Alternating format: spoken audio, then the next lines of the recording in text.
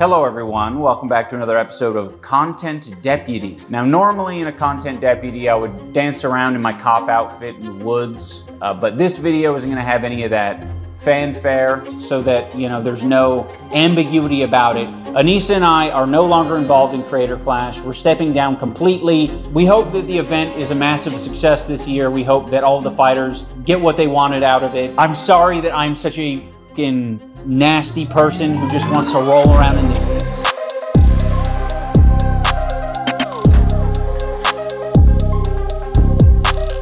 I was morally grandstanding and acting as you cannot have these positions. They are so contradictory. if I'm any better than any of these people that I was making content cop videos on. It's also indoctrinated a lot of people into thinking that it's not content cop, it's convenient cop. I can do all this stuff because I'm safe edgy enough and Hassan Piker is involved. Therefore, his community is going to back me up. So I didn't actually backtrack my positions or backtrack the new morals that I've created for myself after I learned empathy at 30. is an okay way to behave. I don't think anyone deserves that level of cruelty or hate. It's super irresponsible and shitty. Like, listen, I know that didn't please everyone, but if you make a decision that's so drastic, at least stand. I remember H3 giving you a shout out. You're an orbiter now. Well, I mean, I'm Alex gave me one the other day. I'm the GOAT. Okay, buddy. Welcome back to the fray. How's it working out for you? Enjoy your new friends who will literally abandon you the second you disagree with them on one single inch of the narrative. You're perpetuating it. You fucking propagandist, lying scumbag, terror supporter. Once again, why am I saying that and to who? There's gonna be a fucking rude awakening the first day I disagree with something Ethan Klein says, bro. There is gonna be a rude awakening. Probably sets up a mirror and jerks off watching himself. Dan KK. That's a joke. Is that a problem? Like the first severe disagreement. That I said a joke. I think Ian forgot what a joke is. I genuinely think he forgot. I think there's a strong. It's not my fault. He's been right about like everything for 2 fucking years. Everything's significant. Case for that here in this video. Like, seriously. He forgot what a joke is. Why would you show that as some great example? Okay, take a joke. Yeah, exactly. Well, blacks, yes, agreed. You even fucking take a joke. Bobby understands. Kay Clancy has a similar view of Hitler. Because Dan Clancy, the Nazi, by the way, fucking anti-Semitic. So he says that my calling Dan KKK Clancy is harassing him. Where did that come from? Zach, do you know? Dan KKK Clancy. Whose voice was that? My brother told me he saw Asmongold agree with your take yesterday. Welcome to MAGA, right winger. Now, yeah, I had IRLs writing me being like, dude, I was just watching this and that Destiny guy is like attacking Asmongold, and then he pulled up a clip of you. I don't know, dude. It's just crazy to me. I did. Play it again. Whose voice was that? Dan KKK Clancy. That wasn't Keemstar. That wasn't Keemstar. That wasn't Hassan. That would be really weird. That would be weird. Dan KKK Clancy. Considering he's doing the Fortnite dance behind him, taking this moral. But I mean, that's how iDubbbz wrote the video. Fuck context. Here's a sentence that I don't like. Like that's what I think what he's trying to articulate here. He can't be the one. KKK Yeah, that doesn't make sense. That's impossible. It can't be. I just realized. I thought it was weird as fuck. By the way, I'll get into this later, but that's Hassan admitting that he's been to a Diddy party. The dude's been to a Diddy party after spending the last 2 years attacking Evil Dan for being the diddler because I don't know, some random association with Diddy. Bro, you've been to his party. I just thought they were great reaction. They are. They're very useful. Yeah. Sure. Because Dan Clancy, the Nazi, fucking anti-Semite. Completely defensible. You should see why I said that. The guy, Keemstar Orbiter, Nick Oreo, Mr. Oreo. Would you say the content cop is worse than the Noah Samson All right, piece? Everyone's asked me this fucking question. Thank you, by the way, for the donation. I'm going to give you a fucking tier list, okay? Starting from best to worst, all right? And Noah Samson's going in the did not watch category because I do not care about the first hour of the video and I have never seen it, all right? I think that I think it goes... Oh, God, there's so many videos to consider. Fuck. I think the iDubbbz video is between Mika's Rhetoric and King of Nothing. I think Mika's Rhetoric at the bottom is it's the top of the worst. All right? Then the iDubbbz video is a little bit worse than the Mika's Rhetoric one. And then the King of Nothing video is definitively the worst H3H3 video. That's probably the official tier list. I think you have to put it that way because the crypto segment and the segment on dad, I think are still worse than anything in here. The iDubbbz one gets additional points because it's like former friend of Ethan Klein lying about their association. But I don't think it makes it worse than the fucking 2-hour King of Nothing schizophrenia fest. It has to be the worst one. Where does Jake Doolittle go? Jake Doolittle is probably one above. It's under the content cop, and because the Jake Doolittle one is also just schizophrenia incarnate, delusional about the lupus thing. So it has to be below. I feel like you have to rank like the completely off the wall ones below this one. This is malicious, bad, and he's a bad friend or whatever. But like some of these are so crazy they have to be ranked lower. Me saying something with zero context about who I'm talking about or why I'm saying it. Fucking great. Good content, bro. Like, I think the ones that leave the realm of, like, real life have to be considered as worse. Good. You can't expect other people to stop harassing you if you continue to... Okay, we're talking about harassment, or are we talking about your friends propagating CPS coming to my house to take my kids away? Like, we're not going to play this game. But you can make the argument that King of Nothing is perfect, because King of Nothing is malicious and stupid. In his video, he is very stupid, and he is very malicious. That's what makes him like the worst possible video. Okay, where me being a dick and making fun of people is the same as your friend Benums supporting someone named Bad Infinata, showing him on stream when her whole chat is saying call CPS. Why would so many people be let's not play this Googling fucking game. I mean, how pathetic does it get, dude? How are you gonna talk about like not supporting harassment and start the video with like dancing and flipping us off with all of our current enemies? That's a really good question. It just doesn't make sense. That's a really good question. I think, is this his thing of like, the Leafy thing, like, I'm going to harass you back? No, because he's not smart enough to make that argument. If he said that in the beginning, it would be much more, like, understood. Right? Oh, you've been harassing all these people the entire time. Therefore, now I'm going to harass you definitively, and you're going to get all of the harassment or whatever. But, like, there's two things. One, he can't explicitly say that because it still would, like, look bad, I guess. And I don't think current iDubbbz would make that argument. But, like, two, I don't think he's smart enough to try to do that again. I don't know. It's not to very... just watch his previous videos and steal his own ideas. Well, literally, I think I'm giving him a lot of grace by even like trying to explain that there's any like thought put into this video. Harass people. Let's think about it on a micro level. Have you ever been in a comment... Yeah, Anissa wouldn't be able to script it. ...section and found someone to argue with? It doesn't stop. It can literally go on forever if you don't want to touch grass. So anyways, I'm going to start this forever war with fucking Ethan Klein. I mean, yeah, this was kind of... Okay, what does that have to do with me? I don't know. Are you okay? You talking to me? Like a line, what happened today, that should never be crossed, even by like the most cynical... Dude, Dr. Lipshit says you shouldn't fight with the chatters, bro, okay? My therapist says that Ethan Klein should stand down. I just saw Keffals tweet on Nicholas DeOrio. Keffals appreciated the shout out. What am I talking about? Do you care to explain what's the line that was crossed? What line was crossed, Ian? Do you care just for a second to explain? What line was crossed? Please tell the audience so they can follow. Toxic people.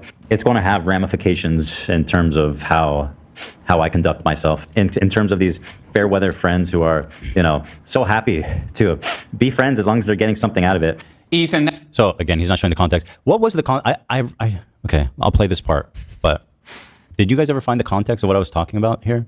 Because I feel like I wasn't even talking about him. I could be wrong. I just don't remember ever saying like Ian was friends with me to get something out of it. I feel like he might be taking that out of context. I could be totally wrong, and I'd like to know one way or the other. If I did say that, I thought you were talking about them, about Anissa and Ian in that clip. That's the same clip of it's all the when part of the CPS same was clip. called. Yeah. Same clip. It's part of the same conversation.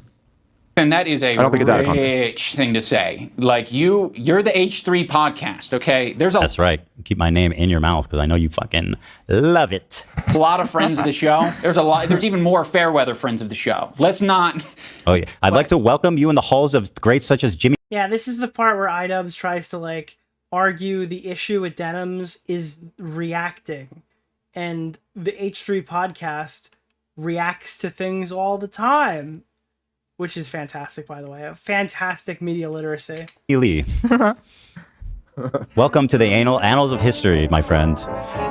You've now been converted from friend to enemy on h3lore.com. It's happening. Let's not get into this shit, okay? That is so bizarre and insulting. Yeah, by the way, I am insulting you because I think you are a disgusting human being and are worthy of being insulted.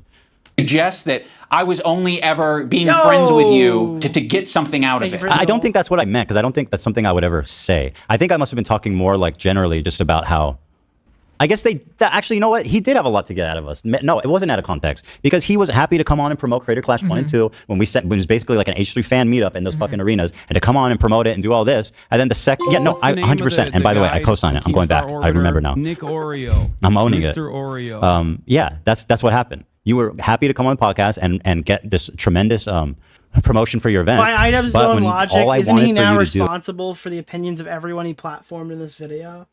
I feel like, yeah. I feel like that's kind of what you got to take away. Say the bare minimum of like, hey, you know, As much as possible. This is you don't not wanna true, by the pile way. on and add to anything. This is fucked up. This is not true about CPS, whatever, like the bare minimum. But remember what he said, our silence means something. Okay. No, I'm friendly with you, and I'd say I'm a light friend. Okay. I'm a light to decent friend with you. I'm friendly. Okay. The whole downplaying of the French. I'm friends with fucking denims, and I'm a light friend with you is such a crazy fucking through line. In one, it's in the same video as him saying he's friends with denims. He's friendly with Ethan. Okay. Because it's been pleasant hanging out with you. I've enjoyed your content over the years, and as of late, it's gotten really fucking shitty. Yeah, so go fuck yourself. I agree. Who else? Who else do we want to burn today? Who else do we want to burn today? You're making it so fucking obvious that this is your emotional dumping. I'm sorry, did you not realize that you're making a content cop right now? Probably not, because it was probably called iDubbbz Complains until you realized you could market it better by tricking your fans. Ground. It's horrible. Yeah, it's called the H3 Podcast. It's always been my emotional dumping ground. What are you talking about? It's my show. I can dump. I can take a dump on you. I'll take a dump on anyone. By the way, give the context of why we were angry. Like, why is it okay when they sat there and did an entire podcast called Leftovers where they were dumping on fucking retarded conservative people for the entire duration of the show? What that was, the dumping ground was okay because we didn't like the people they were targeting. When we did 50 hours on Jeff Wittick and David Dobrik, I don't understand. Like, that was pinnacle of content back then, but now it's people that we like, therefore you need to go see a therapist. Like, all these people are so fucking cringe, dude. Holy shit, guys, Ethan's criticizing someone I like. He's crazy. He's unhinged. He's doing the same thing the show's been doing for the last fucking 10 years. But this time, it's on the wrong guy. You just said burning more people. Not what podcasts are. There was a way to... Are you the arbiter of what a podcast is? Sorry, I'm pausing it too much, but this claim is insane. Today, you're making it so fucking obvious that this is your emotional dumping ground. It's horrible. This is not what podcasts are. What do you mean, bro? You've been on the podcast while this has been the podcast. He is the fucking keeper of podcasts. I didn't know that. Ian is the decider. The guy who does not do live things in any capacity. Like, his own podcast, I think, is recorded and uploaded later, is the arbiter of live shows now. What podcasts are? Oh, I defer to your expertise, sir. With three... Maybe if you... Yeah, literally. I was literally about to say, I can hear it in his voice what he's saying right now, dude. Yeah, your show has no viewers. Why the fuck are you telling the H3 podcast how to do their show? 3,000 episodes per... 3,000 views per episode. Clearly, you are in a class of your... This is like when a chatter tells me, like, no, Nick, you need to edit your VOD this way. That will get more views. It's like, the VODs are doing perfectly fine, random chatter. I'm happy with them. If I thought there was something I could improve, I would go ahead and do it. Sir. Allow me to... Nick, you should make the clips, like, 10 minutes. It's like... I would have to upload like 10 videos per day to get all the clips out. They're made for you to drive on your way to work and listen to them in the background. They're not visual masterpieces. Nicholas, stream highlights. The goat. Thank you for the $5. Silly for a minute. They want a job. That's true. I get tons of people asking me about that. I'm like, no, I can edit them all myself. Sorry. There was a way to approach this to say, like, yeah, we feel hurt by you guys not saying something. You said that in a text message to them privately. Yeah, you've decided to do the extra thing and attack. Now, in fairness, I am attacking back, but I feel very insulted and I feel defensive. Did Dr. Lipschitz tell you to say that, bro? I feel insulted. I feel defensive. It's like, okay. And I feel like I am speaking up for a lot of people who have problems with you. What a hero. Oh, wow. Yeah, dude. Hey, can you speak up for me because Child Protective Services came to my house? There's a KFC in Yemen! Has iDubbbz seen his podcast? The one where they talk about his IBS and you're having a go at Ethan for being a dumping ground? Really? So, like, I am speaking up for a lot of people who have problems with you. Dude, it's so crazy. Hey, dude, can you tell everybody that I'm not like a shitty dad and that like your friend is saying all this stuff about how we killed our dog? I'd really appreciate it. And then iDubbbz is like, no, but I could speak up for the people who are attacking you. Is that what you... No, I actually can't. I can't say that. But what I can do is return to Content Cop and make a video with all the people who are inflicting this upon you. What a hero. Oh, wow. It's not What a hero. just about him. It's The president of Snark, you guys. Introducing iDubbbz. Snark Dubs. Snark Dubs. Is this Snark Dubs? Is that a good one, maybe? So I feel like Snark is like the biggest embarrassment. It's not that good. Yeah. We'll work on that. Yeah. And a lot of people who have been on the receiving end of your harassment. It's so easy to be anti-racist. Everybody's anti. Like, dude, let's say Bo Blacks came to me and was like, Nick, I needed you to defend me in this conflict. Where were you? My response wouldn't be, well, Bo Blacks, I'm your friend, but you shouldn't expect me to come fight your battles for you. My response would be, because I thought you were wrong. I would just straight up say, like, because I do not agree with your position. This is what happened with Keemstar. It's like Bo Blacks was doing a tidal wave fight, going back and forth with Keemstar, saying that he's a huge pussy or whatever. It was so obviously because Bo Blacks was butthurt that he was kicked out of the group chat. Like, Bo Blacks would defended Keemstar for years, unquestionably. And then one day, Keemstar kicked him from the group chat. And suddenly, he was, like, critical. He was contradicting everything he ever said. He was just going fucking crazy batshit on... And he's like, all you guys aren't covering Keem. Why is it? Is it because he has some kind of hold over you? Keem's got no hold over fucking any of us, dude. Nicholas DeOrio. I think we've demonstrated that a bajillion fucking times. The reason why we weren't sitting there calling Keemstar a big loser is because we didn't agree with your position. And then I fought with him privately. Do you remember the one where he's like, Keemstar is a cuck because he's like, his girlfriend was posting like threesome bait on their fucking thing, like kissing that girl's ass or whatever. And Bo Blacks wasn't aware there's like a different social connotation when like two girls kiss and then two guys kiss, so that people weren't like spam calling Keem a cuck over it. And I was like, well, yeah, I think you got kind of an uphill battle on this specific post, right? Like, I told him it's because I do not agree with his position. I didn't use some Jedi mind tricks and expect that he would come away from it with the correct take. I just told him, Bo Blacks, I do not agree with your position on Keemstar. Anti-racist. Racism is the worst thing in the world, right? We fucking hate racists. Fuck racists. Microaggressions. The minute that they actually have to... If you told me I have to unquestionably support him because I'm friends with him, I would agree more with like the people who say that they shouldn't have asked. It's just... I feel like you have to firmly plant, no, the reason why I'm not defending you on this is because I do not agree with your position. And if you don't do that, I think it's justified to be upset. To stick their neck out for somebody, the minute they have to actually risk something to put themselves in under scrutiny, to sacrifice something personally to stand up for racism, then all of a sudden it's like, hey, I don't want to get involved. And that's drama. How much do you care? I don't do drama. This is harassment. How much do you actually care? If you're, isn't that the whole point? Like, I realize that Ethan... That's his example of us harassing people? Yeah, this is us harassing them, apparently. Okay. I mean, that was before when I thought he was sane and actually thought calling CPS was a bad thing to do. Now I understand that they don't, so I guess my perspective has changed. Scared now than they've probably ever been. Child Protective Services, we've got a Jewish dad on the loose. He has 3 young children. Child Protective Services, come get him. Jewish dad on the loose. I feel like anti-Semitism is a thought in their heads now. I love how you trivialize that. It's a thought in their heads. I guess anti-Semitism might be something that they're imagining. He's raising lawyers. Uh-oh, Child Protective Services, we've got future CEOs on our hands. Imagining exists in their heads. I mean, there's a lot of voices in your head, Ethan. Certainly. One of them might be that antisemitism You're voice. Paranoid, sir. By the way, fuck Israelis. I will never defend an Israeli. As long as I live. Why? Charlie's a defender. Don't play him like that. Now more than ever. And it's not completely unjustified to be thinking about that sometimes. Not completely. You guys are just hurt and you're kind of like dancing around and making very... I've said this before, but imagine Ian saying this to another minority group who's complaining about racism targeting them. You don't have to imagine it. What's the name of the guy, Keemstar Orbiter? Nick Oreo. Mr. Oreo. The content slop video is just so terrible, but it's also a huge deal. Of course everyone's gonna be talking about it, and I just want it away from me. It's literally just breadtuber slop in disguise. Ian and Anissa suck. Unfortunately for you, I do think this is going to dominate like another week's worth of news, because obviously Ian's going to respond in some capacity. I could see a content deputy as early as next Wednesday.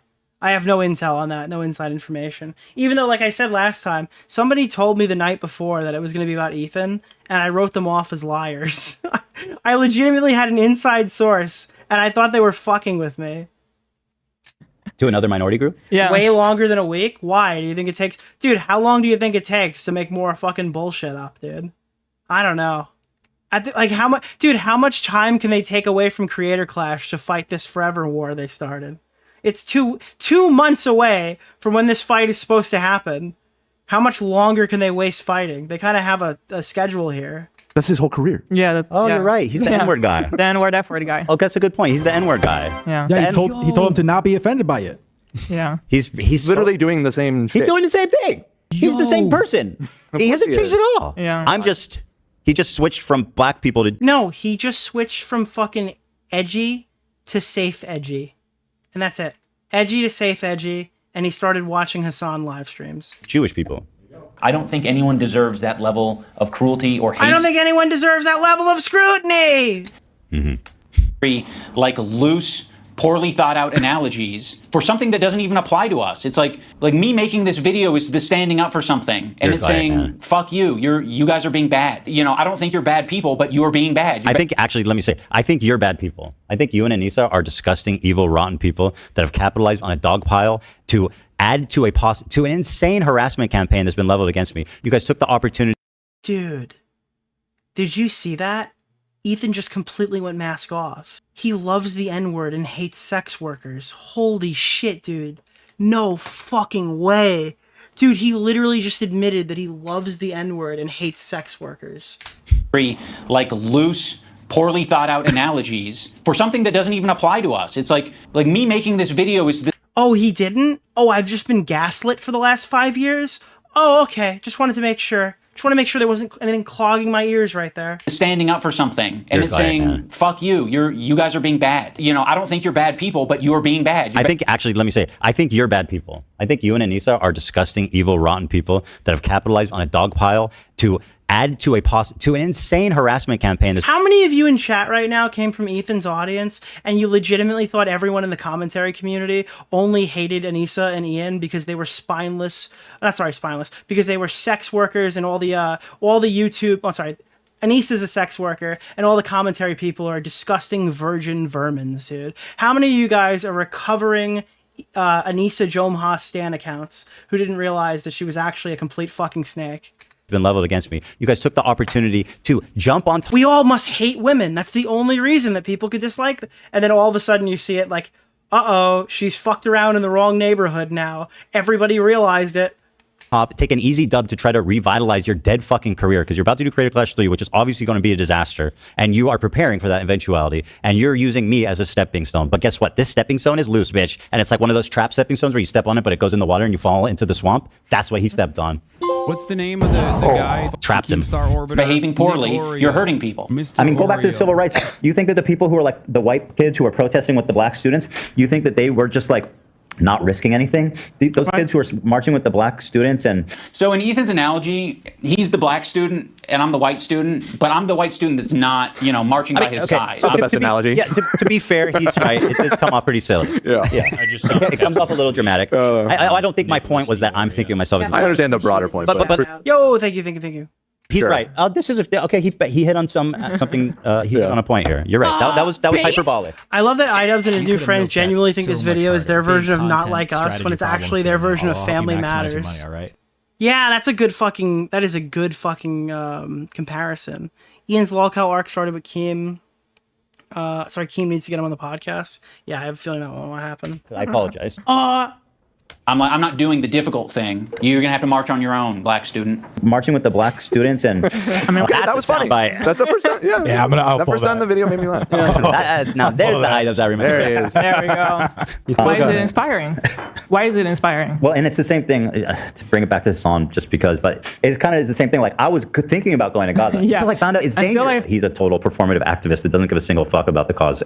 It's been performed exquisitely. Harassing one person and seamlessly transitioning into harassing another one. He keeps trying to characterize... Why does he say it like a Redditor? He's doing the voice, but like Nicholas, it doesn't work in that situation. See? Harassing one person and then immediately harassing another. It's like, you're trying to do a parody of something, but you're that guy. You're doing a parody of you. About talking about people's harassment. It's very bizarre. Yeah. Like you sound like that Redditor. I was doing this great joke, which still is hard hitting as can be. There's a Hassan being like, I'm actually thinking of going to Gaza. Yeah. And then he's like, actually, it's too Like it's, dude, it reminds me of a famous Sargon clip. I think this is how it went. You're acting like a bunch of Redditors. You're acting like white Redditors, you know? dangerous. They can't guarantee my security after he like collected all the flowers for being, oh, he's thinking about you guys. That's a great point. That's fair criticism. It's funny. It's hard hitting. It's What's great. The name That's of why the you don't. guy? Keemstar Orbiter, Nick Oreo, Mr. Oreo. Wait, are you saying that wasn't the clip? Did I? Oh no, that wasn't the clip. Oh shit. When you look at it, you're like, you don't recognize. By the way, why did Sargon get like a random reference? Dude, when I heard iDubbbz say Sargon, I was like, oh yeah, we must have gone back. Holy shit. That guy hasn't been relevant in like 4 years. This is what comedic genius looks like. When we going to Gaza? You're like a vampire now. You used to see yourself in the mirror, but you don't anymore. Dude, the last time iDubbbz thought of fucking politics, Sargon was still at large. They enlisted him. You see nothing. When you look in the mirror, you see my face. They're full-on vampires. Yeah. If anyone's been watching, you wouldn't see your face because there would be no face. This is the third time I've had to correct you on supernatural beings this episode. Doing like a second time on vampires, and yeah, when there would be no reflection. It's not like it's a different. Yeah. So test. No. Potentially. He might be a zombie-fied version of himself. Here, I'm pretty sure they have a good idea of your feelings about Hassan. Like people like Anissa are the perfect example because she's friends with these people. She's friends with. There's a KFC in Yemen! Yeah, it feels like in some parts of this, it's like a script. But in other parts, it feels like he just spoke raw here and then cut it into like an acceptable video. I do see the old, like this is rushed thing. I just don't know how much better it would have been if he cooked a little bit more. I don't think it would have been. Denims. Denims is streaming this story about our kid I'll show that, yeah. getting Giarda from the dog, whatever. I'm sorry. That's the extent of his inclusion of why we're upset, by the way. Sorry, I'll accept this position from anyone except you guys. Such a weird clip, dude. Yeah, they're against like reactions. Like what? You have laid the groundwork for this type of streaming, which you've invented React streaming. You are the original reactor. Is watching people. I think he just called me an innovator. Once again, trailblazer. Accepting the compliments as they come. Shit and giving your unfiltered. Oh come on, this girl, the girl, the girl. Again, he doesn't know what's funny. He doesn't know what a joke is. He forgot. That's why. They're investigating you, homie. Like you know, it's like you don't have to go all out. Like, were you too much offensive, over the top back then? Did you owe people an apology? And should you have grown and changed? Yes, but whatever you I don't know what you went some other direction after that. It's like not it. I'm a firm believer that if you take pot shots at people on social media, on public-facing accounts, you should be able to get clapped back pretty fucking hard. I don't know, dude. People are way too confident saying absurd shit on their fucking profiles, thinking that they're untouchable because they're literal Humegalol losers. But sometimes those guys post the funniest shit, and I'm not gonna cuck my content because this guy's only got fucking 10 followers. If they post something psychotic online, that shit's getting played. My bad. Maybe don't post it to a public social media platform. Did it backwards? Interesting. Whoa. Okay, stop harassing her, Zach. Don't worry. You know what? Next time you'll think twice. So, yeah, I don't know. Maybe you won't make any more funny videos. Inappropriate. You're a disgusting harasser right there. Playing I that hope his kids soundbite. get taken away from him. Oh, I hope so. They would be so much better off. Oh, well, that's mean to say. She said that. Your unfiltered reaction to it. Why would you expect Anissa, of all people, to say something to Denims? Okay, so by that logic, we should be saying... Well, why did she say something to Frogan? Oh, shit. Now that Nick has a little bit more context, this starts to get a little bit weirder. Yeah, why would she say something to Denims when she inserted herself into the Frogan conversation earlier? I don't know. Shit to you guys all the Doesn't that add a little bit more context there? time. But I have a feeling you guys wouldn't like if we said... If you think I'm being unfair to your friend, I would welcome you to tell me. Said shit like that to you all the time. I would have loved to have known that you were actually on Denim's side when it comes to calling the CPS to take my kids away from me. That would have actually saved us a lot of trouble and effort. Yeah, we've been respecting you. Guys, is there any way that this could not be true? How could you word this narrative in a way that would make Ian not, like, at the very least, downplaying the CPS call? I genuinely, I don't know what you would even be able to say. Like, by not including it, you have to just kind of make the... Dude, iDubbbz asked us... All right, I got it. I've got the take. I figured it out. iDubbbz says we need to understand what silence actually means, okay? I think his silence means that he supports the CPS stuff. I think he supports Bad Empanada being on the stream. I think he supports Denim's watching that clip. And I think he supports the call being made. Because iDubbbz told me specifically by watching this video that we should be using the silence and understanding what silence means. And that's my takeaway. That's my media literacy here. And he can correct that if he doesn't agree with it. As independent content creators, you can do what you want. We'll treat. I love that we've been demoted to independent content creators. We went from buddies to Like collaborators to friends to like friends to independent. You don't understand, by this fucking claim that we need to understand the subtlety of silence, we can now make any assertion we want about your video, and it's bound in the reality. It's bound in the parameters that you have set for it. Like, you have created the rules. The rules are, we need to understand what silence means. Anything you've omitted now, we can just take as a fact that you agree with it. Content creators. You as adults. Maybe we shouldn't have been treating you as adults. She could say so much, and it would make her a little bit uncomfortable, right? It's not comfortable. She'll get a little bit of shit. Yeah, just for But that would be commendable. And by the way, it kind of speaks. I took his silence as 3 words. Yeah, he didn't say the N-word once, which I think I think he said it 40 times in his head. And I think that's what the silence meant. You know? I think the silence of having Sean DeBlack on there in the video is that Ian wanted to call him the N-word 42 times. That's what I think happened, but I have to take his silence for, you know...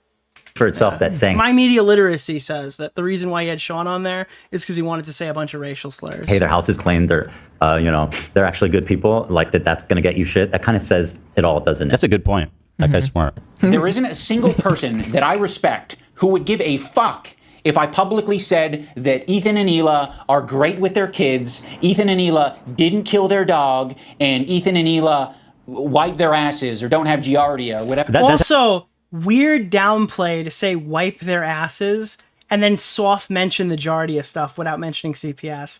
Isn't, like, dude, that's where if you want to charitably say he's downplayed this allegation, or not allegation, he's downplayed the CPS shit, that's the place to pull it. Oh, they don't wipe their asses, and then the soft mention of giardia. Yeah. Actually just a straight up lie.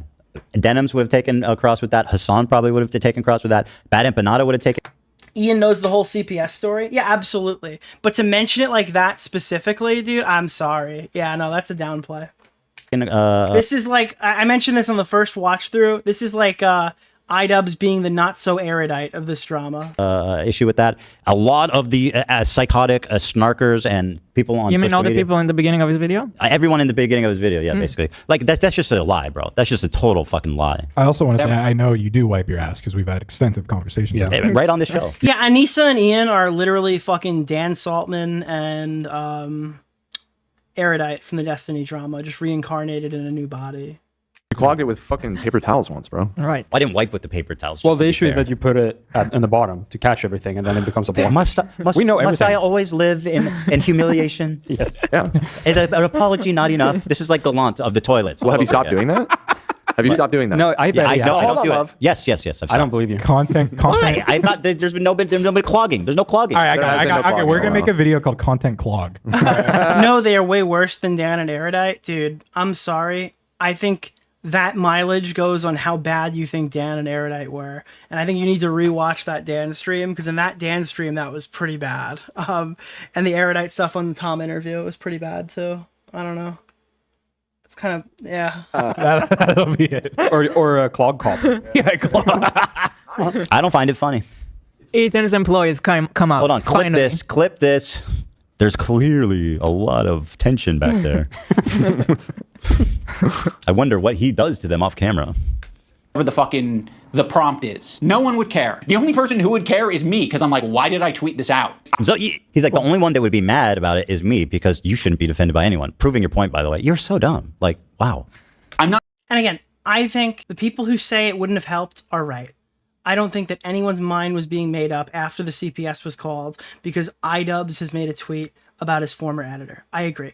But I do think that there was a, conscious effort by the people who were, in my opinion, partially to directly responsible for this.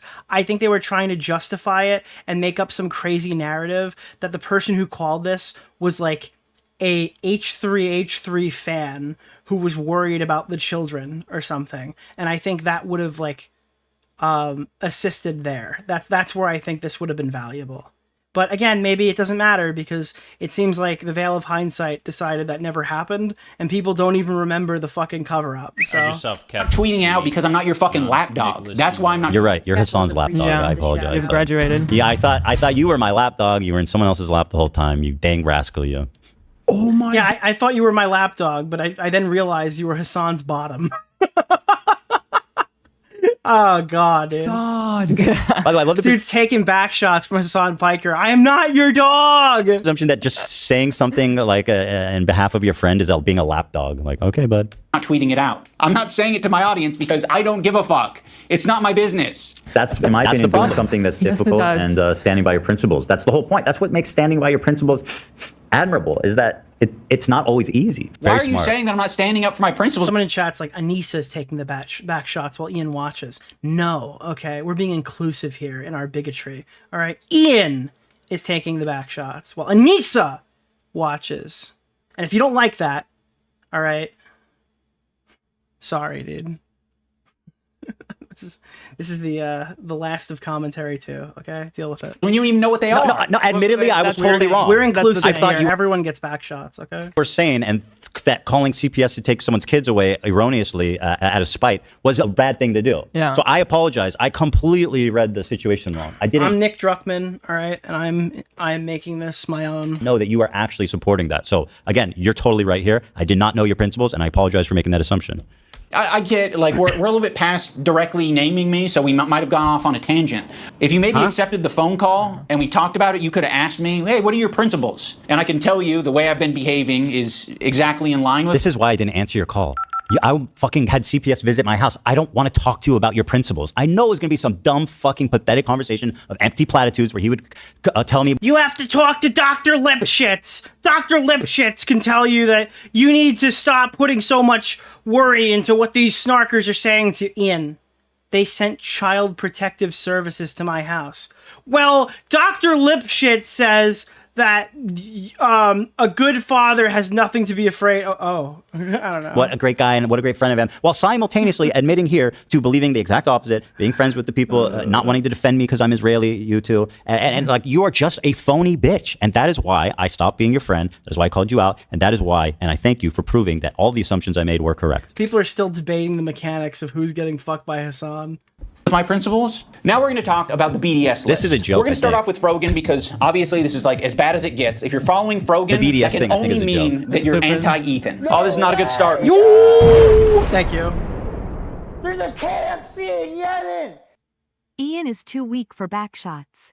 You can't give backshots to someone with no spine. It's like, dude, Ian's like fucking a beanbag chair. Dude, it's like fucking a circular waterbed. Love of the H3 podcast. Yep. You are following Frogan, so that means that you are anti-Ethan. Sam, Morg Pie, friend of the show. Morg Pie. Should we just skip it? It's so dumb. No, people need to see this. This man doubled down on this segment. He invested quite a lot, which doesn't say a lot because this is very poorly edited, but he invested a lot of effort into this segment where the premise is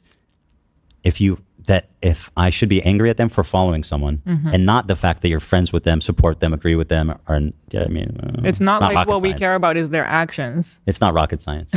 I know that following isn't an endorsement, but being their friend and being their... Like, dude, isn't it crazy to hear like fucking iDubbbz, the guy who's like, I have crippling depression, be like, Ethan, you need to go see a therapist about your obsession with the people who called CPS on your kids. Dude, it's just so fucking crazy. I understand, different guy, he's made a bajillion apologies. I get it. I understand. It's just jarring. It is so jarring.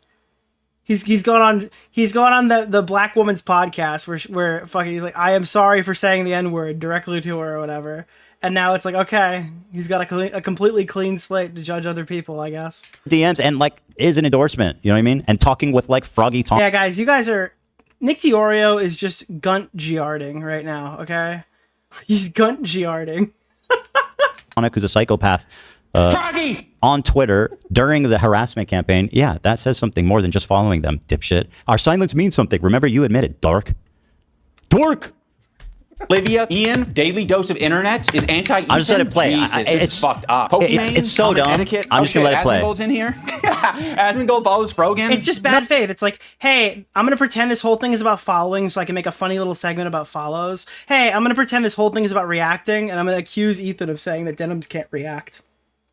Because when I remove all the context, it sounds crazy. Oh, Asmon, that means you're anti-Ethan. That's fucked up. I can't We're believe. going to want to avoid these creators at the top. I can't believe what a poorly conceived point this is. It's truly mind-bending. Yeah. Also, I don't know if it's conceived super well, dude. It's malicious. It is malicious and designed to pander to an audience that hates you. And it did a great job at it. tripping, but did he use photos from hleadlore.com of us? Yeah, he did. Shout out to hleadlore.com. Nice. That website's not for you, okay? It's for everybody. hleadlore.com for everybody. It's for everybody. It's a great plug. You're right.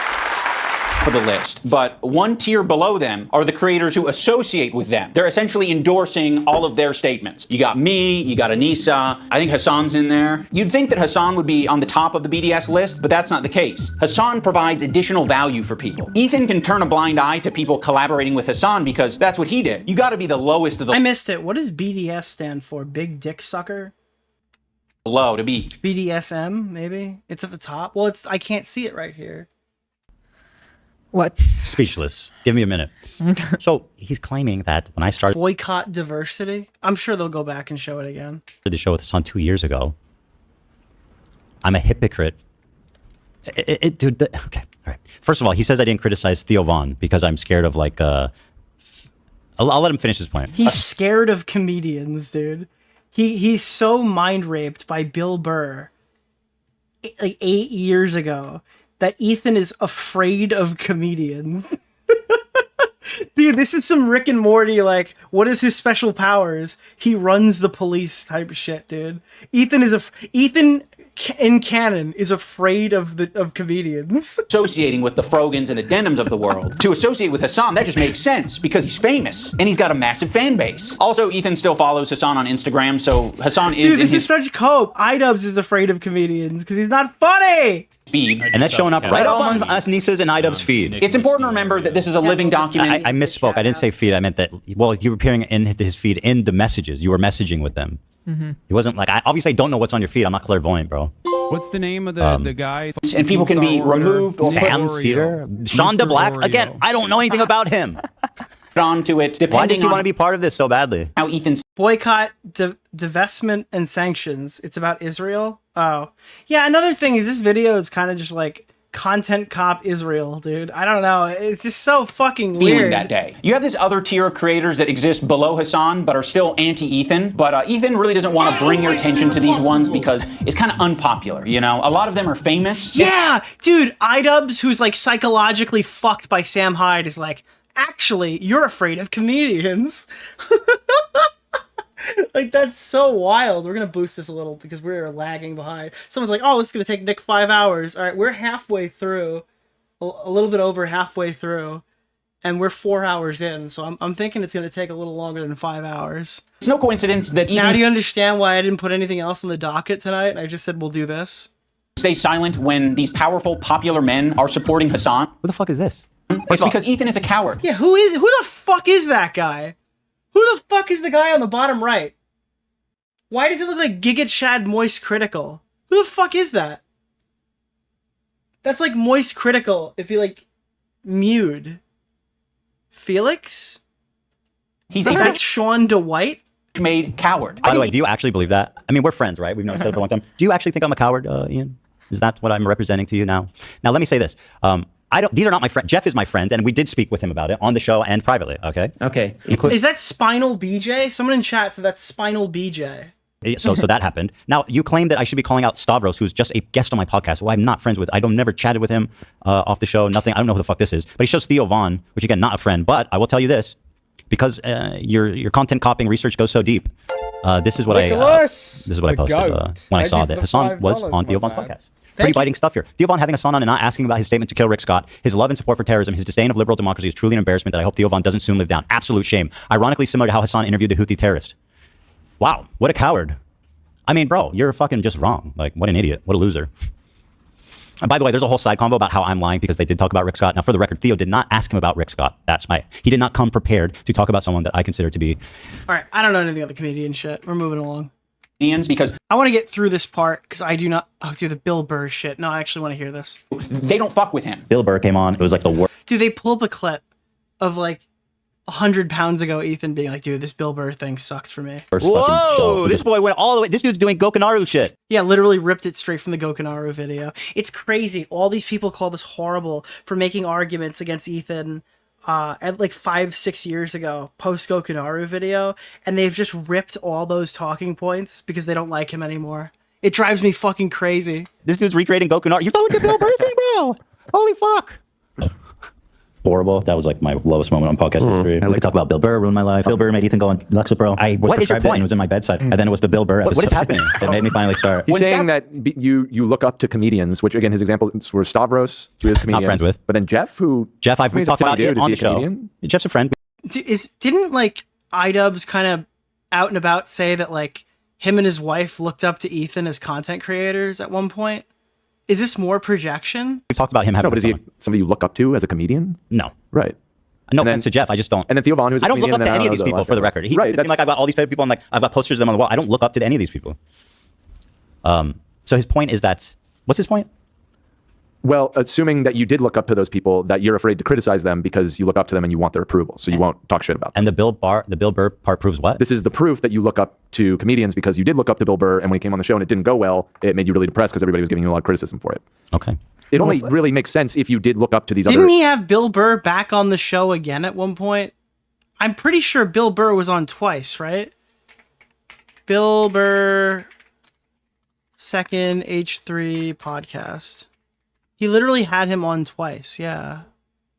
He came back. Examples that he's giving, but since you don't, the point doesn't really Well, matter. also the small inconvenient fact of me. I took off the wig because it was giving me a headache, man. You're free, bro. For yourself. It's okay. Apparently, I'm going to have to wear it on Monday because Jeff is coming on Monday. Jeff is going to style it on But Monday. So you're getting an extra day. So just leave me alone for today. Okay, I got a headache. The beautiful images. By the way, dude, all right, back when Nick DeOrio hated Ethan Klein, all right, this was the biggest, this was my favorite meme that ever came out of that. The Joe Rogan Experience. Every car that went down the street was fucked because they didn't know that it was all black ice. The whole street was black ice.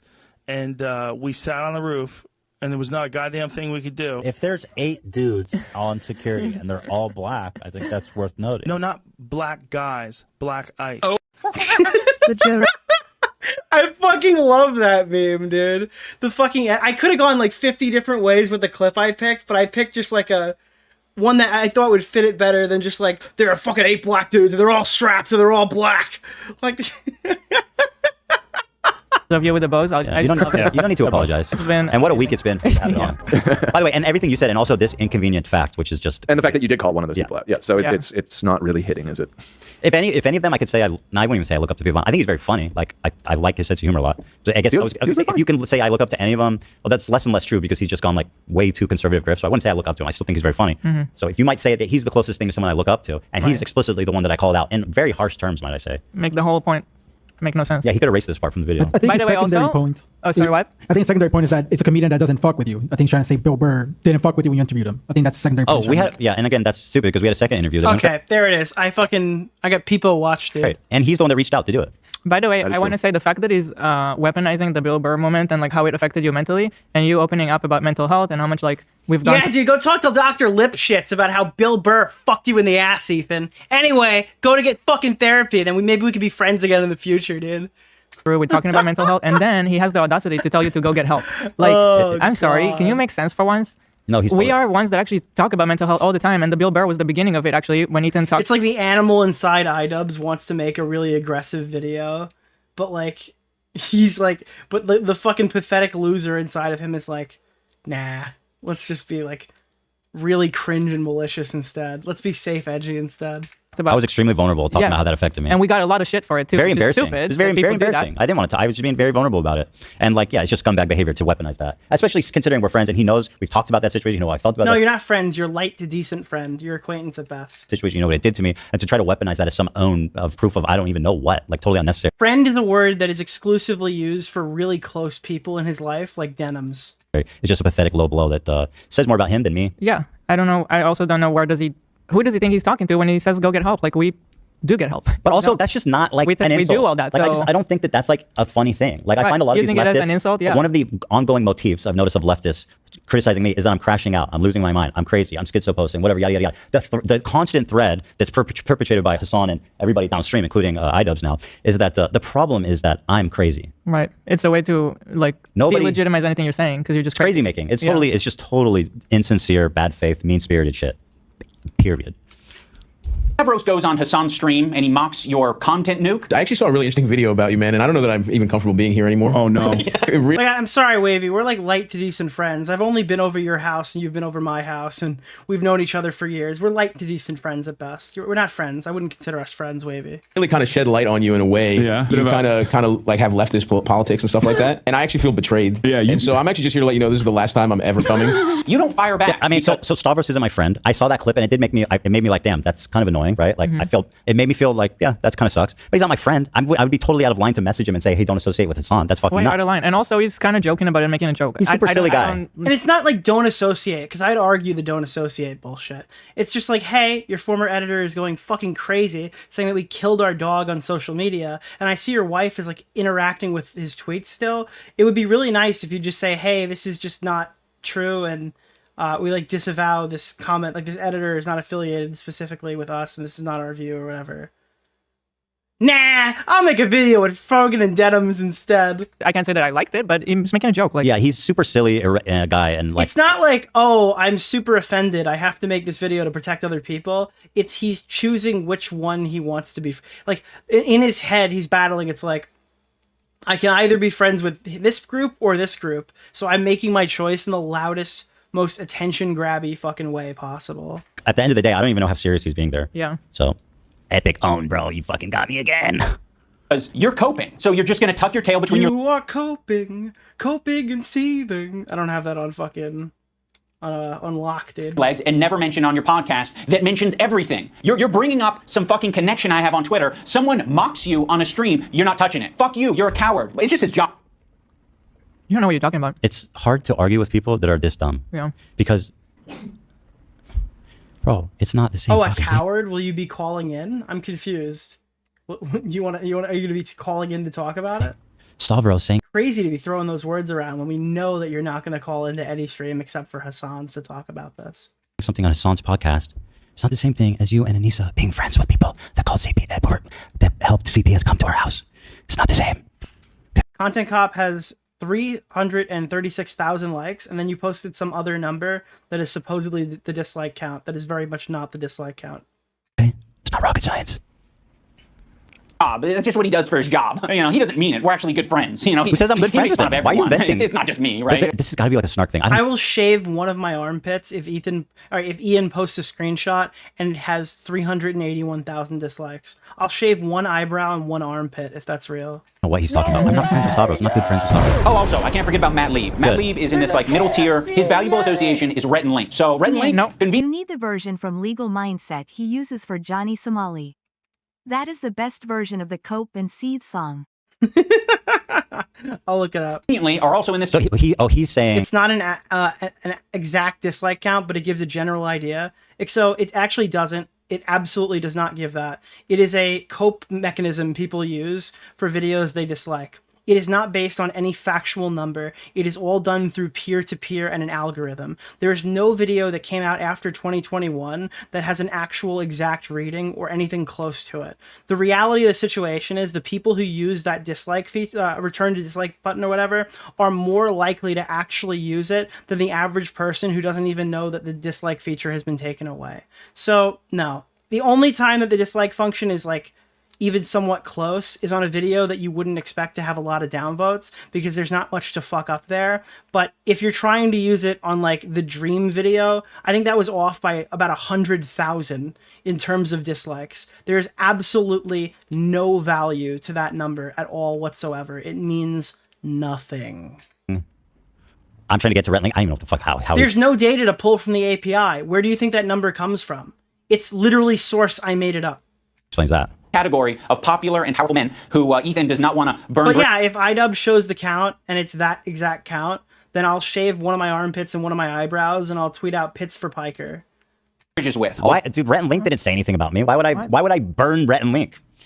That's stupid. That's even logical. Though he's sniffing. He's like, sniffing I'm not around. trying to ruin your fun, but if you just spread misinformation, you make it easier for these assholes to get one up on everybody else. So I'm gonna be honest about that. That number is not real. You are coping. Yeah. This guy Matt Lieb. And you don't have to. You don't even have to cope. The video's bad. That's all you need to say. For Good Mythical Morning. Of all people, this guy Matt Lieb, who apparently is a producer for Good Mythical Morning. Well, this guy works for Good Mythical Morning. You'll notice. No. Ian bravely does not explain my problem with Matt Lieb, although he does show it on screen, that he platforms someone like Bad Empanada. That's my problem. And he does not even explain that. In fact, he pretends like Bad Empanada, who's at the center of a lot of this, doesn't exist, which is very convenient because he's just an evil dude that everybody hates. Acting like he's wholesome and he's bringing on somebody. You think it's a positive ratio? No, I think it's not 50-50. I think it's probably like 75%. If I had to guess, that's probably where it is. It does not have more dislikes than likes. It absolutely does not. That wants to kill my wife or in a video game. And I think he should be fired, frankly. And I hope he is fired. Yeah. He's pathetic. And he interviewed basically a terrorist. I think Ethan only respects power right now. So do you think Bad Empanada is cool? I mean, I'd like to hear your thoughts on that. Which is one of the reasons I made this video in the first place, is because he thinks I'm weak. He thinks a lot of these other creators that he's gone out of his way to attack, he thinks that they're weak, and he thinks they're a target that he can bully. You dumb fuck. Like, the cry bullying with them is just incredible. These people started this shit. They talk shit about me, and I respond. Manipulate, he can send lawsuits to, and I want him to know that we're not going to be bullied. You're being a piece of shit, and we're going to call you out. So here's the button. Here's the thing. Oh, Ian should post the dislike count. They did. They actually posted, somebody from their team posted the dislike count, and then a bunch of retards on Twitter called them liars. Like they fabricated the screenshot when their source is literally a peer-to-peer shared dislike feature through a Chrome extension. It's some of the stupidest rationale I've ever seen in my life. You've got a video. Oh, brother, he goes after the button. It must only be described as... Now you've gone too far. It's just confusing. It's just a poorly... Both sides right now are so insane. No, I'm sorry, they're not. Don't both sides this. One side is justifying child fucking protective services going to Ethan's house. The other one is coping over a dislike bar. Okay, I'll take that side every fucking time. We are not both sides are badsing this either. I see you in the chat trying to switch the narrative. Conceived, aimless, bro. I think, obviously, his video, it's doing well view-wise. It has like it has over 50% dislike, so clearly there's a lot of people that don't like it. But what interests me, I think what's indicative of just how nonsensical this entire hate movement is against me, is that you cannot watch this video and think it's actually good. It doesn't even make sense. No, and if it's for somebody that hasn't been following the story, this must be like the most incoherent mess. It just seems like some personal drama. It has that many likes, of course. Oh, yeah. I think that thing's pretty accurate based on what I've checked in against my own videos. Anywho, let's see what he says about the button. And you've got an audio. We're hitting both. We still EDF? Oh yeah, 100%.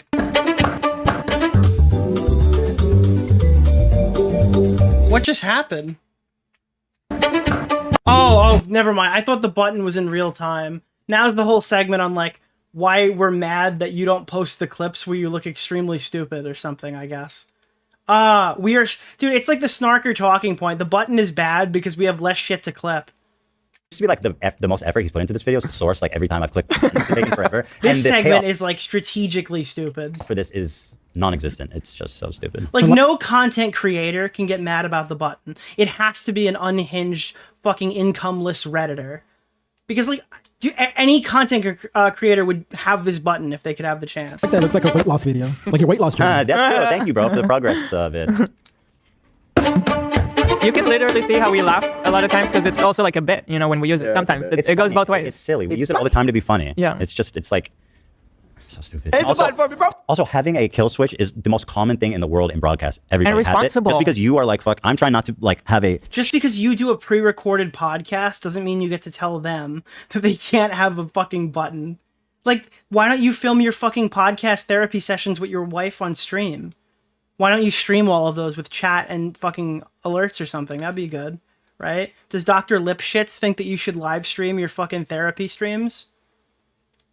I'm not talking about the actual therapy sessions, but like his podcast with his fucking wife literally sounds like they're just talking about like it sounds like a therapy session. It really does. Shoestring operation. I want to have a professional operation, and so we have the ability, like all. It's like Ethan drops the button for a month, and you have to stream all your podcasts with your wife. That should be a good trade-off. We'll see who does better with that. I'd say all other major broadcasts that have a kill switch. Very few streamers, though. And something that could really benefit. Look into it. I think the Ross air cleaner, everybody. Highly recommend it. It really is a good idea. I don't know how he can explain otherwise. I mean, it's a responsible thing to do. He's like, you know what, bro?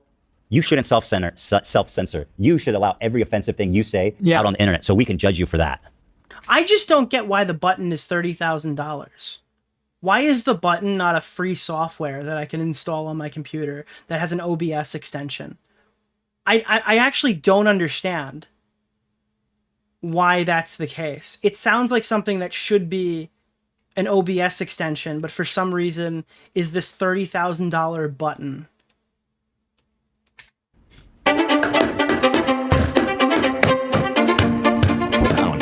Yes. There's no point. Let's leave. Yeah, like I think you could emulate the function of the button for sure with a 2-stream setup, right? If you have like a 2-computer setup where you're putting the video to one thing and then you're setting an actual delay, right? But like that second computer is sending the stream. Like that, you could probably do it like that. It would cost you like $230 to get a mini PC off of Amazon, right? You could probably, the button's a tax write-off. Yeah, of course. But I just don't understand why it would be 30 grand. It deletes the last 15 seconds. I think it can do up to 2 minutes, right? Shit, how pathetic are you? Also, bro, this isn't Schindler's List. What's with the dramatic music? Like, I'm hitting a button, we're laughing and smiling most of the time. Like, bro actually thinks he's Schindler right now. I could have saved more. I could have saved more if there was only one left button. What a stupid fucking loser. True. Jesus criminy, dude. Don't worry if you don't have it all. God, it is so nice to hear them rip this. Nicholas! Thank you. Soren, I see you. I see you out there, you fucking cockroach. You'll be living with your parents for a lot longer. Yes, I want to be I'm in my Esteban era. Yeah. It's kind of a fun walk down memory lane. You look so insane like that. We should repost this because I think it's a fun video. We just got to change the music. I like how intense and dramatic it is. You like it? Yeah, it's hype. I have to say, Esteban is really looking good. I fuck with Esteban. Even to this day. I need to shave a little bit to clean it up, but I think it works for me. Thank you so much. Did the watch for you? Can I see it? Oh, God. Tweet. Come on. Listen. Keffals appreciate the shout out. It's just like, dude, all these streamers, their number one complaint, Hassan Piker, Denims, Frogan, is that they've been clipped out of context or something. Or they've said something stupid on stream, and it's been clipped and it's been sent around to everybody. Imagine if there was just this one item you could purchase that when you said something on stream that in the back of your head you're like, oh fuck, I shouldn't have said that. Imagine there was this like one little item you could put on your desk and click it, and then it never happened. The audience never saw it. It was never broadcast. It never happened. And they're like, Ethan's such an asshole for having this item. Like, imagine how much better Hassan's Ukraine coverage would have. Okay, well, actually, that's partly because he's just stupid, and he probably thought those were all good talking points. But if you have some self-awareness, you would want this feature. Man. Oh, Waddle says that he found... Yeah, for $20,000, it should be the Men in Black fucking mind wiper. all those buttons. What? I hate that I made this editor's life so much easier. Waddle's the guy who runs h3lore.com. Oh, you have because he has a page with every button. Okay, so I take it back. He actually didn't put any work. He continues to put the effort. We picked the music. He picked some music. Oh my god. Don't feel bad, Waddles. You're just doing your best. Thank you so much. I had this watch result. If anything, it just makes more sense because we were like, why is there so much research? Watch check. Gone into the button. Yeah. Dude, I'm so pissed, bro. These tariffs have destroyed the watch market. I think May 1st, all the prices are going up, dude. Balls. Not everything else. Oh my god, that's expensive. To resize it? $300 to resize it? Holy so what? But the thing is, they had to cut it. You had to take, oh god, what a fucking piece. That's crazy. They also sent you a message that you should only keep it laying down like that. Really? Yeah. I shouldn't put it on a winder? Really? I don't know why. Some people don't like winders because they think it moves the watch too much. But like, I don't know. Are you like making a safe queen then at that point? I don't understand. The watch winder doesn't perpetually move it for hours at a day. I guess because you have to put it... Oh, maybe they're saying it has to be laid down. I don't know. If it's on your wrist, it's moving around. I want to see if it fits real fast here, guys. Is this the one from the other day? No, it doesn't. This is the other one. There's no other one when there's the one. There's two ones. There's not two ones. That's two. No, there's the one, and then there's the backup. This is... There's like... Well, one is I'm more sorry, chat. This is the most important part for me, but the least important for you. Emperor one. The same key Oh E. my god. Same key E. It's too fucking Wait, it's like way too big. What happened? They made it bigger. It's not even... Dude, what the fuck? Did you buy this from a fucking gray dealer? Close. Because you got little... What the fuck, dude? Oh my god. It's too fucking Wait, it's like You size this in your fucking knee? way too big. What happened? They made it bigger. It's not even close. Because you got little Hey, Nick. baby wrists. Hope you're having a good stream. Just got back from a friend's party and trying alcohol for the first time lol. By the way, did you see Frogan's tweet?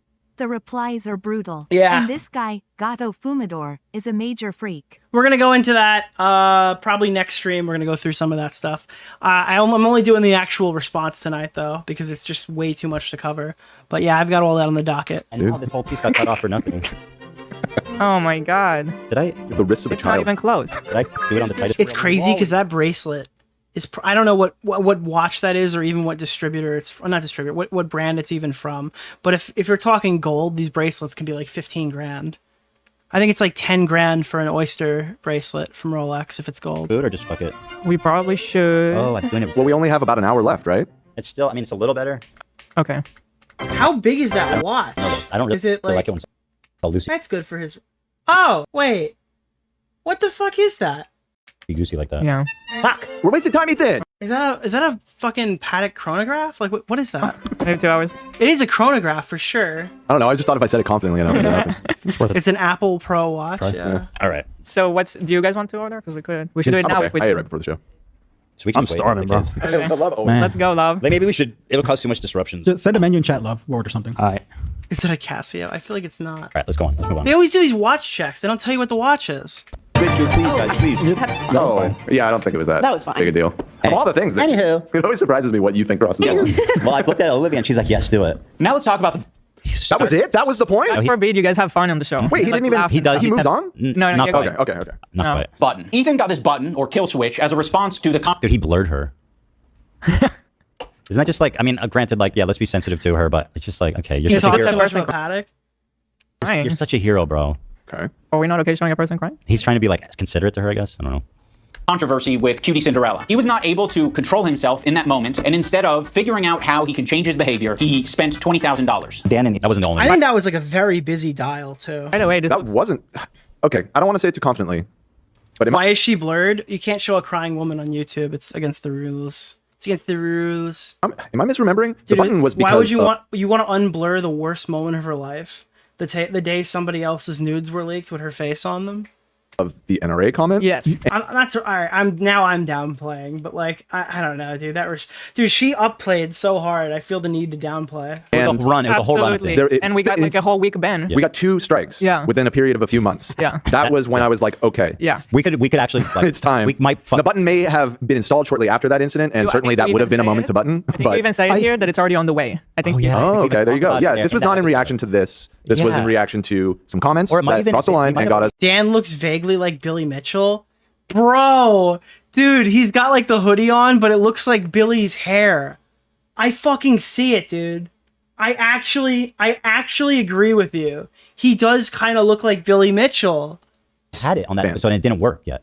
No, you guys didn't have it yet. I don't think it was on the way, from what I recall. Yeah. So I mean, what a failure in research and preparation. It's just factually just completely. Which like we talked about it for months, and then every time Ethan does a watch check, it makes me unhinged because it's always like some crazy Patek watch, and I know nothing about Patek because I would need like another $100,000 of spend history or something to even get offered to buy the shittiest one at the authorized dealer. Dude, you just cannot get those watches. It's just impossible. Unless you've spent $1 bajillion. You know, time to get it. Like it's not just like an Amazon purchase. You know what's so funny? He's blurring her face as to be like, "I'm a hero, and I don't want to include you, but I have Patek, yeah. to." I've heard it both. I don't know. He didn't have to. You didn't even have to include her. You lied and made it about her when it wasn't even about her. It was about something that frankly was more serious. Like Right. would have, not to help you out here, Ian, but I feel Careful, like I Billy will sue. Dude, Billy would not sue the fucking epic person that he is a fan of that he follows on Twitter, okay?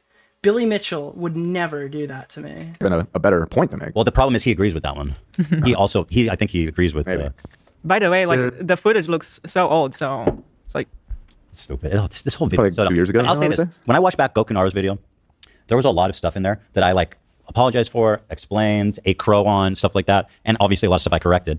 There is not, and I'm being genuine, except so far with the exception of the analogy of the that you're black like student, you're a black student bravely being, attending college, attending school. Yeah, that was probably. There's not one poignant point made here that I feel needs to be explained, justified, or apologized for. Not one, dude. Not a single one. Fuck. Figuring out how he can change his behavior, he spent $20,000. Dan and Ela were like, we would kill button that right now if we could. I can't change who I am. I know. I think that's Ethan conceding that we were better faith than the current people who are attacking him, which is crazy. I don't want to do a huge derail right now, but the clip I was watching of him talking to of Ethan talking to Anissa and iDubbbz, they were talking about how it felt like the creators, I guess the right wing or the I don't know, the fucking anti-SJW right-wing type viewer watch base or whatever was like being extremely unreasonable to him. It sounded like the exact way the leftists are treating him now. And he's just like, dude, I'm so happy to be in a community of people who don't do that. And it's like years later, he's just getting eaten by them. It's so fucking insane. That's why the kill button is on its way. That's it. Exactly. Oh, okay. He uses the button for everything. Wait, so he just proved himself in his own video again? Yes. Self-owned. Yes. Self-owned dubs. The button wasn't in reaction to the QC Cinderella thing. So you included her for no reason, Mr. Sensitive fucking white knight. There's so many points in the Ian video where he's like, yeah, Ethan went crazy and he said this. So it ended up being true, but he's still insane for implying it's true. Great, now you're subjecting her again to the chestnuts all over again. Blurring her doesn't erase the damage that was done from those chestnuts. Yeah, imagine if they had like a button that they could click when Anissa invoked the death of Etika to talk about her fucking OnlyFans drama and how much of a fucking burden it was, or whatever the fuck she was talking about. Oh wait, she did. It's called a pre-recorded podcast. What do you mean that was added in there with editing and still uploaded to their YouTube channel? Okay. That's an AP. Oh shit. I think fucking AP is cooler than Patek. I am definitely the minority on that one. But I think the Royal Oak is better than the fucking Nautilus. And he's hitting the button. It was being presented as if the Jordan crying thing. I hit the button. Why? I don't think I needed to, but you guys were giving me cricket, so I panicked. If he's in, that's funny. I'm sorry. Once again, I think he forgot what a joke is. I think that might be one of the big problems with this video. He's confused. Secure about getting something wrong, he's hitting the button. But okay. But that's the snark thing too. Like they take if something that's obviously a joke, they'll world build on snark math. Yes. Like girl math. He's high on snark math. You're right. Yeah, I do. What on this frame could Ethan have responded to? Perhaps a country flag that he got wrong? Maybe. I don't know. If he goes on a problematic tirade, he's hitting the button. Before, look how sad. But yeah, it's not just that. Like their eyes are like it's a Royal Oak chronograph. Okay. big. I think you guys are wrong on this one. I think you guys are all wrong on this one. I don't think he's unique in hitting the button. I think if all of us had buttons, we'd hit the button all the time. Okay. Then why are dude? Okay. All right, dude. It's another half point for my dice. Yeah. Once again, I'm trailblazing. Well, let's hear the second half. He had a great idea to get the button, and he, after all that, agrees. Yeah. Fucking fascinating stuff here, guys. But if you don't have it, you operate differently. You think about what you're saying. You may be playing for your show. I open the menu. Dude, it's such a crazy, ridiculous argument to say, like, what he's trying to say is Ethan can't mature because he gives himself a safety net. It's just screaming, Ethan refuses to make enough mistakes that can be clipped and used against him. I'm sorry. I think this is ridiculous, dude. I think it's absolutely fucking ridiculous. It sounds like a Redditor's argument. Like, he's not doing enough stuff we can bully him for, and when he does do things, he has the ability to stop letting us bully him by removing those from the stream before we even see them. Dude, his maturity has been fucking stunted by his usage of the safety net. Did it open it there? didn't. It didn't show. Okay. It hadn't loaded yet. Okay. A little bit But it more. did. We could have Maybe used the say, button. I'm not going to have Once my again. podcast. Like, this doesn't scream content creator critique of a former friend. It screams unemployed Redditor who makes no money stalking somebody 24 hours a day. See, I mean, that's like the most greatest. How focus. irresponsible. That's probably been the most use case of the button has been you accidentally opening things that show private information. The button is Yo, thank undoubtedly you for the a goal, force by the for way. good. It's a That's force how we for good in prove this we're world. better than the And to snarker. stand against that. It's like telling somebody don't go to therapy. I don't know. It's like it's only a net positive. What's like, next? Are you against the plow? The plow? Yeah, humans advance. We have I new love ideas. that one Are you too, because against all it? those guys are like, "Oh, you're just covering this for money," and it's like, you do this for free. You're more active than I am. What's wrong with you? Yeah, of course I do this for fucking money. What am I supposed to do it for? The love of the game? Progress? Like early agriculture? Is Yeah, that, what are you like, fucking okay. against He's got that hunter-gatherer mindset. Bro, what's wrong with you, dude? You don't even use a scythe? What's up? I wish you had the button when you leaked my phone number. Yeah. That was pre-button. Oh, yeah, that was... I would have loved that, too. Or was it? No, that was because he was at home, right? I was at home. Yeah. We're fucked no matter what. Yeah. That's material for you, Ethan. Ian. Should have used that one. Yeah, you fucked up. Well, but then that would just show the necessity for the button. The button is it's an achievement. I mean, it's one of the wonders of the world. It's been called. That button has saved us more than $20,000. Oh yes, I think if you want to criticize the price, I don't think that's a good angle because it genuinely. No, but it didn't save you $20,000. It probably only would have been like $100, and then Ethan would have learned his lesson, and he'd be just like me, talking to Dr. Lipschitz about my day. And I'm sorry, it's so hard not to rag therapy while I'm listening to this fucking insufferable asshole tell Ethan to go actually fucking get some, because like therapy isn't inherently the problem. The fucking pathetic I went to therapy so it'll solve all the world's problems delusional assholes are the problem. I want to specify that right now. Okay, it's not an attack on people who go to therapy. This is an attack on people who demand others go to therapy to make themselves feel better. Has been a financial boon for us. Good. Pound for pound, dollar for dollar, that's the best investment I've ever made in my life. No shit. Has to be an emotional dumping ground for today. You instead say, "Ooh, it's important that we stay." Sorry. Why do you keep saying that like it's a bad thing? It's my emotional dumping ground. That's the whole point of the podcast. I don't know.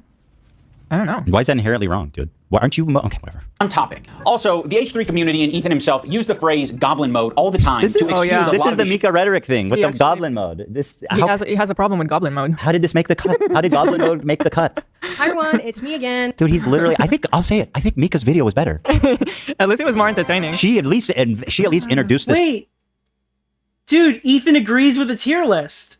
Holy shit, dude, we're literally on the same wavelength right now. What the fuck? Concept of this being a criticism of me, the goblin mode thing. I think we were laughing, at least. I've also vouched for Jewish people. Yeah, that's very Also that. I mean, that was a plus. He stands on the shoulder of giants, like Mika. Oh my god, this is fucking fantastic. The whole end from here, the run is like just more and more unreal. You know? I see some people in the chat saying to you, Ethan, that is why we're watching Do Not Change. Duh, that's not what do you want from me? He's like, oh, don't be a messy bitch and don't fucking express yourself honestly. Can you just not express yourself honestly for a day? Can you just make a more boring show for us, Ethan? You know, I think that it would be a lot better if we could get your viewership down somewhere to like 3,000 per episode. That way I won't feel bad about my show being unwatchable. Please, I invite everyone to watch it. You know what you should do? All right, Ethan, you should stop doing the live shows. First of all, that's your biggest problem. You should be doing these things pre-recorded, all right? And then fire the entire cast. You don't need them. Why would you bring them on here, okay? It's going to just be you by yourself sitting there and doing the My Best Friend Hates Me podcast. On the fucking... I don't respect you. On the full bore channel or something. It's the My Best Friend Hates Me podcast. That'll be your new show. All right, replace the out with H3 podcast. Yeah, it had its time. It's over. Now it's the My Best Friend Hates Me podcast. Okay. I mean, help the guy out. He's clearly hurting. Like this video wouldn't have happened if people would just watch his fucking podcast, Maximum Damage. Instead of frenemies where you had two people, actually your set, right, will be the frenemies set, and then the other seat will remain empty until you have like. At the end of the podcast, when you're finally done and you finally conformed to admitting that Israel deserves to be fucking decimated in the marketplace of ideas, surely that's what I'm talking about. And that's what they're talking about as well, right? As soon as you concede on the final episode that Israel does not deserve to exist, okay, then magically, like person after person will come and fill that chair.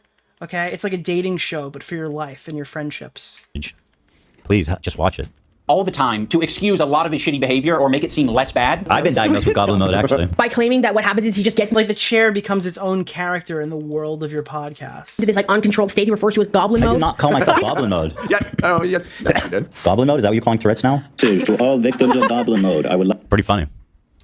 like to issue an apology. Until Ethan is able to produce a clean bill of mental health from renowned Dr. Lipschitz. People are saying I'm making a Rugrats reference. I'm making the Suits reference because somebody reminded me what the name of fucking what's his name's therapist was. What do you mean? Dr. Lipschitz says. Goblin mode. I know Ethan's. Shout out to Ethan's basement, one of our biggest fans. Remember supporters. Remember the days when Ethan's basement was just. No, he was in my basement instead of my. It's still called Ethan's basement until he changes his name. I just assume that he endorses everything you say and do. Well, I moved from. His icon is a picture of you. How could he not support you, right? Literally me. I mean, right? He must Dr. Lipschitz thinks that I need to forgive Ian. really look up to me. I think so. Love him. I can't believe Miko made it into a content cop. Not only that, he's literally stealing her intellectual flow, property. dude. He's biting from Mika rhetoric. That's fucking fantastic. Hi, everyone. Fantastic.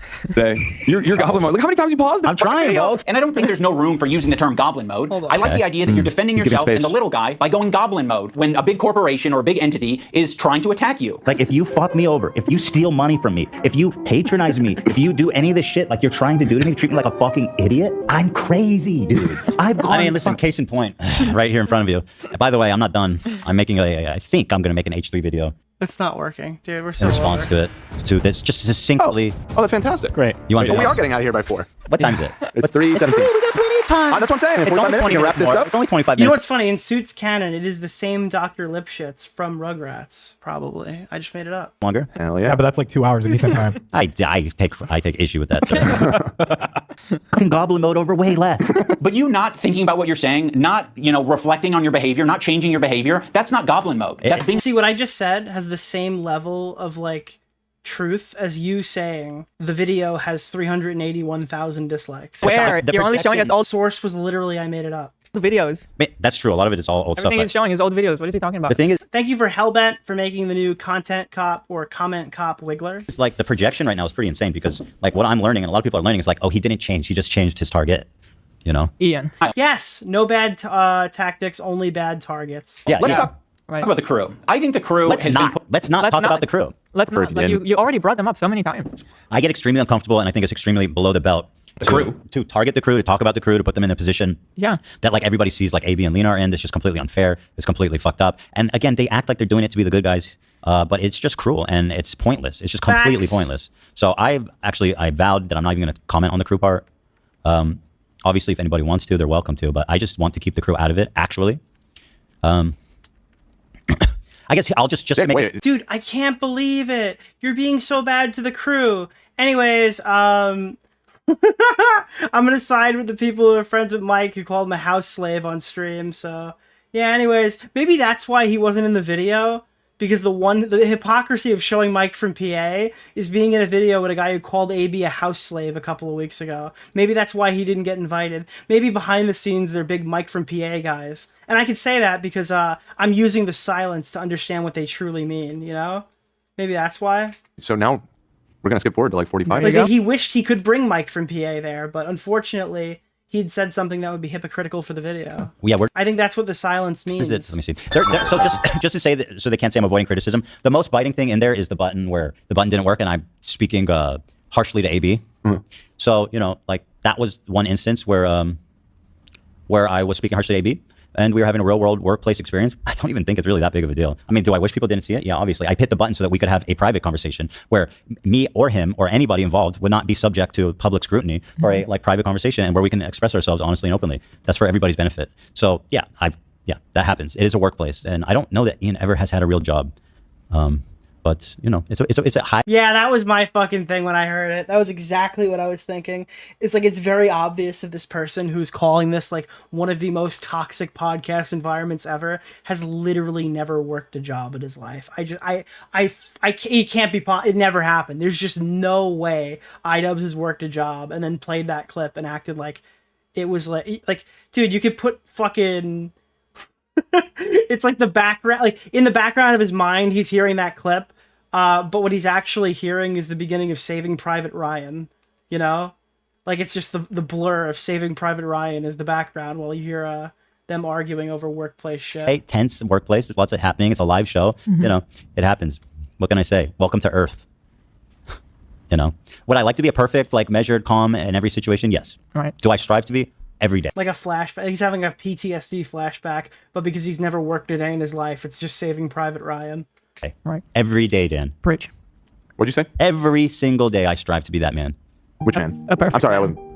A perfect man for you, then. Oh, thank you. Yeah, but so, like, I do apologize, AB. I should have spoken more calmly to him. However, I also don't think it's a big fucking deal. So that's it. I'm just addressing the one criticism that I think is interesting in that. All right. Well, Ethan, if you're gonna apologize and then say you don't think it's a big deal, all right, I gotta say, I don't really know why you even bothered saying sorry. Then I don't think you should say sorry. I think that's fine. But like, hey, I'm sorry. I don't know. I don't think I did anything wrong. But anyways, I'm sorry. Without talking about the crew. Put in the worst working environment that you possibly can be for a fucking podcast. Every crew member has it bad. I'm chilling, dude. You don't need to do this. Why? You don't gotta do that. Speak for yourself. You gotta do all Dan. that, dude. Yeah, this is what I said. Dude, this is literally what I predicted when I watched it. Dan's just going to be like, no, it's not bad. Why are you saying this? On Nicholas You're DeOrio. overcommitting and you're speaking for the cast that's still loyal to Ethan. Why the fuck would you say that? Why does he? So actually, this part is kind of good. Without getting into this. No. You're right, though. Let's just get to the meat. Get to the stuff about you. It's just like, dude, why are you... It's so stupid. You got a problem with that? Focus on us. Listen, they're not slaves, okay? They fucking choose to be here, right? So why are you putting words in their mouth? You're treating the cast like shit. Hey, cast, am I treating you like shit? Nah. Oh, well, Thoughts, like you're speaking for them as if... This is the snark thing. Yeah, It's that is so snark-brained. Snarkonomics. Yeah, snarkonomics. It's just so pathetically stupid. For a fucking podcast. Every crew member has it bad. To be around Ethan, period, it would be a nightmare right now. I'm standing by every fucking... what this does is create like a narrative that there's a secret coup inside the fucking H3 organization, and that there are like they're just lying on the stream now to save face because like they're waiting for an opportunity to leave the podcast and tell their story. I don't think I'm reading too much into it. That's what this creates now, because you can't just. There's no way to react to anything like this without people saying they're lying. They're saying it because they're employed and they don't want to lose their job. You can't actually like rebuke this. I don't know. A syllable of that, okay? What she did was... yeah, they're paid to say that, but you're just baselessly saying that his podcast is like the worst place to work. Yeah, but they're paid to defend him, so... oh, okay. abhorrent. And by the way, once again, what am I talking about, buddy? He doesn't even say. I think it was when And if they come out and they quit and they move on and they're like, hey, now do you want to speak up against your boss? They'll be like, nah. And then they'll be like, oh, okay, another house slave. Must have got a, must have signed some NDA document. They can't tell you how bad it is. it was when Denham's denied the rapes, I think. It was something obviously warranting my extreme reaction. Just don't. Listen, your critique of her is correct. It's just, people are sensitive about women being called that word. I'll say it. Denham's is a fucking bitch. So it is that. So it's like, oh, Ethan called her a B word, which like, okay, fair enough, right? Why did he call her a B word? What did she say that upset him? It doesn't matter. I'm just Tom Ward's in there. That's funny. Tommy Boy made the cut. He's suffering, by the way. I think So is Hassan, by the way. Hassan's a bitch. Brogan's a bitch. Mike from PA's a bitch. Okay, well, all these people are fucking bitches, all right? I'll fucking say it. talking about Tom. Tom is suffering. Last time you where to go to? Hmm? Mike from fucking Bitchville is a big old bitch. Or last time you where to go to? From so fucking brave on my part. True. Oh shit. Okay. 44. Jesus Christ. He spends a lot of time talking about the crew. But And at the same time, Alex is a... Did it not go off? Oh, it froze again, dude. This fucking bit, every time. The first one of the day, it never... Okay. Shit, dude. Alright, it's gonna do any second now. Any second now. I heard it spin up. It's because okay, there it is. Woo! We did it! We made it. Another successful bit. Okay, Yeah, basically they're all miserable. They're here against their will, and I'm a tyrant of a boss, etc., etc. So now you guys know that when I do that, I don't actually say it. So you can't clip it against me. Yeah. Alone killed double that much. All right, I'm gonna move on. I just want to play a song talking about bad empanada. Ethan doesn't want to change, and he wants to bring the entire crew down with him. It's like soft acknowledging bad empanada through a clip, but not actually addressing why like a bulk of this stuff is related to bad empanada as well. Because he's putting them in this position every day, right? But it's more important that he gets this shit off his chest. This is where it's more important that he dumps. We're all. This is like the silence part. Oh, I didn't say anything about bad empanada in my video, but the silence should have told you I support him. That's how I'm viewing it. Am I wrong to view it that way? No, that's right. Goblin mode. Dump on you, bitch. Didn't you say Sean the Black responded to? His name is not Sean. It's Sean and then Black. That's his name. But yeah, he did respond to me, and it's gonna have to wait until like all of this is done if I even get to it. The one clip I saw was him being like, "Bro, this guy's just naming people, dude.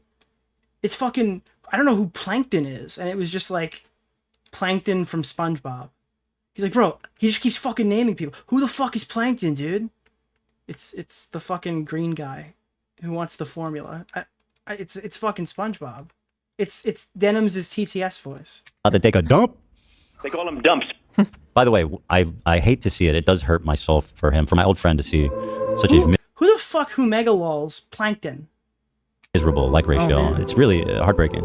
I didn't ever want this for him, but he's getting the views, so you know. Yeah. Like Sean is so wildly irrelevant to this entire discussion. No way, dude! There's a KFC in Yemen! The level of coke these people will go through to convince themselves that they are right is incredible.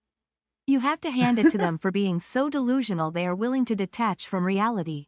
I think I have more name drops in this situation as a complete bystander than Sean does. I actually think that's the case. I think I have more name drops as somebody who's not involved than Sean does. Let's see if they stick around for Cheezit rating. By the way, iDubbbz, just, by the way, he accuses me of using drama to get views. Let's see what kind of views he was pulling before he did a content cop on his good friend Ethan Klein. 300,000. Where's the Cheezit one? This one, let's see the here. The Cheezit video. Dude, those are the funniest iDubbbz video. Hey guys, the content's gonna be a little bit different now that I'm saying that like I disavow some of my old behavior. So to smooth you in through the transition for content, we're going to be reviewing the best Chex Mix flavors. Like, that is just so fucking funny. You have to have, like, a massive ego, dude, to jump in there and be like, yeah, you know this critical commentary stuff that you guys used to love? We're going to be reviewing the biggest Cheez-Its today. Ranking all Cheez-Its by which generation would eat them. 200,000 views. Is that satirical? I can't believe there were 200,000 people that wanted to watch that shit. Unironically, that is, like, the luckiest metric I've ever heard in my life. That is literally the video. God damn it. This is like Minecraft all over again. Does this mean you closed your timestamp? I think if I go back, we'll save it. Okay. At the bottom. But like, oh yeah. Do you think people aren't watching because of the? I'm just saying the drama video has a lot more views than the Cheezit one. Mm-hmm. Yeah, that's for sure. I think that's fair. It's because the content is bad. How about the one where he did fucking bad unboxing but used Amazon packages because he's scared of his audience? Let me skip to the middle, make sure it's not. I just wonder what's the next video going to be. Are we back on Content Cop season or? I guess probably another Zionist. What did he even review in that? Like one of those little pop things that go on the back of your phone that let you hold it in funny ways or something? Like, oh, we found the craziest things on Amazon. But I always wondered, what's the deal with big Cheez-Its? They're just Cheez-Its, but they're big. Big Cheez-Its, big Cheez-Its. Silly talk. Cheez-It for scale. So I love them. It's like twice the size. Not bad. Twice the size. I'd call that a big Cheez-It. If another man was twice my size. All right, we do have enough to watch. We don't need to watch I want to support him. That's it. Please give him a shot. Watch the Cheez-It video, guys, please. I watched that video. Was it good? Yeah, they're very good. I grew up with iDubbbz, so I love that this is happening, but I'm going to tell you right now, Ethan, this is not over until you review all the logs of Creator Clash 2, watch a dose of Buckley's video. I'm sorry, this cannot continue. You have to do it. You have to do it. That's the one thing I ask of you, Ethan, is to relitigate Creator Clash 2 and fucking blow up the new event by talking about it and making it go viral. It is absolutely deserved. You have to do it. I think that it's the only way. That the response that is justified by the attack would be to litigate Creator Clash 2 once again in a to an audience that probably didn't take any of our criticisms at face value the first time, who will absolutely 100% agree with them the second time. Every day, right? But I think, is his videos all this bad and we just forgot? Because we were like children? I think you guys are too old. Dan, are you zipping it? You can speak your mind. I think it might be that they were all bad and we just forgot. It might be, and I also think like YouTube today is not what it used to be. I mean, the stakes keep getting higher, the level goes up. He's left behind. The content people are making nowadays is not what it used to be. It's better. By the way, I want to say, looking back at the video that I made on Hassan, I stand so firmly. I'm so proud of that work. It was like really just I feel like it's so polished, it's well researched, it's well conceived. The arguments are I substantial. feel like you can't even argue, even if you don't like that video, you have to argue it's better than this one, right? Like, dude, for all the faults in that video, it's way better than this one, Actually dude. based on like actual stuff. Like, holy fuck. To me, this is just hilarious that this is somehow a response to that. Like, do you remember when the biggest fucking argument against Ethan's video is that the hostages were fucking, the hostages after a full year or whatever were released during the time he delayed the video, and that's bad reporting in comparison to like Ian making up entire contexts to fit arguments that he wanted to make? I'm sorry, this is ridiculous. I think. But it's more important that he gets this shit off his chest. It's more important that he dumps. We're all familiar with... It's like, wow, dude, he didn't update his segment on the hostages that were only gone for a full calendar year or whatever. Goblin mode? Well, Ethan debuted a new mode recently. And by the way, my ratio is pretty good. Recently? You can't even, sorry, but like that weight loss, you can't even pretend that this was recent. I have a built-in mechanism. Dude, I don't understand. What is it that makes BreadTube leftist video essays so bad? Don't say it's their politics. I don't believe it. Why do these guys all become like... It's all like vanilla, not vanilla. I don't know what it... Dude, it's like H-Bomber guy if he was fucking retarded. I don't understand. Like, what is this template they're following? Do they have like a secret Facebook group where they all talk shop about their content? The minute you become a fucking leftist and you make a video essay, it's not funny. The arguments are bad, like are insanely bad faith. Like, how does this keep happening? I don't know. Yeah. Against this kind of oh my god, lies. that just killed me recently. Fucking like 150 pounds ago.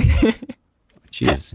This actually must have been... Does watching Hassan Piker make you worse at video essays? Does watching Vosh make you worse at video essays? Dude, it's not just slurs or something. I don't like, what is happening? A really long time ago, because I don't know, it's been... You want to stay out of the drama? It's been a few years since I've been at this weight, right? Yeah. That's when you had the Esteban look. So it must be the past month. Right. That's what you look like now, dog. That's not exactly with the mustache. Well, I love the people who hate Ethan so much that they make comments being like, he looked better when he was fat. Like, dude, that's the only way you can rationalize this guy like fucking getting skinny. It's he looked better when he was fat. I don't know, bro. I see something. I'm looking at like 20 goblin modes to 1. Go forward, bro. Look at the camera. By the way, oh yeah. So by the way, I don't think H-Bomber guy qualifies as BreadTube, bro. He built the whole formula. look at all those shins. I can't believe it. All the BreadTuber video, BreadTuber YouTubers are like pale comparisons to like any of the like to his formula. So weird. It's just two. It's just two. You're right. There's one really voluptuous. Yeah, it's interesting. There's not a lot. You know what I think it is? What's the name I of the think I got guy? it. Keemstar Orbiter. Nick Oreo. Mr. Oreo. No, I figured it out. You know the whole Keffals thing? Go back to the Keffals Denims clip where she's like, I could talk about how Keffals stole a bunch of money from a bunch of trans people who probably needed it more for like a lawsuit that never happened on GoFundMe. But I'd rather be making fun of a conservative. Do you remember that? What am I gonna do? I'll tell you what's happening. BreadTubers spend so much time ensuring that their videos don't offend their base that it naturally becomes devoid of massive No, comedy. I don't think that's what it is. I think that they live in a community that is anti-self-policing. That's what I think it is. So when you sit here and you huff your shit long enough, you make really ignorant statements because it is frowned upon to self-police your community. And the only people who ever criticize these videos are like right-wingers who could be completely hand-waved away by pointing out where their politics lie. Therefore, the video is good. That's what it is. That we've cracked the code. There is no reason to be a good YouTuber in a community that refuses to criticize their own. Well, then, but they're But he's a very juicer, bro. prominent. That's what they've always told me. What's interesting is I don't even know what the fuck it's talking about. I think this was like a joke I made one time, demon mode. Yeah, it's narrative first. We're doing team sports here. Details come second. The message comes. Oh god, I just quoted fucking. I'm so fucking. I just quoted. Critical drinker. Nicholas! They're not gonna like that segment. Okay, they're not gonna like that. Demon mode. Oh god. This sounds bad. What makes demon mode different than goblin mode is It's really what it is. It's like the commentary equivalent of like that fucking thing. It's like this is the narrative. Uh-oh, it appears you've deviated, Ethan Klein, from the narrative. We will now post H3H3 N-word clip compilation 20 minutes long. Goblins aren't Look, I'm being silly. I'm being a silly guy. Look how intimidating this guy is. Yeah. Uh-oh, you said Israel has a right to exist. We will now be calling your wife a terrorist. This guy is just so much trouble. Oh. Brother. Really like an intimidating, powerful force. If the goblin is persistent, it can get what it wants. When I'm done with the other one, the big one that's dropping probably next week, my full attention is going to you, George. By the way, I love so much that he includes me talking directly to Bad Empanada, not giving the context, not explaining who he is and why I don't like him. He's basically kind of fucking... Yeah, this is what I've been saying the whole time. It's like a soft... Dude, if your whole thing is you have to listen through silence, then the silence tells me that you're supporting Bad Empanada. Because you're acknowledging you know who he is, you're acknowledging you understand the CPS thing by making a lighthearted comment poking at it. This is the silence tells me you're okay with what happened. I think Bad Empanada is part of his gang. I think he's in. Like, it sounds more like it's too bad optics to side with him publicly, so you're doing it like in a slimier way. That's what it feels like. That's what the silence tells me. That's the only way to interpret this. Watch this. I'll go back because this is important. I feel like I'm gonna talk to the silence for a second.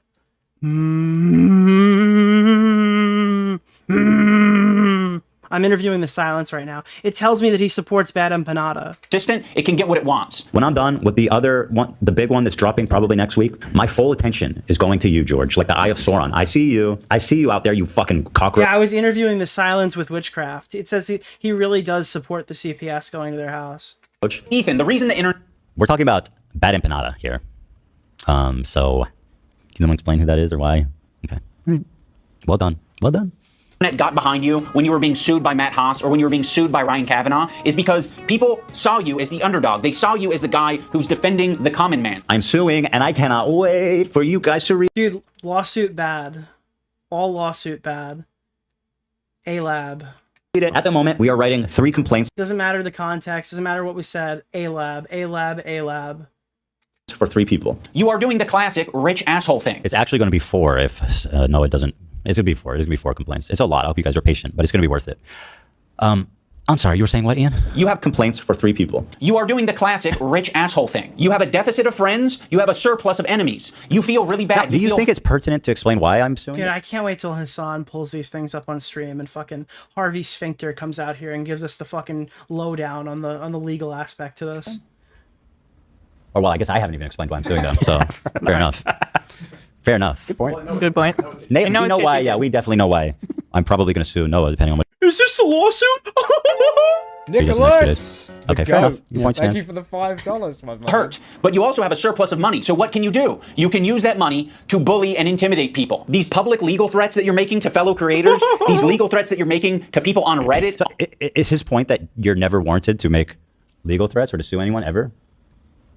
Like, surely there's some situations where that's... Yeah, that's what I got from that, yeah. I think I agree with... Like, that's what they're saying. Warranted, right? Like, there has to be at least something. But apparently, that alone... Oh, Wavy Websurf is in chat. I just wanted to remind you, Wavy, even though we've been to each other's houses and we've off-roaded together, okay, I want you to know that you are a light to decent friend. I wouldn't qualify you specifically as a friend, okay? Smaggledaggle, now that's a friend. Never met him before, but that's a friend, all right? Yeah.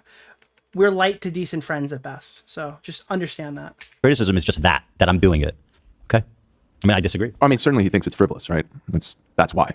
Like, he wouldn't say, no, you can never sue anybody. Which is in his opinion, he thinks it's frivolous. Okay. Which kind of... There you go. Again, he doesn't even know what I'm suing the 3 stooges for. But no, it is not frivolous. To fellow creators, these legal threats that you're making to people on Reddit, on Twitter. Like Smaggles is like a Denims type friend, but you're like an Ethan type friend. You're like a light to decent friend. You're like, I'm hurt. These people are hurting me. What do I do to stop it? There's nothing I can do to stop it. I'm powerless. Yeah, Ethan has been, unfortunately, Teddy Fresh has made too much money. The goat. Therefore, he's no longer one of the little... Dude, I'm sorry.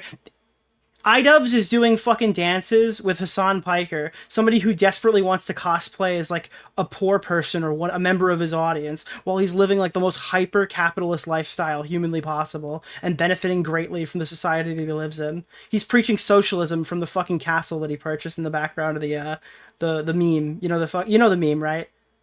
It's like, oh, I live in a society or whatever, and then and then it's I bought the castle. Tweet. No, you have a ton of power. Nicholas You have a DeOrio. Keffals appreciated the shout out.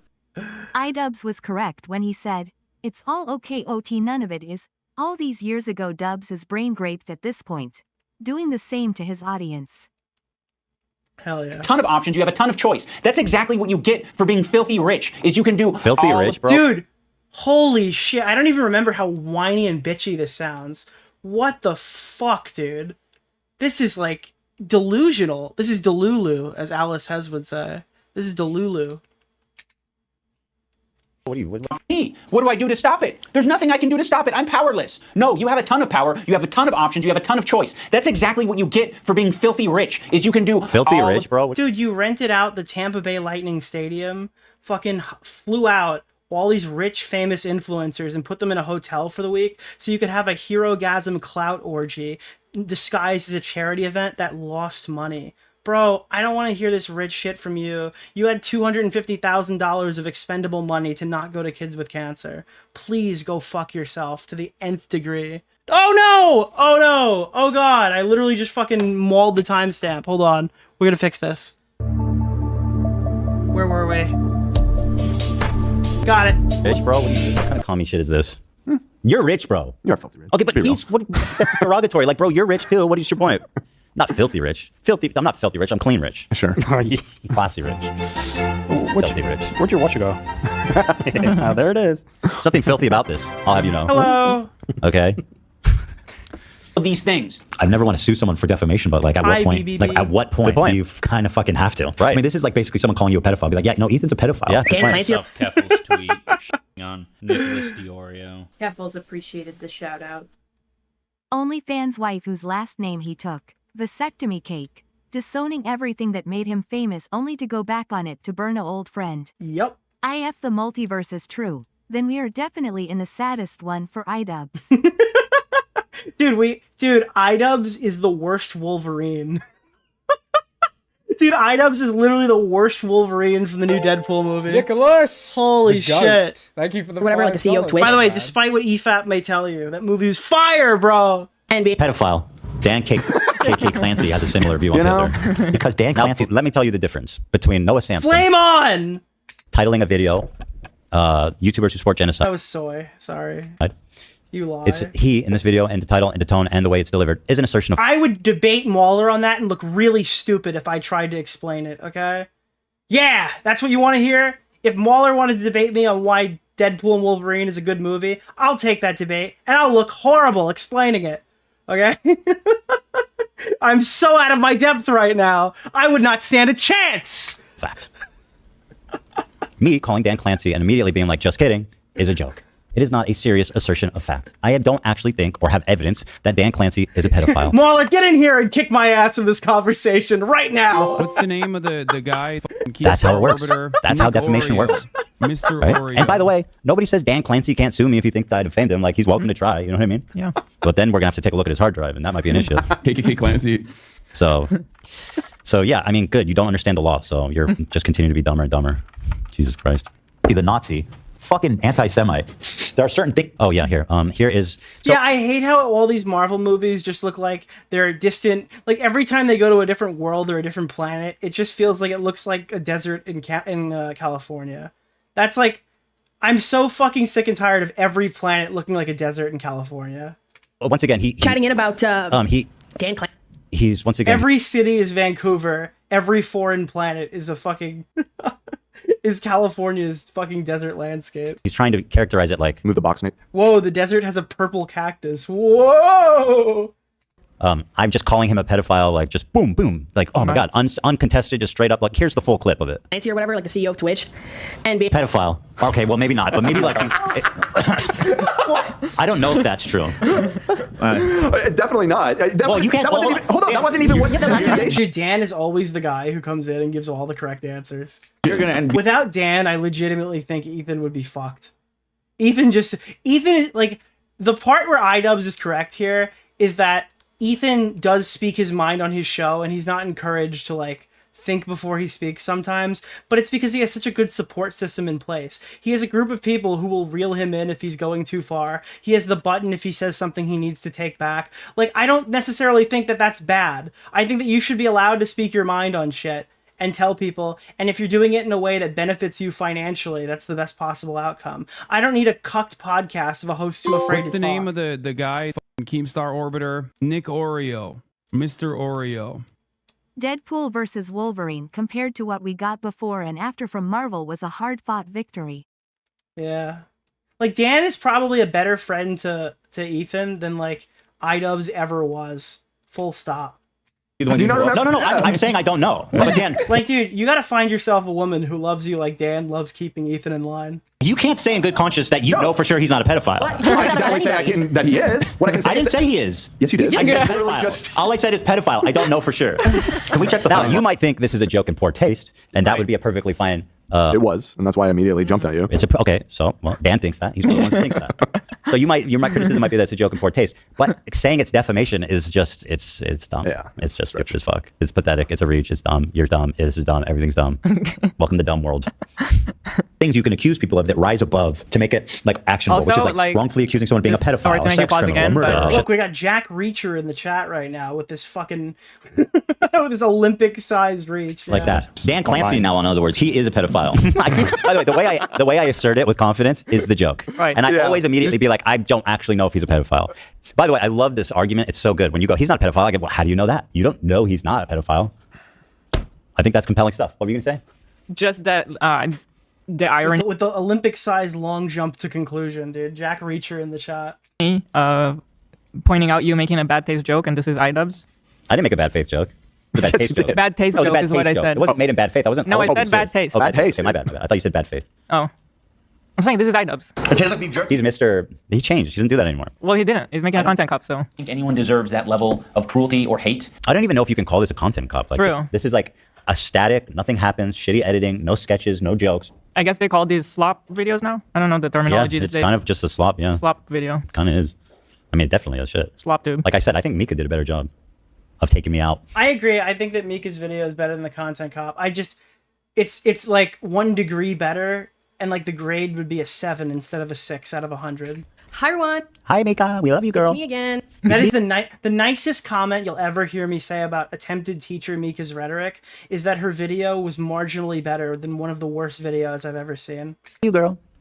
Or shit like that. Dan Clancy now, in other words, he is a pedophile.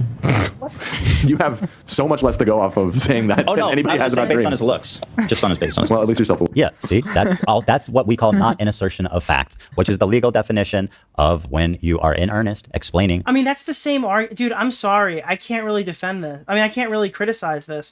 You know how many times I've gone on the rant saying fucking Slasher looks like the archetype of a pedophile? That, like, there's no active allegation ever made against fucking Slasher of being a pedophile, but unfortunately he looks like every guy on the registry. So when people talk about sex things related to Slasher, they come from a bit of a biased perspective because he just has the look. I've said this like a billion times. I literally would have to, like, I would have to fucking put myself on the cross for Ethan here because I've literally made these jokes before. Something as if it is. In my defense, has anybody here seen what Slasher looks like? Do you disagree with me? Like, obviously, there's no allegation against Slasher. Slasher is not a pedophile for any reason that I would possibly know. Most likely isn't one, right? Rod Breslau. Okay? But, like, I'm just saying. Don't walk with me on this one, dude. I'm just saying. Open link. Open image, a new tab. I'm just saying, dude. There's no allegation. I don't think he is one, but like he unfortunately looks like every sex offender. Like if you put all the sex offenders into an AI generated model and it produced like somebody who'd be on the list, I feel like it would look like that guy, dude. You know, it's unfortunate. It's an unfortunate thing that happened to him. But yeah, Objectively true. Do we like content slop or slop cop? Or neither? I don't like either of them because it sounds like content puke, which I think sounds so stupid when Hassan says it. It's too obvious. Yeah. That's 100% a joke. I have no It's the evidence most to Ethan conclude. joke Hassan's ever made. You hate it. And you know, I hope It's the there's most Ethan never joke. Calling it an content puke. allegation against I just saw Slasher Keffals tweet on Nicholas DeOrio. because I don't think he's like that. Shout out. That's not Ethan. Because you, yes, It's way high level than that. Come on. I can't believe that you, of all people today, would question my comedic prowess. I think he calls it context puke. Oh yeah, he adjusted it. It's now context puke. It's evolved. I'm not going to call it context puke. Because That's worse. I'll be honest. It's a downgrade. Content puke was better, for sure. Because everything's out of context. Yeah. Great joke, Ethan. Again, it's like, okay, you're getting defensive. You think it was in poor taste. That's fine. Not definitely like content flop. If you listen, if you want to be a baby and be a little fucking baby face, say, oh, poor Dan Clancy. Dude lives on a fucking ranch, dude. A ranch. He lives in a town he owns. Why is that? Yeah, It's just- you know what? Never mind. I'm not going to defend him. Dude, maybe you're asking the wrong Dan question. Clancy literally lives on Catboy Ranch, dude, in Minecraft. I'm not going to do that. No, but anyway, I'm obviously kidding. It's not as... Was that? Oh, that wasn't real. Okay. That's a soundbite. I just never heard that one before. That's you, right? Could you imagine, bro? Dude, hey, I just want to point out, right, that Keffals came back and we didn't really say anything, and we're not really going to say anything, because I don't know, I don't really see value in just beating this dead horse forever. This person's completely irrelevant for the most part. I just found it funny that when they came back, they tweeted and they did a whole stream saying, no more drama, no more drama. I'm doing no more drama. And then yesterday, what do I see hit my feed? It's like Keffals reposting Content Cop because she's still ass mad about Ethan shitting on her and being right. It's so fucking pathetic. It's something that would never come up and that nobody would ever cover it or whatever, but it's something I saw and I was just like, dude, I'm so sick and tired of all these people quitting drama, and then the minute it's like something happens in their favor, they completely walk back. I think she made it like 6 days, chat, like 6 days of like, I'm not doing drama, and then saw this Content Cop video come out, immediately posted it on social media. It is so fucking pathetic. No. Who is that? Hassan. Oh, I thought that was a trip. Yo. Oh, I can see that I can actually. kind of hear it. Love too. does say I do that say a yo lot. a lot. Yo. Every time I come in the morning and say yo. Teddy started Yo, saying yo. it, and I think Oh, yeah, he says yo. He says yo? Yeah. Oh, He's a pretty cool and chill guy. Yo. he's a chill guy. He is a chill guy. Yeah. He's Actually, the pretty best. chill. He has he Tipster is a chill dude. does this thing where he proclaims things and he goes, he puts Yeah. his finger up. When he gets really excited. Yeah. And actually, what I want to say is that it's so freaking funny. Like, it's so endearing. It's so sweet. He's so smart. I love the finger thing. It's so funny. It's so sweet. Yeah. That he is. One of the more notable legal threats that Ethan has sent out recently is against Noah Samson. I have nothing but vibes to gain. I can't even believe, dude, I can't believe iDubbbz knows who Noah Samson fucking is, dude. Isn't that crazy? I legitimately... And potentially your money as well. Dude, Okay. that was like the biggest fucking brain blast for me, is the fact that this guy knows who he is. Before I watch this, certainly he'll explain why. It wouldn't make any sense to not explain Dude, why. imagine, oh my god, imagine if Slasher had Noah Samson's mustache, dude. Holy fuck, bro. I'm threatening to sue Noah Samson, correct? Absolutely. Any reasonable video that is being good faith and just actually not even that, just trying to be like followable, will explain why I'm suing Noah Samson. So let's see if he does. Don't worry if you don't have it all now. I'll garnish your wages. You're going to be living with your parents for a lot longer, buddy. 26, you know what I mean? Try 46. Noah made a video that was critical of Ethan and other content creators when they're talking about Israel and Palestine. I mean, the way he's talking about Noah on his podcast. That's it. That's it. Well, he's right. That seems like an extreme reaction to sue him. Shitty. Sure, yeah. And it's, dude, like, all these people who are saying this stuff about Dan Clancy don't actually care about this. They just simply don't. It's an argument used to attack somebody they hate, because they all had no problem when he's done this fucking... He does this joke every single time where he's like, somebody looks like HarveyWeinstein.com. He's been doing it for like 7 years. Where he gets into a fight with somebody and then makes a website where they look like Harvey Weinstein, or they look like Jeffrey Epstein or something.com, or like, do they look like HarveyWeinstein.com? Oh, it sounds insane. It sounds crazy. What a crazy guy. Is so fucking creepy and weird. Is this a new thing? This is a new thing. This happened during the show. Oh, and now he starts to sweep for Noah, whose ex-lover called in to say that he was hooking up with other girls when they agreed not to, and they were having sex without a condom, and she felt violated that he didn't tell her that he had other sexual partners while he was having sex with her without a condom. Now, that's just objectively a shitty thing to do, okay? He comes out here, and he defends this leftist, the newborn activist. How? Upon initial examination, it seems to check out, and it's not great for young Noah. Can I say that? Don't say it yet. No, I know it's from. He ripped these from Snark. Look at the quality. I was thinking that too. And he's so fucking lazy. He didn't even chase. It could be Yeet, bro. Yeet, guys, listen. If you're watching Yeet, do me a favor. Stop posting 460p fucking clips, dude. If I'm robbing these and sticking them in video intros and stealing from you, dude, can you please have the decency to post in 1080p? Holy shit, dude. Come on, Yeet. Step up your game. I'm tired of these 460p clips. Down the clip. Yeah. I mean, what the fuck? This is the laziest nonsense cop. Content cope. Nick, you're Yeet. No, you can tell I'm not Yeet because Yeet is posting the fucking Yeet was posting the dislike bar. That's how you know I'm not him. That's not good either. Nonsense cop. Oh, that's the sound of Yeet, bro. Content flop. I think that was one of the obvious ones we vetoed. Copium cop. Oh, chat suggestions. Thank you, chat. You guys are. I appreciate your efforts there. We'll keep an eye on. That chatter is not wrong. So he's a rape. So of course his standard. I don't know what he's accused of. So I'm not actually going to say. But Ethan brought on. Dude, okay, good. Yeah. I'm sorry, bro. I do not fucking like content chastity belt that fucking iDubbbz has posted. It is actually so fucking pathetic. That was fair to say that. Former partner of Noah to basically just shit talk him and say that he's a bad partner. But that's is that what happened? Just shit talk. But how can this guy? I don't understand how his views are compatible. Where he's like this leftist, pure guy who's always doing and saying the right thing, and then also characterize her complaint as just talking shit about him. Like that is fucking insane way to characterize that. If you want to say that I'm wrong, at least interface with the arguments I'm making. My God, man. Also, Noah is a bad partner for doing that. Yes, that's my point. It's totally warranted criticism. Now, if you think it was inappropriate for me to have her on the show, or you thought it was a low blow, or whatever you want to say about that, that would be... Dude, what is a low blow for a guy that says you support an ongoing genocide, who currently hangs out with the Twitch streamers, who pay their fucking taxes and stream on the fucking boycotted sites, fucking... Dude, I'm sorry, bro. I think these guys are all massive fucking hypocrites, and I think we need to start doing investigations on how much these guys are contributing to the war in Gaza right now. I need to know based off their tax contributions specifically how much they've contributed to Gaza. Substantive criticism that I could contend with. Right. But just I need a full-scale investigation on Hassan's taxes. Saying that he's a bad guy. That's a joke for the record. Dude, there's gonna be some IRS leak in like the next 6 months or whatever, and all these documents are gonna get leaked onto the internet. Is insanely dishonest. And no, but you could probably use some of those YouTube websites to calculate revenue. The new YouTube one is pretty accurate. I don't know how accurate the Twitch ones are, and you could go from there without having any like hard documents. Sweeping, frankly, to the point. It's just wow. It's wow. It's wow. Yeah, instead of a thought audit, it's gonna be a genocide audit. That's what we're going to call it, the genocide audit, where we go through all the for-profit lefty streamers who talk about genocide all day, and then the tax money that they get off of all their donations, subscriptions, and ad revenue all go directly to fucking... Well, not directly, but are contributed to America's giving money to Israel Nicholas to DeOrio. go and do those Keffals crimes. appreciated the shout out. And if you think that's unhinged, well, go ask every leftist who says, or every leftist chatter viewer or whatever, who says, I need to care because my tax money funds the genocide, all right? The tax money that you yourself are gladly contributing to these streamers. It's crazy fun. Wow. That's such an old joke. I don't think anyone knows about that but us.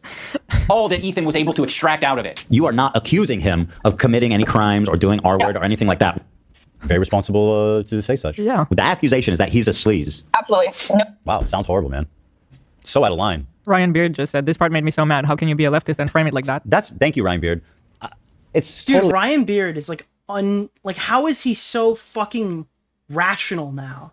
I feel like we disagreed with everything Ryan Beard said for like 5 years, and then this year he is just not missed. January hit and Ryan Beard became a new animal, but the same beast. I don't know what the fuck happened. Like, this guy has literally not missed since January. Inconsistent with the values that they apparently have. Yeah. Like, they have no problem calling victims of sexual violence. I don't know if you call this sexual violence, but like whatever, in that realm, liars. I mean, he's calling her a liar, right? He's not acknowledging what she said. I feel like evil Ryan Beard is Noah Samson. Do you guys see where I'm coming from with this? Like, Noah Samson is evil, researchless Ryan Beard. Malicious Ryan Beard. She, as a person with agency, chose to call in and share her story, but he can't possibly contend with that. Why even include it then? Jeez. Noah Samson, as far as I know, is not a rapist. Fuck you to Noah Samson. Oh man, this looks pretty serious. Is this what you call an assertion of fact? Yeah. Okay. All right. Oh my God. He's not just a liar and a scumbag, but also a creep. Allegedly. Now let's talk about... That's it. You even said the allegedly. That's it. He says Ethan is doing too much because he had his ex on to say that he's a bad... Oh no, Ethan took a low blow on a guy who literally branded him as a genocide supporter. Crazy, dude. Wow. I wonder what could have made that happen. That he's a... You're supposed to just sit there and take it, like me and my wife, when Dr. Lipshit says that we're better off not fighting. To gossip about him. Sexual misconduct, I guess, is what this falls under. You can be just like me and Anissa. Starts smoking immediately. Oh, I could be just like Hassan Piker if I just do these simple steps. And then you wake up one morning and you're Mike from PA and there's no going back. He starts to question Ethan's intentions is that when he was suggested to talk to Sam Seder, a fellow progressive, a guy that Ethan respects and... This part's gonna make me lose my mind. So the moment he realized that I was unsavable, I was gone, was when I refused to talk to Sam Seder, who was not in the conversation, who wasn't interested in I didn't talk to approved Jew Sam Seder. Talking to me about it. It was thrusted into the middle of it by Hassan in bad faith because I only listen to other Jewish people. And like, you'll see, I'll play it. I'm just gonna play it. looks up to. He works with Sam Seder at the Majority Report. I respect him and what they do there. He kept saying that it was... Dude, I love all these people and their little surnames. Approved Jew Sam Seder, attempted teacher Mika's Rhetoric, former entertaining YouTuber Ian Jomha. Racist or anti-Semitic to suggest that he talked to someone who's within the same ethnic group as him. That's why I said yesterday, like, I urge Ethan to talk to Sam Seder. There are very thoughtful, very kind anti-Zionist Jews out there that he could talk to. I don't think that I will be able to reach him. What's the insinuation that I only listen to... He's saying Jewishness is irrelevant to me. That's literally, I said, I can have conversations with people that aren't Jewish. I don't need to talk to your approved list of Jews who agree. Thank you. Dude, he almost said it. Actually, I think he said it in the past. I might have ripped that from him. I don't remember. Agree with you. Like, this is literally me telling a black person, like, you need to go talk to Candace Owens. Like, you know what I mean? Like, she knows everything about the race and Did I rip that from him or was that mine? I forgot who coined approved Jew Sam Seder. What it's like to be black. Sam Seder is not. Use my ray gun, bitch. I got 10 bullets. What am I supposed to do with it? No, let me Sam Seder didn't do anything wrong. No, of course not. I'm saying, like, I get the example I got it from him. Rip. But I just want to make that okay, fair. I don't want people to think that you're saying that the he's point like a Candace is that, Owens. like, you have approved Jew Sam Seder. There we go, dude. Fire. And anyone who's Jewish who agrees needs to go talk to him. It's like, you don't fucking get to decide who I can and can't talk to. And also the insinuation that I'm unwilling to listen to someone who's not Jewish is insane, okay? And once again, you would never, ever, ever make this accusation. Yeah, I think he said that in the original stream. And it was so funny we've been repeating it. Group. You wouldn't send a fucking... Okay, yeah, good point, because I'm not saying Sam is like them, but you wouldn't send... How about Jesse Jackson? Go talk to Jesse Jackson about this. I don't know anything about his politics. Can we talk about how Ian looking like a skinhead added to the clip? Ian looking like a skinhead adds to the whole video. It's just this... It literally looks like a recovering Nazi has decided to be the white savior for a bunch of people in the Middle East. There's no better look for it. Recovering skinhead Nazi who just got his fucking swastika tattoo covered up with a weird eagle on his chest, okay? He's coming out here to defend the Palestinians. That's what it looks like. But my point is just because you say that this person it's got nothing... It's like me saying, hey, you're trans, go talk to Blair White. She'll tell you everything you need to know. It's not like Ethan is not capable of talking to Hassan. You know? Like, I just don't understand it. It's not like only a Jewish person can talk to a Jewish person. This is just, it's insanity that they're even arguing this. I find it utterly mad that he's even entering this conversation, that he feels comfortable even entering this dialogue about me being Jewish and needing to talk to Sam Seder. This, by the way, is when he lost faith in me, when I decided not to talk to Sam Seder, which, by the way, was never even like a serious proposal. Like, Sam asked, he specifically said he wanted to be kept out of it. So, like, you guys... Really? Wait, that completely changes the narrative if Sam Seder's like, bro, I don't want to talk to this guy. Please do not invoke my name when this guy comes up. I would like to avoid this conflict. It's so fucking pathetic, you guys. How does he feel comfortable doing this? Wow. Other Jewish people, you need to talk to my pre-approved list of Jews that like agree with me on everything. You know, it doesn't matter if they're Jewish, dude. It doesn't matter if they're fucking Jewish. Again, I don't know what he's trying to say. Jewishness is irrelevant to Ethan, which is like Because totally it's leading up to the next thing. It's really dumb. Because then in the next one, he's like, Jewishness is so relevant.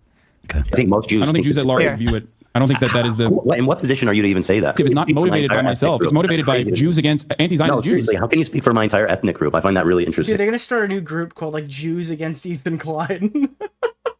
Dude, I can't. Can you do? That's gonna be so fucking Nicholas, funny, dude. Ethan, I don't know. So that doesn't. Sorry, I'm with the organization Jews Against Ethan Klein. Actually addressing the same point twice, and he's too fucking dumb to realize. Yeah. Hassan tokenizes Jews.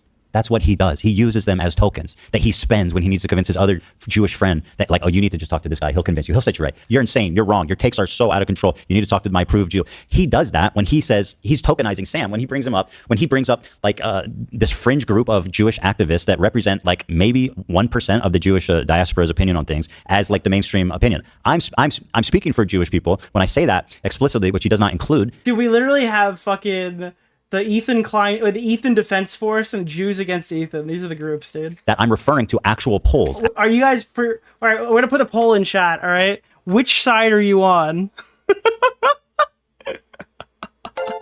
Nicholas, oh god, the goat. Thank you for the $5, my man. Where is it?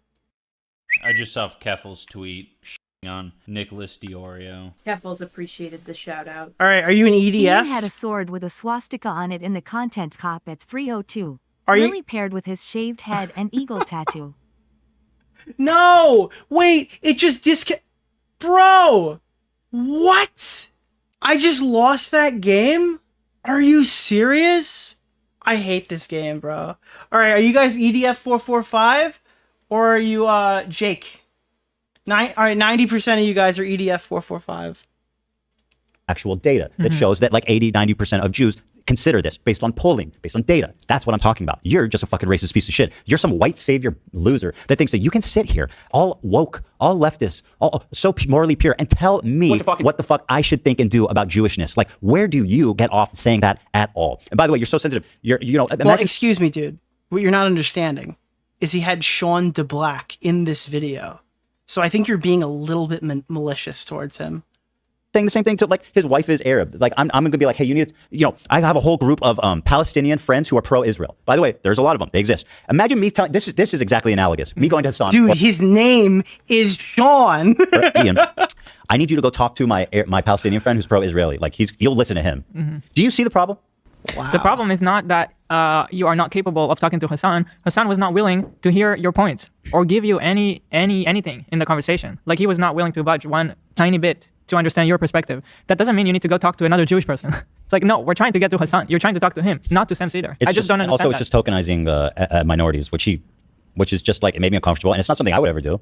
I would never be like, yo, you need to go talk to the Palestinian pro-Israelis because you'll listen to them. Like, I would never do that. That feels dirty. That feels insane thing to say. But for some reason, it's totally fine to do it to me, to the point where iDubbbz is actually willing to go in public and tell me how to feel about my Jewishness and sit here. What is happening? Dude, it's lost. It's all lost. Imagine the balls on this guy. Oh my God. Wait, what? What the fuck? What did you just say? What? Imagine the balls on this guy. What? I feel like that's not the... Wait, what? What is happening? Imagine the balls on this guy. I feel like that's not the... Imagine the balls on this guy. Oh my God. What, does he have like one testicle? What would be notable about his fucking balls? Dude, he's got like one singular super testicle. That's what it is. It's both testicles. It functions as two testicles. Wait, what's happening? What is going on right now? Why can I not... What? Dude, what is happening right now in this game? I can't... What is happening? Am I inverted? My controls are perverted. If I go forward, it goes backward, and I can't move my... What is happening? Once again... That's the reason why it'd be better served to have this conversation not with myself, but with an anti-Zionist Jewish person. Yeah, and by the way, Hassan, when I'm done with that, I want... Nicholas, the goat. Thank you for the $5. you to talk to what's the guy that named the Green Prince, who's like he's like a hardcore pro-Israel. Not saying that Sam is like hardcore like anti-Israel, although I think he is pretty much. But so someone that you disagree with. Normally, this is about the point where I like get tired and go off the rails and just be like, all right, guys, I think we're done soon. But I actually just chugged a coffee at midnight, so I think we're gonna go. I think we got another hour and we have another hour and 20 minutes here, and I think we're gonna fucking go. Completely philosophically, me being like, hey, I need you to go talk to this guy. He grew up in Gaza and he's super pro-Israel. And in West Bank, yeah. And when I'm done with Sam, I need you to go talk to him. You're gonna listen to him. It's fucking racism, dude. I agree. I actually agree with this. I think this is so fucking crazy to say. And the fact that they can't see it shows an extraordinary blind spot where they don't think of Jewish people as, they don't think of us as barely anything. Like there's no consideration to it at all. Don't forget how the video started when Ian's like, I guess you might imagine that anti-Semitism is a real thing. Musab Hassan Yusuf. Yeah. Musab. Yeah, so at any rate, it's the same fucking thing. I would never say it because I'm not racist. Nicholas, the goat. Why does it matter if they're Jewish? Because I'm not Jewish, and you've said in this conversation that like, how can you tell me how to feel about the situation? I didn't say tell me how you feel. He's telling me. I hate when they do this. Like, if you look at polls, it says indisputably that 80 to 90% of Jewish diaspora support the state of Israel existing. Okay, which technically would make them all Zionists. Right. That is objective truth. It's available in data and polls everywhere. The way that people like Hassan and now Ian characterize it as like people, the Jews who support Israel are like fringe. Interpret that phrase. Exactly, and this is when he, once again, insanely bad faith, takes out the fact that I'm quoting statistics from a poll.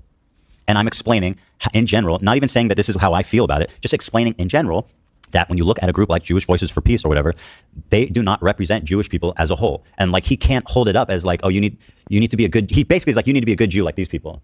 And that's just not how the world works, right? That's just racism. That's it. That's just straight up racism. What you don't, so they have this clip. What you don't understand, Ethan, is that Sam Seder knows his place.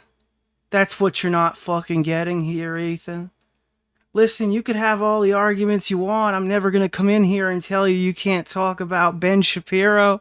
But what Sam Seder really understands is that some fights aren't worth going through. You know? I don't see I don't know what you're fighting here, Ethan. We got all your fans right here. You don't really have an option. You've been losing a lot of subscribers, Ethan. So why don't you be a good Jew and get back in line? Dude, that's what's happening right now while he's sitting here, dude, while he's dressed up in his fucking, what is Hassan Piker's conservative merch meme or whatever? Again, where they hate Zionists, not Jewish people, but very few Jews are Zionists. Thanks, Negan. You know, I've never watched, that was the picture I had in my head, but I've never seen The Walking Dead. I've literally only seen the guy who plays Negan as Conquest. And I kind of just, but in the back of my head, I was thinking Negan. Yes, don't worry, even though, again, it's 90%. Easy to look up, easy to verify. People continually always lie about that with ever showing it's funny that somebody said that. Evidence to support it, and always ignoring the data that says otherwise. It's just sad, man. It's sad. Jewish people around the world interpret that phrase. So yes, Ethan, on occasion you might be suggested to talk. He really thinks he cooked here too. It's crazy. I challenge Ian, by the way, to respond to any of these substantive remarks. Like, I don't think he's capable to the same extent. Dude, what did Nick say? Hassan isn't. What did you say to me? Actually responding to any of the substantive corrections I've made to any of this bullshit. Like, I don't even see how he can possibly make a reaction to this. Like, I'm so thoroughly destroying everything he set forth in this. How can he even respond? Maybe he'll prove me wrong. I love to see him try to justify these insane takes. I love it. I love it. Love it. Love it. I love it. Talk to someone who has some crossover with you. It doesn't have to be your ethnicity. It could possibly be someone who shares progressive ideology with you. It could possibly that's really funny, considering he explicitly said because he's Jewish. What game are we playing, you dumb? Dude, you just censored Negan's name, bro. I'm done. I'm so done, Idiot. bro. Stupid loser. You showed that clip. You just showed it in your video. This is the Denim School of Self-Owning again. Yep. That's crazy, dude. Is of your same gender. I think Ethan understands this concept very well. He listened to these women on his show when they told him that he shouldn't be calling women bitches. This bitch. Which he shouldn't have, by the way. He should have gone gorilla mode, okay? And just started calling all women these names, dude. Which is intolerable. You are such a nasty fucking bitch, I don't know if you can call her a bitch, though. She is a bitch. Dude, he should have gone rhinoceros mode and just started being fucking sexist. That's what he should have did. Okay, I call her, see you next Tuesday. Listen, I'm curious what do Lena and Sam think about it. Dude, when Ethan goes fucking hippopotamus mode and starts being racist, that's when you'll see. That's when you'll all fucking see. You okay with that? Yeah. I feel like that it's for the girlies, Ethan. But I So agree. you guys all seem to be in consensus that it's in poor form. Or- I think to respect the women here in the room, I'm going to have to pass on saying that. Now, what's super interesting is that this is when I stopped saying it, by the way, for the most part. Like, obviously, I say it here and there, but like, I took it out of like rotation of my regular language, okay? That's when. What happened was I spoke to people of the gender that I am not. I listened to what they had to say and I took it to heart. The opposite of what you're doing when Jewish people tell you how they feel and how they think about stuff. And True, bro. Oh my god, dude. your response is actually you're fucking wrong and let me, the white savior that knows nothing about Judaism. Yes! Bro, I'm so happy. I'm so fucking happy, dude. Holy doesn't know shit. Jewish people, doesn't care about Jewish people. He's hitting the talking points. Fucking says that Israeli people aren't worth defending in any situation, basically. Let me tell you how you feel. What's the correct way for you to feel? Yeah. You are actually doing the fucked up thing here. Please get inspired from me. Please watch this back and be inspired by my maturity, my growth. Okay, yeah. Tone it down. My compassion, my empathy, intellect. Reel it back. But seriously, how is that a bad clip to show? Like, you're having an open conversation and letting women speak, and then you actually listen. Like, sorry, that seems like great. I genuinely was like, okay, I took the feedback to heart and I stopped saying it. It's a bitch's etiquette. And that's me being a hypocrite because I don't want you to tell me how to feel about Judaism. Give me a fucking break, dumbass. You should listen when people tell you. Ethan Klein is fucking nauseating. He's not a child. He is absolutely capable of looking into Hassan, learning about his politics, interviewing, doing loads of things to figure out. Could you imagine iDubbbz doing the fucking rant, but instead of like being like, I guess, excelling at his craft, it's the opposite. It's like iDubbbz comes in, he's like, I'm so lonely. I have no subscribers that still watch me from 2016. Hassan Piker sent me on this conquest, knowing that I would blow my channel up. I don't even get a real last name. Jomha. That's my wife's name.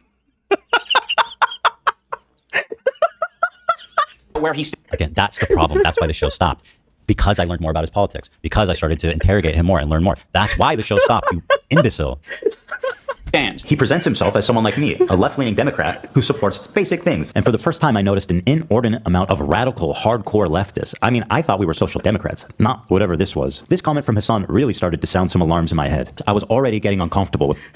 I'm a victim of my own failures. Cut out the part. One of the most hard...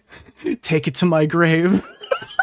...parts in which Hassan describes in detail how he basically pretends to be moderate in an effort to... Dude, it's conquest. I'm done. ...push people through the radicalization funnel of becoming a radical communist, essentially. Yeah, it's a really he cut fucked up that clip. part out.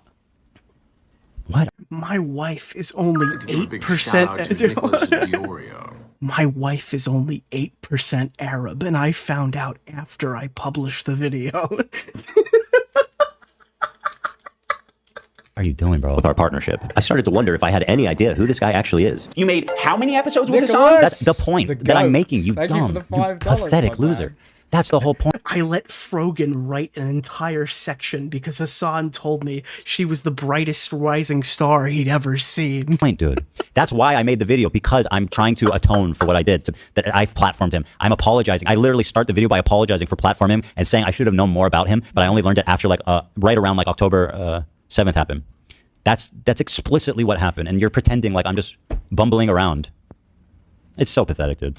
Like, this guy made a fucking program with the biggest mega leftist on the platform. Now he's acting like he was tricked and he was incapable of figuring out what this guy's beliefs were. Bro, Cut out the part where he says I explicitly try to trick people to Trojan horse into their communities. Also, we didn't think mega left means supporting terrorists, so... I didn't know that.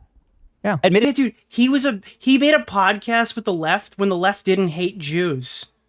You got to remember that. They were grandfathered into not hating Jews because that was when that's when all the right wingers were saying his wife is a terrorist, dude. Once the left guys started saying it, at that point, what was the value? Am I right? I didn't even really know. Once hating Jews became a bipartisan issue and Hassan Piker started sounding like Nick Fuentes, I think that's probably the point where the guy who loves Israel jumped off the ship. What it meant that he was a socialist versus a social democrat. Social democrat, right. Which is what I identify as. And I should have known. That's why I made the whole video is to kind of try to Ian's wife is only correct 8% mine. the record on all the shit he's been up to. Yeah.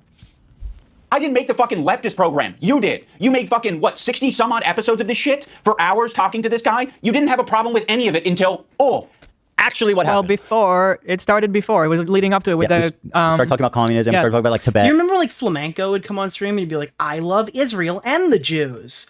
The joke being that I think you get the joke, right? And now I could literally see could you not picture Denims going on stream being like, the new TOS, I love Israel and the Jewish people. Making that stupid face. Like, it's a joke that would make sense with her. Yeah. China and all this kind of It was stuff. right Ukraine. before, and then this happened. Yeah, it was. But could you not fucking see it? Could you not see Denim sitting there, fucking blank face, chest out? I love Israel and the Jewish people. Very oddly timed. But yes, we never discussed any of this stuff until then. That's literally what happened. You're not hiding from any of this. You explain this, and you even like take responsibility for not doing enough research on him. Yeah, I don't understand his point even. That like. What else do you want? Oh, he's saying that I'm being disingenuous by like ending the show. But why did I do it then? Why did I end the show? Just so that the entire internet would hate me, including you?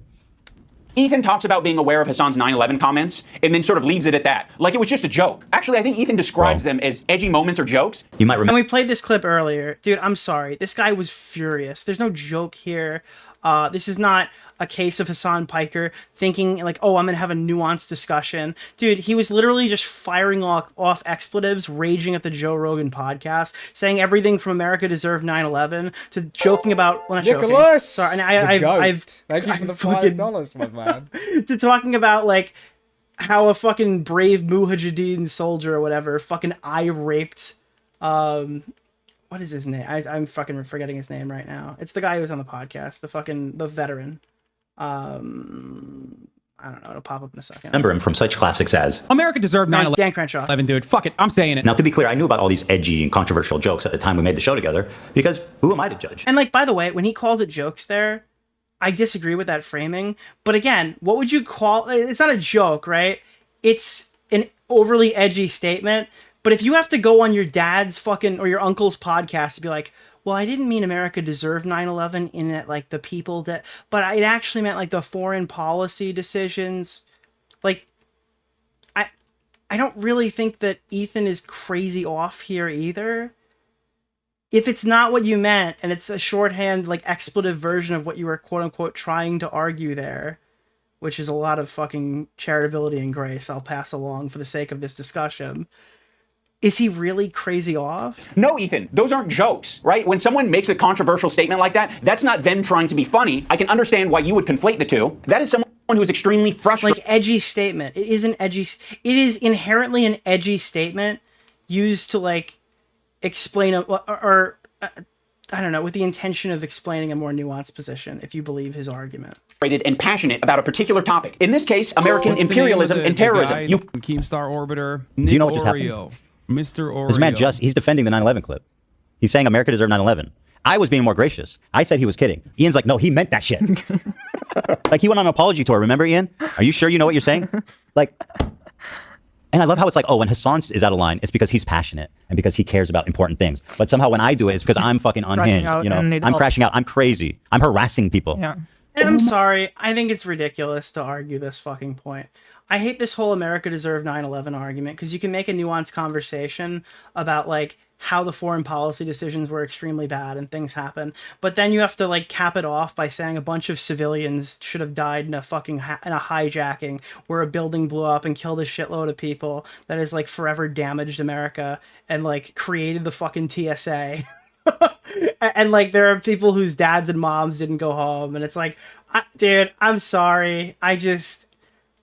I don't really believe any terrorist attack is like explicitly deserved, regardless of what the government has or has not done, I guess.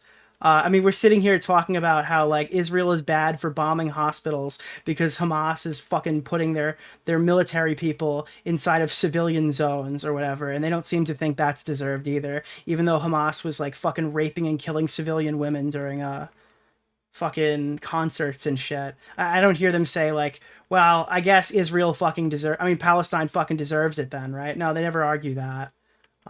My God. He really is a very dumb. This is the part that I think I'm discovering. I don't know if he was always this dumb, but like his thought process is really. Well, when I said that the Palestine deserved the fucking genocide, what I actually meant is decisions by Palestinian fucking terrorists to rape and kill innocent fucking Jewish women at concerts was actually something that would ultimately come back to haunt them. And by placing their military leaders inside of civilian centers, coaxing Israel to continue bombing those locations, what they actually were doing, like, I've never heard Hassan Piker try to argue something like this before. I don't know.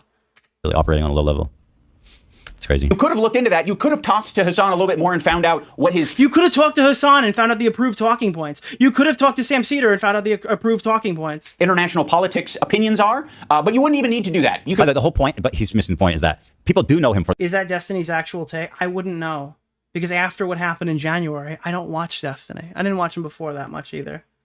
that clip. Now, if you go back to 2021, I'll tell you a very different story, but I certainly don't watch him now. That's what most people know him for. So I'm literally just showing it as a reference point. Look at it online. You're not a victim. You weren't tricked. You made 60 some odd episodes. If you didn't want to go down this route, you shouldn't have done it. Dude, what happened? Why is Hassan's dick so far down this man's fucking throat? What did Destiny do again? He distributed his friend's sex tape without her knowledge to random whores online. I mean, I fundamentally think that should be like a career cancellation, but I guess his audience cares more about his impact on the left.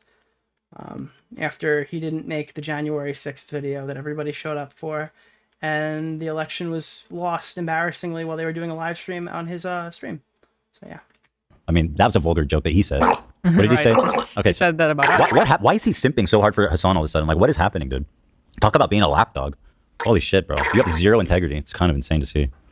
But that was your fucking choice. You did it. Not that the Trump video is gonna fucking swing the election either way, just to be clear. Just to be clear when that gets clipped. You are an adult. When Ethan and Ela are watching Matt Lieb saying that one state doesn't represent all Jews, they cannot wrap their heads around the idea. No single person represents all Jews. I'm just telling you how Jewish people around the world interpret. What? Oh my god. Does he think that we're saying that you It's just like every time he talks about this, I just laugh because it's just like this is the last guy's opinion that I actively care about. Like, I don't even watch the Yeet clips. I could not give a flying fuck what Destiny thinks about Hassan's newest controversies anymore. represents all Jewish people? He's not representing anything I said well. He's using two like entirely different clips. It's a different conversation. They're not even connected, and it's just. We want to stay out of the drama. It's this part is really upsetting, and again because he's trying to tell me about Jewish. Like, why are you even so comfortable entering this conversation? Is mind blowing to me. Not.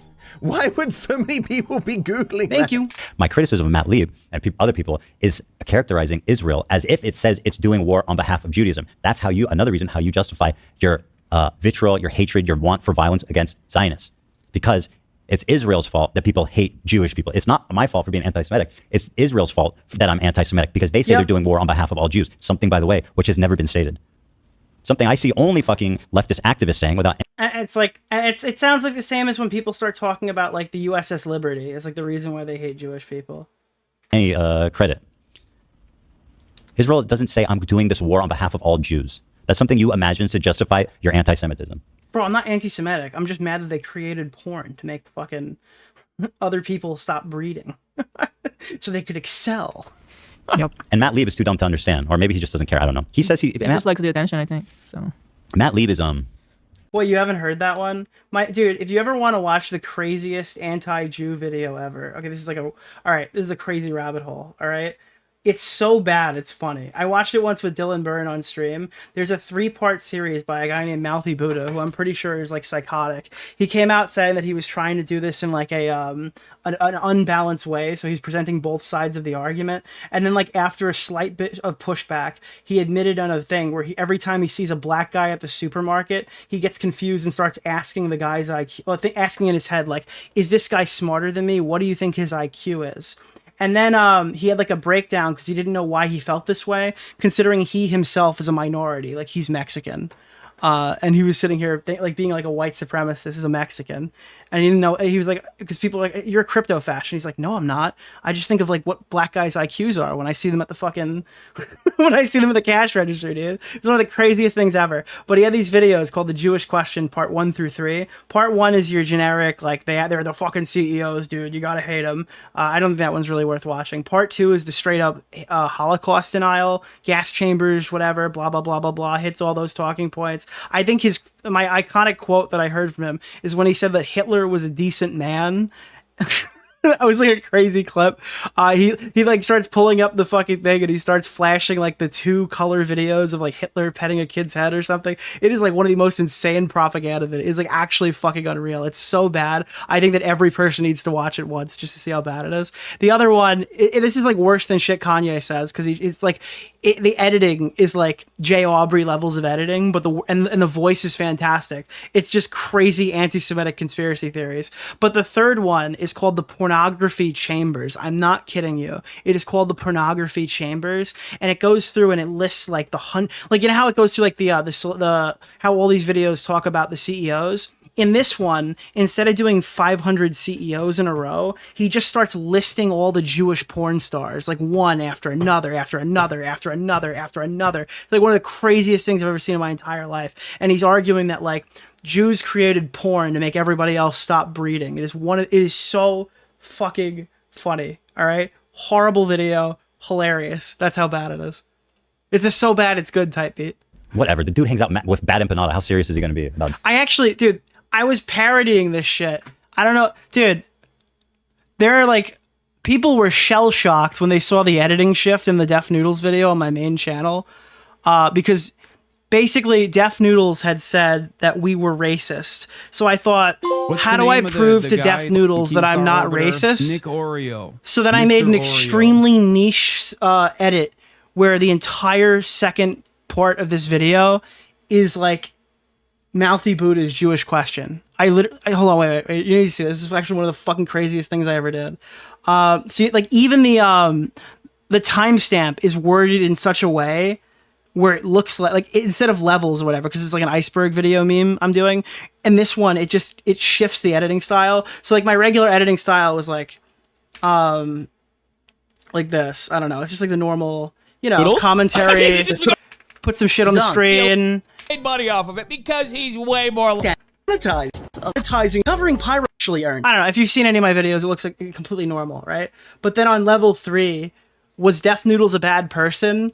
All of a sudden, I completely shifted the entire video over him calling us racist. Play a victim. I'm not a victim by any stretch of the imagination.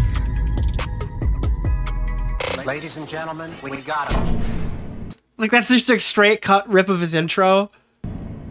Let's talk about the race card.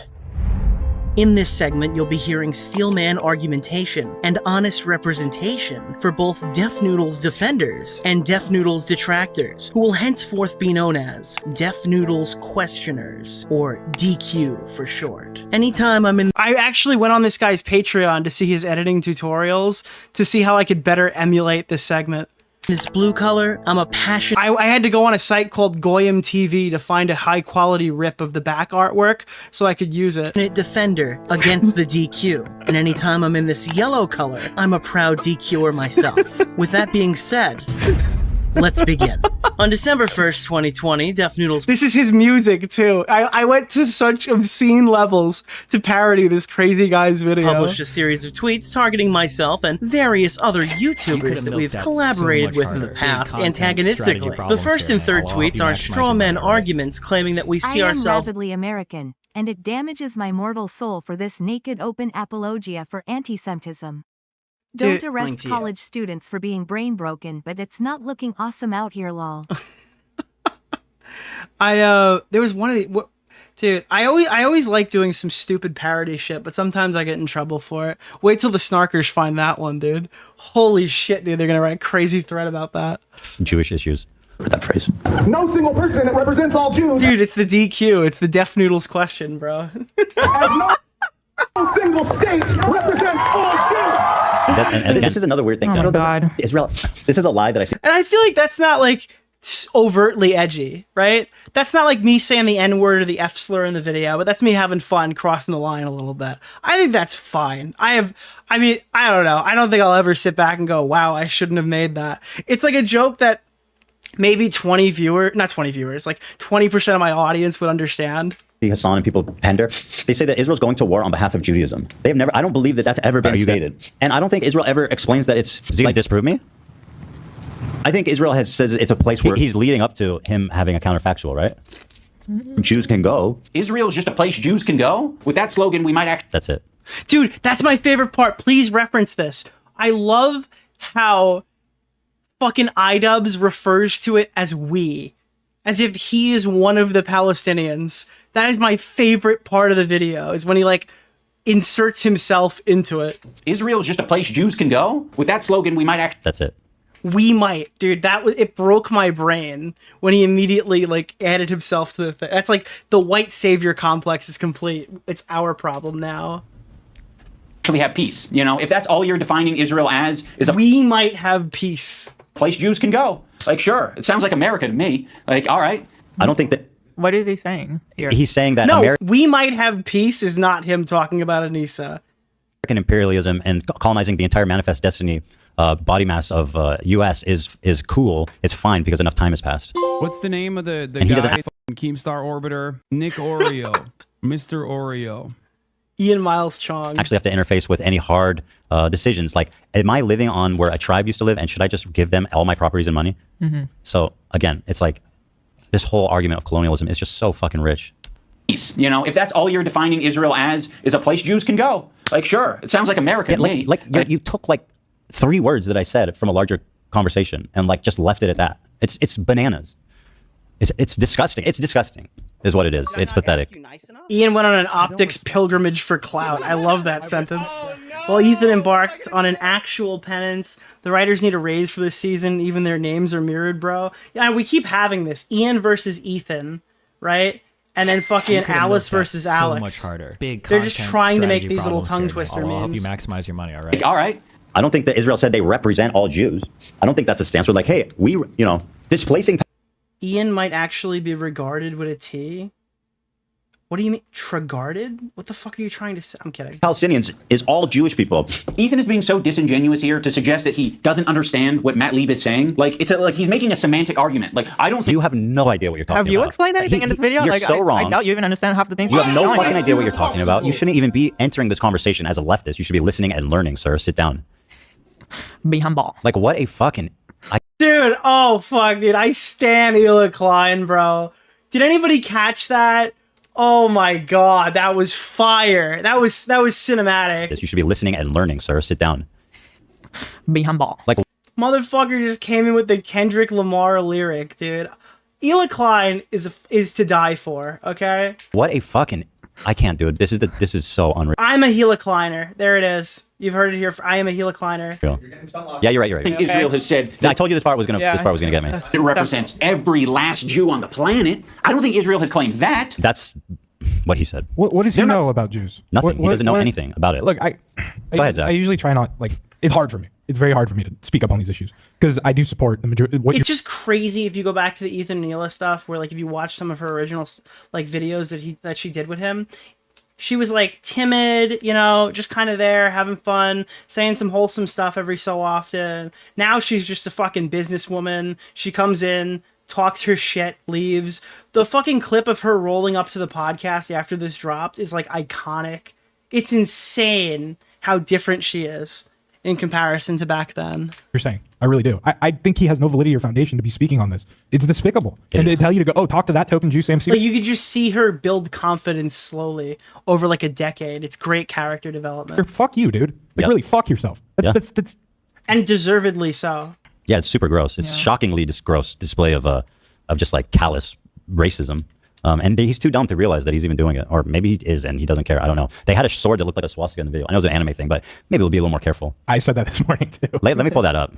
I know that the chances that they did on purpose is close to 0, right? So I'm not accusing them. Oh, okay, dude. This is like this is the Sam Seder moment, dude. Was the sword a swastika? But like, just be a little more aware next time. Why would they have that though? Like, I feel like you buy that, you take one look at it, you go, maybe not. I got no clue. Well, it's not actually a swastika. It just looks like a swastika. Pretty damn close. Yeah. I think it's from say that with a katana. Least anti-Semitic people on Twitch. Zoom in on the hilt. That is a fucking oh my uncomfortable god, symbol. bro. It's a Sam Seder moment, dude. I think the sword is saying moniker. The sword said moniker. It happened right there and then. It's a warm welcome to his new audience, Ethan. Wait, how is that not a swastika? That's almost like it's doing the whole motion. It totally is. I guess it is a swastika.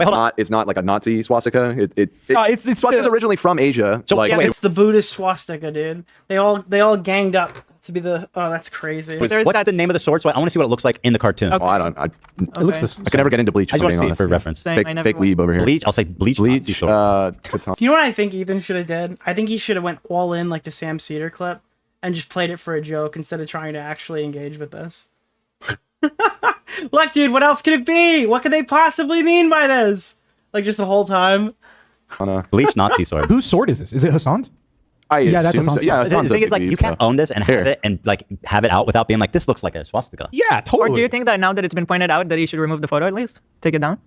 No, he's not going to. It's just that's a fucking swastika. I'm harassing. Come on, dude. It's very close. I mean, I guess objectively it is the shape of a swastika, but I think the intent has nothing to do with Nazi Germany. The Nazis have ruined that symbol. You can't. Would you even for a second think about the optics of doing that on your fuck Ethan Klein Zionist video? Right? Like, I'm sorry, like, I don't mean to sound like optics cock to shit here, but I feel like that's got to be like something that hits the back of your mind. Nicholas! Like, they're The all goat. saying that we're anti-Semitic. Let's pull out the swastika sword. Guys, like, that's just like a crazy thing to do. I mean, I don't know.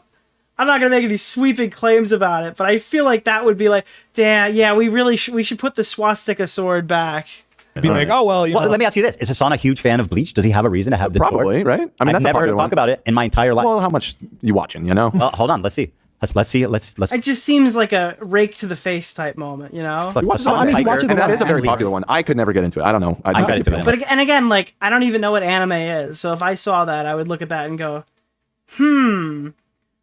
Well, all right. Actually, for a second, I'm gonna interview the silence again, and the silence is gonna tell me what this actually meant. All right. Hold on. Let me pull this back up. All right. I'm gonna talk to the silence again. I'm just linking up with the file. I'm linking up right now with the silence. I just saw Keffals tweet. All right, I'm making my connection. Keffals appreciated the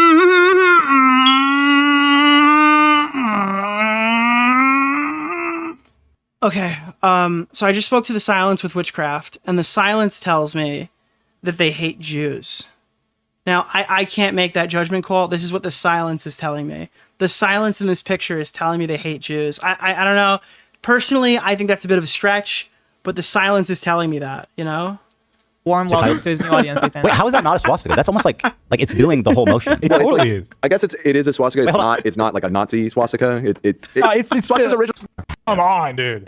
Let's see. Let's look. Hassan Piker, and that is a very popular one. I could never get into it. I don't know. I got into it. I didn't like it. I'm with you, Dan. It sucks. It sucks, right?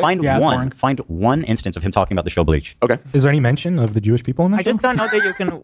I don't think in the context of the this, Jewish people don't exist in Bleach. people that talk about Israel and Palestine.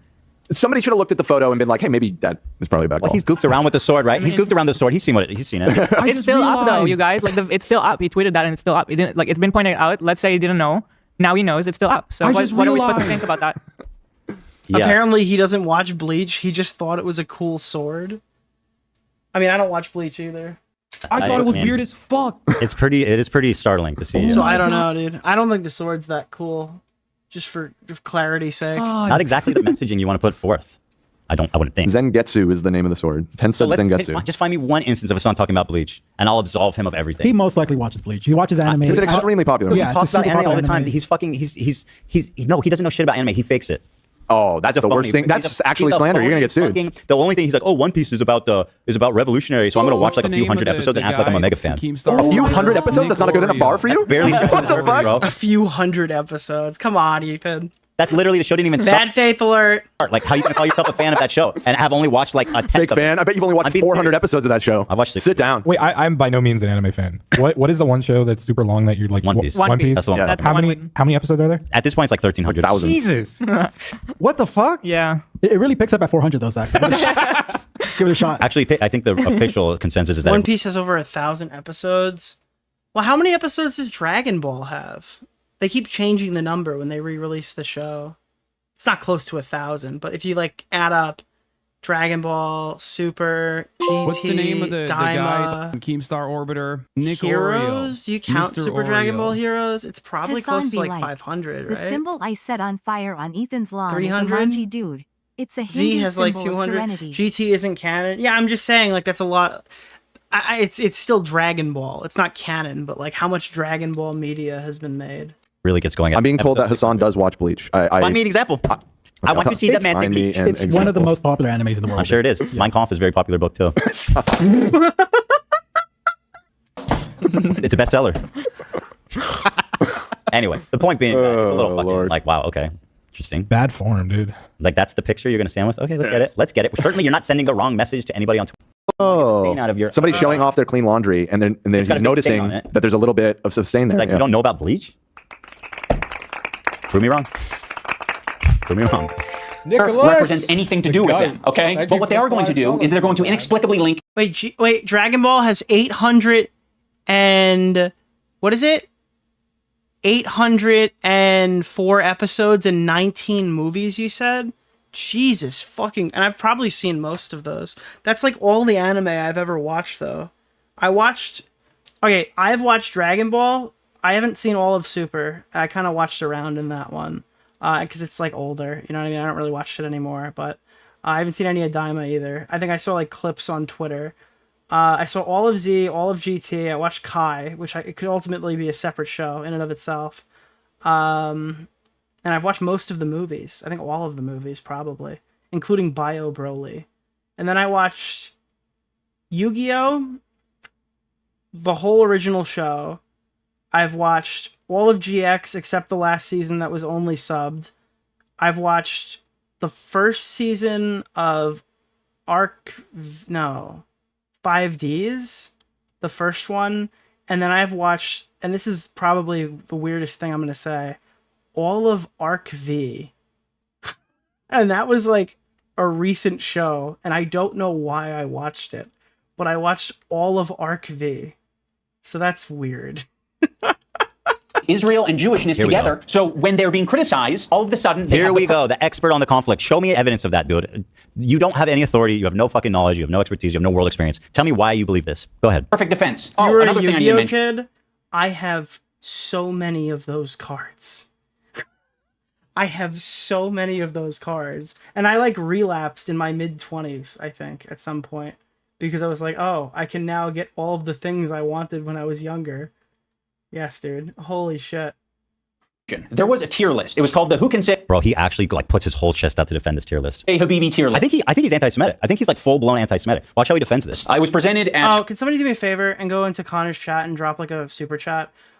He's currently on a 4-day streamathon, and if you hit it correctly, he'll have to start over. He's about to end. I just want to make sure if we can go in there. Someone just... Internet versus a streamer. Send him like a super chat right now to fuck him up. Okay? TwitchCon. I know people like to laugh and be like, oh, he just called... iDubbbz was made a video about him, so he just called him anti-Semitic. It's like, dude, I think he's just anti-Semitic. After that, and now he's defending this. Like Connor eats pants. No, fuck that guy. I don't know why that guy hates me. Internet versus. Panel that was just meant to be lighthearted and fun. He'll do like crazy shit, like have to eat like a fucking hot tomato or something and die on stream in Minecraft. And Ethan Klein saw that, and he decided that it was anti-Semitic. I am not the only one that decided that. That was a huge story before I ever even talked about it, because people noticed it and said, what the fuck is this? It was objectively insane to a vast majority of people, not just Jewish people. Listen, and we're going to need your help to discuss and figure out who can say Habibi and who can't. And also, we have tiers. We have Arab, Arab-coded. They ask permission. You got something? Oh my God! Like I raided into him last night, and then he had to like fucking go back like 600 pages or something. There's not even that many in the document. Actually, there is. What happened? I fucking hate when you're right, bro. Me? What? Open what I just sent. Holy shit, dude. Everybody listen up. This is big. S tier. Wait, I don't even know who that guy is. That's Isaac Bleach. I don't watch Bleach. Okay, I'm sorry. Oh my God. Stars? I'll go back. Okay, S tier.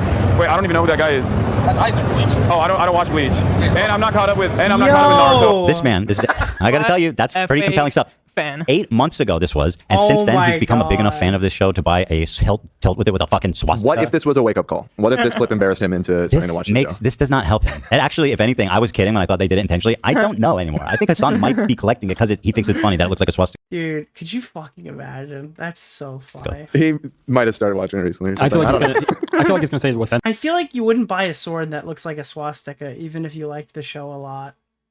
Like, I love COD Zombies. I'm a huge COD Zombies fan. I have played a lot of Black Ops 3. I bought World at War because I wanted to try the mode.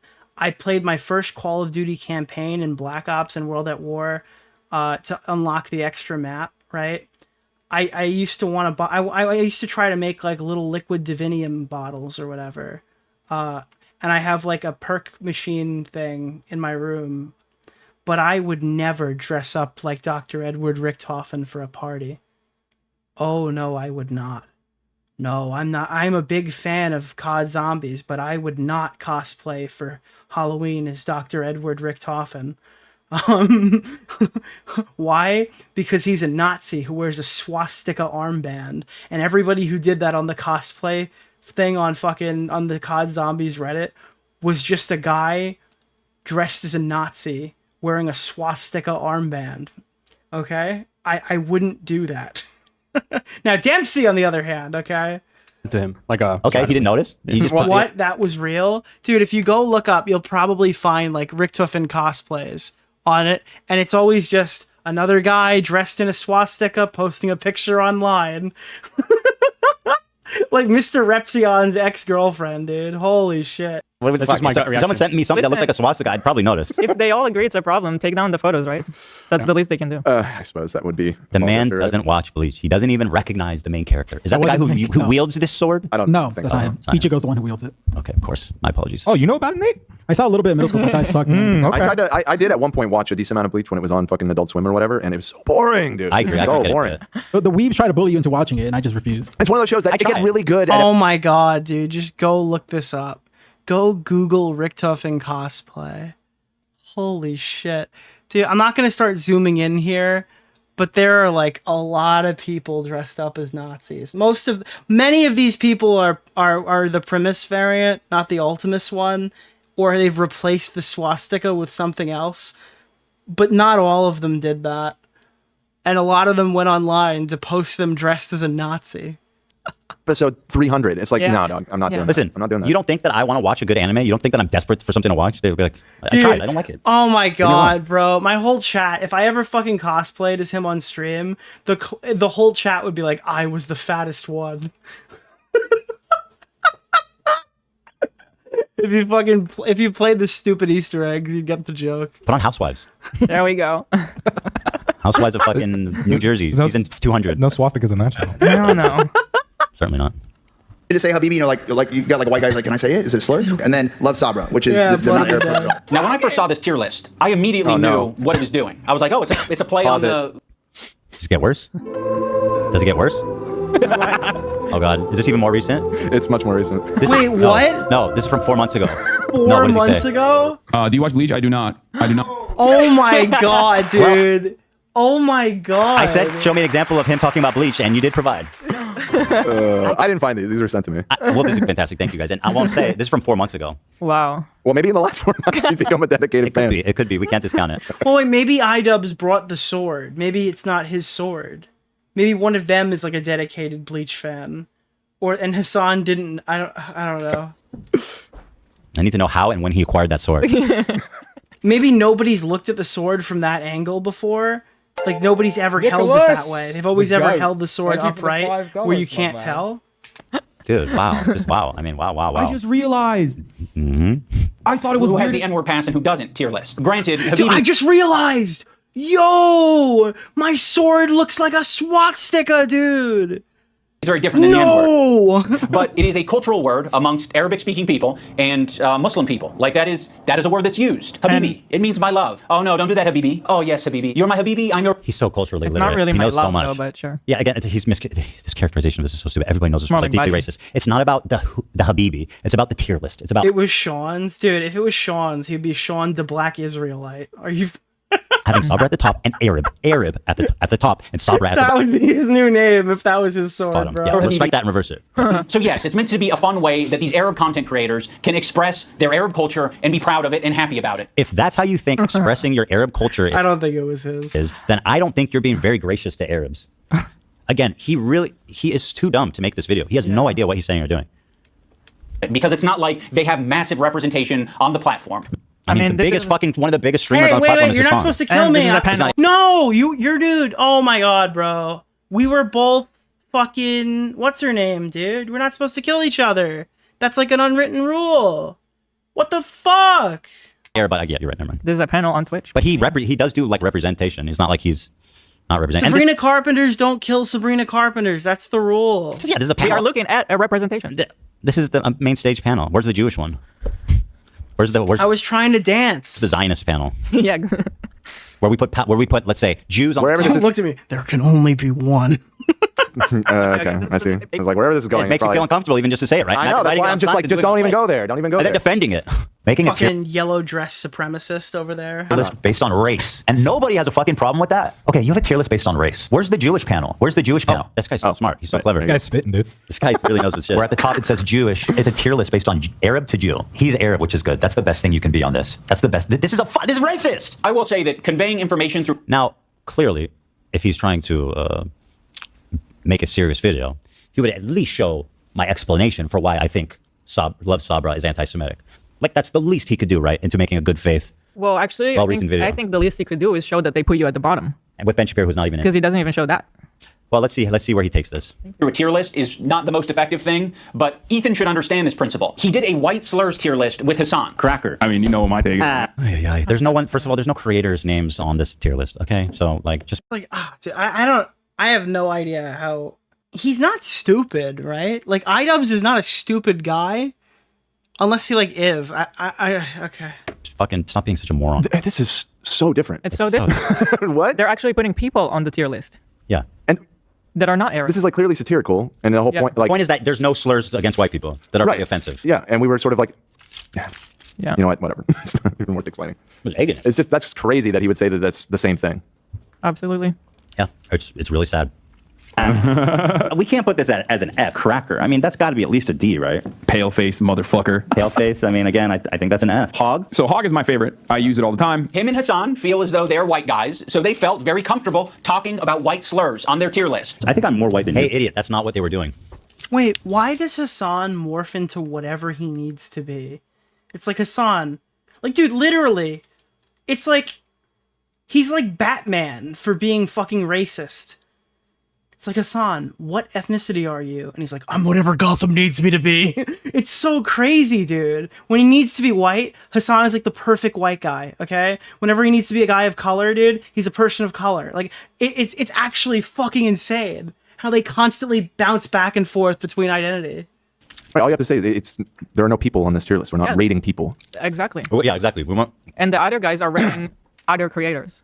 By the way, they immediately put me on the bottom, called me a Zionist, asked where's the category for Zionist, next to, and in the thumbnail, put Ben Shapiro on the bottom. It's like a racial chameleon. I legitimately can't clock him. With me, who, by the way, is not even in the video.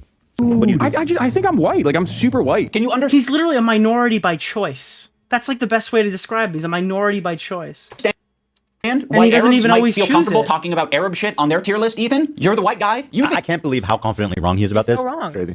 He's talking about it as if they are just rating like Arab stuff. Like, Yeah, I mean, this Arab dessert is up here and this one is down here. Like, that's not what they're doing. he's also he's doing this thing that like somehow he's like almost standing up for against like saying for white people. He's saying that anti-whiteness is the same as anti-Semitism, like held in the same way. But anti-whiteness, we all kind of joke about it because like whiteness isn't a real thing. There's tons of different classes of. That was a big part of the discussion that day, and the whole point that sort of just like a total social construct, right? It's And the changed whole throughout point is that Yeah, some people are potato Arabs. slurs against white people because they have privilege do not hit in nearly the same way as. By the way, that's a reference to the Arabs and Muslims who grow up 50% Irish. Slur, and we were satirizing that by just showing that No, potato Arabs are not white. it bothers us so little that we can like rank them of which ones we think are funny or whatever. And that was explicitly discussed on the episode too, which is how, because at the time Twitch was banning people for saying cracker, which we all agreed was like goofy. Well, actually, during that episode, I learned what it meant, and then I thought, oh man, that is actually really, really bad. It means like a slave driver cracking their whip. What do Italians? I'm assuming we're operating under the thing that Italians are white, because if Italians are not white, okay, I'm half Italian and half Sicilian. It opens up an entire new dialogue tree for me and all these choices.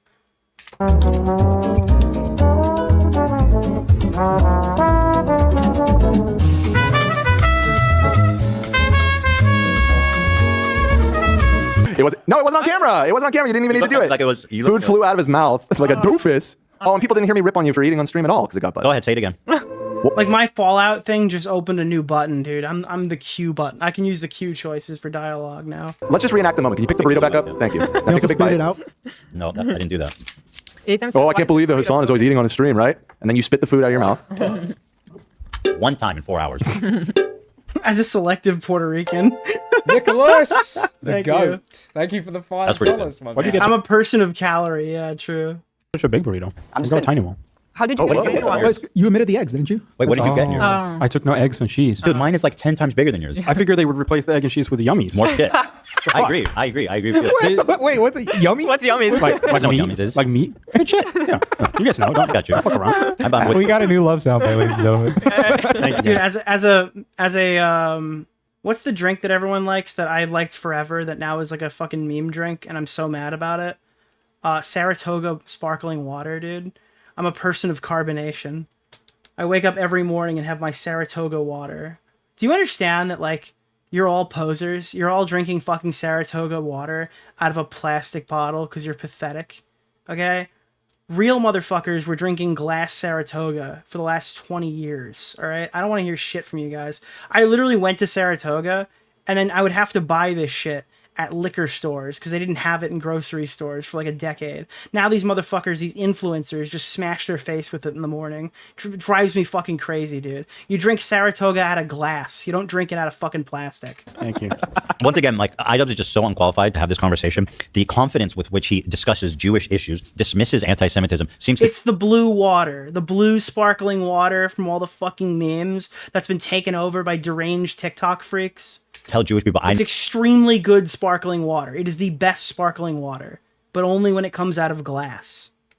By the way, all right, did anybody have a high pH value water kick ever? Did anybody ever try that? Did anybody ever do the alkaline water shit in the gigantic glass jugs? Did anybody ever try that? Am I the only one? I tried the alkaline water thing in college. I don't know why. know better than you about this, is stunning.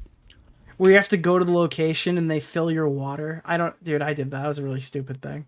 That was a weird time. Stunning. I think you're more white than Hassan. I think I'm more white than you. So yeah, the white guy can say all the things that he wants, like cracker, but the Arabs can't have their... That was like not even close to my point. You're literally, this is like actually just in the territory of straw man fallacy. Like he's just putting forth random arguments that I never even made. This is like, I feel like this is so dumb that like nobody was even making this. I feel like that's dude, we're looking for a new slur for white people. I feel like that's the whitest thing I've ever said. Did you ever get the glass jug of alkaline water? That is the whitest shit that has ever come out of my Italian mouth. Yeah, he's the first. He's the first to defend it like this. It's just Arabs being Arabs, dude. I'm like, that sounds racist too. This is how they express themselves. I'm like, that sounds really bad. Maybe the white dude should shit down and shut the fuck up. And listen and watch and learn. It's bananas. It is. It's just crazy.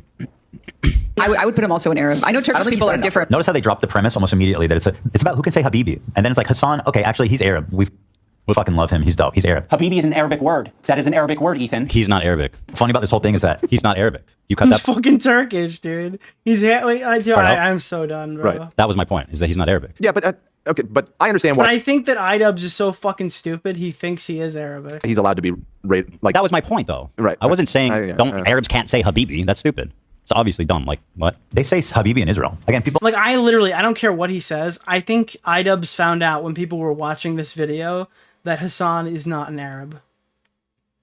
I legitimately don't think he knew that going into posting this video. Underestimate just how like mixed Israeli culture is. Like, we say Habibi in Israel. Yes, there is nothing that could change my mind on that. Another piece of evidence as to this why... This guy could show me his script or something that has like notes, development notes or something. I wouldn't believe him. It isn't anti-Semitic. What?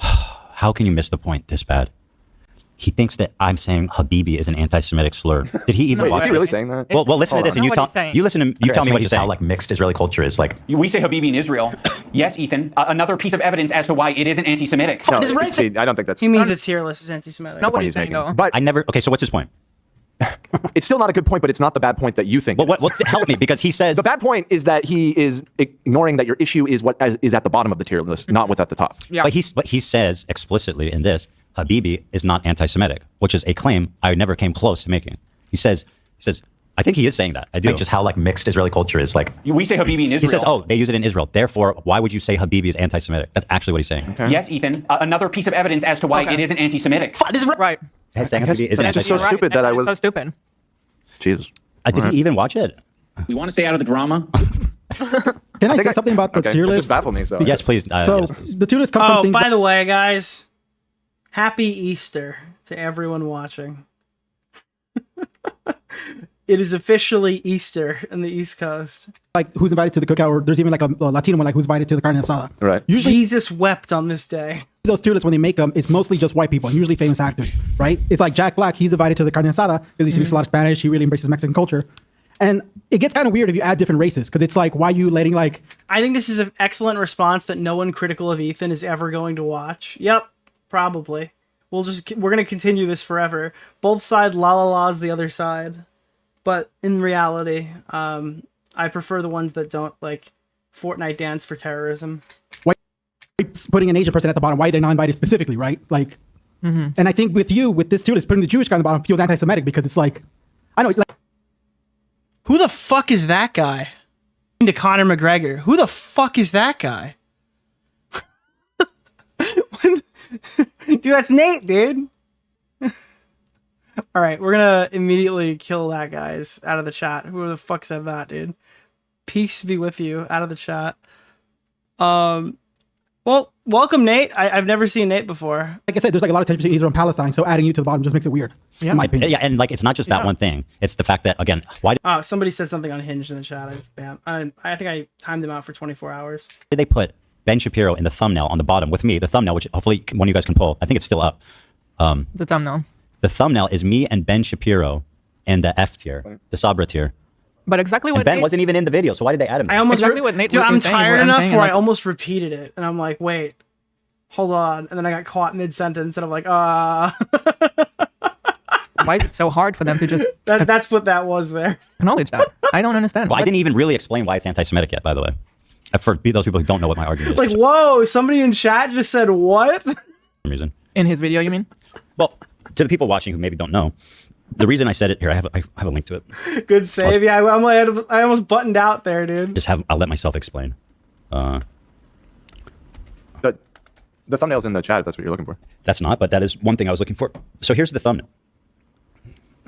Why would they add Ben Shapiro and me, two prominent Jewish creators, probably the two most prominent Jewish creators on the platform? Well, Ben, maybe. I'm prominent. Well, you're forgetting about Sam Seder, the King Jew. Like, Well, you have then to Sam talk- Seder, you know.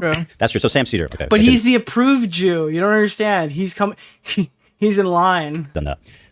Why did they do that? Why is it two Jewish dudes, and including Ben Shapiro, who's not even in the video, on the thumbnail? Like, what does that say?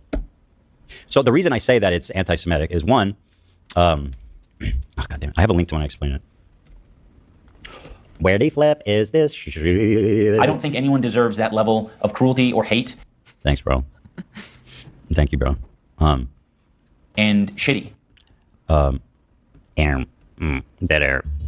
Are you looking to explain the Sabra Yeah, part I'm looking of for it? when I explained in the content nuke. Oh, okay, sure. Yeah. No, I had an exact timestamp. Where the fuck is it? Well, anyway, as we wait, here's Anissa justifying Nazi atrocities. Yes, dude. Just for no reason. Is experimenting on 10 children to obtain a cure for thousands of kids' lives justified? That's a really hard question. And I think if No, it's not. It's one Google search away. people are being 100% honest, they give you a different answer than what you're expecting. It's terrible. Are you? Everybody's walking around. Everybody knows. What are you doing? Oh Was the Holocaust It's was? like you can parade around as like better than you were before or say you've grown up, but you can't fix this. This is just fucking stupidity. That's what this is. This isn't like immaturity. This is her being fucking stupid. Obviously, it was horrendous, and how disgusting the doctor was that did the experiments on people. It was gay people, handicaps, twins. I like how she like lists all these people. Like where did you get this? Who the fuck said this? Who I else? think that's- Who else? Who else, Anissa? Who else did they do experiments on? And obviously, they're obviously Jewish, or they did it on Jewish people. They found a couple of really groundbreaking discoveries through that experimentation. I think that's a complete lie. There are people who have never seen this clip before. Nicholas! That's the so goat. funny. Thank you for the $5, my Dude, man. I don't think you guys realize, and this is the one defense I'll have for her, is how common this fucking talking point was that idiots would fucking fall for, and they would just repeat it like it's gospel. That like the Holocaust must have like. Dude, what you guys don't realize is during the Holocaust and the millions of dead Jews, they made crazy medical advancements, dude. You know why? Because they always heard about, like, They heard about how like the Nazis were trying to bring dead soldiers back to life, and like the scientists were creating guns that shoot electricity or something. And they're like, they must have found something if I keep hearing about all this shit. Nothing useful came from that. Nothing useful at all. It was just pure. The Shoah, the Holocaust, was the greatest science experiment ever. But they didn't. It's a Google search away. Literally, yeah, 100%. But people just heard this, and for some reason it jived in their mind, and like, yeah, okay, that makes sense. And they just repeated it like it was fact for years. This was super common between like 2015 and 2017 to hear one of your friends who you'd never expect it from to just start going on a fucking tangent about how the good parts of the Holocaust. It's like actually insane. Was it worth it? I don't know. If people were honest, they might say it was. You couldn't. You completely forgot that's her. Well, you can't tell it's her because she doesn't have the 50 bad tattoos. What an insane thing to admit. People are so dumb they don't even know what they're saying. Obviously, I had never seen this before. It's just on the subreddit now because everyone's digging into their past. Understandably, right? Of course they're going to do that. Good thing they want to stay out of the drama. So, do you think they're regretting this now, or they? Yeah, it doesn't look like she got attacked by a bunch of 5th graders with colored markers. Yet? Do you think they're regretting it yet, or are they still high in the snark? I don't know. No. That's good. That's a good point. That's a great answer. Actually. All right. So, okay. I still didn't find the clip I was looking for. God damn it. What, did someone send it? Dude, Anissa sits here talking about how she doesn't care, and it is so fucking funny. I already talked about this once, but I'll leak it here again. I don't really give a fuck. Anissa's like, oh, me and my therapist, Dr. Limpdick, tells me that I don't need to care about all this other stuff, and I shouldn't... Dude, do you know what happened when my group chat leaked? This should be something that, for the majority of us, probably would never talk about again. Who the fuck's Nick DeOrio? Who cares? It's Nick DeOrio, right? I have a group chat with Keemstar and a couple other people, and we talk about YouTube drama all the time. And I doubt Keem would be mad if I say this. Dude, there would be like drama that would happen every few months after this leak of people reading it and pretending they saw shit in there that wasn't actually in the group chat. It's just a bunch of drama YouTubers talking about drama. But on like the first couple of days, when this group chat initially leaked, Anissa Jomha sent like insane schizo messages to Keemstar about it. She was so turbo locked in that I guess she was reading off of Salvo Pancakes' fucking Twitter timeline, unhinged schizo posting, reading my private group chat messages, and fucking freaking out about them in Keem's DMs. With like, it wasn't just mine, obviously. It was like all these other like YouTubers and stuff. Like Mudahar was in there or whatever. But it was just like the only person who was that mad that quickly locked in was Anissa. So when Anissa says that like Dr. Lipshit says that you don't have to get mad about comments online, she is a complete fucking liar. She is obsessed with how she is talked about in every, like even in like locations where she can't control what people think about her. She is obsessed with this shit. Yeah, here. Do I have a clip of that? I think if I looked hard enough, I'd be able to find a screenshot, but I don't think it would be on me to release it. Who fucking who? Shut up, Frogan. Who fucking who? Thank you, Dan. And because of her massive viewership of 100... It's just her lying about like, oh, I wouldn't even care if people said this stuff about me. No, she fucking cared. She cares a lot. But I mean, I think we already knew that. Her viewers, it only makes sense that Twitch would give her one of the main stages at TwitchCon to do a 45-minute long segment. Her idea that was Twitch approved, Arab to Jew racial tier list. So the premise is who can say Habibi, an Arabic word of affection like baby or sweetheart. And this tier list determines who can say it. Top and most desirable tier is Arab. And at the bottom, the worst one is, quote, loves Sabra. Now, why does loves Sabra equate to Jews? Sabra is a well-known Israeli company that makes hummus. They've been on the divestment list for many years, so the activists are well aware of their status. Oh yeah, and Sabra literally means a Jew that was born in Israel. It also plays up an anti-Semitic trope that denies Jewish identity in the Middle East. There's this idea that Israelis are all white colonizers who are stealing the culture and identity of Arabs to make it seem like they belong there. Watch Frogan and her co-host accuse Israelis of culturally appropriating Arab culture. The one thing that's like funny is that there's two types of like... You know what's crazy is my Wiggler has worn the content cop costume longer than iDubbbz does in his video by about like 500 times. Like 500x. This Wiggler has been wearing it longer than the actual video has it. Genocide, right? There's like genocide of real people, and then there's like cultural genocide, right? Like this is fucking funny. Like those motherfuckers trying to take hummus and say it's Israeli is the most insane thing to me. Dude, the fact that they have the audacity to create Sabra and make that like a staple hummus of America. You know what? That's funny. That's funny editing. Insane. It's super offensive to us. And like that's actual like cultural appropriation. Like people get mad when someone has like dreadlocks and they call that culture. I'm like, come on, it's just like a hairdo. Like, it's okay. People, like, white people are allowed to have dreadlocks if they want dreadlocks. These people made like a profession out of telling who can be offended by what. Yeah. Of different races. So yeah, obviously I explained myself very thoroughly, and somehow he apparently watched this. Presumably, and he didn't think to include any of my reasoning. That's fucking weird, bro. That some might call that bad faith. I would. Racist. If you're not Arab or understand Arab culture at all, which is a lot of Americans, and Ethan Klein presents you this tier list and calls it anti-Semitic, you're just going to eat it up. It's not. Ethan is just. You literally just didn't show any of my arguments. That's what you're doing. You are so terrible. Can you believe he doesn't even show that they put you at the bottom? Like, can you believe that's how can you not? I'm not just saying it because they're Arabs sitting there, which is what he's insinuating. Yeah. That I think, and then like he doesn't even explain why. Like, I don't know how. Like, this is such a slam dunk too. It's actually fucking unreal. I think it's a power move to respond to this whole fucking video when Hassan is in it joking about why he's still not responding to Ethan. I mean, like, this backfired dramatically. Upset. It's confusing, really, if you think about it. They're on stage doing Habibi, and I'm saying it's anti-Semitic. Why? Just because they're sitting there saying Habibi? Like, is that the extent? Did he show that you were placed on the No, he didn't even show I was placed on the tier list. That's what I'm so shocked Yeah, this is a fucking disaster for Hassan's group. about it. He's very bad at making videos. I don't know what to say. I mean, this whole thing is just like a sacrifice to the altar of like leftist Ethan hate. It's just straight up a snark video. It doesn't even make sense. You can't watch this and think it's a good video. It doesn't even make sense. His point is that I think Habibi is anti-Semitic. Are we sure? Are you sure when you unpause it's not going to get to that? I'm pretty sure, but we'll play it. I watched. Yeah, I'm almost positive, but maybe I'm wrong. On this, It's hard to believe because it's just hard to believe. It's hard to believe. It's really hard to believe. Yeah, let's see. Tier list under Love Sabra because he doesn't understand Arab culture. There's a lot of Arabs who eat Sabra. There's a lot of people like me who eat Sabra. A lot of the times it's all that's in the store, and I'm gonna buy it and I'm gonna eat it, but it is not the good shit. Like the average Arab American. Zionist. They're gonna go in the store and the only option they have is fucking Sabra. That was exactly my point. Is like, why put Sabra at the bottom? Or like they talk about it like it's just some gross like Israeli hummus. And my point was like, it's as good as anything there. Like you're literally just doing a extremely loud dog whistle, which apparently when it comes to Jewish people and Israelis, Ian forgets what that means or that it exists at all. Fuck and that guy, that sucks that that's the only option, right? Arab communities and distribution facilities are not widespread across the U.S. So what are they left with? They're left with a common. He's also doing. He's completely floundered here. Completely lost the plot. Yeah, 100%. Like once again, like almost a form of Holocaust denialism, which is basically like I don't think Ian cares about his hummus brand. Like diaspora apologia, basically saying that hummus is not Jewish food. Oh, he says there's no Arab distributors. I don't think that's Holocaust denial. No, but no, I'm correcting myself because I think it's, bro, I just got grittied on. What the fuck was that? When you deny like the Jewish like the way that all 900,000 Jews were displaced. Yeah, from other countries in the Middle East. I get that. Denying that is, in my opinion, a form of like Holocaust. But a Holocaust is a specific thing that happened in Europe. Like you can just. It's a way. It's historic. It's anti-Semitic historical revisionism. How about that? Yes. Yeah. Okay. There you go. That's more. Yeah. Dude, that's my favorite quote from the crazy alt-right video where he's like, "It's not Holocaust denial.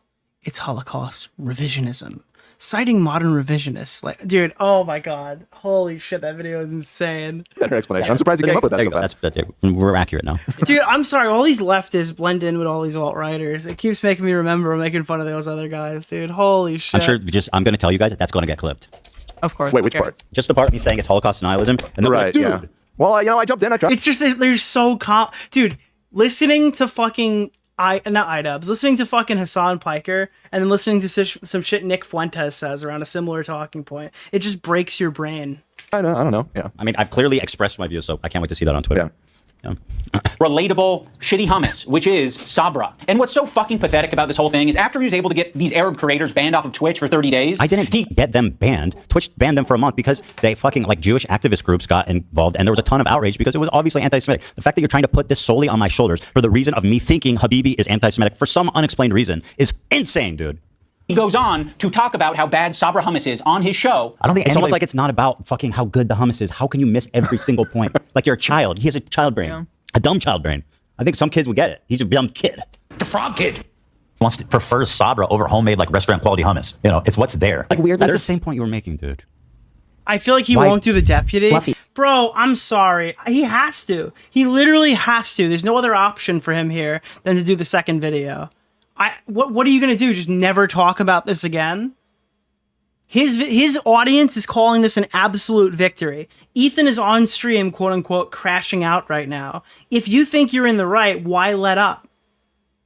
He has to make the second video if he wants to keep this narrative that they're winning alive. He literally has to. It is fluffy. Weird. Yeah. I would buy it sometimes and eat it. It's not the best. Because if that's the case and they're winning and Ethan's crashing out, it's the easiest slam dunk they can make. The problem is with Sabra, in my opinion, it's, I can't it's only believe what good I'm for the saying, first man. 2 days. I cannot believe how dumb this is. He really thinks it's about hummus. Like that, you're upset that they're being insulting to hummus. I'm defensive about Sabra hummus. I'm outraged. I think that really is. Disliking Sabra hummus is anti-Semitic, and so is saying Habibi. Wow. How can you be this pathetically? I mean, he's either bad faith or he's really dumb. And frankly, Dude, I'm reading the iDubbbz subreddit. This is an unfucking contested, absolute domination video. Go to Hassan Piker's subreddit. It's the greatest video of all time. Go to fucking H3 Snark. There's never been a better video. If you want to go by these narratives, perfectly fine. Make the content deputy. Show us how it's done. As someone who has a vested interest in him continuing to crash out, you should make another video, asshole. When I don't know which it is. I really don't know. Could it be both? It could be, but like I think it's one or the other in this case because if he's too dumb, he's Dude, it's like the movie trailer. It's like the best video ever. Dash H3 Snark. Wow, I can't believe he got him so good. Dash Hassan Piker. not going to think about it. He's not going to think about how he can be bad faith. I'm not going to. Okay, whatever. I'm getting in the weeds. Whole fucking vat of Sabra. That's crazy. I've never liked hummus. Oh, okay. Well, you hate Jews then. And Arabs. Yeah. Fuck, this is racist. That's actually. So he's brought that to make like I'm commenting on myself. We're making fun of the point that you're. Dude, I'm sorry. He's like alpha dogging Ethan here, like talking down to him and shit. I feel like if you get like slapped like this the way he is on stream, I don't know, dude. Maybe Dr. Lipschitz told him to shut up. I feel like, I don't know. How do you take this sitting down like a good little dog, dude? Trying to make that it's so idiotic that no one would ever honestly put it forth. You might be the dumbest man alive. He might actually be the dumbest man alive. That was a clear joke on my end. To love. Of course, right? That's all. Yeah, I didn't even feel the need. The joke being that, of course, the premise is absurd. That disliking Sabra hummus makes you anti-Semitic. So was he trying to convey by showing that there was no joke in there? Yes. Yes. Oh, or I mean, at least that it doesn't matter that it was a joke. Hey, Gavolt. You got hit with the Oiga Volt, dude. You never get Oiga Volt. Oiga Voy.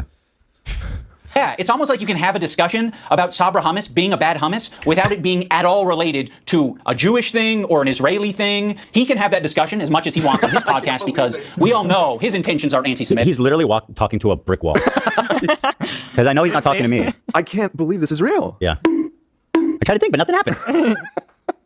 Like even the people that support this, Like, what did they have to do for you to understand this is fucking crazy? Like, what do they have to do? They have to get on stage and play like... Hold on, dude. What do they have to do? They had to go, Up next, it's Ethan Klein. Which tier should he be in? Is he Sabra? Or is he fucking Habibi?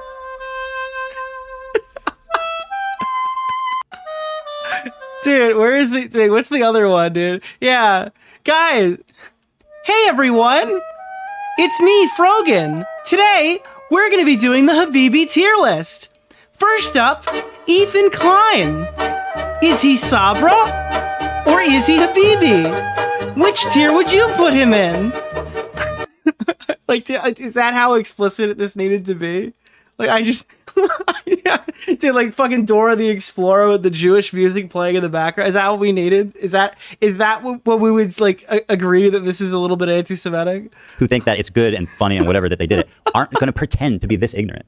It's unbelievable to pretend to be this ignorant. It's like it's not a well-written character. It's way too like one-dimensional. Bro, it's so unreal, man. It's so unreal. I told you at the end it gets worse and worse. If you can believe that. We have to make it to the end. We will. We're on track. We're on track to finish by 5:30. He is hard. He's actually doing the fucking evidence that he's doing the CEOs? Boots, can you show me the number of Jewish CEOs?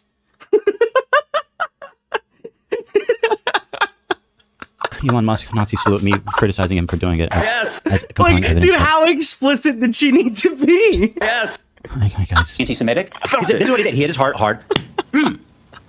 The Zionism. That's it? That's it. Well, you're obviously a Nazi. Dude, it's like, swiper, no swiping. And then he looks off and goes, oy vey. That's a joke. I think Mika's rhetoric video is better than this. That's what I mean. I genuinely think really that's do. what I mean. Yes. I genuinely think. I think she made better video was points. Better. Yeah. Like she's not at least pretending to be like the most ignorant person alive. Hi, everyone. Like I actually am a fan of Mika's rhetoric after this, I've also vouched for Jewish people. and I mean she's heroic for that. She is. Yeah. Like I said, I don't even think iDubbbz can claim such a high bar.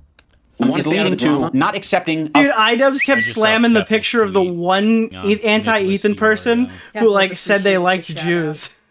Other cultures embracing their own culture and instead thinking that that is an attack on you. It is. It literally was, dude. He was one of the people on the tier list. They were making fun of him. It quite literally was. That's crazy that you said that. But why doesn't he show it? Why doesn't he show? How does he not? So we answered we answer our question, Dan. He doesn't show. He doesn't show that I'm on the tier list at all. He doesn't even show it. It's irrelevant. Oh my god. It's irrelevant.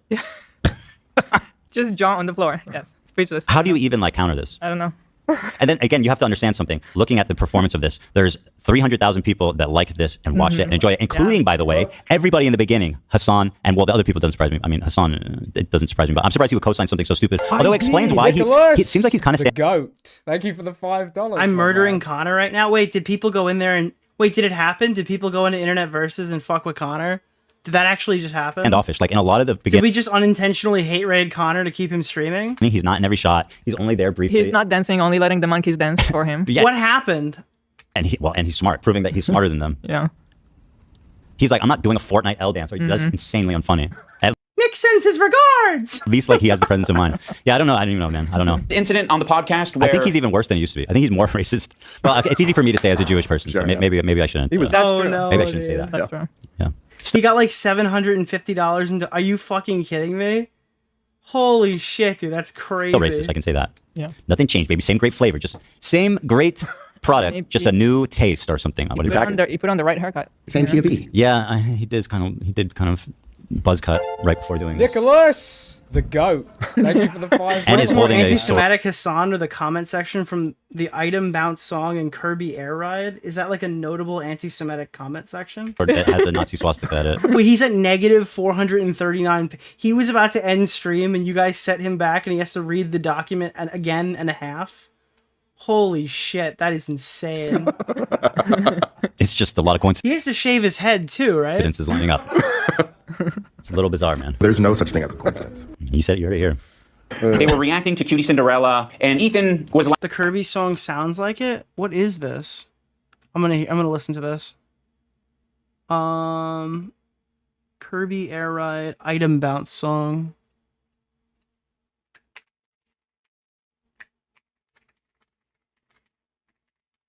Okay, let's hear. Yeah, that's juice. laughing during it. So that ended up being Going pretty back to the important. Cinderella thing. Oh, so this is when it goes. So officially, okay. yes, we're done with that segment, and it didn't show it at the bottom of the tier Yeah, list. right. And so this is when it goes into outer space. This gets so unhinged. I have not watched. You haven't seen this? Okay, you're the good. last. Okay, good. I mean, I didn't really see the tier list part either. I guess I thought I watched most. It's hard to watch. I think most of the people who are probably not watching the whole thing, 'cause it's not entertaining. It's not funny. good. It's not good. Probably watch like 15 minutes and say, I agree, Ethan sucks. Also, I just kind of knew that I was going to be watching it for like 6 hours the next day too. So soak it in, soak it up, baby. Soak it in, soak it An in. apology video directed at I Cutie call it Cinderella, like I see and it, it was man. graded by a professional psychologist, Dr. Kirk Honda of Psychology in Seattle. Love and him. Ethan got an A+ rating. In terms of a public apology, Are you by chance a bit jealous? Sick Heil? this is. I'm not going to call him Sick Heil today because he actually is. He's a very good guy in this story, and I don't want him to get the wrong idea if he sees this. I support you. I love you. I appreciate you standing by your guns, and I'm Yeah, I'm gonna put that in the dude, no. I'm gonna put that in the Sabra tier, personally. sorry that he put you in this situation. The Sig Heil thing is it's based on a.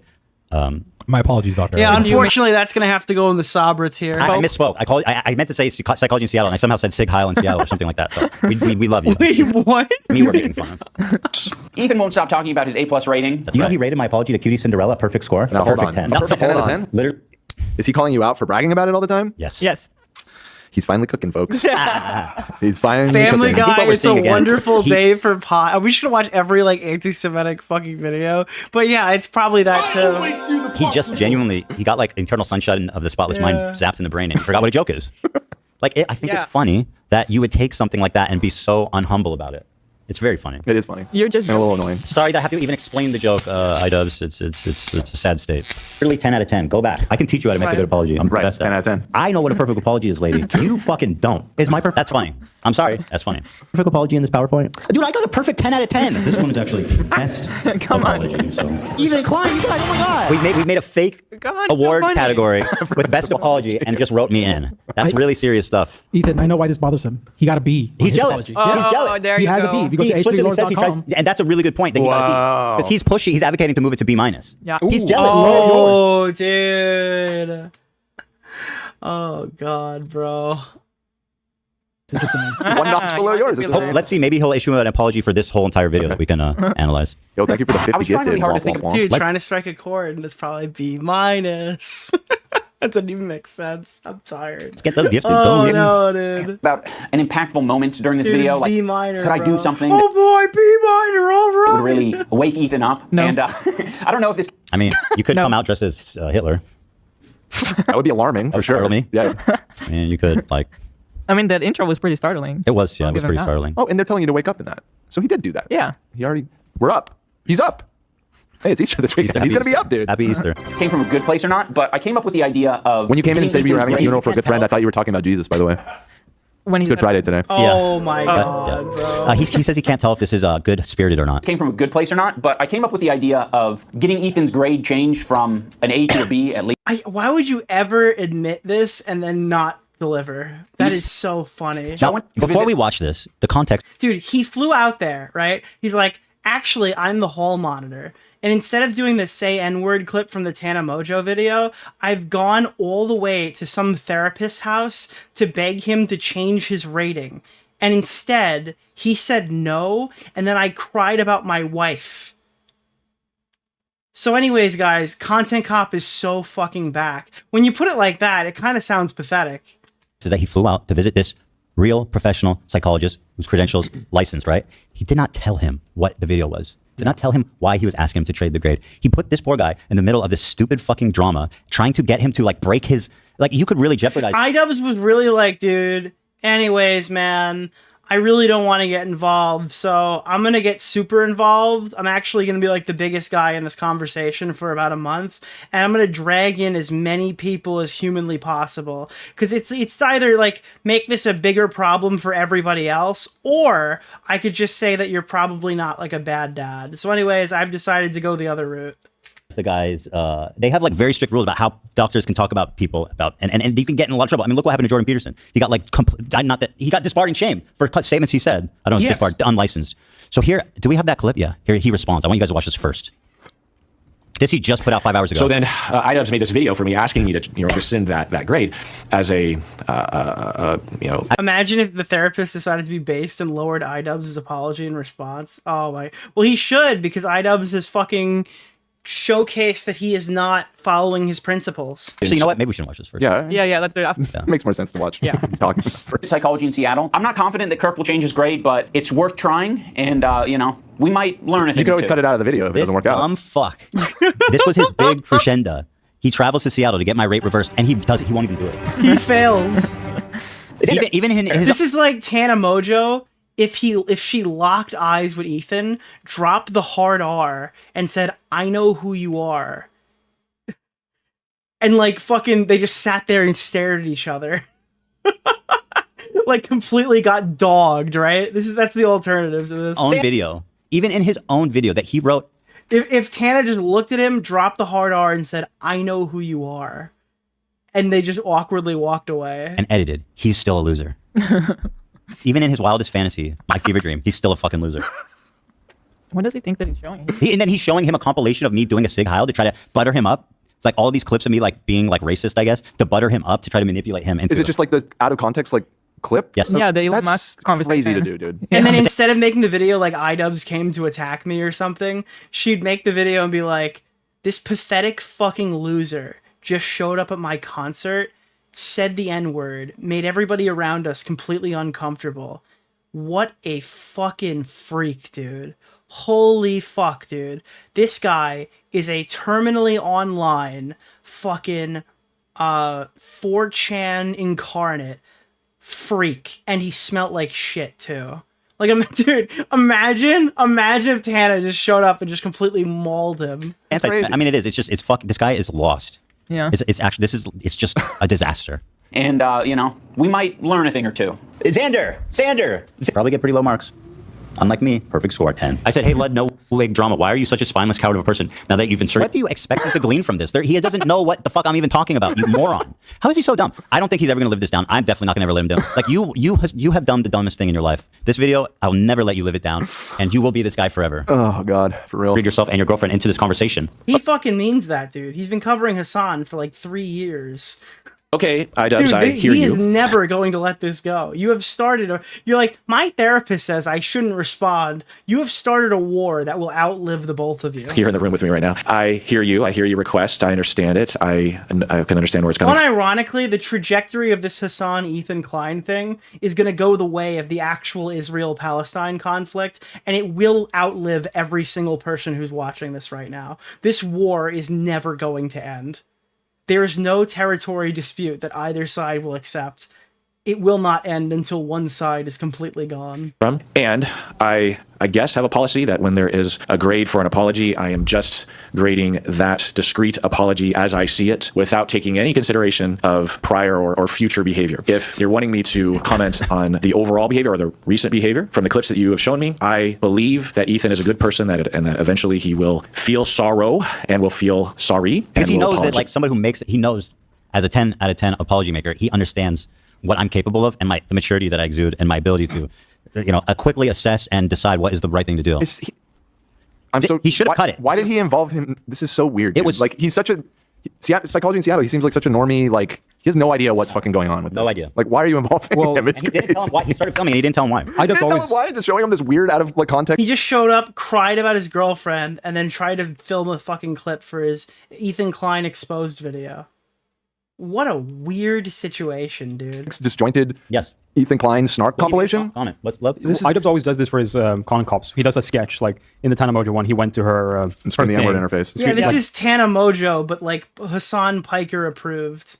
This is Dr. Lipschitz approved Tana Mojo. He always tries to do one thing like that. I've just owned her. This one just failed massively. Because if he lowered your score, that'd be a little bit funny. Like in a vacuum. If it worked out, sir, a little. By the way, in a vacuum, not in a serious takedown video. You know what I would do? Yeah. Why was he crying to the therapist? Keep in mind, that's not his therapist that he keeps telling everybody to go get their own or whatever, because that's just the guy who, he is a therapist. He's not Ethan's therapist. He went there to try to get a grade change and cried about his girlfriend. I'm sorry. I think there's a huge differentiator there. First of all, you need to tell him ahead of time what it is you want and what is it you're doing, and see if he's okay with that. Absolutely. First and foremost. Yeah. Then, if he is, but he probably won't be. This guy just sees therapists and bursts into tears. And he does it. Then you go there. You don't show up with some half-brained, fucking half-baked, dumb concept and get owned by... Hey, you want to film a podcast? I'll come over there. It could be really fun. Hell yeah, dude. 20 hours later. So that's when they said my wife was a whore? Your own fucking fever dream, and then put it in the video. It should not have been in the video. That was my first thought. Is he should have cut this. It doesn't make. It didn't work out. I'll tell you what else. This whole video is delete worthy. I agree. I think he needs to delete the whole video. I'm not charging you for this. I know. I think you need, bro. Don't even, bro. Yeah. This guy was my friend, by the way. Do you think that iDubbbz paid him for his therapy, or do you think it was like on the house? The way, like, of 10 years, what was it? Stop exaggerating. It was 8. A friend of 8 years just dropped this.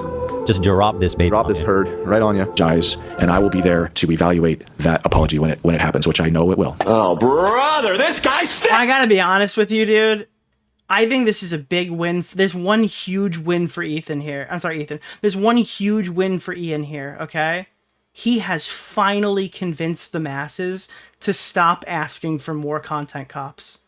After years of people saying, just make the video, Ian, just make the video. Come on, Ian, it's like old times. Just bring out the costume and make the video. I think that iDubbbz has finally quelled the demand for another content cop, and I don't think they'll ask him to do it again.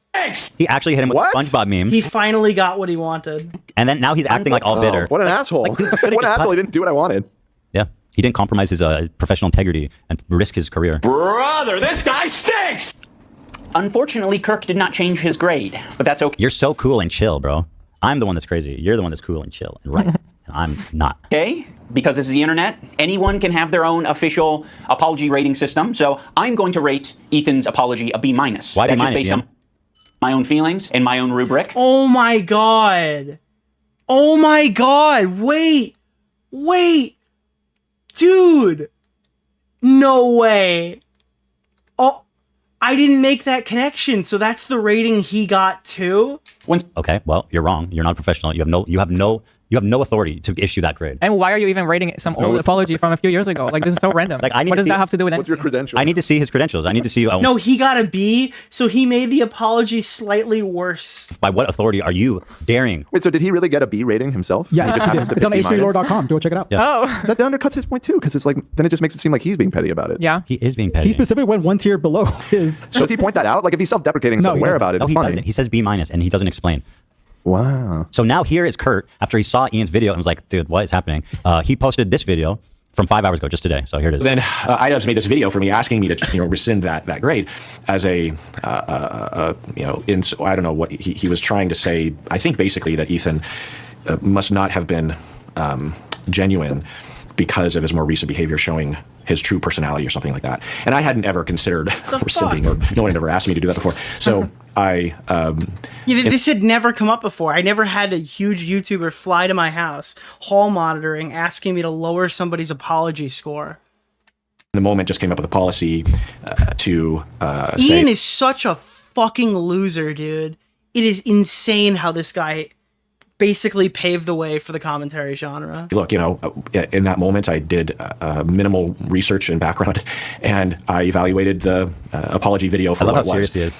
The grade isn't an indication of an endorsement of the individual or a condemnation. I feel like he probably of the feels so individual. confused by It's this whole just- experience. I think he probably feels a little played too. Like, why'd you do that to me? Like, why am I talking about this? Why am I forced to talk? And then he I know he's somewhat memeing or whatever, but he does kind of insult him, throw him under the bus in the video for some reason because he didn't do what he wanted. Oh yeah. Yeah. By the way, guys, check out Psychology in Seattle. His videos are really cool, and he's a great guy. So go show him some love for sure. I want him to not feel like he's just totally a weird board. Not to cut him off, but we're very low on time. 5:30. We're going to 5:30. Right. But we have so grade of you got more video based on my criteria and my rubric that I have developed over time. And I stand by it. If I miss something in the video, Yeah. So anyway, he stands by it. And he basically explains he didn't know what was Bro, going on. there's 19 minutes left. We watched this whole thing. That's crazy. And he tries to understand why Ian did it. Because clearly it wasn't communicated No to one him. knows. Yeah. No one knows. Psychology in Seattle was watching these video clips. By Of the way, fair warning, if you want this fucking VOD before I cut it up into bits and pieces, download this VOD in the morning at like 10 a.m. Like around 11 a.m., maybe like 10 a.m. earliest. I'm fucking privating it for the clips because we're just rolling these things out. We're not going to fucking spread them or anything. We're just going to keep going. Ethan, he said that it looks like Ethan could just use a hug. Now, of course, it kind of pisses me off to So hear download a local copy. Do not re-upload it. And you'll get it in 3 days. Unless you download a local copy. that shit, because I'm like, what are we doing? What are we saying? He needs a hug? No, he doesn't need a hug. He needs a good fucking ass whooping is what he needs. I think that you're a fucking idiot, dude. Why? You know what's great about this line is that my complaint is about people threatening violence. There's lots of threats of violence against me and my family, and your response is to tell your audience that what I need is to get punched in the face. This guy is this is the Stop privating it, you coward. Tell YouTube to promote VODs better. Otherwise, half the revenue comes from clips. Unfortunately, I hate to tell you this, but no. new iDubbbz. Yeah. This is the new iDubbbz? The punch him in the face guy?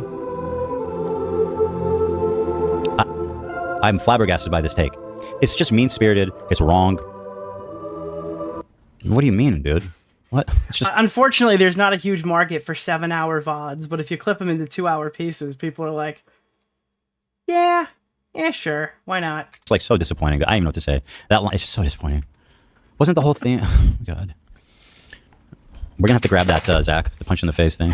You got it. he needs a hug. No, he doesn't need a hug. He needs a good fucking ass whooping is what he needs. I think. By the way, I love how the psychologist was like, this seems pretty fucked up. Like, it sounds like he's going through a lot. Maybe what he needs instead of being harassed and belittled and dogpiled on is a little empathy. Mhm. And he's like, man, fuck that. I want to punch him in the face.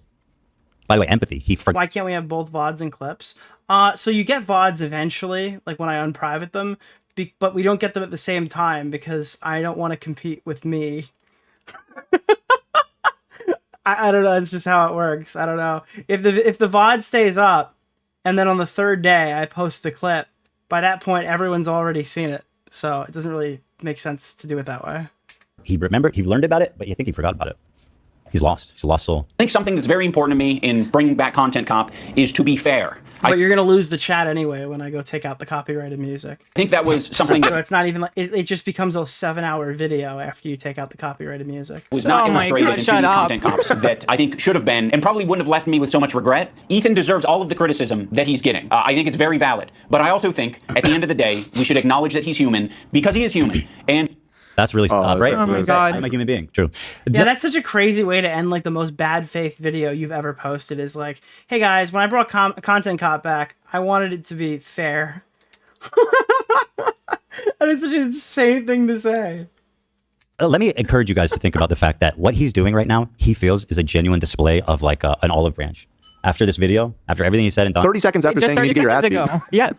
You know, after he started flipping me off with all the people that are responsible for harassing me, other than Sean the Black, because I don't know anything about him. He deleted all his other Content Cops, right? Yeah, he doesn't stand by them. I'm uniquely evil. I think he's gonna need to keep with the tradition and delete this one too. We're not gonna forget. Ethan Klein is unironically evil. A new Doomer Media video coming right at you. This is actually like, where the fuck did that guy go? That guy got called out for like not paying somebody back, and he's just gone again. like he's actually a terrible person. Did he I feel ever like pay the money? Mathematically proven. I am any better than any of these people that I was making Content Cop videos on. You clearly do, man. You do. You do think you're better. I don't think anyone deserves that level of cruelty or hate. Other than Ethan Klein. It's super irresponsible.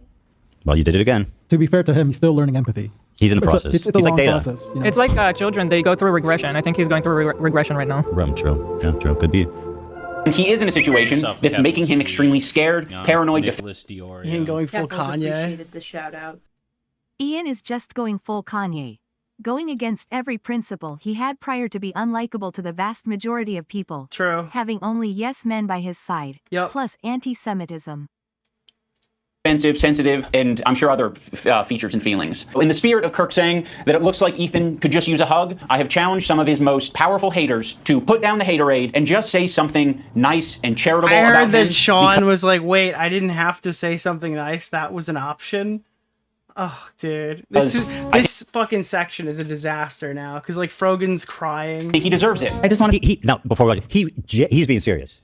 He genuinely thinks that he's doing something nice here. Yeah. To say that I respect that you are genuinely yourself on the internet. Let me genuinely tell you as myself to go fuck yourself. You are evil, hateful, spiteful goblin, and I Bitch. despise The answer is bitch. everything about you. The word you're looking for is a 5-letter word that starts with B. Okay? So shove it up your ass, weirdo. Who even participated in this? Who even agreed to do this? Stupid. I think a lot of other people respect you for it as well. I think that's a big reason why people were drawn to your content in the first place. I think that's a lot of the reason why There are 2 big reasons that people are drawn to your content, Denims, and none of them are your intellect. your employees chose to work with you Hold on, I thought it was a hellscape. over anyone else. Ethan, I think it's respectable that you... Bro, I don't know why you're here. Why are you talking to me? I don't know. Why is he here? Okay, I'll go ahead. Began this journey to leave behind the anti-SJW crowd and step into a more empathetic worldview. I know it's not easy. Sorry, I just wasn't listening. I'll go back. I'll listen. He's saying we still have SJW crowd? Employees chose to work with you over anyone else. Ethan, I think it's respectable that you even began this journey to... Holy shit, wait. No way. No way, dude. No way. Wait, I never even realized this. Holy fuck, dude. No way. Hold on. Is Dark Viper AU a virgin?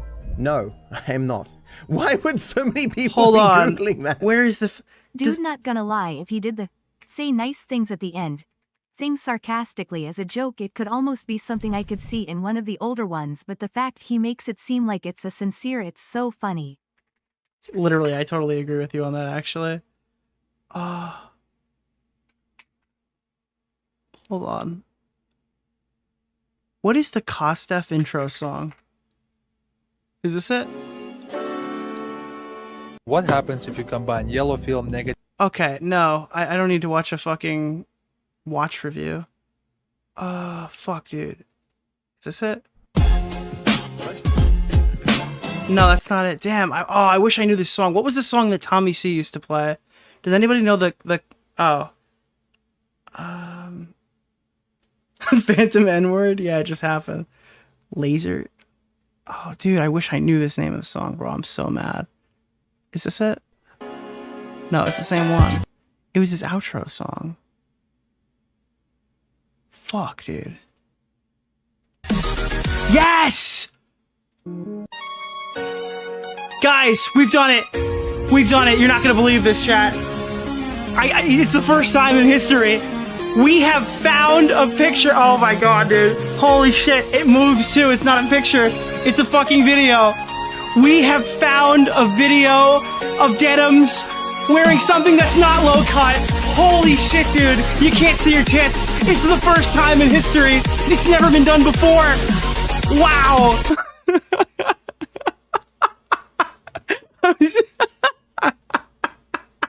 What's the name of the guy, Keemstar Orbiter? Nick Oreo. Ethan, I think it's respectable that you... Bro, I don't know why you're here. Why are you talking to me? I don't know. Why is he here? Okay, I'll go ahead. Begin this journey to leave behind the anti-SJW crowd and step into a more empathetic worldview. I know it's not easy. Sorry, I just wasn't listening. I'll go back. I'll listen. He's saying we still have SJW crowd? Employees chose to work with you over anyone else. Ethan, I think it's respectable that you even began this journey to leave behind the anti-SJW crowd and step into a more empathetic worldview. I know it's not easy. Ethan, that was really sweet, okay, right? So he's acknowledging that you did make that move. Yeah, really sweet, right? Yeah. Let me show you something. Let me show you a video from today. Sounds nice. Let me show you this video. She had low viewership that day? No, she filmed that offline. She didn't feel like putting on the push-up bra and sticking them out, dude, because she was fucking recording a video for the fucking content cop. Son, watch it. And like, that wasn't even his stream. I watch it. That wasn't live. And Hassan doesn't have a nice thing about Ethan. And the chat asked what I'm thinking. I'm like, wait, you didn't do a nice thing about Ethan? And he was like, no. And I'm like, wait, that was an option? I could have just said no. Bro, you were so pathetic. You have no agency. How like people just tell you to do something and you do it? You had Hassan had to tell you that? So you basically Motherfucker just followed, bro. He's like, wait, I didn't have to do that, dude. Wait, what? I just went on this video and I didn't have to do what they told sat there me. and lied because iDubbbz commanded you to do that. Like you have no fucking agency. How dumb and pathetic. Again, these people are so stupid. They don't understand how dumb and pathetic they look with the shit they're saying. What? That's crazy. Mr. Charitability over here. What he's doing is really insulting Ian. That his video is not sincere. Right. It's mean spirited. He felt like he needed to do this. Yeah, like you're attacking him. Mr. I mean, and yourself too. Like have some self-respect. If you don't mean it, don't say it. Yeah. What a phony, dude. Or don't tell us this. No to saying a nice thing about Ethan, but I did. Oh my god. All right. All right, dude. All right, dude. Great job. Nice. What a fucking great job. Matt Lieb, go ahead. Inclined. I think that when you are being goofy, when you're being silly, when you are being lighthearted, and just having fun with your friends, I think that is when you're at your best. See, lighthearted is when you make a comment joking about his kids having fucking... Right after he goes through this whole thing, making a joke about how his kids are getting interviewed by fucking Child Protective Service agents because the dude that you brought on your podcast incited them to call. Compliment. That's like him saying, I don't like what you're doing right now. And it wasn't too bad, though. No. It's a backhanded compliment because I'm always shitting on him. And he's going, I like you when you're just being silly and not daring to have an opinion about anything serious. Like me, I'm qualified. I'm a qualified Jew. The anti-SJW crowd and step into a more empathetic... But Ian is so dumb. He doesn't even realize... I don't know. Fucking Matt Labia over here, dude. Holy he realizes shit. that these people are insulting me. Also, it's always kind of privileged to tell somebody going through something to just not talk about it and tell us jokes instead. You know, like, yeah, we would like to not talk about He's being this either. dismissive. He's It would literally... be more fun to just have a goofy show. You know? Which, by the way, we would be doing today if Ian didn't drop this video. Like worldview. I know it's not easy. Ethan Klein. I think that when you are being goofy, when you're being silly, when you are being lighthearted, and just having fun with your friends. All right. We got through these. Oh, Noah Samson. Listen, Frogan, she's so dumb that you almost can't be. So I don't want to. Whatever. Just Frogan, just chill, okay? Just stop being an idiot, and I'll stop talking about you. It's really simple math. She's also by far the smallest creator of the bunch. Right. I mean, is it even It's like Frogan, have you ever considered shutting your fucking stupid mouth for like longer than 20 minutes? Because it seems like you have this pattern of saying something extremely dumb, and then all of these people who like are the established hate community, right? That you've created, that you've cultivated by being a dumb idiot online, have started following you around to hear the dumb idiot things you say, so they have an excuse to tweet about it. So have you considered just not saying dumb idiot shit and then people won't talk about it? I don't know, dude. It's like you post this rage bait stuff and then you get surprised that people get baited. Cool that he included her? Like, she's just gonna get more shit for being involved. It's not cool. And like, it's not. It's he knows what like this entails. Like Hassan can handle it, but like Frogan's now just gonna get a thank you. Pile of shit on top of her that I have no control over because people are watching. Millions of people are watching his video, by the way, Like, and they're imagine reacting the to it, fucking and they're not. Rice Gum one ending with, okay, after all that and the diss track. Let's take a moment to remember Mr. Gum is a real person, so let's say nice things about him. You go first, Ethan.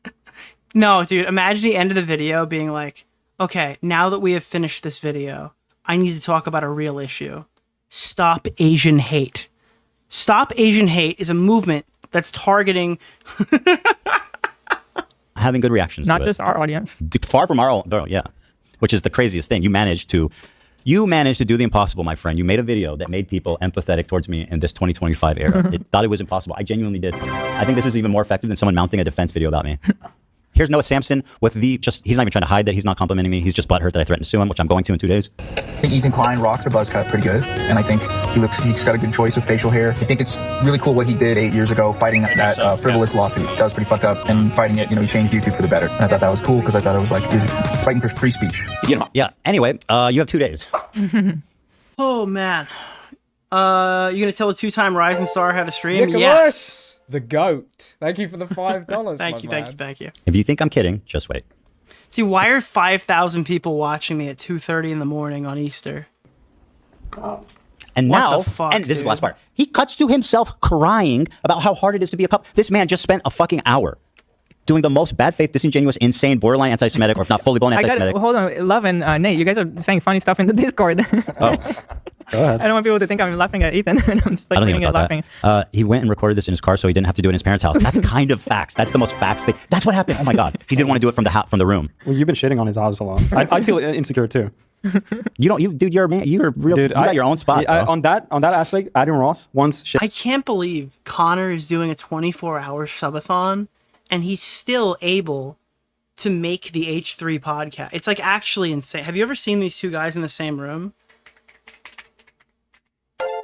Nicholas, the goat. Thank you for the Dude, $5, my man. Where is this? Hold on.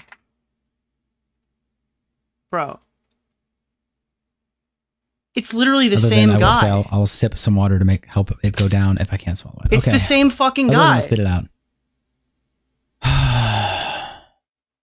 How is he doing both of these podcasts at the same time? On my background. You guys remember that? Yeah, he was wrong. It didn't feel nice. It didn't feel good. He's wrong. Yeah. It's Aiden Ross. He said I was in my dad's closet. Bro, that dude sat in front of like technically was true, by the way. It was, maybe that's why it hurt so bad. Yeah, really That's long? rude to... No, it is not rude to Love. Connor is a beloved member of the commentary community. So now, after an hour of this shit, he cuts to him crying out of nowhere as if he's the fucking victim. And he has a unique empathy for me because he's a couple. It's unreal. Better. And I thought that was cool because I thought it was like he was fighting for free speech. I also see the dynamic of Ethan and Neil. I'm like, fuck, it's really hard to be a couple online and see people attacking your partner, and it's like, okay, like if you come to their defense. What is this random 2-second crying segment he willingly placed in his video without context, with no subsequent video to watch? It's like, here's a clip from the podcast that doesn't exist where I cry. Anyways, that's Content Cop. Always help them. What the fuck? Like, he's like, I've got a video of me ulting. Let me place it at the end to make myself look more sympathetic after one of the most malicious shows of fucking display I've ever seen. You're just that's not even relevant to our relationship. Like, you're talking about yourself. You're making it about yourself. You're the hero. You're the victim. You're everything. You are the fucking greatest. Dude, it's every fight is iDubbbz versus Sam Hyde, and you have to. If you've been decided to be fucking Sam Hyde, you are wrong. Bro, you are the purest, the greatest leftist. We all bow down and like all those Palestinians, they're a bunch of iDubbbzes, but the big mean Israeli Sam Hydes are taking advantage of them. That's how fucking pea-brain iDubbbz sees the conflict, by the way, if you're wondering. Welcome King Ian to our ranks. He is the infallible King Ian to our ranks, the most pure, the most righteous among us. Did he say if you come to their defense, that doesn't always help them? Yes, he did. And in fact, I can see how that applies to Anissa, but like that doesn't apply to us. That's never been a problem. We've always defended each other. Yeah. I've never been motivated to not defend her. I don't know what you guys do. Okay? But that ain't got nothing to do with me, you dumb fuck. So, I mean, maybe you need therapy, but like, why are you filming? Ethan, do it. Do it. Fucking H3 show number 138. Creator Clash 2, The Disaster or something, bro. Please. Did you really just fly out? I need a normie YouTuber to relitigate this 2 months before the event. People need to they need to know that you can't fuck up charity and just do another one. Keffals I'm sorry. This one thing I ask of you in return is to relitigate this. There to do actual therapy. I need the rest of the internet to discuss it. Therapy? I know. Like, bro, just see a therapist. Do you think he's like super confused? Like, this is not a session. He's like, dude, he's like, call this number. This is someone in California that can help you. Like, I mean, what? Yes, dude. I can't get over this, how insane this is. I think what he's Drop a line of internet anarchy. It can't be him, dude. It's got to be it's got to be somebody who's like who's been formerly friends with Ethan. With Ian. He is literally the guy to ignite this conversation right now. After this fucking video dropped, he is that guy. This is the only time this is gonna work. Trying to do is be like, I know that I was on the record saying like how mean-spirited it is and that I would never do anything like this again, yada yada. So what I'm going to do is make the most hollow, fucking pathetic, He would never, because one of the crew is in Creator Clash 3. I mean, if they pay them out, Keffals tweet. if Lena gets paid out to not do the fight or Keffals whatever, appreciated the shout out. then I think it's open season. Transparent. Which she should be, by the way, after getting backstabbed like this. But I don't think it'll be that simple. I think if she asks to keep the money and then cancel the fight because of the way she was treated, I think they're gonna try to you know, it's for charity. You're gonna keep the charity money, you know, like guilt trip her. Attempt at being She asked already. They're not paying her. empathetic Wow. towards someone that we just I spent don't know if that's. I'm only reading that in chat, but an hour shitting on, that we started flipping off, that I assembled the ensemble of the people who have been terrorizing and harassing him. Like, fuck you, dude. And I thought that was cool because I thought it was like he was fighting for free speech. You know, I also see the dynamic of Ethan and Eli. I'm like, fuck, No, you don't. it's really You don't know. hard. You're not describing my dynamic. You're describing your dynamic. Yeah. To be a couple online and see people attacking your partner, and it's like, okay, like if you come like this is so much worse than Froggy Fresh, which I don't think was the main contributing factor to why that event failed. But this is Froggy Fresh on steroids. Like you can't even make the argument that what was happening here is justified. their defense, if that doesn't always help them, right? Sometimes that makes it worse for That them. doesn't represent us at all. That has nothing to do with us. We've always been actually thankful that at least we got each other in our online journey from the beginning. Like at least we always have each other to like talk about it and listen. You know, I don't want to judge the relationship, but that doesn't sound healthy. I just don't know what you're talking about, and you're like, apparently it's about us. He's saying I want to don't know support you, what but sometimes when I support you, it makes it worse. That can undo me. Anyway, here's a clip from Ethan from I don't know, God knows how long ago. Kind of slipping into of me. Oh, dude, this is the most pathetic. And they're back in the cool studio. I gotta be fucking frank with you. This is this was so cool. The old original H3 podcast, IRL studio, no green screen as far as I'm aware. Fucking purple couch, black wall. I miss this setup. Grabs this clip of me talking about, I think this is about the Gokunaru era, about when I was like doing all this self-reflection. He grabs a clip from that. It's nostalgic, and it's crazy because everybody hated this podcast when it first came out. Like everyone complained about. I'm at the point where it's 2025. This is nostalgic. From then, and plays it now as if this is what I need to be doing. Like he misses this Ethan that would fucking just, you know, whatever. It's just, it's so manipulative. It's borderline like this is gaslighting, and this is fucking emotional manipulation. This, you don't care. You don't care. Why are you pretending to care? You went in front of a therapist and you started talking about yourself and pretending that it's about me. Like, what are you doing, bro? You don't care. Why are you pretending? Don't be a fucking bitch. Just at least say, yo, thank you. Fucking say what you think, bro. Stand on your shit. This is the dumbest, worst version of the content call I could ever imagine. At least the old ones, he would stand on his business. This one is pathetic, dude. Who the fuck said this was going to take me 8 hours to watch this? We're at 7:25, if you're wondering. And that's, Jesus. That was like a close number. I cannot believe what a loser this scumbag is. And a tough guy, by the way. He needs to get punched in the face. You're a tough guy with your tattoos and you've been boxing. It's awesome. I've never been punched in the head. My thoughts are pretty coherent. And I have been kind of slipping into a very unhealthy place where it's gotten worse and worse, and I get criticized more and more, and I get more defensive and more pulled up, a feeling of almost infallibility that I could take anything on. It led me to make a lot of mistakes, and then when I was criticized for those mistakes, then I would... I mean, we skipped like 20 minutes of this, right? I mean, we kind of 2x'd this. No, we didn't. That would be over 8. Yeah, we almost extremely 2x'd it. defensive and nasty and not really processing them in a healthy way. That's how he ends it. That's how he ends the fucking video. 10 out of 10. That's how he ended the video. And I mean, it's basically like, it's like abuser shit. That's like abuser shit. Did they start auto-playing Lockout Live? They know. They know. I think... I hate you. That's awesome, Tyler. It's like abuse. It's like abuser behavior. Like he's gaslighting. He's emotionally manipulating. He's trying to convince me, no, I'm actually your friend. I actually care about Dude, he just wants like to give this vibe that he's like ascended. He's better than everybody else. One of the most insufferable traits of iDubbbz is his community. And it's when they go on Twitter and they're like, dude, people are just mad that he grew up. Like, grew up into what? A pathetic, cowardly, backstabbing pussy? Is that what grown up is? Is growing up being a self-flagellating, non-confident coward? Is that what's in store for everybody else? An unfunny rodent? Dude, then I don't want to grow up, bro. I have no interest. being like, I don't care. I don't want to be your friend. I don't want to support anybody that's even Israeli. He went from 5'6" to 5'7". No, after 30, you start losing height. He probably went from 5'7" to 5'6", if we're being honest. want someone to punch you in the face. Yeah. and like just spend an hour basically, I don't even know what to call it, what he did.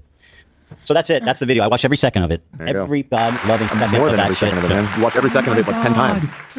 So I'd love to see him respond to any of my criticism. I don't know if he's capable of actually taking any of this on. He's going to have to confront some really uncomfortable facts. Although he can just continue to lie. I don't know. He'd have to get really creative, though, to somehow spin this. Well, that's it. Guys, I enjoyed everyone watching. Thanks, everyone, for tuning in.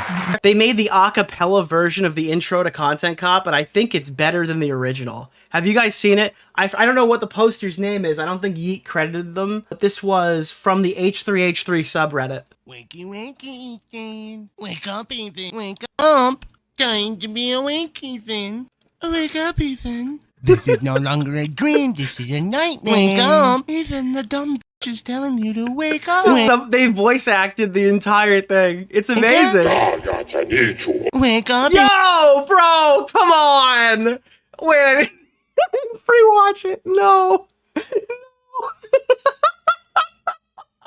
didn't expect that for. Oh my god, dude. Wake up. Even the dumb is telling you to wake up. Wake up.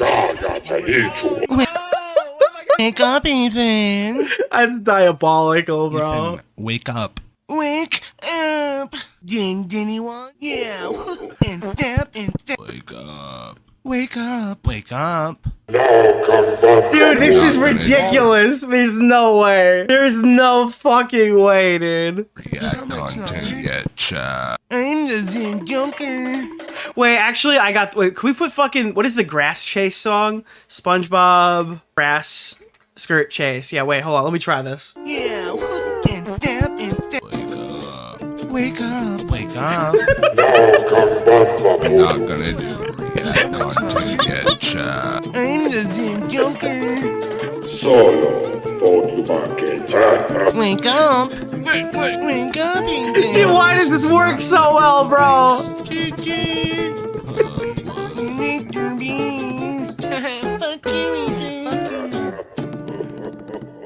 Bro, how?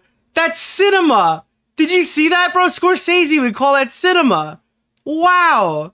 Okay. Thank you to the Redditor who created that. Holy shit. I just put the most serious post in the entire stream right next to the most ridiculous post. But now that we've done that, I want to go through this talking point because I feel like not enough people are arguing this. I don't really know why. I'm interested. I briefly went over it last stream, but I want to go into a bit more detail here. If Hila Klein is being shamed for her mandatory military service, why are people like Denims, Hassan, iDubbbz, and Frogan not criticized harder for paying taxes? I don't care if you think this is like unhinged or unreasonable based solely off of the fact that like, well, you'd go to jail if you commit fucking tax fraud, because the alternative is that Hila Klein would have had to go to fucking jail. Okay, that's the point. It's ridiculous. Why would you like Nicholas demand that she fucking goes to jail $5, rather than do the mandatory military service and be a secretary in the IDF? I don't understand the rationale behind attacking her for this point, but if you're going to do that, I personally don't understand why Nicholas the goat. I don't get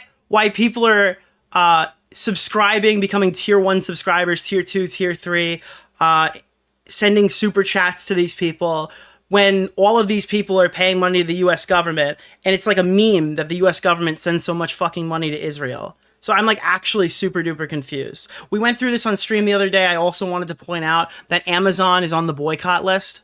Remember when they were giving Hassan like, oh, you should stop drinking Diet Coke, and that was like a controversial take? They're streaming from Twitch. Twitch is literally on the fucking boycott list. I do not understand the level of hypocrisy here. Oh, thank you so much, Russ. I don't understand the level of hypocrisy here. What is the argument against this? I've been told on several occasions that me being an American taxpayer means that I need to care/speak out against the ongoing genocide in Gaza. Why are we not holding influencers who cover the same genocide for profit to the same standard? And that's what these people are doing. They're watching bad empanada videos, talking about the genocide, going like, oh, dude, that's so bad. It's so bad what's happening over there.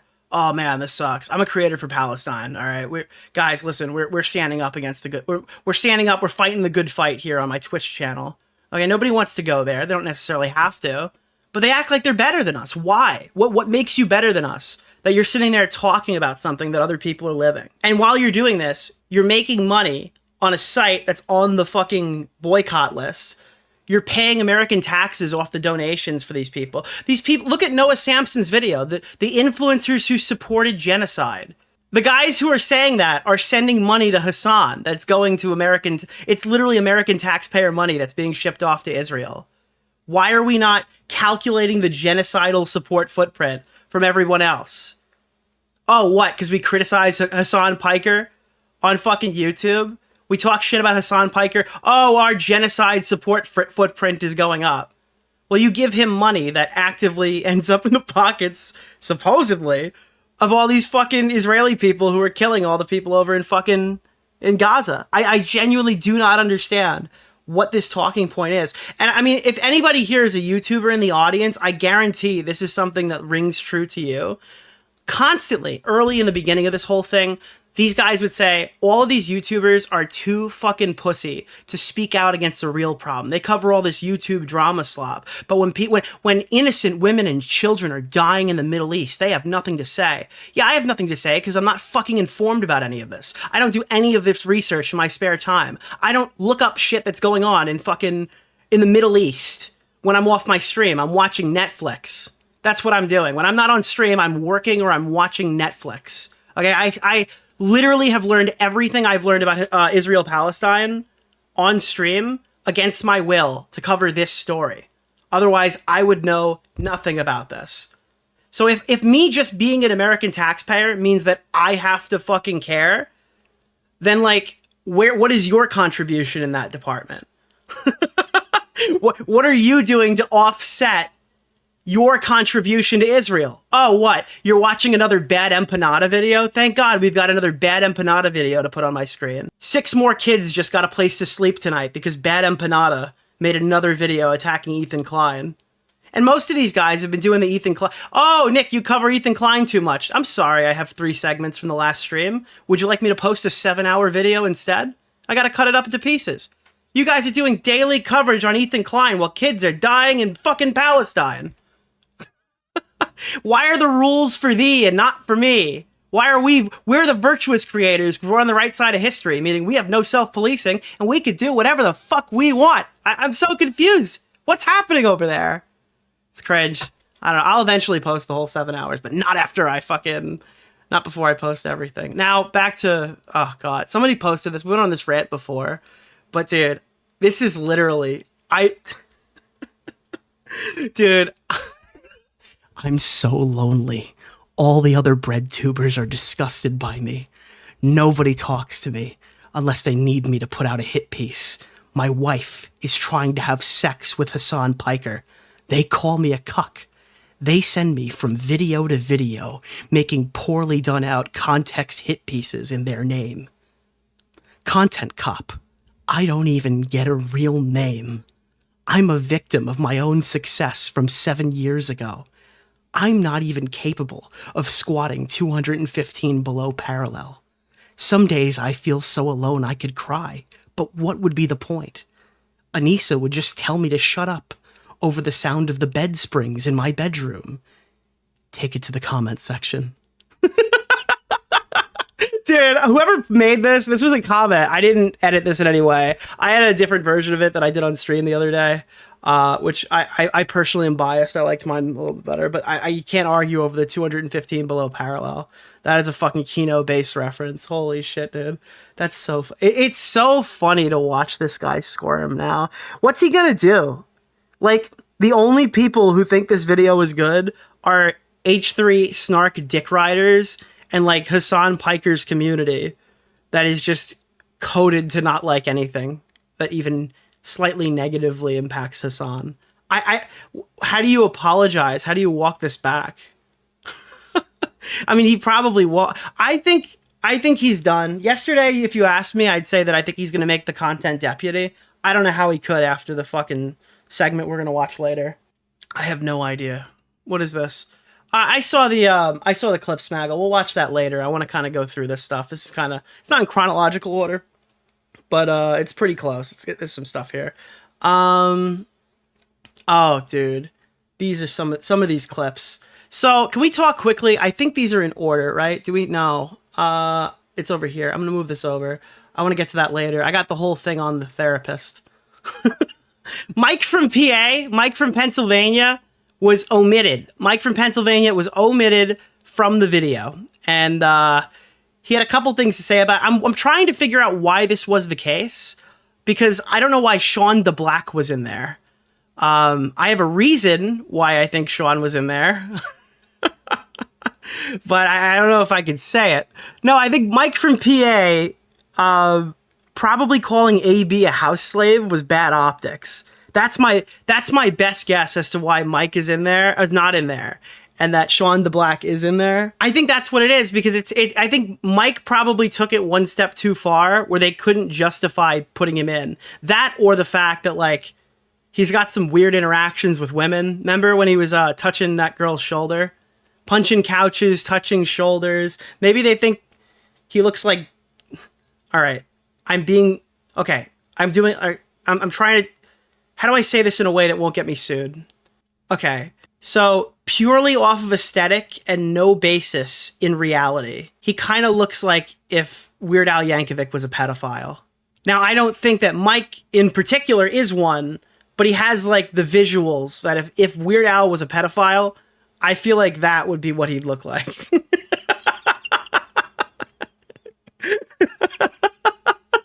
All right, so that's obviously not an allegation against Mike. I don't think there's any credible allegations that exist about Mike. I don't want that to be twisted. I don't want people to say that to him. But that's just off of my... Again, all these people want to talk about visuals. That's my visual take on this guy, so... Dude, look at this. Oh, to find love like that. They think that because I don't hop around like a trained monkey like they would. That means I'm disliked. Yeah. Mike from PA has been getting a barrage of trolling after not being featured in the content cop. It might have reached a tipping point. Tweets out that he will not hop around like a trained monkey. Yeah, so my thought process here is when he called AB a house slave, that was probably one too far, right? A house Arab, right? That was probably one step too far, and then Ian wouldn't put him in the video, but I have nothing to base that off of either. To be honest, there's about as much evidence. Now, okay, never mind. There is less evidence for the other thing. My lawyer told me there's less evidence for the first thing that I joked about.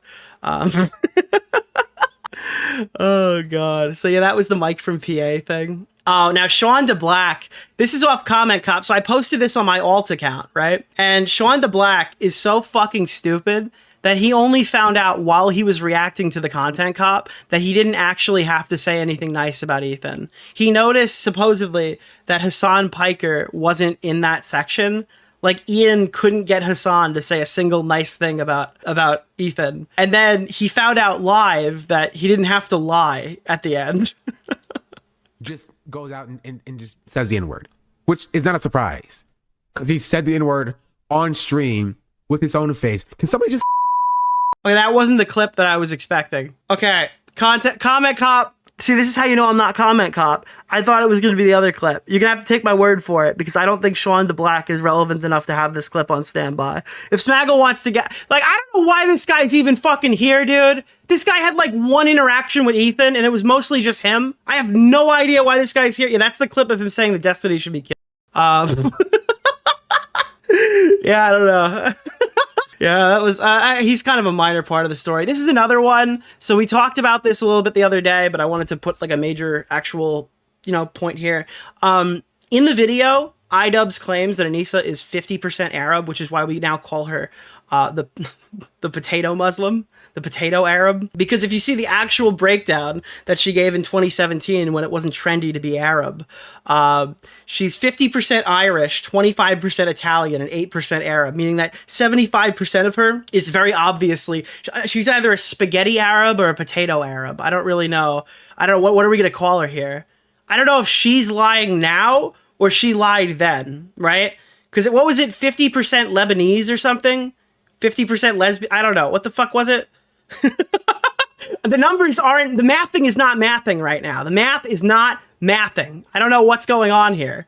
So yeah, 8% Arab, 25% Italian, 50% Irish, and 50% Lebanese. So that's more than one person. That's 158%. I don't know. Is she living a double life? Like, what's happening here? The math is not fucking math. And by the way, 8% Arab, just to be clear, Keemstar is 9% African. All right? So if that makes her an honorary Muslim, even though she's, by the way, not honorary Muslim, she was Muslim, then she left the faith and then did pornography. But if she was Muslim, okay, this means that Keemstar did nothing wrong to Alex, just to be clear. Because if 8% is our threshold, because she could feel the hurt of her ancestors through the blood in her body, then I think Keemstar's got the pass. I think we need to go back and start retroactively fixing a lot of these exposed videos. I'll start in 2016. You take 2017. We're going to wipe this thing clean because Keem can say it, you know? Dude, what's Keem rocking? Yeah, the 9% is below the belt, dude. That's what it is. Thank you for that comment, and thank you for making me subsequently cancel myself. Holy shit, that's how he keeps Brantley. I guess I don't know. I don't know. It's not the height. Yeah, it's not the height. And actually, the one time I saw him play basketball, he actually, funny story with Keemstar. So I was at a G Fuel event when I first had met Keemstar, and he wanted me to record him saying first shot and draining a 3 at a carnival or whatever, at Adventureland, right? I think I filmed that 19 times, and every time he went to shoot it, I might have this video somewhere, the full one, the uncut one, he goes, first shot, and then he threw it and he'd miss. And then I would keep rolling, and then he would grab the ball again, run back and go, first shot, and then he'd miss again. And it took him like 19 times to hit the shot. And I think he tweeted it out as if he'd actually just hit it. That was one of the that one, and then when he spit the G Fuel out after doing the, that was the other one. That was fucking hilarious. He's sitting there doing like, G Fuel, get it now. And then he spit it all over the floor. He doesn't work for them anymore, so I highly doubt he'd be mad about this. But yeah, he just spit it all over the floor. Oh god, yeah, no, dude, we've had some good times. Now this one, this is an early clip of Ethan. This is kind of wholesome. I don't think you've seen this if you haven't. This is probably one of my first tweets about this specific situation, and it's gonna break your brain a little bit. It comes from 2023. We've been covering this drama for over a year and a half in some way, shape, or form. This is when Nick said, Ethan has become disillusioned with his own friends and is not backing down. Fuck yeah.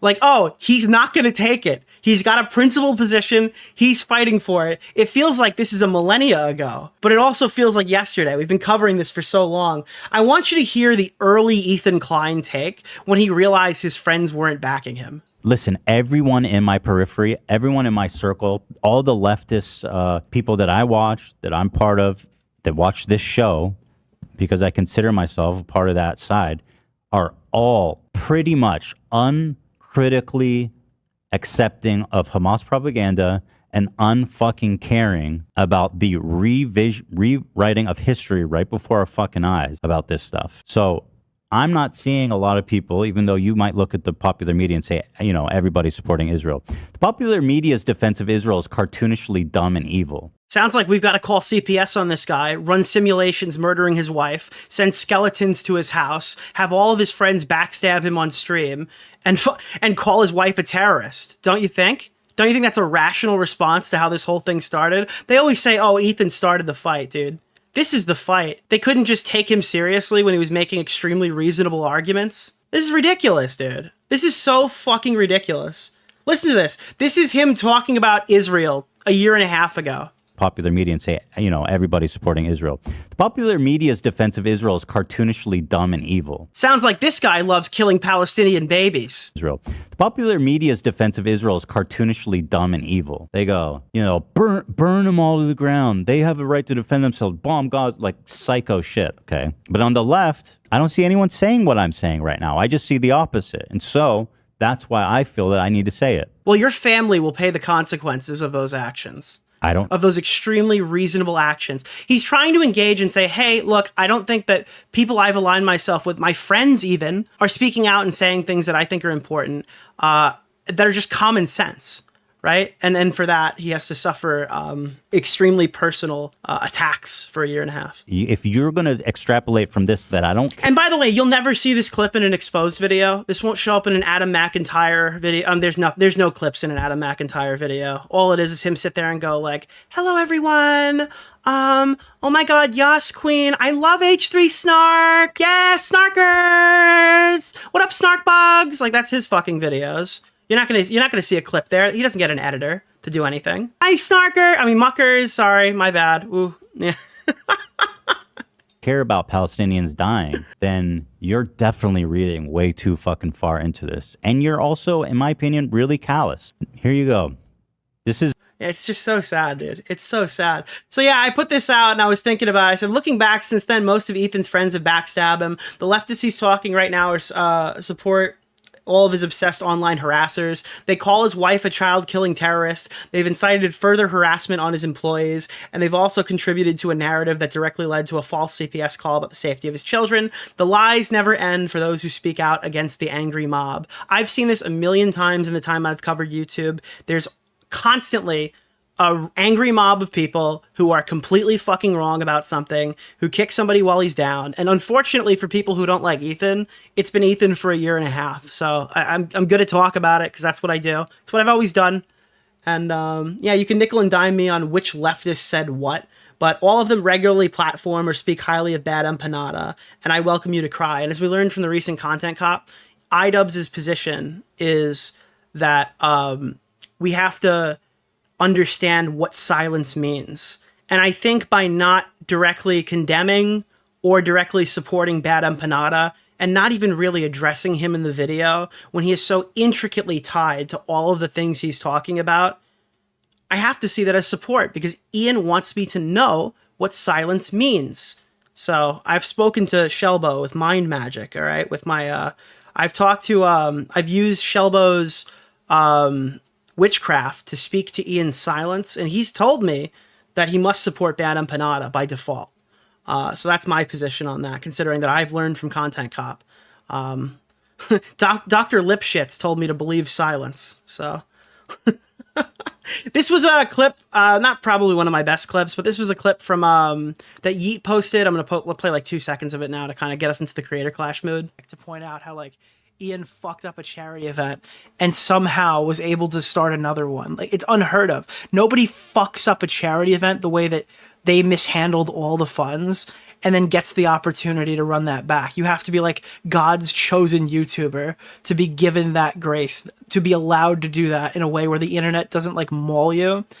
He has to realize the bad press. The thing is with iDubbbz, and you'll realize this when you're looking back, in about 6 months when people make retrospective videos on this or narratives start getting broken. But with iDubbbz, there's always a straw man fallacy. It's never Anissa is a vapid bitch. It's always Anissa is attacked unjustly for her pornography or her softcore pornography, her OnlyFans. That's the only, it must be incels online that hate her. It's never any of the things she says or does. No, that's irrelevant. Why would people care about those things? For iDubbbz, it's all these people hate him now. They don't watch his videos anymore. They shun him specifically because he doesn't say racial slurs. I'm not saying those two things don't happen, but they lock you in this position of being a racist incel if you don't agree with any specific thing that they do, right? That extends equally to like creator clash as well. You're just attacking charity, right? That's the main one. You're attacking charity. They used that one for a real long while until they couldn't do it anymore because the money didn't go to charity, but that's besides the point. The other one is you're aligning yourself with Sam Hyde, who gave money to the Daily Stormer. Therefore, you're a Nazi. Froggy Fresh is a Nazi. Denim's literally called Froggy Fresh a Nazi based solely... This is not me making this up. Denim's called Froggy Fresh a Nazi because he wanted to train with Sam Hyde, okay? This is something that legitimately did happen. There are clips of this. Right? So you can't criticize that because Froggy Fresh is a Nazi, so we can't talk about this at all whatsoever because he worked with Sam Hyde, who is a Nazi, who just so happened to have destroyed Ian's mind. But then Creator Clash 2 bombed, and there were actual reasons that people were criticizing them for, that they couldn't just shy away with Nazis and charity. And now people are starting to once again see that Creator Clash 3 is also a bit of a mess. I actually have a ton of stuff here to show you. This is like the 80th hammer dropping. We knew that Creator Clash 3 would run against the UFC, And the UFC is an infinitely better show. Whatever they have that night, I don't care who's fighting. It's an infinitely better show than the Creator Clash. But one's UFC, one's non-YouTubers. There's a different audience there. That might not be that bad. Now, this is bad. This is catastrophic. Jake Paul has announced his next boxing match will be the same day as Creator Clash 3. Now, I just filmed Half Baked with my friend Turkey Tom, and Tom thinks that when Ian said Creator Clash 2 was a big old failure and that someone was trying to take over the event, they said it was, the speculation, even in Big Bungie's video, is that it was Jake Paul. They think that Jake Paul wanted to take over Creator Clash. The other thing here is that I've been told, and I haven't seen this for myself, so I might be wrong, I'm pretty sure the main sponsor of Paul versus Chavez Jr. is Fansly. Or at least one of the main sponsors is Fansly, which, if they're not doing Creator Clash, that was their biggest sponsor last time. So it looks like they took their fucking date and they took their fucking sponsor, which is catastrophic. It's right at the bottom of the ad? I'm sorry. What is it? Jake, pay-per-view live. I don't see it. Am I blind? Paul Chavez, July. No, I don't see it. Maybe maybe it's been cut off for this version. But yeah, supposedly that's the case. It's fucking Repsion. So that's a big problem, but we've got bigger problems. Where is this? No, oh god, do I not have it? I'll rip it up. I have it here. There are much larger problems in Creator Clash than the ones that you're even realizing. The one that I think the biggest problem for Creator Clash is this. This is a problem. This is a big problem. So these are the current seats you can get. This event is 2 months away. This is a June event. This is the week after VidCon. VidCon is like the week of the 15th, I think. This is the following week. Actually, we could date it. It was right there. This is the current look at the stadium. Now, if you guys don't go to a lot of events, it looks like row 101 is the only row that is near sold out. The gray ones, I don't think that means might mean they're sold out. It also might mean that they're blocked, that you can't actually buy from here. But we actually have a more detailed look. I don't think Harley is going to come into the stream and try to tell me that this thing is sold out. If you remember correctly, Anissa and Ian spoke about the stadium in their video. When they came to tell everybody what went wrong, they lobbed a bunch of suggestions. Oh, it should be free. It's not free. Oh, the stadium's too big. It's too ambitious. We're 2 months away from this event, and there are entire sections here that are still full. It looks like there are more seats that are not allowed to be sat in than actually purchased in this screenshot. And I think a lot of the issue here, and you'll see a dose of Buckley, I don't know where his tweet is, but he brings up an extremely good point.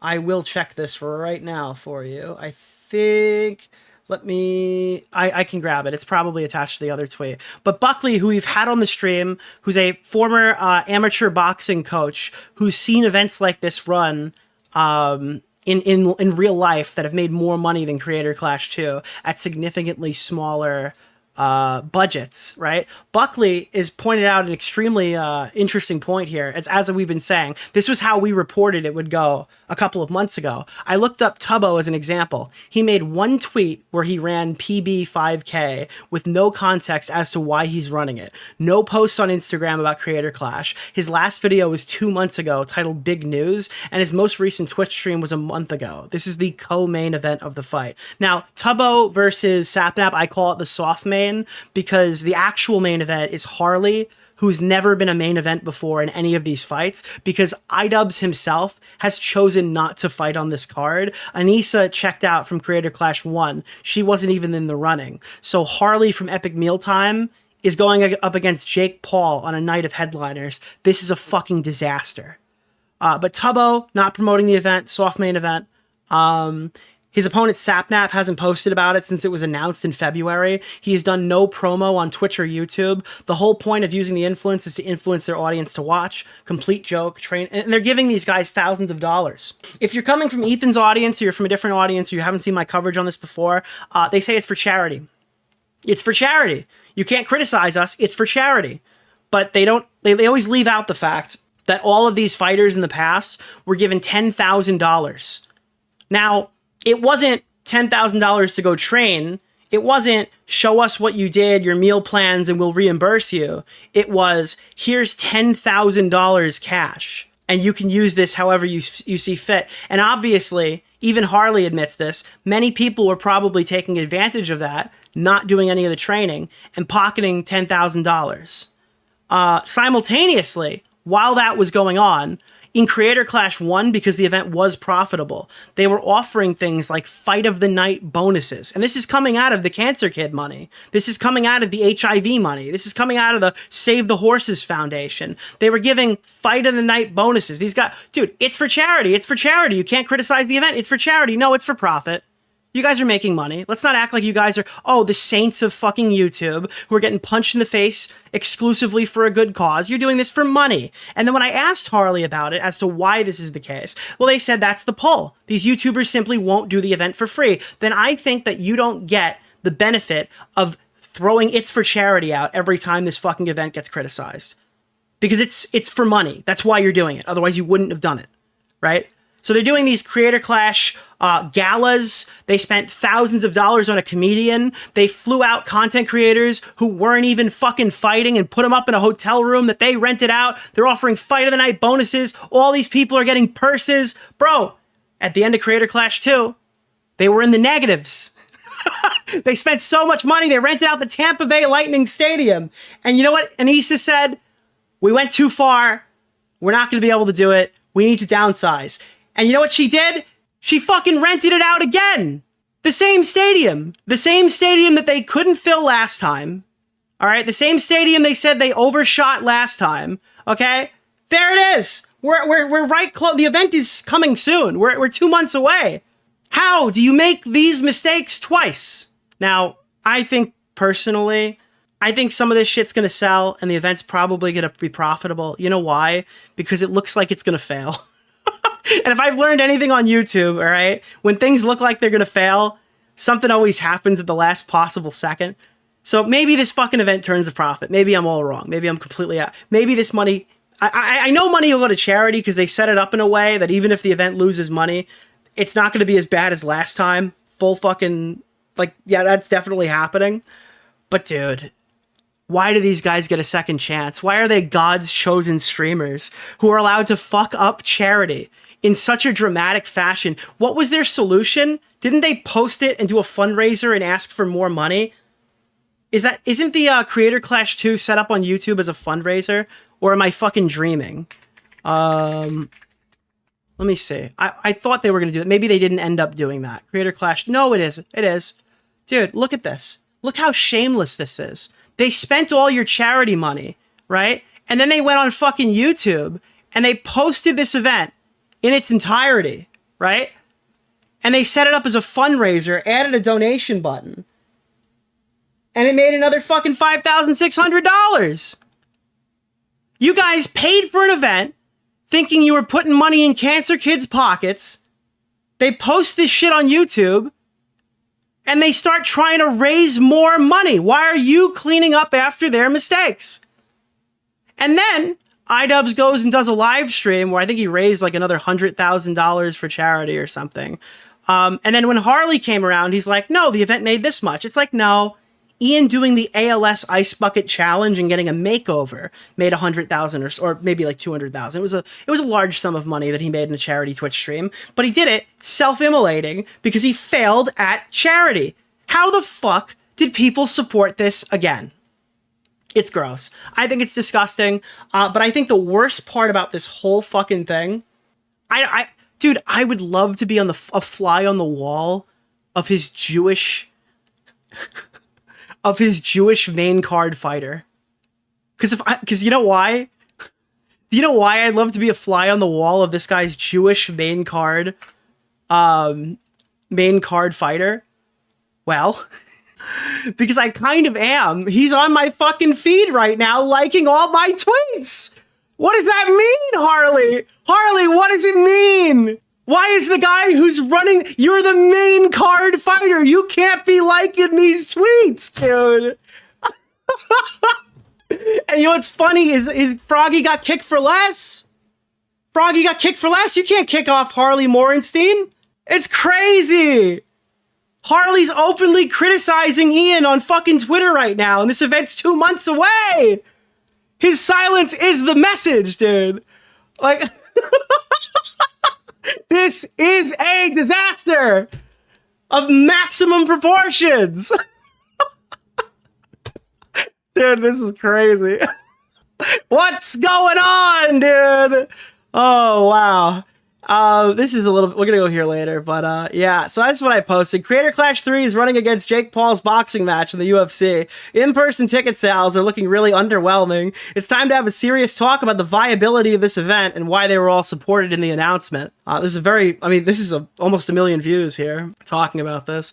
I personally think people who fuck up charity shouldn't be encouraged to host more charity. If you mismanage funds and beg your fans to donate more after the fact in a shame stream, I think you should hang up the gloves. Why am I alone in this? Where is my support? We need some reinforcements, chat. We're 2 months away, and I have seen no positive promotion for this fight. What was the promotion, chat? I feel like Harley calling in and fighting with me was like the most promotion this whole event has gotten. That's the most notable thing that happened. Maybe I'm biased. The second most notable piece of promotion is when iDubbbz snaked his fighter live on stream. Obviously, I'm talking about the notable discussion when Lena had a panic attack in the H3 podcast bathroom because Ian backstabbed her boss/friend while they were live. That's the second time I've heard people talk about Creator Clash. In fact, I almost forgot the event was happening. I want you to understand this. Ethan Klein announced that he'd be posting part 2 of his content nuke video on Hassan Piker about the last week or the last 2 weeks of June, maybe early July, right? He said he's using that 3-week break to make his follow-up video, meaning that the content cop would have been topically relevant to post directly after the fight. 100%. Because this event is probably the last week, right? The last week of, or it's the second to last week. It's late June, right? Where this fight's even happening. So if Ian wanted to wait till after this content nuke thing happened, or yeah, then he could go post that video then. I don't understand the rationale to create a rift like this, because Lena's worried she's going to get booed right now. And you know why she's worried? Because she is. She is. Dude, Ian was happy to take his money for months, dude. Ian was happy to put Lena from the H3 podcast on that fight card and fucking make money off of Ethan's audience while he has to promote this thing on his streams because Lena's fucking fighting in it. Okay, he was happy to collect that $200 for pass and go. So I'm not really sure what is the rationale here to jumping her while she's live with Ethan on stream. I don't understand what's happening. More spineless Harley. How could you call Harley spineless? I feel like that's the least spineless thing he's ever done. Now, if he gets on here and walks it all back, that's one thing, but I think Harley has been very virtuous throughout this whole situation. He's been posting fucking videos critical of Noah Samson. Good for fucking Harley. So he's fighting with Hassan. That's expected. Yeah, look at this one. Watch this video to see how stupid Noah is. So he's talking shit about Noah Samson. Obviously, you know why. I would love to see this. I think I have plans. So this is him kind of soft promoting Jake Paul's fight. Maybe that's a bit of a reach, but I don't know if I was in this position as the headliner. I don't know if I'd be signal boosting the alternative fight. Oh no, not the swastika sword. This is Ian's hands. So Harley posted the swastika sword. I don't think he's like quiet about this.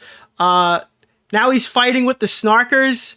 Banned for being Jewish, silence for being Jewish, no appeals allowed. I should be fine. I don't feel, so this is you're trapped in the last TV show you watched. Where are you? I should be fine. I don't feel trapped. It's a new place with plenty of room, 6,000 square feet, 5 bedrooms and 5 baths. It's a walk to a Whole Foods and there's a pool in the backyard. It's actually pretty lavish. So he's just openly like shitting on this video, bro. I'm sorry, dude. If people don't like Harley for some of the stuff that he said here in the past, it's pretty clear where his allegiance lies now.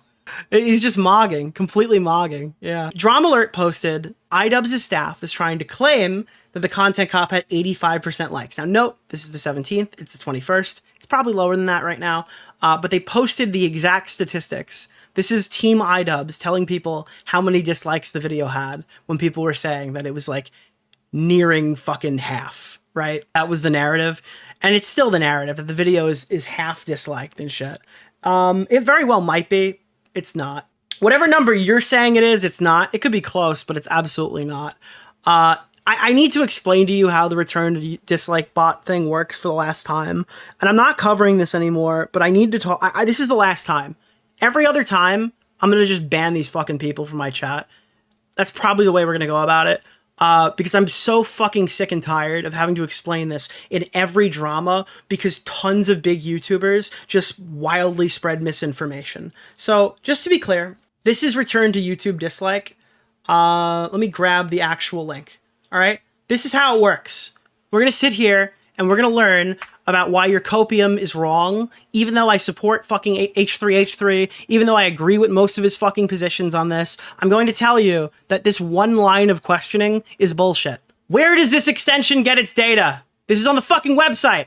A combination of archived data from before the API shut down. If you're watching a video in the last 4 years, that doesn't exist.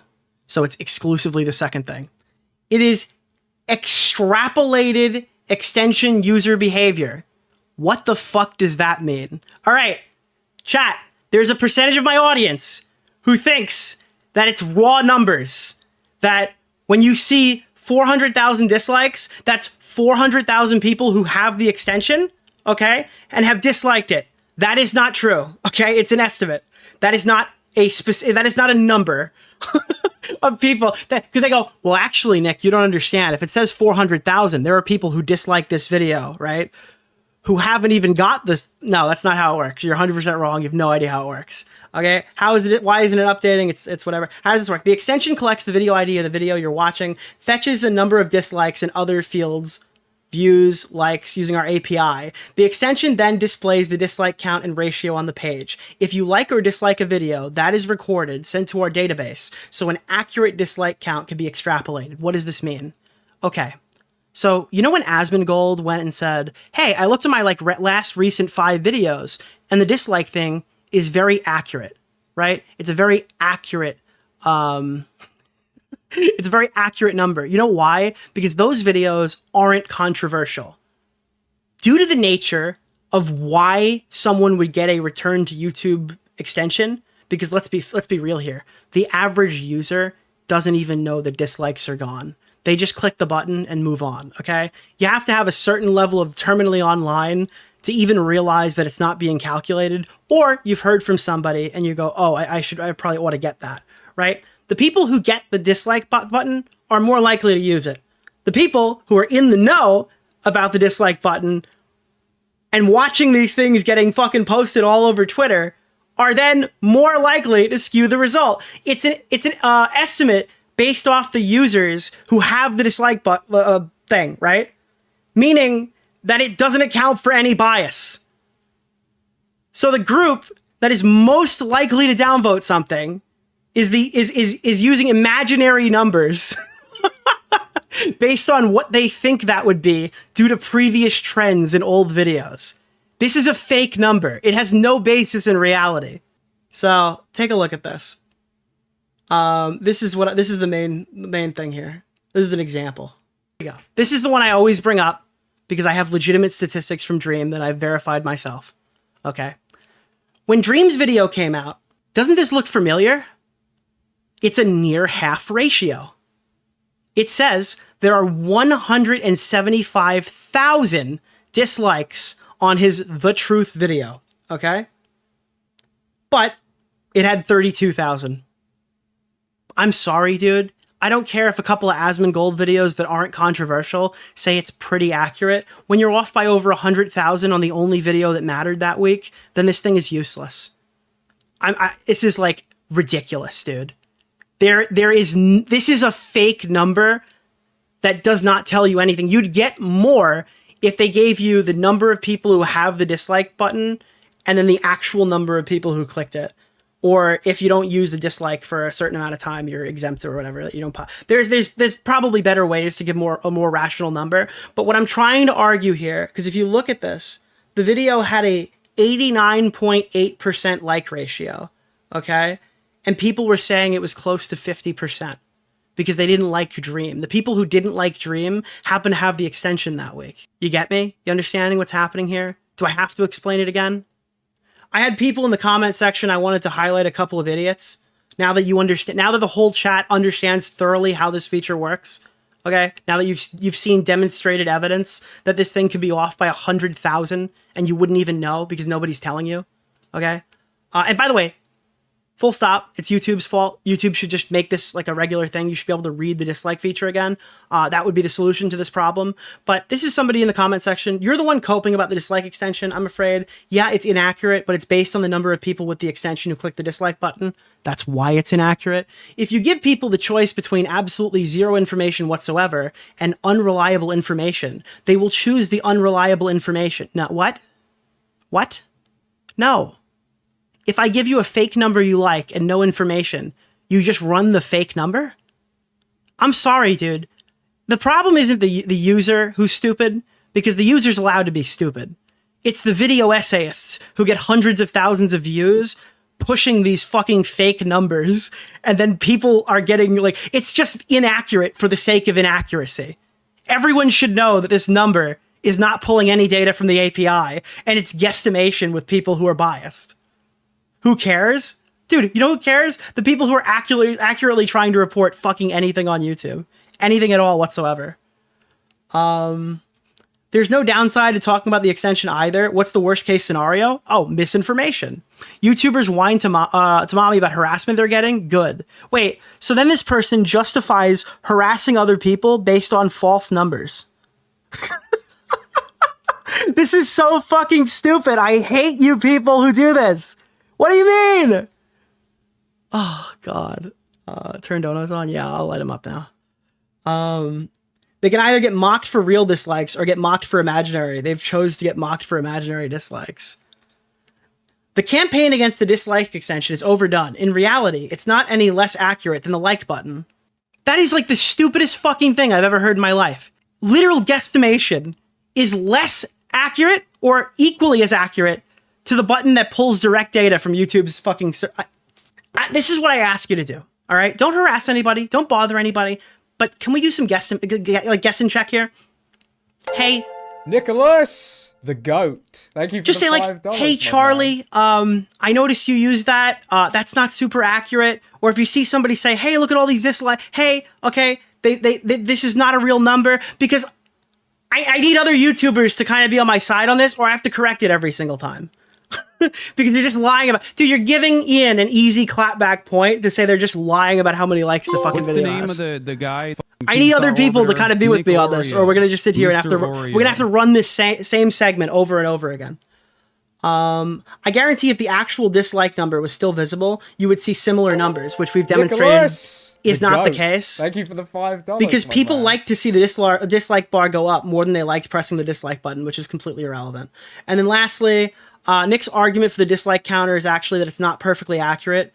Wait, Nicholas! Okay, fuck. The goat. Sorry, I do have to kill this again. But if Nick's argument for the dislike counter is actually that because it's not perfectly accurate, it's not real. And again, it's not like a thing of being perfectly accurate. There's no perfectly accurate solution for this problem. It's that it's literally imaginary and has no basis in reality.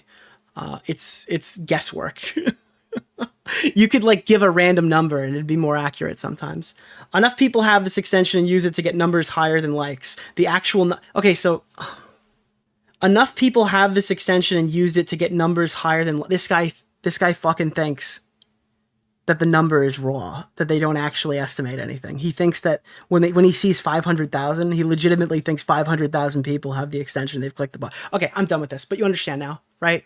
Did we get somewhere? Do we understand? Are we in full agreement on this? Are there any dissenting voices? Smaggle ban them from the chat. Okay. Anywho, this is probably accurate to the time. I imagine they haven't lied about this. Extremely easy, checkable lie if they did. All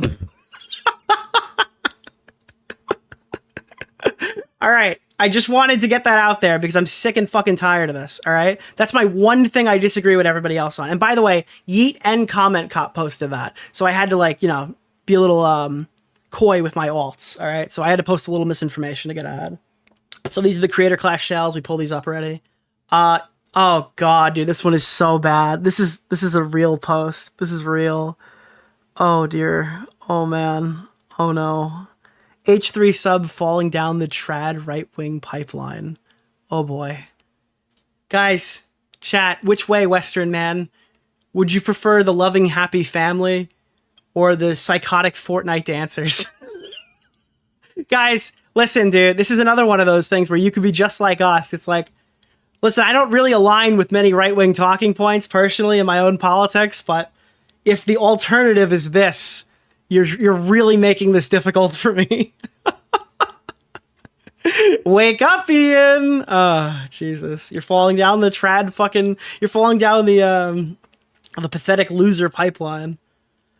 Imagine spending the best years of your life self-flagellating due to previous bigoted behavior and then immediately siding with anti-Semites. What a crazy self-own, dude. Guys, I'm not racist. Guys, I'm not bigoted. Guys, I'm not fucking homophobic. Anyways, guys. Now about the Jews. Absolutely pathetic. Mullet Ethan is worst Ethan for sure. Holy shit, dude. So, a lot of people got on my ass about this, probably because it hit a bunch of people, but I was checking this, and this is what I was seeing before the content comp had dropped. I was skipping to random parts of H3 content comp. I landed on iDubbbz in tears over being a couple online, seeing your partner get hate and stuff. And initially, I'm like, wow, kind of bold to put a therapy clip in your video. This must be Dr. Lipschitz, the people that that Anissa and Ian are seeing, because I didn't know who he was, right? my biggest takeaway is that Ian just flew to his house and cried in front of him. That's not actually the therapist he keeps talking about. It's the guy who grades apology videos. I wasn't familiar with his work, but I found that personally funny. Because, you know, he just keeps telling everybody to go to therapy. I just had assumed he'd gotten his therapist's permission to record, but no, it was a different kind of therapy session. Now, this guy right here, he seems pretty wholesome. He actually posted a video. It's since been deleted. There's a few clips online, and Papa Gut. Papa fucking Gut, dude. The kissing bandit actually went out of his way to do a full reaction to that before it was taken down. And I think it's probably your best resource to watching the full thing. There are a few little clips that I have here that I thought were worth addressing. But please note before we get started, unlike Ian, I will give you the context. This video has been removed. And apparently they'd spoken in private. They've reached some sort of some good state. Ethan and our boy right here, yeah. Psychology in Seattle. That he's getting. I think it's very valid. But I also think, at the end of the day, we should acknowledge that he's human because he is human. And he is in a situation that's making him extremely scared, paranoid, defensive. I feel bad for this guy because it's obvious he didn't know how significant his little clip would be as like the main draw. I talked about this again previously, and I'll bring it back up now because it's relevant here. In the past, Anissa and iDubbbz went across the country driving, or I don't know where they went. I think it was in California. They went on a trip to say a racial slur to Tana Mojo. Okay, that was Content Cop. That was what Content Cop was back then. They went there, Anissa and Ian, racial slur, Tana Mojo. Now, in the revival of Content Cop, in the Disneyification of Content Cop, right? Instead of doing that, they flew to Psychology in Seattle's house, okay? And instead of saying a racial slur, they asked him to change one of his apology grades to a B. Now, again, it is notable that iDubbbz received a B+ for his apology. And that might play a factor into why that grade specifically was picked. But the Tana Mojo say N-word moment of this video was iDubbbz going to ask this guy, the hall monitor iDubbbz. He's not Content Cop iDubbbz. He's hall monitor, teacher's aide iDubbbz, to ask him to lower a score on an apology. And the most fucked up part of that video is he failed. And he included it anyways. If that doesn't give you the contrast between like the moment, like that was the crescendo of the video. And he's like, it didn't work. When Content Molotov went to this guy's house, the guy's like, no, I'm sorry, my grading rubric is sacred and I cannot change his grade. iDubbbz has done the impossible, folks. People have been bothering this guy for years. Just make a content cop. Why don't you go make a content cop? And then he finally did, right? And people were excited for it. Oh, could it be about Kick? Is it about Asmongold? Maybe he's targeting Steven Crowder. And then this video was hyped up to the point where I think Ethan might have had to realize if he had just done this earlier and put on the stupid outfit and covered a normal subject, it probably still would have hit 1 million views and probably fixed his career. But no, it's a spite-driven campaign against Ethan Klein. And I don't think they're going to be asking for any more content cops. I think this was his one.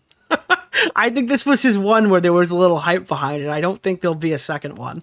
But isn't that just so crazy in hindsight? It was working, dude. People were excited. It could have worked. And then he made iDubbbz complains. Dude, at the 2-minute mark when he takes off the policeman's uniform, I felt content stealthed. I legitimately felt content stealthed by that video. He pulled off the condom, dude, in the middle of the video. All right? And just started making more bullshit. That's what it felt like, dude. He ripped off the condom and we're already in. What am I supposed to do at that point? Just stop? Does anybody else feel like they got content stealthed by that video? So yeah, this is the clip. Sensitive, and I'm sure other features and feelings. In the spirit of Kirk. I love this. I love it. I love it. The video is still very pointed and very critical, but to have, I'm having chills to have this epilogue or this ending or the. It's a scam. This is what, dude, what you don't understand. Psychology in Seattle here, he might have walked this back. He might not even agree with these talking points, but in this case, don't think of him as a YouTuber. Think of him as a average iDubbbz viewer who doesn't watch the H3 podcast, who just doesn't know, right? How the fuck did we hit 11 out of 10 on the goal? You broke the goal. You guys have earned another goal for that, but you broke my goal, okay? Jesus. We just hit 11 out of 10 on the goal. That's crazy. But a 111, don't remind me. But what psychology in Seattle is right here when he says this in the video is he's a fan. He's a guy who doesn't know the context, who's watching this bad faith shit piece of a video that doesn't tell you why Ethan is mad, that doesn't provide context to the clips and the arguments that he makes, that lies a lot. And then he gets to the end of the video and he hears this constructive point, hoping that Ethan gets better and does better. And this is what the rational takeaway is when you lie. To have this epilogue or this ending or the climax of the video, to have it have this tone while still staying true to his voice. It's a new voice-ish, but it's still him. It's authentic. It's real. This is what you have to remember, that not every person who's engaging with this video is like you or like me. You guys are in the know. You understand. The casual watcher thinks that iDubbbz is a great guy because he pretends to be a great guy at the end of his video.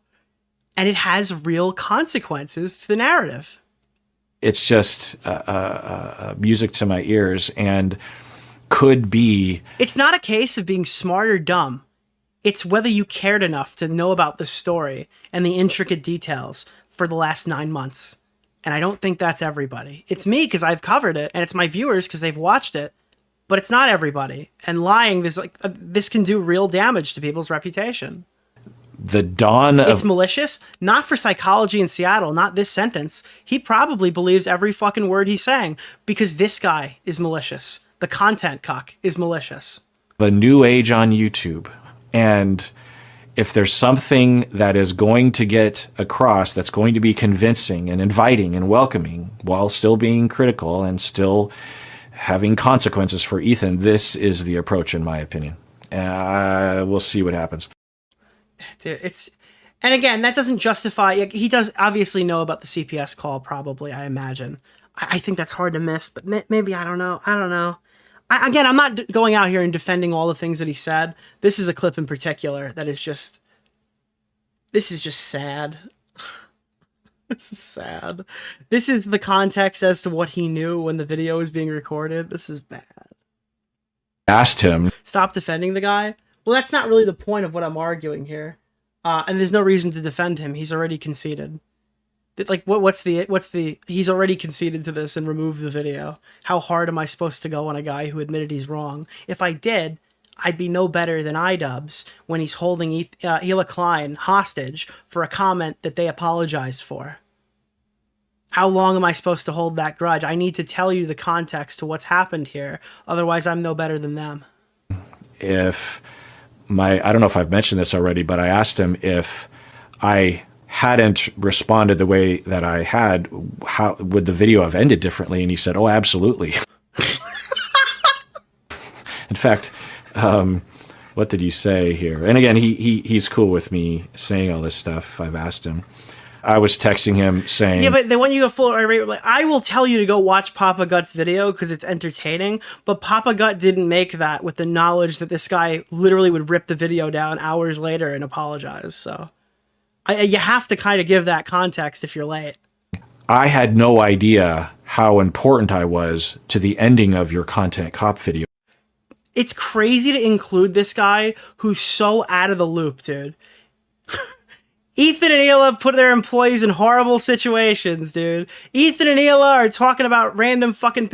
Dude, this guy got thrust into the biggest controversy on YouTube, had no idea he was the crescendo of the video, and is caught like a deer in headlights.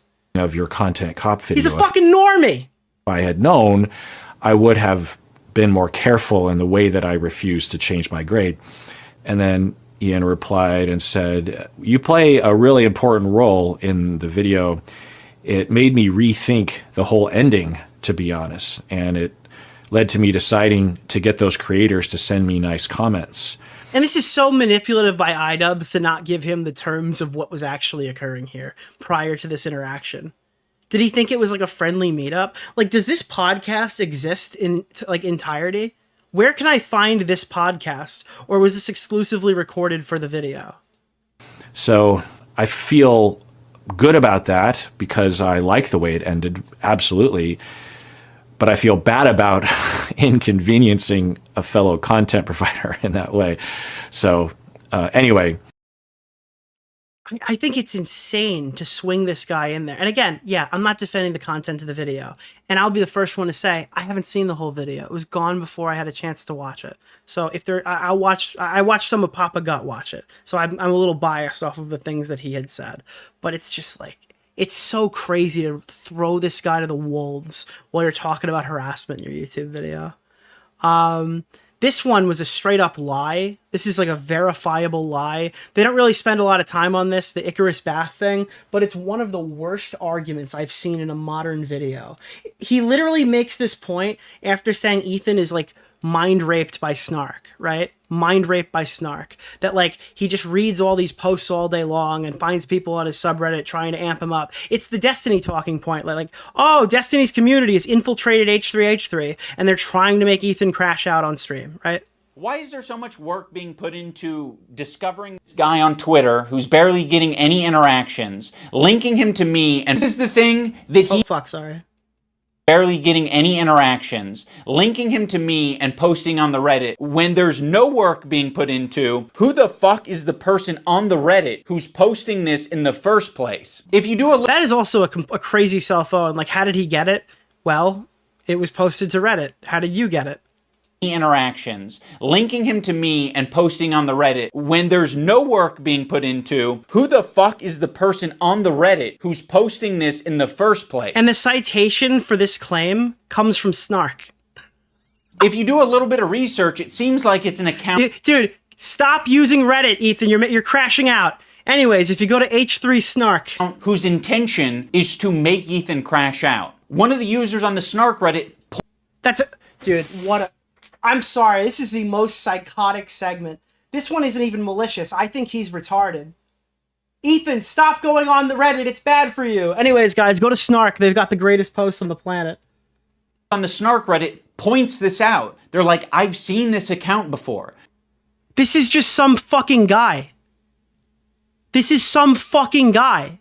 This account has scraped its history, and it's now trying to make Ethan burn bridges. And the allegation is that it's like one of Destiny's top fucking capos in his fucking Twitter group. Scraped its history, and it's now trying to make Ethan burn bridges. This is within Ethan's own community. Like, this is the thing that he needs to be critical of. It's not me. Why is there so much work? So, just to be clear, it's not him. The guy Icarus Bath is not Icarus Drowned. This is Icarus Bath. This is the Destiny Glazer, okay? Icarus Drowned is not Icarus Bath. These are two different people. Or at the very least, he's done a very good job at keeping these things separated.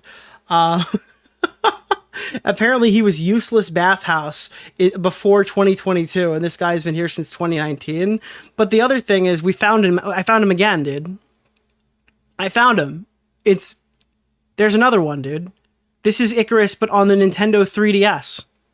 Apparently, just calling yourself Icarus and being quoted on Snark means that that's the guy. So there he is. That's Destiny's top capo right there.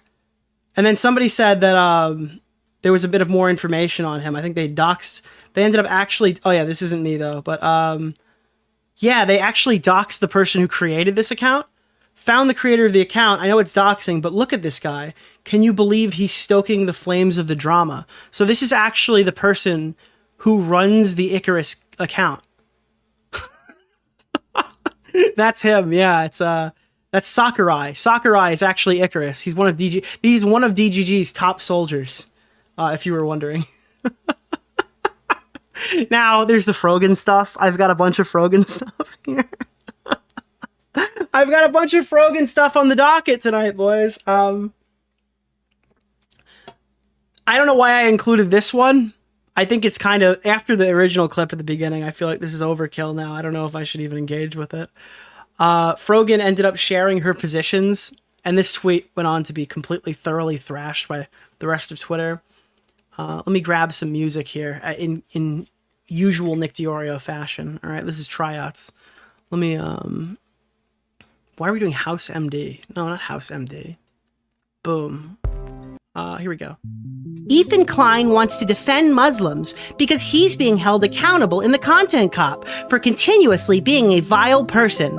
iDubbbz has apologized, showed genuine change over the last decade, and is literally married to a Muslim woman. Dude, if you fuck a Muslim woman, all right, you've got the pass. If your penis enters a formerly Muslim vagina, you are good. That's the pass. People thought friendship was the pass. No, it's exchanging bodily fluids, dude. And this one's crazy too, because you could literally say the sentence about Ethan pre-fucking October fucking 7th, right? Where is it? Like, look at this. Let's say somebody wants to defend Muslims because he's being held accountable in the content cop for continuously being a vile person. Ethan has apologized and shown genuine change over the last decade. Okay. That sentence has probably been verbatim sent to me during my Ethan coverage in 2020. These guys are literally just retesting him. They're re-purity testing him, as I've said this a million times, exclusively because he doesn't engage with current thought.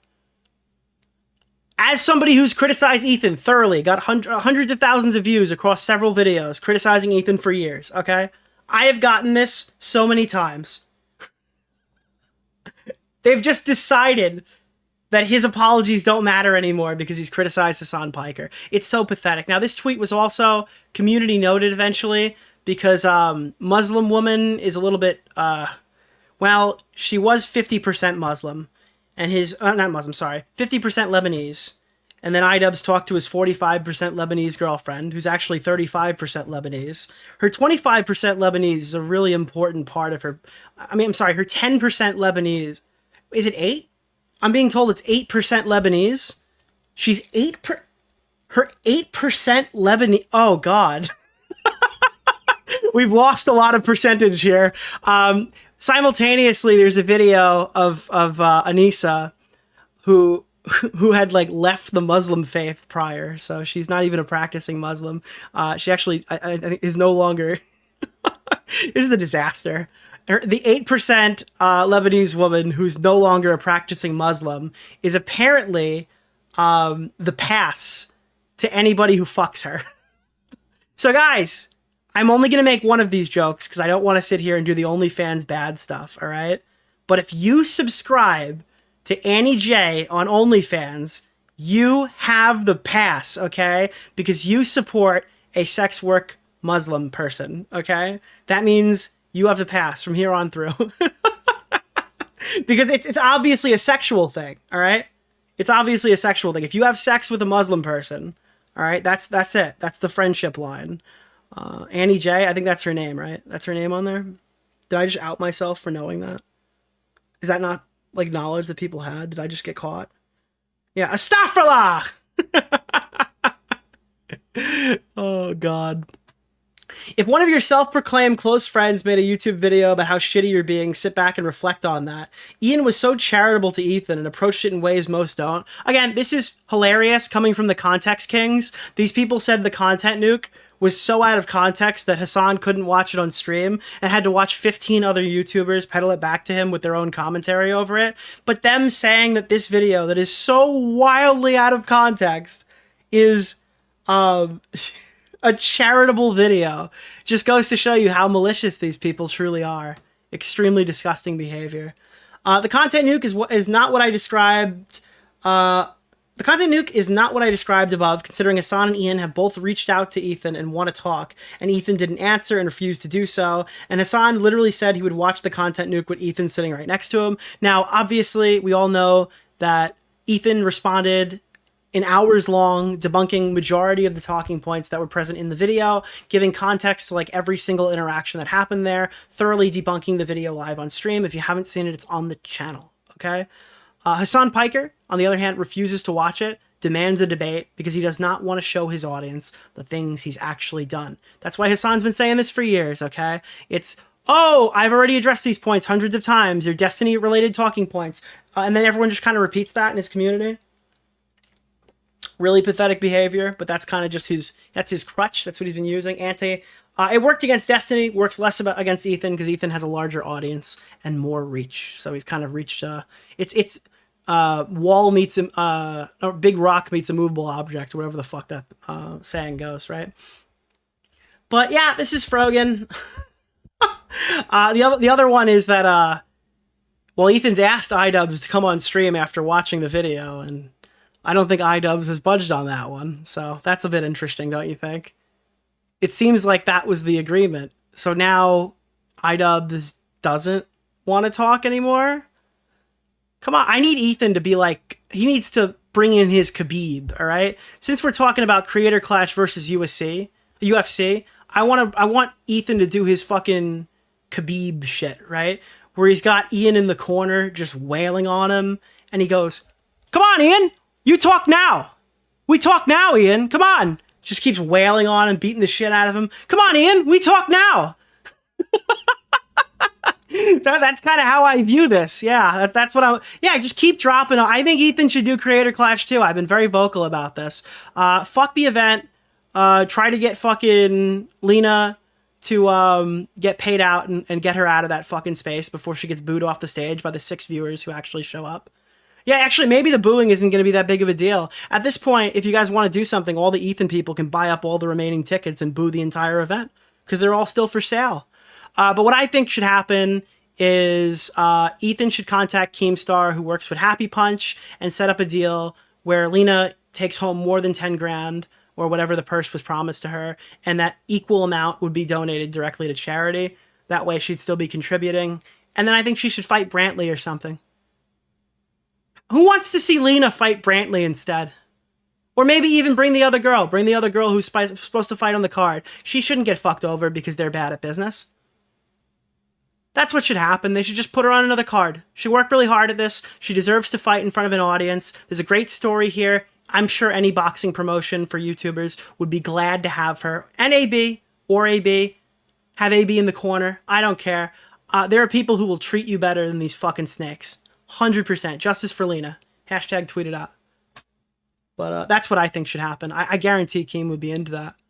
So you should facilitate that with him. That would be really cool. Scott Schaefer! How you doing, buddy? I heard you made a video on the money guy. Somebody made a video on you, I think. I forgot. That's the money guy that Augie really likes. He said that Bo Black should talk to him. What's his name? God, I'm drawing a blank here. What's that guy's name? That, fuck. Caleb Hammer. Yeah, Augie was trying to tell me that he had a dream that Bo Blacks went on Caleb Hammer and was explaining his finances. Tell me right now that that would not be the biggest piece of Kino content ever. Dude, Bo Black's on Caleb Hammer explaining the mortgage payments. That would be like the greatest piece of content in history. So obviously, Rising Star Frogan had posted this, right? We've got a couple more Frogan things. And then after this, after she started this entire fucking conflict, after her deciding to tweet crazy shit and then going crazy on Ethan for unfollowing her, after a bunch of Israeli women and children were raped and murdered on October 7th, right? And she was tweeting crazy shit about it. Which, by the way, ultimately caused this whole conflict. Now, all of a sudden, she's worried about her career. And to be quite honest, it's very hard to To be honest, it's very quiet. Sorry. look at. And to be quite honest, it's very hard to. God, she's got a lot riding against her. That is not a good streaming voice. And to be quite honest, it's very hard to look at, you know. You clipped that on purpose. You dick. That was not an accident. That was not a fucking accident that you started the clip with that, you dick. And to be quite honest, it's very hard to look at, you know, like, you know, karma will make its way. To me, it's very hard to look at it that way. I wish I had that point of view. You know what I mean?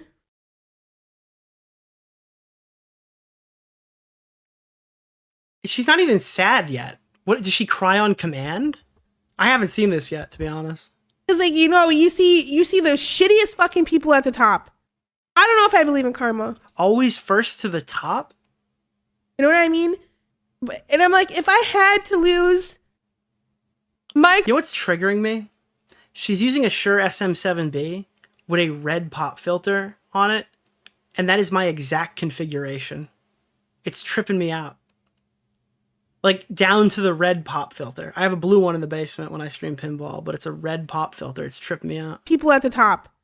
I don't know if I believe in karma. You know what I mean? And I'm like, if I had to lose my career over this bullshit, at least I can say I was consistent in my views. Consistently retarded. Negative IQ.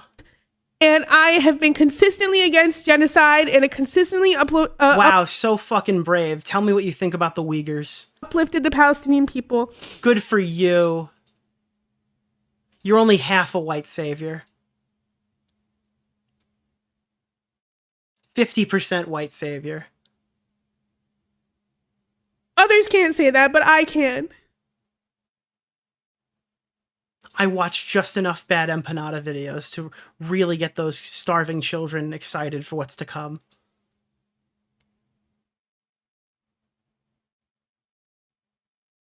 Literally, the I Caused My Own Downfall Again award. She is exclusively known for saying rage bait crazy shit on stream. The fucking... Dude, the only reason there's not a clip of her reenacting 9/11 is because she doesn't have enough viewers to fund it. You know that? If I knew, I'd have sent my people there to pay for that too. Just because I would make 20-fold when I'm covering it on my stream. She set a donation goal to reenact 9/11, but she's so fucking terrible, she couldn't get enough donations to actually do it. Simp for Frogan. Her donation sound is her daddy talking to her. Mine is my daddy's criticizing. I'm kidding. And I feel like such a bitch for crying, but it's just like... like, you sit and reflect, and it's just like, what the fuck, dude? There are some days I just sit, and I'm just like, I'm just like, I'm like, what did I do to deserve this? Everything! You have done everything possible to deserve this outcome. You have enabled this for months. What are you talking about? You have constantly walked into a rake on every. Oh my! Nobody's ever posted a clip of Frogan because she said something interesting. Never, never because she made a good take. When's the last LSF clip of something wholesome happening on her stream? She goes viral on Twitter because she's an asshole. And that's not because she's Muslim. She's an asshole with or without that burqa, okay? Where's, I love when they're like, oh, you don't understand. Frogan is like... Oh, dude, it's so pathetic, bro. Frogan is the only hijabi streamer, and they have to attack her. It's like, no, Frogan is a vapid bitch. Because, like, you know, you see the shittiest fucking people at the top. I don't know if I believe in karma. You know what I mean? Aww. And I'm like, if I had we have a big old cry. My career over this bullshit. A hijab, sorry. I don't know. I don't know what any of these words mean. At least I can say I was consistent in my views, and I have been consistently against genocide, and it consistently uplifted the Palestinian people.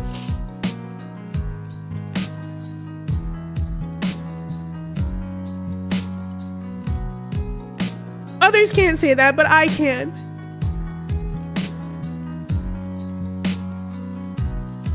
Is she dying? No, her career of 80 view streams is over. Because the video in her community is wildly popular. For Frogan. And I feel like such a bitch for crying, but it's just like you sit and reflect, and it's just like, what the fuck, dude? There are some days I just sit and I'm just like, I'm just like, I'm like, what did I do to deserve this? It's so crazy to me because she willingly then jumped on to the iDubbbz video and did the fucking loser dance. And like a couple days later, she's crying hysterically on stream that her career is over? Can somebody explain this to me? Why are you fucking losers? All cry bullies, dude. Just fucking dig your feet in the sand and talk some shit, please. It's so hard to care. You make it too easy.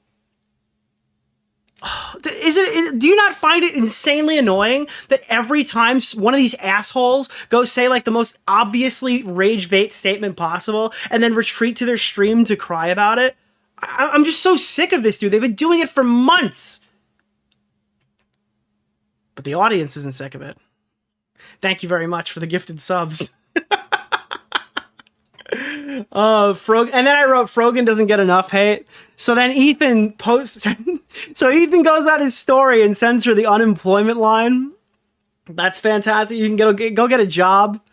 Again, I don't know how any of these people are full time off of the amount of viewers they have. I have no idea. No offense, and please don't take this the wrong way, but you might be the dumbest person alive. There it is, chat. I didn't show the video, but look at this. Ethan wants to defend Muslims because he's being held accountable in the content cop for continuously being vile. Okay? And then Ethan just drops two insane screenshots. One of Ian ripping a Quran in half. And the other is Why I Left Islam, a video by Anissa Jomha. So, again, not ragging on her for being a sex worker, but my wife is 50% Lebanese. Well, no, she is not a non-practicing Muslim who left Islam. She's 8% Arab. I assume that Arab is the Lebanese part. And she does sex work. Not exactly your ideal comparison to a starving Palestinian child or a raped and murdered fucking member of the or whatever. I don't know. I mixed them up, chat. I mixed them up. Fucking sue me. I mixed up which side got raped and murdered. Both of them did, by the way. That's my most annoying argument at the very beginning of this fucking drama. Was when I said I support which side got raped and murdered less, and then somebody called me a coward. With the implication being that they prefer like one group over the other for that. And it's just like, this is... okay, cool. I got called a coward for for that, dude. I don't know. This is just... It's evil shit is happening overseas.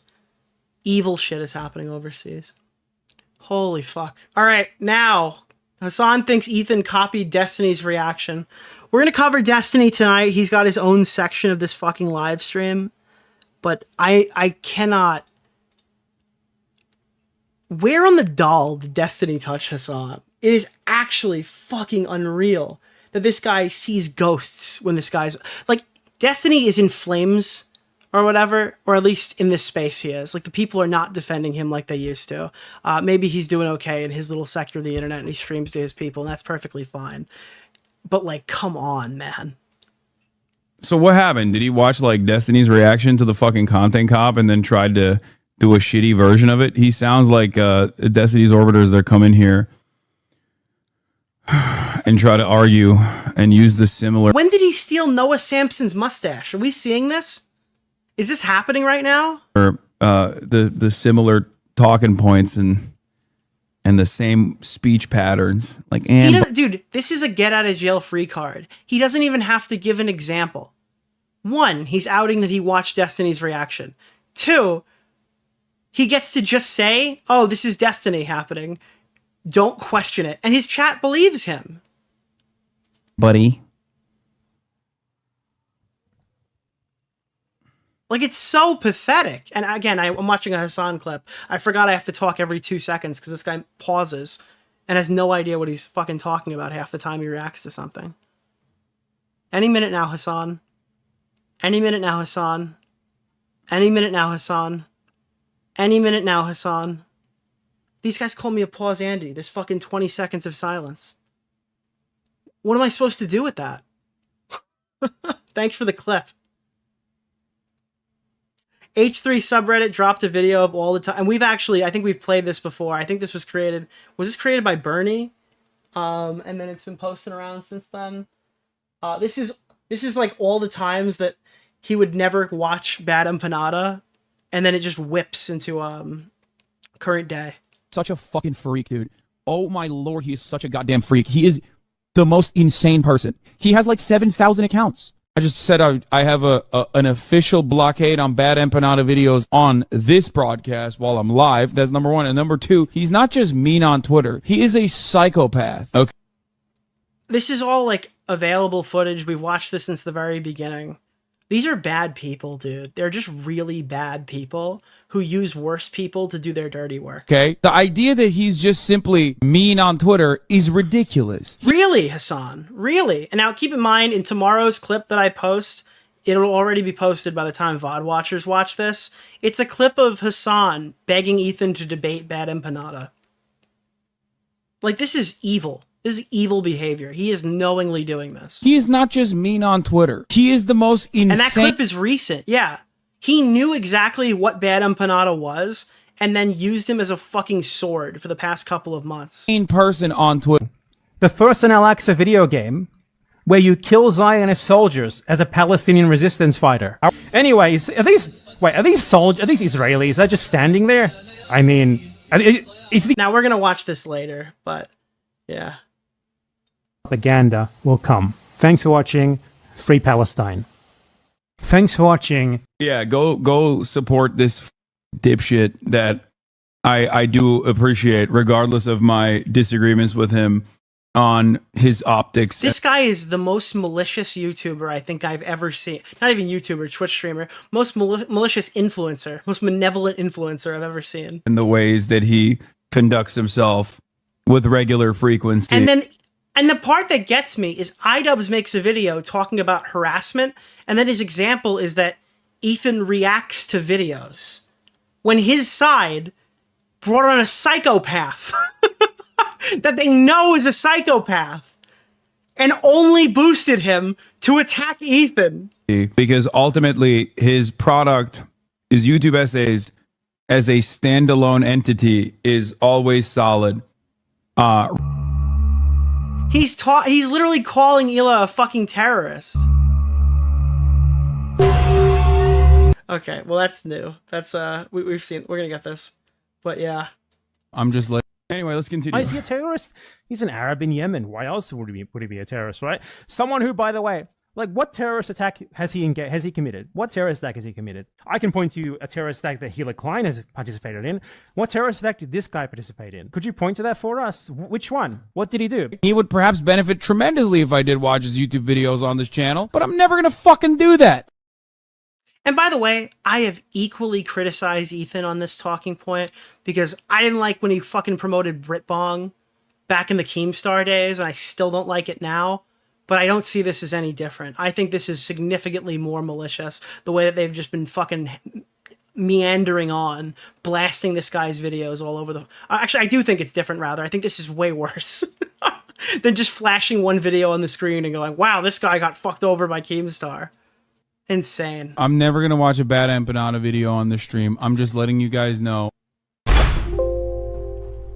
What a fucking Weasley liar, dude. What a fucking Weasley little liar. Dude, crazy. Crazy. Hassan keeps saying that Ethan is scared to talk to him, but refuses to watch content. Nuke says if Ethan is so confident, he should talk to Bad Empanada. This is the clip I was talking about before. I don't know what Anis's level of interest is in this, but I'm sorry. I've been fucking asking for him to talk to me about this. Then watch the video in front of your audience, pussy. If it's so fucking bad and all the fucking shit is fake in it, then don't worry, dude. Apparently you've been answering this shit for years. It should be really easy to clear up. For how many months now? This whole big, like, tough guy, like, bro, I've been begging this guy to talk to me while you hide from the YouTube video and still constantly watch every person who reacts to it is pathetic. He is so fucking scared, dude. He is so goddamn scared of anyone that he perceives. He's scared of anyone, fires up Ian's video and watches the entire thing, breaking it down point by point. Well, this guy is still talking about this and not those dying, starving Palestinian children that he claims to care so much about. Falsely or correctly that he couldn't fucking dominate. Apparently now Ethan wants to talk to Sam Seder too. And I think Anisa would dominate him, for the record. But he probably thinks in his mind he could actually... If Ethan was scared, he wouldn't have picked a fight with the entire left. He would have just sat there and went along with it and probably made a shitload of money. Actually, look better in that conversation. It's about something else. Approved Jew, Sam Seder. Yeah. And here's just another No like, talking silence. to someone who would be endlessly charitable to him. Like Wait, maybe all the dead air in his fucking stream is the silence that Ian keeps telling us about. No talking to any number of different people that he's slandered over the years. What? Yeah, fucking talk to Matt Lieb. Talk to Bad Empanada. Matt Lieb is making comments about his kids getting fucking investigated by Child Protective Services. Talk to Bad Empanada, the guy who's most likely responsible for them being there in the first place. Lieb. Talk to Bad Empanada. How else would you describe a guy who baselessly pushes an allegation maliciously to target Ethan's fucking family? Or who's worse in that situation? The asshole who made the video or the asshole who reported on the video and fucking uncritically watched it on their stream while their whole chat is chanting call CPS? Who's worse in that scenario? Fucking talk to Matt Lieb. Talk to Bad Empanada. Destroy Bad Empanada in the marketplace of ideas. Why won't you do that? He's called out your wife, dude, right? He's done horrible things. You should talk to Bad Empanada and fucking destroy him. You can do it, big man. I'll never talk to Bad Empanada because he's psychotic. Also, Ethan, you should get on stream with him. Remember how you What the fuck is this guy smoking? defeated just girly things or just pearly things or whatever the fuck? Yeah, I think Ian should have a chat with Sam Hyde again. And I think, Hassan, you're right. You should stop running from Destiny. Dude, they call him Sex Pestiny now. You might even stand a chance. I don't understand. This guy's been running for years. This guy's literally been running for years. It's so pathetic, dude. How can that guy make that argument? Asmongold responds to Hassan accusing him of Islamophobia towards Frogan because the only way you can hate Frogan is you can hate the 50% Muslim in her. It'd be kind of weird that I'm getting labeled as one of the people that's been like the like I've leveled or like leveraged or levied, whatever I don't know, unjust criticism at Frogan, I think that I have been the most fair. Well, obviously I have been. But, like, in this situation, especially I have been. Like, I've never made it, yeah, there was that picture of her looking like Jabba the Hutt. It's kind of funny, right? Sure, yeah, it's funny. But, like, I'm sorry, if you can't laugh at that, you're a bitch. I bet she even probably thinks it's kind of funny. Of course. I don't think so. She seems like a little stick in the mud. It's just jokes with Frogan, but yeah, dude, it's so fucking pathetic. Denims offers an apology. This is recent now. Supposedly this is Denims' version of an apology. And I watched this clip and it makes me more mad. I'm obviously embarrassed by that clip of me talking about poop. I obviously don't want people to watch it. And you're streaming it for everybody to see. And it's embarrassing and it's mean-spirited. It's like, hey man, I'm sorry. You know what? You're right. It was mean-spirited that I showed people that clip. You're right. It was. But okay. Sounds like an apology. I shouldn't have signal boosted Bad Empanada's malicious video targeting your family. What's the but? J-Mac, thank you. People that clip. You're right. It was. But that's after you called me like a bitch fucking 20 times and like. What? What? Excuse me? But that's after you. Oh, that's loud. Sorry. Called me like a bitch fucking 20 times in like I'm sorry. I'm covering her assets. Let me move this over. 7 minutes. Right? My chat can't concentrate. Okay, let's unpack this. I'm sorry I played a psychotic video targeting your family, but in my defense, okay, you called dude, I'm done. You called me a bitch. Is that the bar now? Anything and everything goes because you called me a bitch like 5 times. This is so fucking evil, dude. Mean spirit. This is an evil fucking person. It's like, hey man, they're either evil or lethally stupid. Sorry, you know what? You're right. It was mean-spirited that I showed people that clip. You're right. It was. But that's after you called me like a bitch fucking 20 times in like 7 minutes. Right? You're right. I'm sorry for what I've done to you, but I didn't do it for no reason. I did it because of all this other stuff that you. This is like, I did this on purpose because you called me a bitch.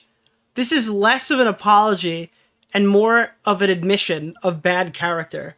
And this is who the content cop aligned himself with. This is a catastrophic week for iDubbbz. His creator clash is fucking in trouble. His friends, his new friends, are self-destructing. One of them said that he lied in the outro. The other one's crying that her career is over. Another one came out and said he had no idea what he signed up for when he recorded it. Denims comes out and concedes to maliciously attacking Ethan's family. This is a catastrophic week. And you know what the crazy part is? While this is happening, you see this video right here that I'm hovering over? That's my video. Right next to Denims' face while she's saying all this stuff. Great promo. That's this channel. Thank you for the shout out. I didn't do it for no reason. I did it because of all this other stuff that you had done first. I'm in the kill cam.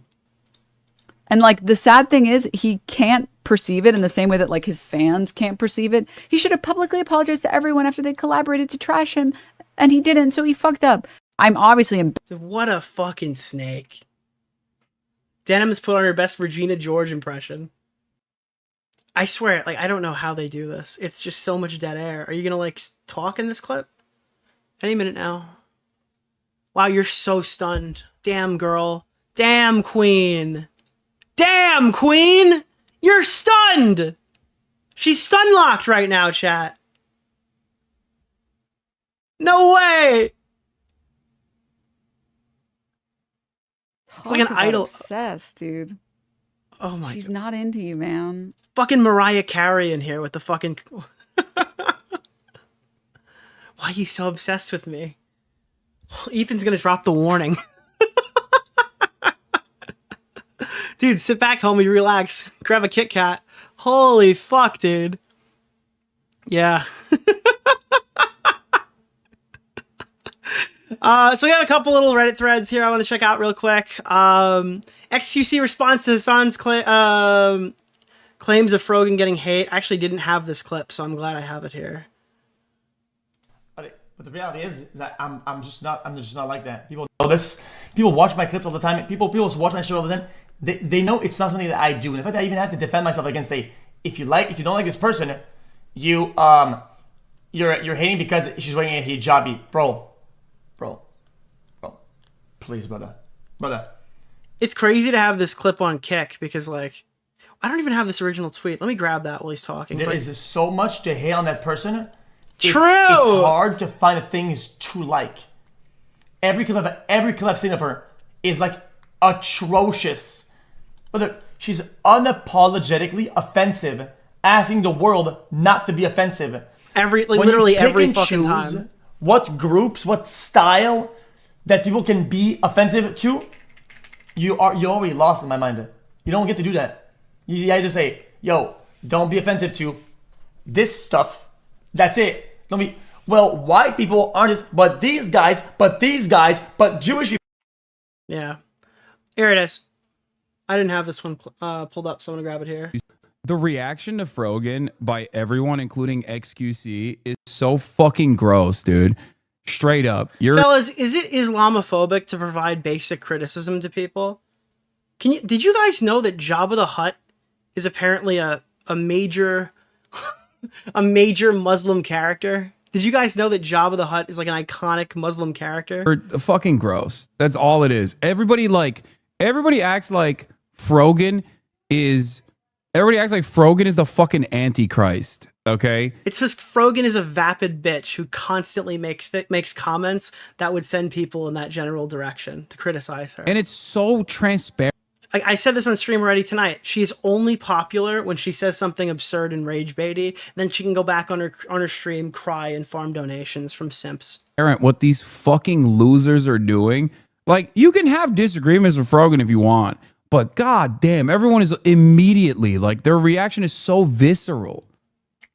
Is so goddamn visceral. Like, give me a fucking break, dude. This shit is so fucking normalized. I hate visceral reactions when people jump and say things that are super terrible at really bad times. Don't you hate when that happens, dude? Like, Asmongold, XQC, I saw some of them go fucking viral too. It's like, yeah, bro, she's hijabi. I know. And don't even fucking for a moment act like that does not contribute to this. They will say, oh, it's because we hate her opinions. Like, no, you reacted that way specifically for a very specific purpose, bro. Go back to that. So visceral. It's so goddamn visceral. Like, give me a fucking break, dude. This shit is so fucking normalized. Like, yeah, I hate when that happens. XQC, I saw some of them go fucking viral too. It's like, yeah, bro, she's hijabi. I know. And don't even fucking for a moment act like that does not contribute to this. They will say, oh, it's because we hate her opinions. Like, no, you reacted that way specifically for a very specific purpose, bro. Dude, oh my god, bro. I'm so tired. I said this the other night about fucking Sean, but like, they're pulling the race card for her so many times that the edges of the card are turning white and peeling upward. It's so pathetic to use that and invalidate other people's actual, like, racist interactions to try to defend your fucking stupid friend who gets herself into trouble all the time, probably for money, maybe because she's stupid, maybe somewhat of both. Definitely malicious. It drives me crazy. I hate this. I hate this shit so much. And I hate how Hassan is a race chameleon. Like, when it's opportune, he's a white guy, okay? But when he needs to be, he's a Turk. Don't you fucking forget it, okay? Like, these guys, they dude. But it's not necessarily that I hate the reaction, and I think it's more so that it's so normalized to behave this way. It's like a character in an MMO who has builds. Like, you know, it's like Destiny, changing your super. He goes from white to fucking Turkish by, like, changing from void to solar. It really grosses me out And I know people will try to fucking do the, wow, you're so ruthless for calling out the Islamophobia here and calling out the racism here. I wasn't being racist, and then fucking fight tooth and nail. Was that a Destiny 2 reference? Yeah, dude. I after Destiny became a degenerate freak online, I needed to find something to fill the void, so I started playing Destiny 2. But it's gross as fuck. Okay? That wasn't the part I was talking about, bro. Keep watching until you bring up the content nuke to see his reaction. I don't care about fucking Ethan's reaction. I don't want to see it anymore. I'm so pissed off. Oh, I don't want to watch this anymore. I'm big sad now. What are we doing? Like, what the fuck are we doing? Yeah, we could be watching Bad Empanadas videos saving starving children and fucking in the Middle East right now. What are we doing, How dude? are we so goddamn cruel, you know? Oh my god, dude. This is like a politician. He's going to be a great politician one day. What I mean? How? How is that allowed? How do other people in the community don't fucking check these people? Oh my god, dude. Coming from the community that doesn't do any self-policing unless they disagree with you. You know what I mean? Why is that appropriate? Why is that in any way, shape, or form appropriate? Like, that's a fucking peer, okay? Yeah, I'm sorry she doesn't have fucking 30,000 live concurrent viewers. Maybe then you would suck up to her. But then Denims does too, and she sucks as well. I'm sorry, like, I don't understand. What is the pull here? How many fucking people watch Mike from PA? Mike from PA is a white guy, dude. That guy's white as snow. He looks like Weird Al Yankovic, dude. What are we talking about here? Why does everybody leave off white Mike from PA, dude? I don't know what's happening. Again, that's based off of looks, not any other trait or allegations. There are no ongoing allegations against Mike. Okay?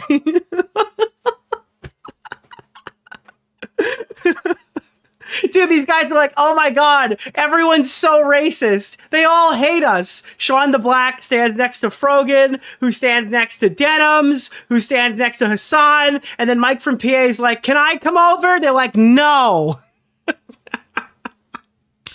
You're not allowed in the video. We've got one white and an 8% Arab, and she's not even on camera. They hit the DEI quota. Mike wasn't allowed. Dude, Mike was in the chair off to the side. He was out of the frame. Oh, God, no. Oh, man, dude. He borrowed Ian's chair. What the fuck? Holy shit. So there's a bunch of these. I gotta be honest with you. This took 2 hours. I think maybe we could save some of this for another day. I didn't have any clip I wanted to hit, but we'll keep... Actually... Hold on. I don't know why I queued this up. Dude, I need to show you this. This is like shameless. Look at this fucking kid, dude. Look at this fucking kid. Look at this toddler's fucking... This intellectual toddler's fucking position here. Look at this. Being put into. I can't really watch this reaction because it's just like freebooting, it feels like. Most of the time. Who the fuck is the person on the Reddit who's posting this in the first place? If you do a little bit of research, it seems like it's an account whose intention is to make... I feel like I need to talk because he's not. Ethan crash out. One of the users on the Snark Reddit points this out. They're like, I've seen this account before. Uh-oh. Don't say Snark Reddit in front of Ethan. Uh-oh, uh-oh, uh-oh. This account has... Dude, I'm so sorry. It's just so fucking pathetic watching these little rats in their little rat den licking up the cheese as the fucking trap comes smashing down, dude. Holy fuck. It is so fun. This needs to be the end of some of these content creators, surely. It won't be the end of Hassan, but god damn it, I would love to see it take. I would love to see the current rip fucking Adam McIntyre into the ocean. Holy shit, this guy's content is terrible. And more people need to know it. Dude, the content riptide needs to pull Adam into the ocean. That's my take. Wow. Again, I don't even know where to click on this. I think he speaks here. It's gone. What's gone? All right. All right, what? He uses the button for everything. If his jokes don't land, he's Oh, hitting the button segment. Let's see the high level intellectual fucking discussion we're gonna have about the button. It was being presented as if the Jordan crying thing. I hit the button. Why? I think if you remove all the silence, it would just be Ethan's video. I don't think I needed to, but you guys were giving me crickets, so I panicked. He's eating. Yeah, you couldn't even fucking sit there for 2 hours on stream without stuffing your face. If he's insecure about getting something wrong, I just can't get over the button's so goddamn expensive. God. There was like a reboot that happened right there. Can we get like the... Hold on. Wait. Did you see that? What the fuck? Here we go. Look, watch this again. Can't get over the button so... Crickets, so I panicked. if he's insecure about getting something wrong, I just can't get over the button so goddamn expensive. God. $20,000 is crazy. he's hitting the button. Okay. What? Put on this frame. Also, it's crazy. Adam McIntyre.exe has failed. They did the button during leftovers. Ethan have responded to perhaps the country. And I ask you, because every time I do this on stream, I have no fucking idea. This person tours. He tours. Adam McIntyre goes on fucking tour. What does he do? Does he just yell hi muckers? Does he dance? Does he sing? What is his talent? This guy's going to Minneapolis in May. What the fuck? He's on tour. Is he coming to New York again? Wow, 25% off all tickets. They must be selling well. How come I can't get playoff tickets to the Maple Leafs for 25% off? Like that he got wrong, maybe. I don't know. if he goes on a problematic tirade, he's hitting the button. Before, look how sad. But yeah, it's not just that. Like their eyes are like big. I think you guys are wrong on this one. I think Is that you a guys grape? Is this a wine tasting? are all wrong on this one. I don't think he's unique in hitting the button. I think if all of us had buttons, we'd hit the button all the time. But if you don't have it, you operate differently. You think about... I like how the chat's like, please, Nick, I'm begging you. And Adam's not even talking. Like, Adam's not even saying anything, and you guys are demanding him off the screen. What you're saying. You maybe... I'm just watching the video again. And for your show a little bit more. You maybe say... I want one more sentence one more sentence, all right? We're going to sit here until he says one more thing, and then we're going to leave. I'm not going to have my podcast be an emotional dumping ground for today. You instead say, ooh, it's important that we stay on topic. Did you hear about the button incident today with AB? No. It's not even a fucking quote about the video. It's just playing in the background while he's reading the chat. This is why we do streams over here, so you don't have to watch shit like that. Holy fuck, dude, I'm done. Get that off my screen. Segment over. We might look at these another day. Holy shit, dude. There it is. That's the other shit. I've been sent videos. Wait, the H3 subreddit found Hassan referring to it. Can somebody link me that? Apparently he's referred to it as the swastika sword. If that's real, send it to me. I have no way of knowing. So this does also include a Pixie interview. That's extremely interesting. I had like very brief interactions with her on social media. If Oh my god, dude. Wow. Wow. This is real. This is a real clip that exists. Hold on. What is this? What the fuck is this, dude? I want the normal, this one. The normal one without the... This one's sicker. Wait, that's a little sus. Yes. No way, dude. No fucking way. He gestures down toward it. Yes. This one's sicker, dude. Wait, that's a little sus. It's sus, bro. Why is it sus? That's questionable, questionable. Bag. Oh, okay. Yeah. It immediately goes for the swastika one. Got It was on purpose. They did it on purpose. I'm sorry. I think they did it on purpose. That's my personal opinion. They knew it looked like a swastika, and they posed with it. Dude, they did it on purpose. No, that's how I view it now. That's my personal opinion on this. It's a dog whistle. Dude, these guys... Dude, I'm sorry, bro. We've watched videos where people have called me dog whistler and shit like this for fucking years by these exact types of people. They took a fucking situation where they're being called anti-Semitic, and they pose with a sword that they view as the swastika sword. That was on purpose, 100%. Do not even argue with me about this. This is ridiculous. Immediately goes for the swastika one. Got it. I like this already much better. Wow. Okay, clip that, ship that, send it off. That's it. Game, set, match. We've got our man. How would you describe this? I got some little doodahs here that are not super topically relevant that I wanted to bring up. I saw this morning. Wasn't a massively highly upvoted post. Yeah, I know. I get it. You heard what I said. And you know what else is massive? It wasn't a massively highly upvoted post, but holy shit, dude. Holy shit, this is a little ridiculous. Dude, I don't know how these people function. I need to find a construction channel that has less American flags. Does anybody know a channel that does DIYs that have less American flags? They're tripping me out right now. It's just, dude, I'm sorry. You know what sucks? You know what actually sucks?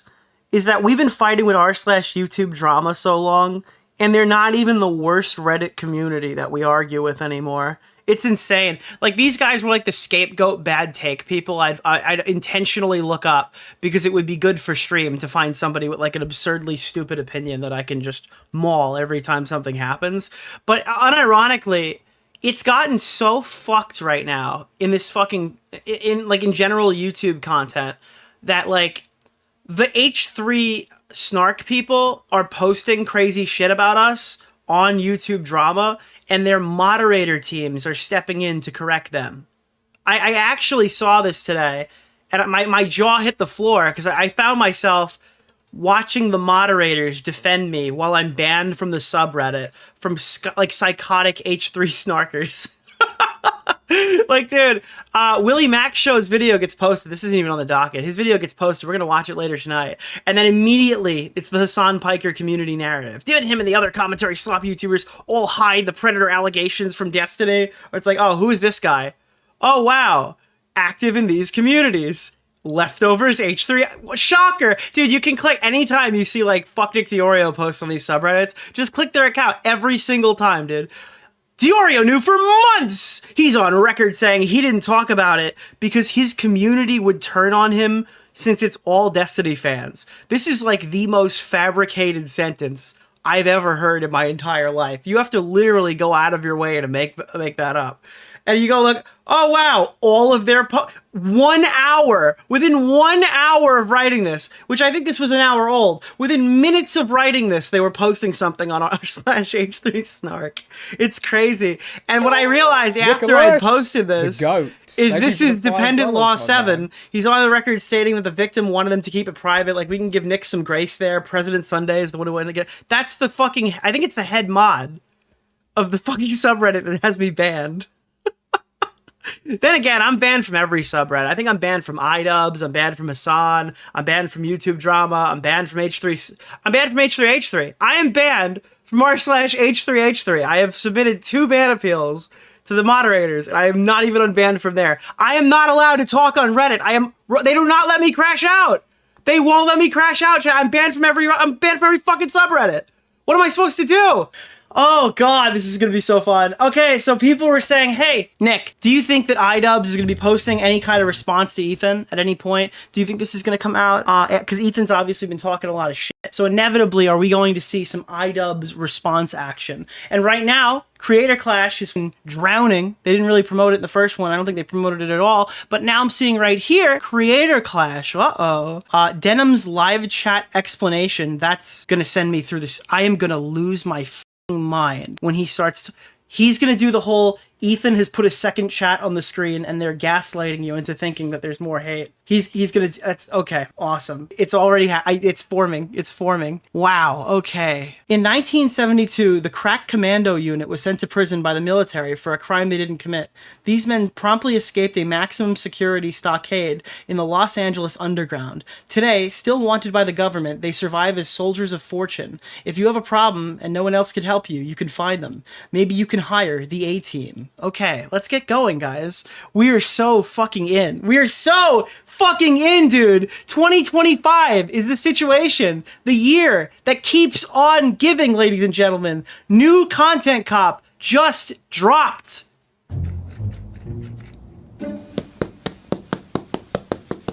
That's not what we do here is go back.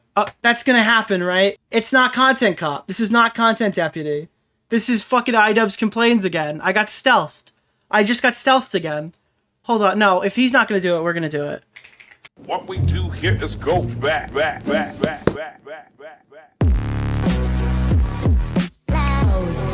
Okay, that was it. That's the fun. Fun's over. iDubbbz complains. My wife started at OnlyFans. Let's go.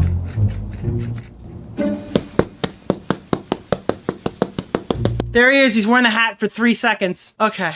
Hello everyone, welcome back to another episode of Content Deputy. Now normally in a Content Deputy I would dance around in my cop outfit in the woods, but this video isn't going to have any of that. Why? Why? It's, dude, why? Fanfare, we're just going to get straight into it. I was hoping that if I made... This makes no sense! That was the part that everyone wanted to see! ...a video about Ethan, he would act like an adult and he would keep the attacks... Oh my god, bro. Oh my god, dude. You're acting like a little child right now, okay? You're acting like a bunch of fucking children, dude. You're acting like children. Holy fuck, dude. Look at me, dude. I'm iDubbbz, all right? I'm Ian. I've matured. I've developed empathy at 30. Unfortunately, Ethan has yet to learn that life lesson. Directed at me and Anissa. Unfortunately, I was wrong in thinking that because Ethan, in a desperate attempt to attack and smear Anissa and I, he started attacking our charity event. Yes! I don't know if you noticed, but the last year they lost $250,000. To be charitable, you actually have to give money to charity, Hassan. You have to give money. I won. I literally won. I brute forced this. I pushed for this. We've done it, chat. We've done it. Money to be charity. It's like a slush fund for them. Ethan and Neela are well aware that we raised $1.3 million for charity. The first time. Survey, show me how much they earned the second time. The first year of Creator Clash. The second year we operated at a loss, and I take full responsibility for... Dude, how do you say this with a straight face? I can't even tell if he's doing it with a straight face. He's covering his face when he says they operated at a loss. No one just does this. No one does this and then does a third event. For that. We did Creator Clash. The second year we operated at a loss. He covered his face to explain it. $3 million for charity. The first year of Creator Clash. The second year we operated at a loss, and I take full responsibility for that. We did... Really? Because you made a video saying the penis pill pirates were watching your fucking stream. Okay, that's why. It was the pirating, guys. It wasn't that we overcommitted. We spent too much money on a gala. Our charity event is supposed to be VidCon. It had nothing to do with all that other shit. Oh, the comedian? No. The penis pill pirates, okay? We're broadcasting my stream and everyone was watching it. And together, the community and the fighters involved ended up raising $175,000 for charity. It's been really disheartening to see how often Ethan will attack Creator Clash through us or attack us through Creator Clash. Ian and Anissa, masters of putting on an event. He's reposting random troll accounts that are very easy to vet. If you click on this profile, it has a bunch of Sam Hyde adjacent posts, and it just... What? What? Who cares? Oh my dude, Sam Hyde just won so hard. Somebody goes, stop ignoring refunds. Stop ignoring my emails. Uh-oh. Guys, look, it's Sam Hyde adjacent. Please ditch the hoe, man. Go back to Mexico. Dude, oh my god, bro. Oh my god. So there's entire subreddit posts about people saying that they can't get refunds. Do you think that everyone is Sam Hyde adjacent or lying? Just hates Anissa and I. Come on, dude. You're one step away from calling me a cuck. Just take the plunge. He's highlighting the... Oh my god. Dude, he's doing it again. You know, this is the iDubbbz gaslight. The only people who hate me, iDubbbz, are people who are homophobic and fucking racist because they want me to say the N-word and the F-slur. The only people who hate my wife are people who fucking hate OnlyFans, incel losers. The only people who hate Creator Clash are people who hate charity. They like line themselves up behind walls and walls of defense mechanisms so people can't critique their character. He's already starting it. This post that equates Creator Clash to a crypto rug poll. He's saying the event is going to be worse than TanaCon. Can't wait for them to... I mean, yeah, I think that, like, nobody got hurt at Creator Clash 2 is probably the nicest thing you could possibly say. Wait, that's me! Holy shit, dude! Let's go! Wait, that's me! Blame us, bug poll. He's saying the event is going to be worse than TanaCon. Can't wait for them to blame us for their failed event. Don't worry, Ela. I'm not going to blame you guys for anything Creator Clash related. I know you're terrified of taking accountability for anything. Wait, what do you mean accountability?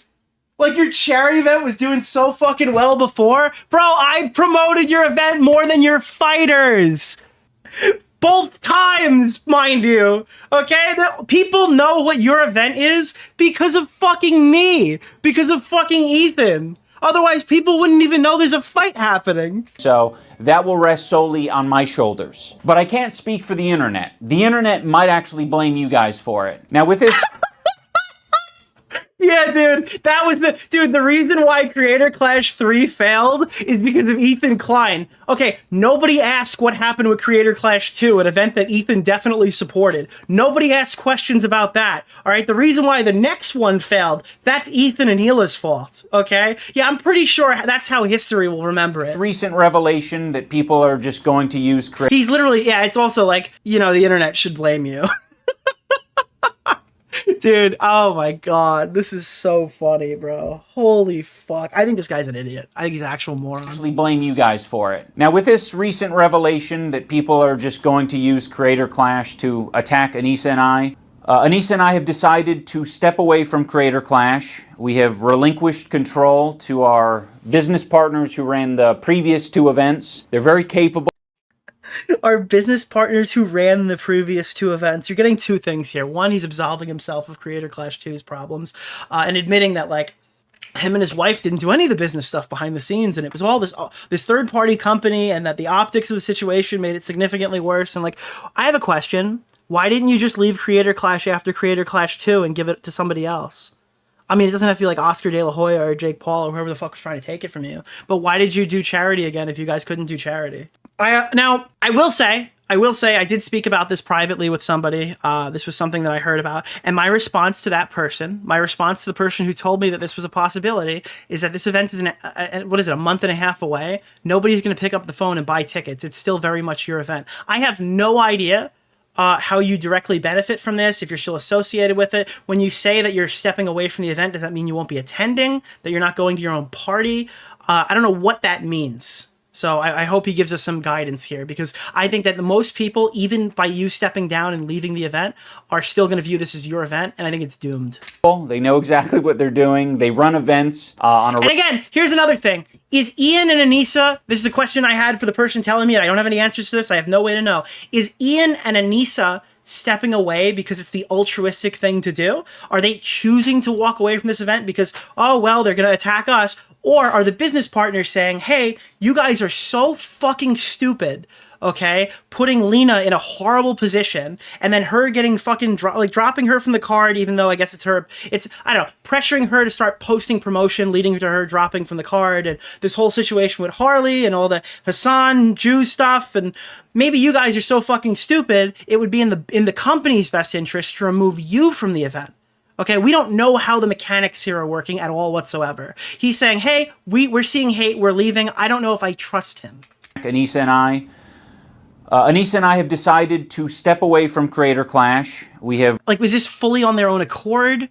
Or, like, was he planning on staying? Like, relinquished control to our business partners who ran the previous two events. Also, the content cop using the buy clip art as one of the few minor edits that we've seen so far just burns my soul. They're very capable. They know exactly what they're doing. They run events on a regular basis. The event is still happening. Anissa and I just don't have any financial ties. We don't have any ownership. We are, I think just going to be known as the founders of the event. Yeah, I mean, I think it had to come to... Are you going to go to the event, though? Are you still going to go to the gala and take pictures with people and, like, are you going to be at the event? Like, are you going to walk around there? This eventually. I can't keep my mouth shut. I can't, I can. I just didn't want to. I want to be frank. I want to be honest. I was Really? Because you said you'd kill yourself if you had to cover the content nuke, and then like a couple weeks later you posted a video about it. quiet during the second creator clash because I was afraid of how that would impact other people. If your wife was quiet, it might have sold better. This year I said I'm going to do something different. I'm going to fight back if someone's trying to attack me. So that's what I did. And now I've realized it didn't go well. Like, I can't really have my cake and eat it too. It's either you're gonna talk shit like a foul beast on. This just proves to me that he's actually fucking stupid. That he would literally, like, he spiraled his entire event out of control when he could have just waited till after and then fought back against it. And this doesn't make any sense. You said that in the past you didn't speak about Creator Clash. Okay, but now you chose to go the other way and fight about Creator Clash. But Ethan wasn't targeting Creator Clash specifically until you made the video. Because he wasn't targeting you. You inserted yourself into the situation. You blew up your relationship with Lena. You blew up your relationship with Harley. Then after that, they started targeting Creator Clash. This entire framing of events is not in chronological order. It was very quiet during the second creator clash because I was afraid of how that would impact other people. This year I said I'm going to do something different. I'm going to fight back. This isn't your altruistic defense of Creator Clash. This is your ego death against Ethan. And then you yourself harm Creator Clash by making this video. If someone's trying... Yeah, Ethan probably wouldn't have started relitigating Creator Clash if you didn't make this video. But it had nothing to do with Creator Clash 2, and you're invoking it here. It's weird. To attack me. So that's what I did. And now I've realized, like, I can't really have my cake and eat it too. It's either you're gonna talk shit like a foul beast on the internet, or you're gonna have a charity event. You know, it sounds like you knew this when you were talking about it on your wife's podcast. Really can't be both. I'm very proud of the event that we made with Creator Clash. It's still happening, June 28th. Which one, the first one or the second one? And holy clip art, Batman, that logo is impossible to put in a thumbnail. Maybe that was their intent. I'm just not... It looks like somebody fucked up the colors. Like, what is that? Why is it green? I'm gonna be involved in it. Please. God, we need more pea yellow or something. For the love of... Like pea green or whatever. Yellow green. God, support this event. You know, I feel like in some ways I'm like cutting... I think Hellbent called it word art supreme. Off an arm so that I could escape the bear trap and so I can fight. Well, that's a bad analogy. You guys get it. We've already told all the fighters, and it seems this like guy is like mentally... The bear trap is like Sam Hyde's fucking... like he's stuck in a well outside of Sam Hyde's house screaming for help. People understand that this is the best move. If the previous content cop was entertaining to you, or this video is entertaining, or you like the message... I'm sorry, what is the music? I don't mean to be a total fucking asshole here. What is like the whistle in the background? The fighters, and it seems like most people understand that this is the best move. This like weird uppity, like upbeat... If the previous content cop was entertaining... Turn off the whistle! Turn it off! Turn off the whistle! To you, or this video is entertaining, or you like the message. Yeah, he's got like feel-good music playing while his event is evaporating. The best thing that you can do, for me, is to support Creator Clash. Buy a ticket, buy a pay-per-view ticket, an in-person ticket. Do not buy this! Do not support this event! Do not support the official release, okay? Sorry, the Dragon Ball Z Abridged, I don't know. Do not fucking support this event. Or donate. Donate directly to charity. To the fundraiser. Watch Jake Paul. Razor. Watch the UFC, actually. Don't watch Jake Paul. Watch the UFC. I just want to see this event do well. You know, I'm rooting against it. Try this shit because I thought I was going to be a good boxer. He snaked all his fucking friends. He's a huge piece of shit. Fuck this guy. Fuck his event. Donate directly to charity. They couldn't even get the money there last time. I didn't think I would be an awesome event organizer. And you know, now I'm finally back to where I started, which is making fucking content cop videos. I didn't think I'd be a good event organizer. Proceeded to not be a good event organizer. I don't want to make this too ham-fisted, but I kind of do want to make it ham-fisted because I'm like, I spent my last fucking 4 years working on this stupid boxing shit. I mean, it was worth it, absolutely, but like, it's crazy that I've just returned to content. That's probably what Harley thinks after he blew 6 months getting ready to fight. Just to be on the Israel-Palestine card. Having said all that, Creator Clash ticket link down in the description. Okay, we're just gonna skip this. To roll around in shit. I think me and Ethan are both meant to be rolling around in pig shit all day long, and other people are meant to do boxing or debating or whatever else. Ethan and me, pig shit rolling around type of fella. Oh, it seems about like all you're good for these days. You underestimate my strength! I've got coach's strength! The will of Allah! I mean Yahweh! Yahweh! I think that would be awesome. Imagine if that was the main event. That actually would sell tickets.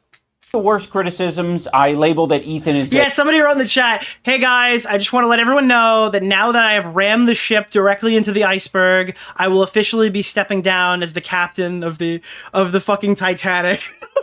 Hey guys, now that the ship is capsized and half the people are dead, I would like everyone to know that I will no longer be the captain of the Titanic. He's a bad boss, a tyrant of a boss.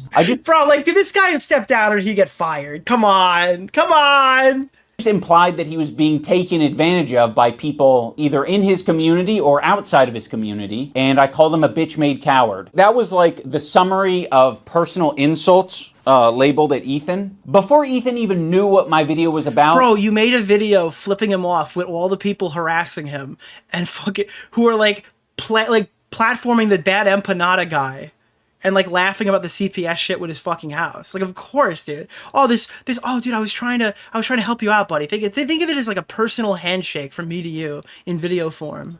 It's like me metaphorically patting you on the shoulder, telling you it's going to be okay in video form. Already framing me as anti-Semitic. But he's like, no, actually, Ethan, the fucking Jew bag. Fuck this Jew bag Zionist baby killer, guys, right? I don't know if that's what the video is. I'm one of you. I fucking hate Jews too, guys. Let's get after it. Israelis have no right to defend. And the context to this clip is he's finding out that Ian just got in bed with all of the psychotic fucking people. This is like him finding out in real time the content cop had come out. So he's like, holy fuck, my friend Ian just made a video with Frogan denims in Hassan's house and like snapped on me. Yeah, I mean, I think this is totally justified with him being fucking unhinged here. Themselves, actually. All Israelis are settlers, actually. What is he going to give and you? Obviously, most of this is in jest. History lesson now? Is he a historian? Yeah, he just discovered empathy, by the way, and only extends to the point where you're actually talking about Jewish people or Israelis. Then empathy stops, and they should all be murdered. Bro's actually out there like Timothy McVeigh. He's running to the closest fucking kindergarten to blow it up. There's a Jew. I heard there's a Jewish. That's not what Timothy McVeigh did. Like, this is clearly a joke. Wait, why are they playing this? Like, this is a legitimate point that he's making. Wow, dude, I could see by the black fucking outfit he's wearing in this extremely low quality image of him sprinting away that he obviously wants to blow up an elementary school. They want all you guys to quit and for me to just be like alone. Ian has no idea what a joke is anymore.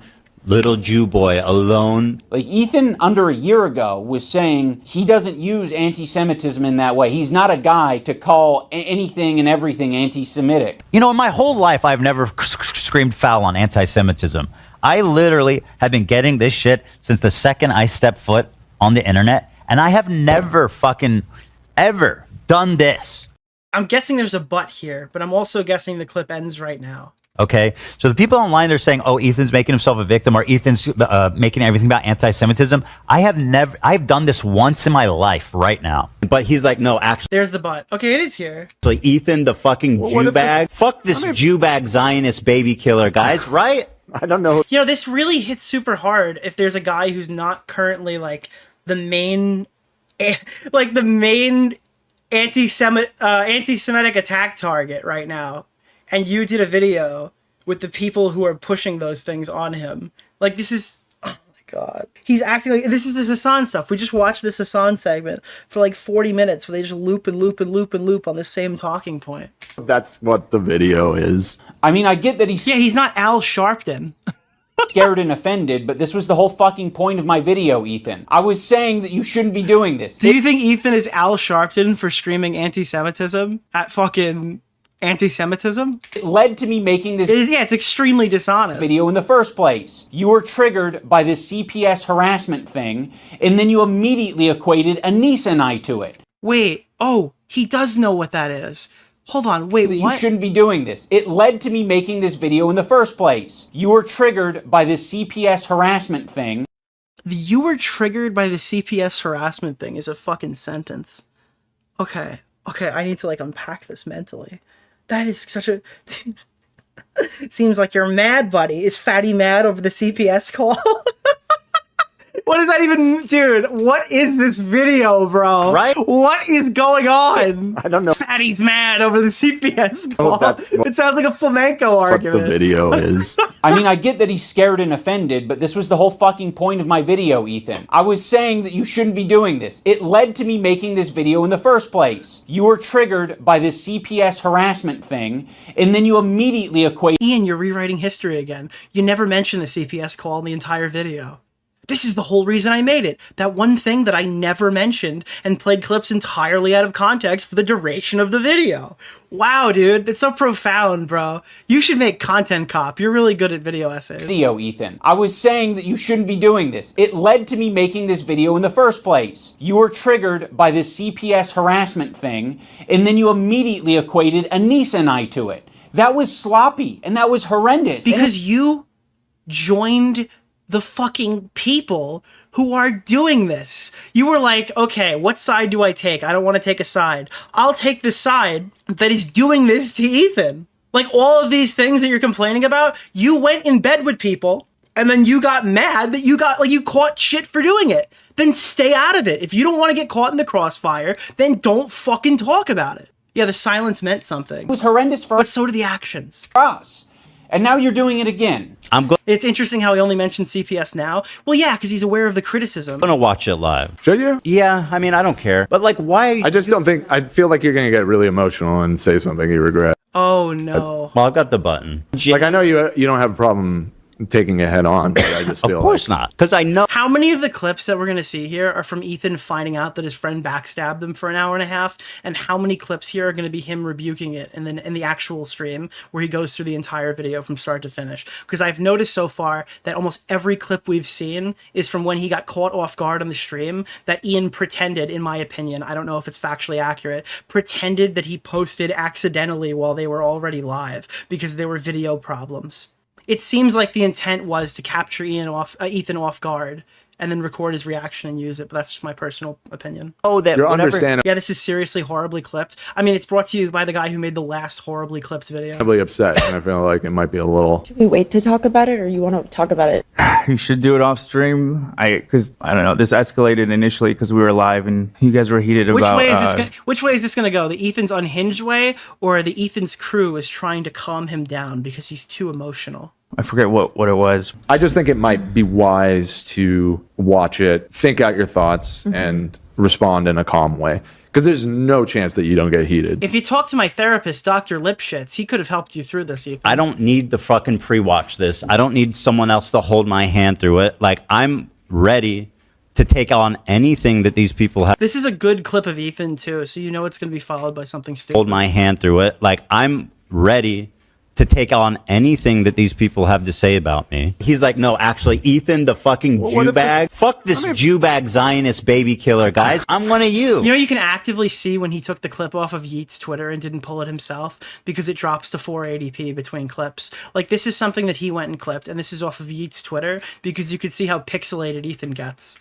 Like, he just downloaded the specific clip off of the Twitter account. To fucking pre-watch this. I don't need someone else to hold my hand through it. Like, I'm ready to take on anything that these people have to say about me. He's like, no, he was too lazy to go find this in the search. Actually, Ethan, the fucking Jew bag. Fuck this Jew bag Zionist baby killer. I know it because I usually take his clips to put on my fucking video intros. So guys, I'm one of you. I fucking hate Jews too, guys. You attacked us, so I attacked back, and now you're acting surprised and shocked, and you're doing it all on your podcast. He attacked you because he felt like you weren't defending him. You attacked him by getting into bed with all the people harassing him, and then you literally made a video that was full of misinformation, like cropped clips, bad, like contextless shit.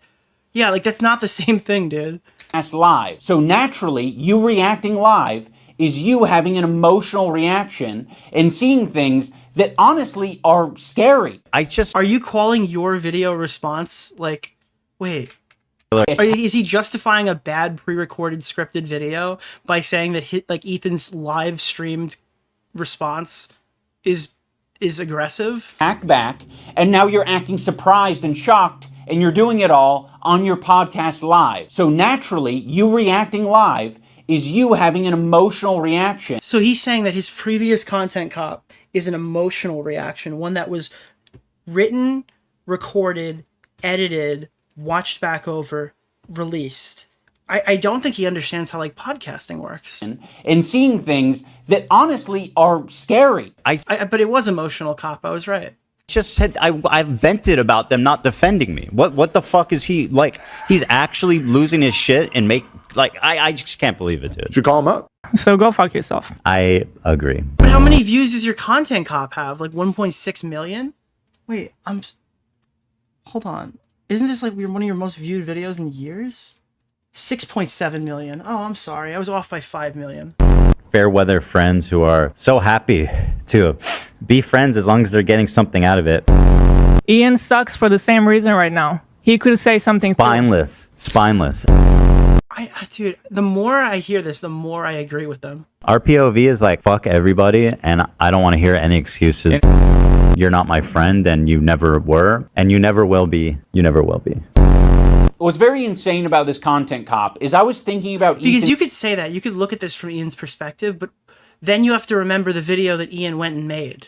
Right? Like, okay, yeah, it is kind of stupid for him to say that he vented in that live stream. That being said, am I really supposed to take that from Ian?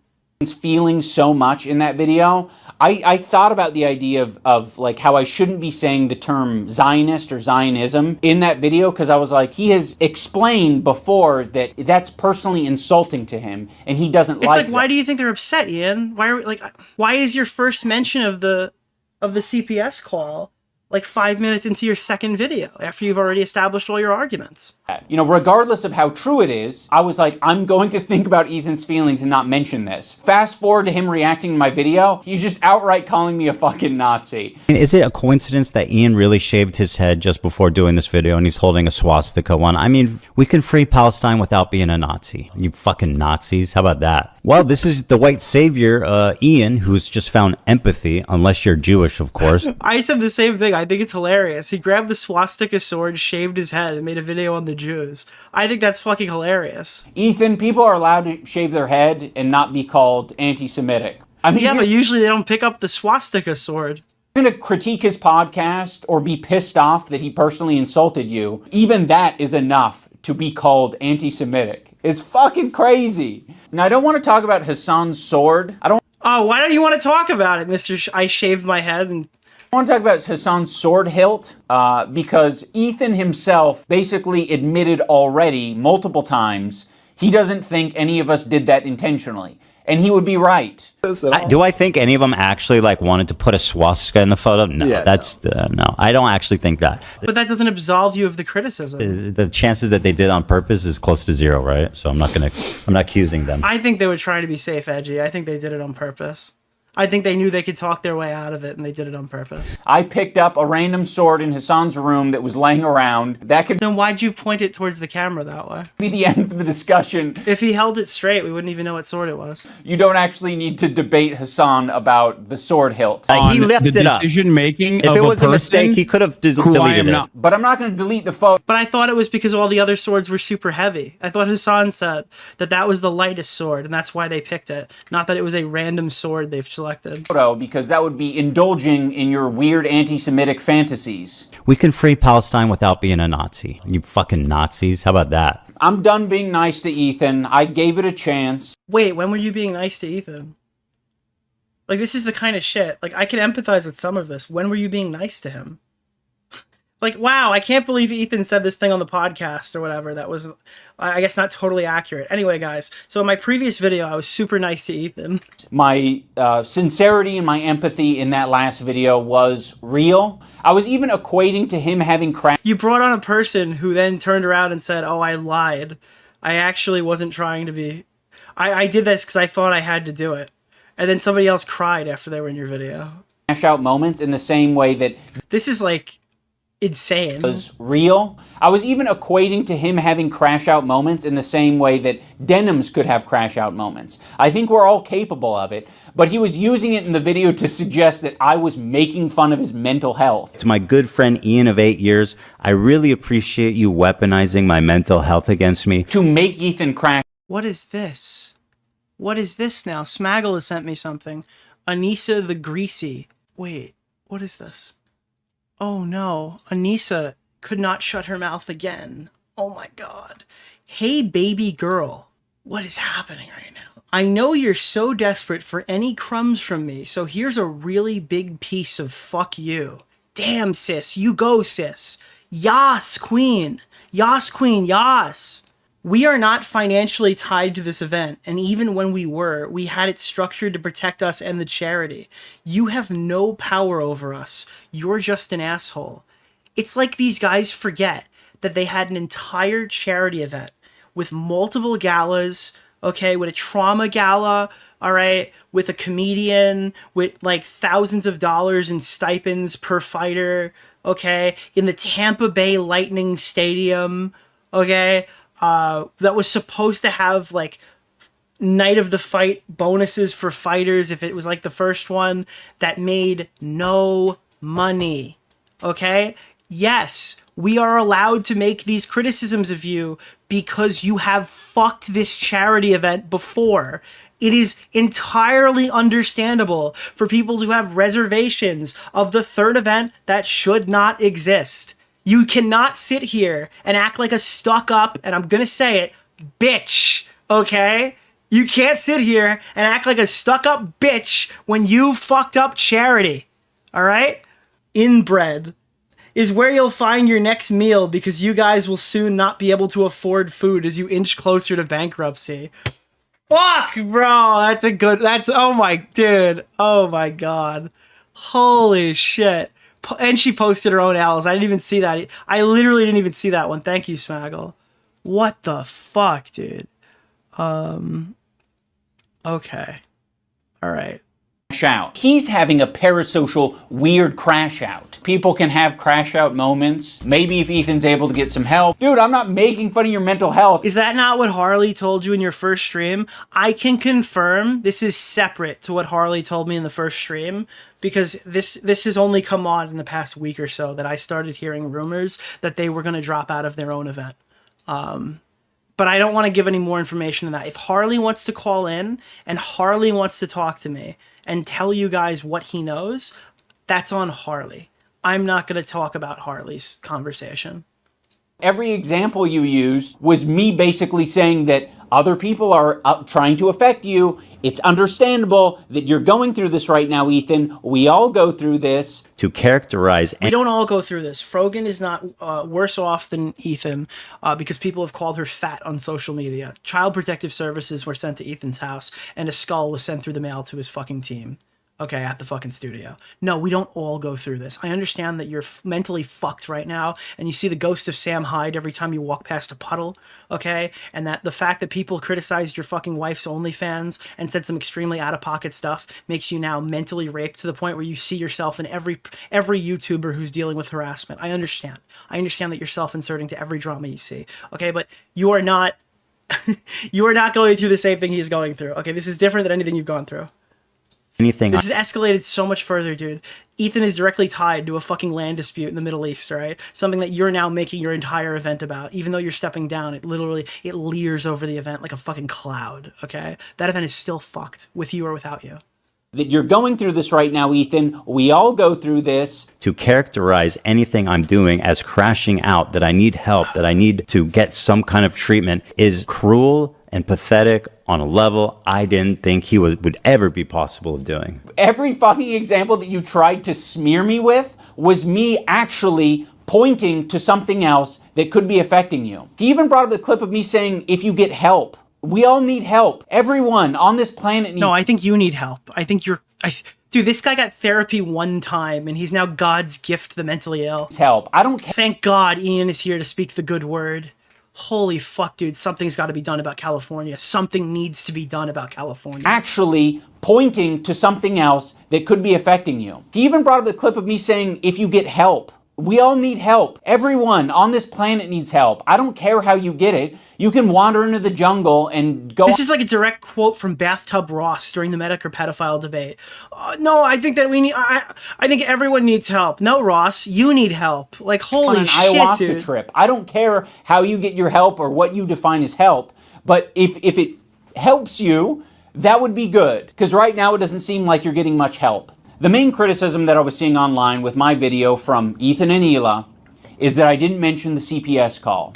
Yeah, like the main definitive, like this is the main igniting factor to all of the stuff you covered. This is not like a minor thing that was missed in the script, okay? It changes the entire context of every single aspect of your video.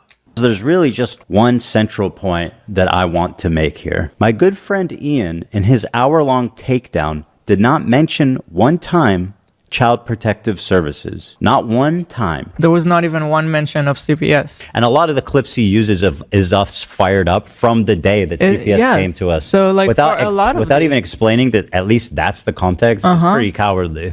I wonder why I wouldn't mention the CPS call. Could it be that the CPS call happened the same day that you were shit-talking me?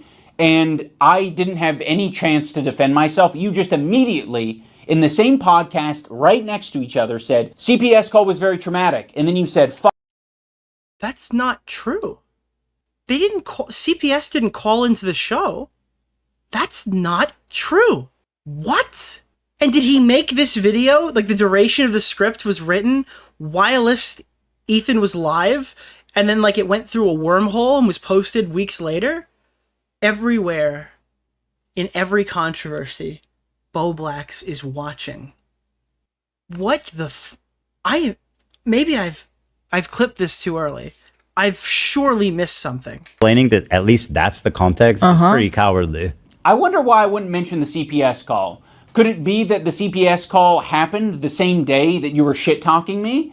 And I didn't have any chance to defend myself? You just immediately, in the same podcast, right next to each other, said, CPS call was very traumatic. And then you said, fuck Ian and Anissa. And you linked those together, you kind of layered those flavors, and then Anissa and I got a bunch of harassment. We had nothing to do with the CPS call. What are all these fucking comments on your Reddit saying, like, it happened because of the CPS call? I don't entirely blame your audience for getting confused, because number one, it's a fucking cult, and number two, you can't even get the timeline straight. Oh no, he's retarded. Oh my god, no, he's actually retarded. He's not malicious. He's actually just a fucking idiot. Holy shit, this guy's like lethally fucking stupid. Oh my god. I don't even know what to say. Oh fuck, dude. Oh my god. This guy is like, this is the cornerstone. I need you to understand that like every commentary YouTube channel that you watch this guy, and that like created this concept of commentary in their mind. Like this guy literally created the whole genre, and he's an actual fucking idiot. Holy fuck, dude. Holy okay. I got a bunch of... What does that even mean? This is like, I just got flashbanged by this. Harassment. Because I don't even, if you're malicious, I don't think that you'd even make this mistake. I think you have to be just extremely stupid. We had nothing to do with the CPS call. What? Okay, the main point in the video is that Ethan and Neil are crazy for asking Ian and Anissa to denounce the frog guy, but that was because of the CPS call. It blows my mind that he didn't mention it, since it was so crucial to the story. Like, what does he mean that the CPS call happened after? Does he think that, like, Child Protective Services called in, like, a guest on the show, and they brought out, like, has he never seen the stream? Does he think that, like, Ethan brought out his son to have a live interview with Child Protective Services, like a therapist right on the show? Like, what does he think? Was very traumatic. And then you said, fuck Ian and Anissa. And you linked those together, you kind of layered those flavors, and then Anissa and I got a bunch of harassment. Is his argument that we didn't mention it because you were mean to me that day, so we didn't talk about it? And we just played all of these clips without context? It had nothing to do with the Ian thinks that H3 is blaming him for the CPS call? I don't think that's the case either. CPS call. That's not possible? What are all these fucking comments on your Reddit saying, like, it happened because of the CPS call? I don't entirely blame your audience for getting confused, because number one, it's a fucking cult, and number two, you can't even get the timeline straight. So if anyone's watching your dumbass, their brain is also going to get scrambled. Be friends as long as they're getting... Why is he so confident? This is the worst argument I've ever heard. This is legitimately the worst fucking argument I have ever heard in any response video I've ever seen. Why would you die on the hill for this? Something out of it. I'm completely floored. Oh, again, he's not showing the I feel disarmed right now. context. What was the okay, I'll play this part. Did you guys ever find the context of what I was talking about here? Because I feel like I wasn't even talking about him. I could be wrong. I just don't remember ever saying, like, if I did say that, I thought you were talking about them. About Anissa and Ian in that clip. That's the same clip of it's all the when part of the same CPS was clip. called. Yeah.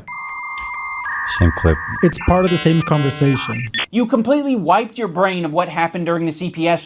Does he know what? Does Ian know anything about the CPS call? Is it possible that he doesn't understand what happened?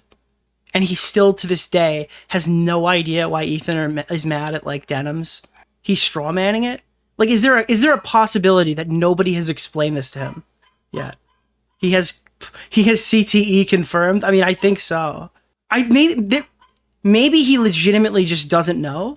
Stream. That's not my fucking fault. That's no one else's fault but yours. All I wanted for you to do was say the bare minimum of like, hey, this is fucked up. This is not true. Like, it is a rare thing when I think somebody's malicious if they prove me wrong by saying something extraordinarily dumb. That is a really rare thing that does not... I cover a lot of YouTube drama. I've never heard something that I disagree with that changed my mind on someone being malicious before.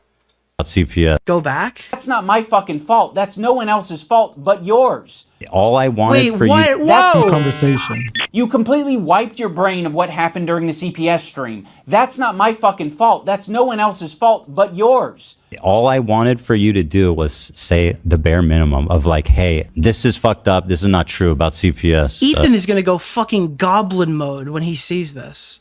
Dude, it's like they saw the end of the drama, that Ethan finally talked to Hassan Piker, and then Ian's like, no, you don't understand. There needs to be more Ethan Hassan destiny. I need to extend this drama all the way through until Creator Clash. Like, we were done. I was ready to walk off this one and cover anything else. And he just dragged it back. Whatever, like the bare minimum. It came up. And again, like, the name of the fucking stream has CPS in it, right? Isn't it called the CPS stream? Because I want... It's same something. It's a cousin to do whether there's chance to PS call was very traumatic. Isn't it? I could have sworn it was like the name of the episode. Okay, talking about him. I could be wrong. I just don't remember ever saying like... And by the way, the way that Ian hyperclips Ethan's stream here is exactly the way that Hassan and his fucking friends oftentimes, like, bitch, moan, and cry about how all their actual clips gets cut. If I did say that, I thought you were talking about them. Yeah, it's like in the title. About? Yeah, like Stella Virgin just wrote, CPS donated through Super Chat. I legitimately think that's what Ian thinks happened. Anissa and Ian in that clip? That's the same clip of it's all the when part of the CPS same was clip. called. Yeah. Same clip. It's part of the same conversation. You completely wiped your brain of what happened during the CPS stream. That's not my fucking fault. That's no one else's fault but yours. All I wanted for you to do was say the bare minimum of like, hey, this is fucked up. This is not true about CPS. And again, whatever. what you're Like, also ignoring here is the fact that Content Cop H3H3 wasn't entirely focused on the beef between Ian, Anissa, iDubbbz, and Hila. Ian, Anissa, Ethan, and Hila. It was also like an attack on Denims and all these other content creators, and those clips also related to the CPS stream. So even if it's like, oh, I didn't have a chance to react and you can't blame me for this and blah, blah, blah, even if he's like delusional, he still shows clips from this and then says that like Ethan is mad that Denims is reacting to him when he's clearly pissed off about something like obviously different than what he's portraying in the video, and he's not giving the viewer enough context as to why he'd be mad. the bare minimum. It came up because they were talking about it on their fucking podcast. By the way, they're the ones that like started this conversation by talking about it on the podcast. Be like, hey, I'm not getting involved.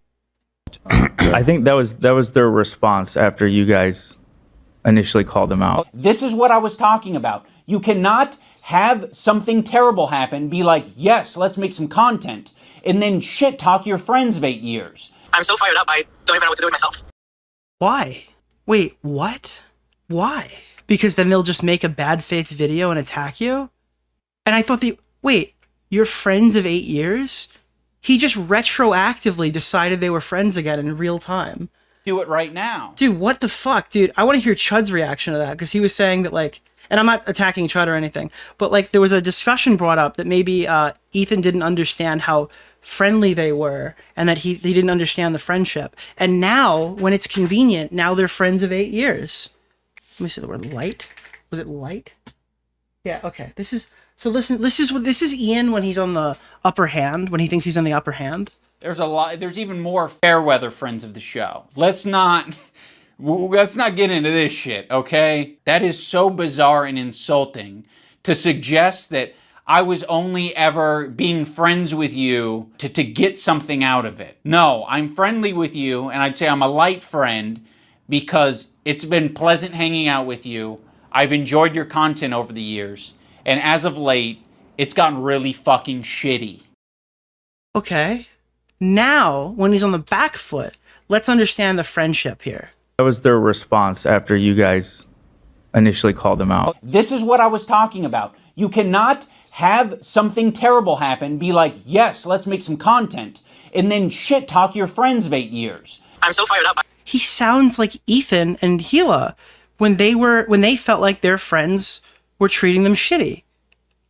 You cannot have your cake and eat it too. That is delusional.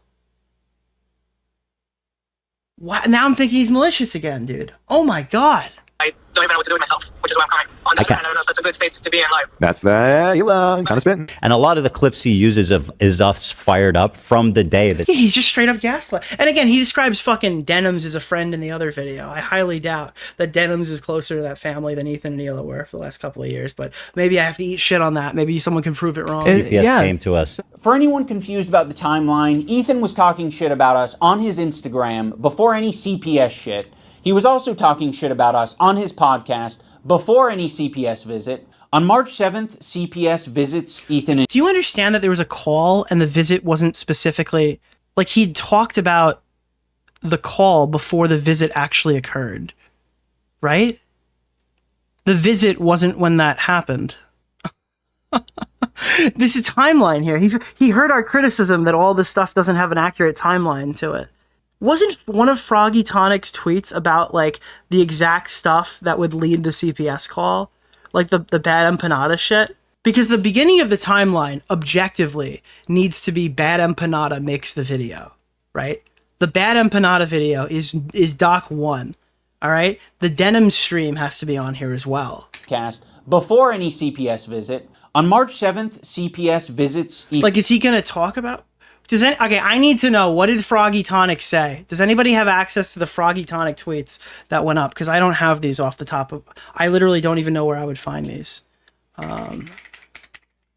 Is it maybe on the H3H3 subreddit? Does Froggy was not the sole person? It doesn't matter if he's the sole person. If people are sent... If CPS goes to your house, or if CPS is, like...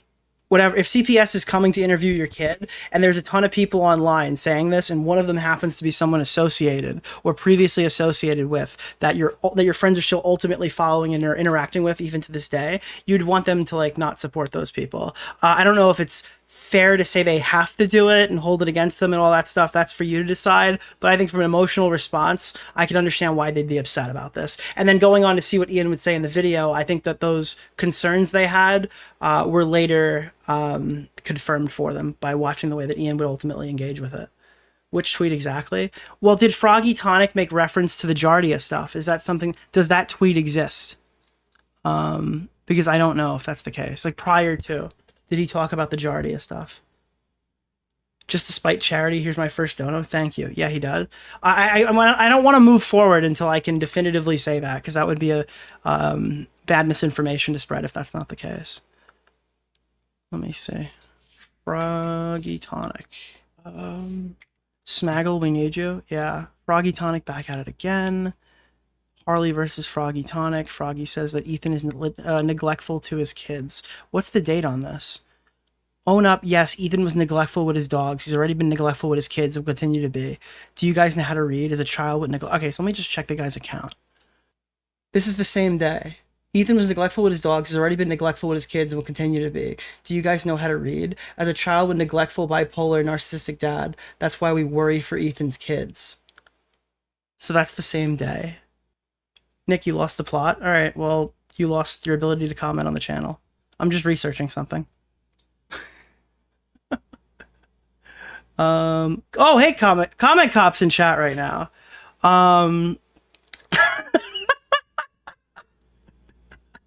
You're not researching comment cop? Look on Discord.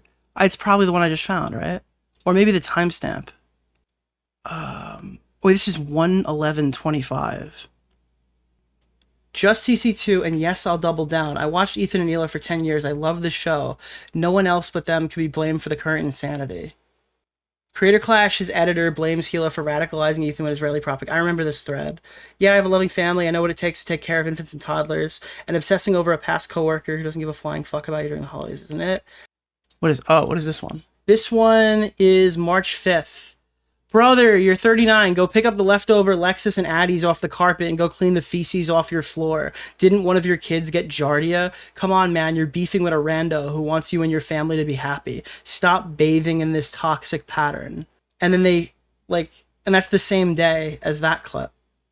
Okay. Ethan and Hila, and that same day they decide, let's do our podcast and let's have the topic be the CPS visit and how distraught we are about that. So that's it's a March 5th one. And then right next to that, right after it, you guys talk about me and Anissa. But you don't just talk about us. You shit talk us and you imply that we're friends with people who are doing this.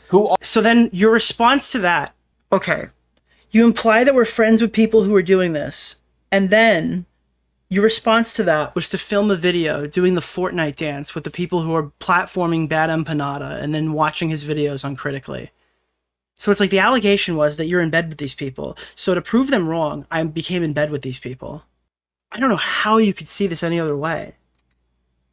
Like, what? Are the ones who are harassing you. Do you have evidence that H3 Snark called CPS on you? Did I say that? Random anonymous Redditors? Did I say that?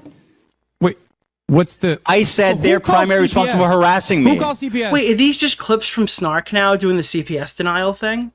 What the fuck? So, I don't know. To be honest, I'm very proud that I didn't immediately jump to Ethan and Hila's defense, because when you look into the story, it actually looks a lot shittier for Ethan and Hila. Wait, he's gonna do the shit where he's gonna literally just start saying that a call came from inside the house. And I do mean that literally. There was this H3 stream where Ethan was dumping as per usual. He was talking about his own health. I like the implication that he is now just finding this out in current day, and he never actually watched the original clip prior to making the video, which is even funnier. A lot shittier for Ethan and Hila. And I do mean that literally. There was this H3 stream where Ethan was dumping as per usual. He was talking... He's just like, hey, I found this interesting new clip. About his own health. He was talking about his caca breath, his dog having diarrhea, his dog having giardia. Olive has giardia. It's a bacterial infection in the intestines that makes you have diarrhea. His child running around putting things in their mouth.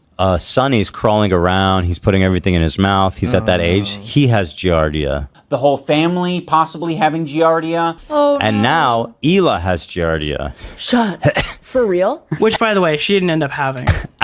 And now I think this morning I had diarrhea. Oh my god. What can I do to not get it? From I'm trying to, because I'm not trying to get. No, it's extremely ridiculous to get. You have to ingest my poop. Talking about the viscosity of his child's shit. And meanwhile, that was cut a lot. I mean, either way, they didn't actually have that. Is covered in viscous, low viscosity diarrhea. He mentioned diarrhea a lot. Crazy diarrheas, like in the middle of the night. All the time he's having these crazy diarrheas. You wash your hands as best you can, but these are really nasty diarrheas. And then extremely foul-smelling diarrheas. So, of course, Ethan, having made so many enemies over the years, other people react to his content. And when other people see that he's talking about his children getting giardia from dog poop. Sonny's crawling around. He's putting everything in his mouth. He's at that age. He has giardia. People are quite reasonably concerned. And so... Dude, I can't believe that they're actually going the concern angle. This was in his best interest. We did this to help you. Okay, that's fantastic, Ian. What was the concern for the human skulls that were sent to the office? Was he afraid that Ethan didn't understand anatomy?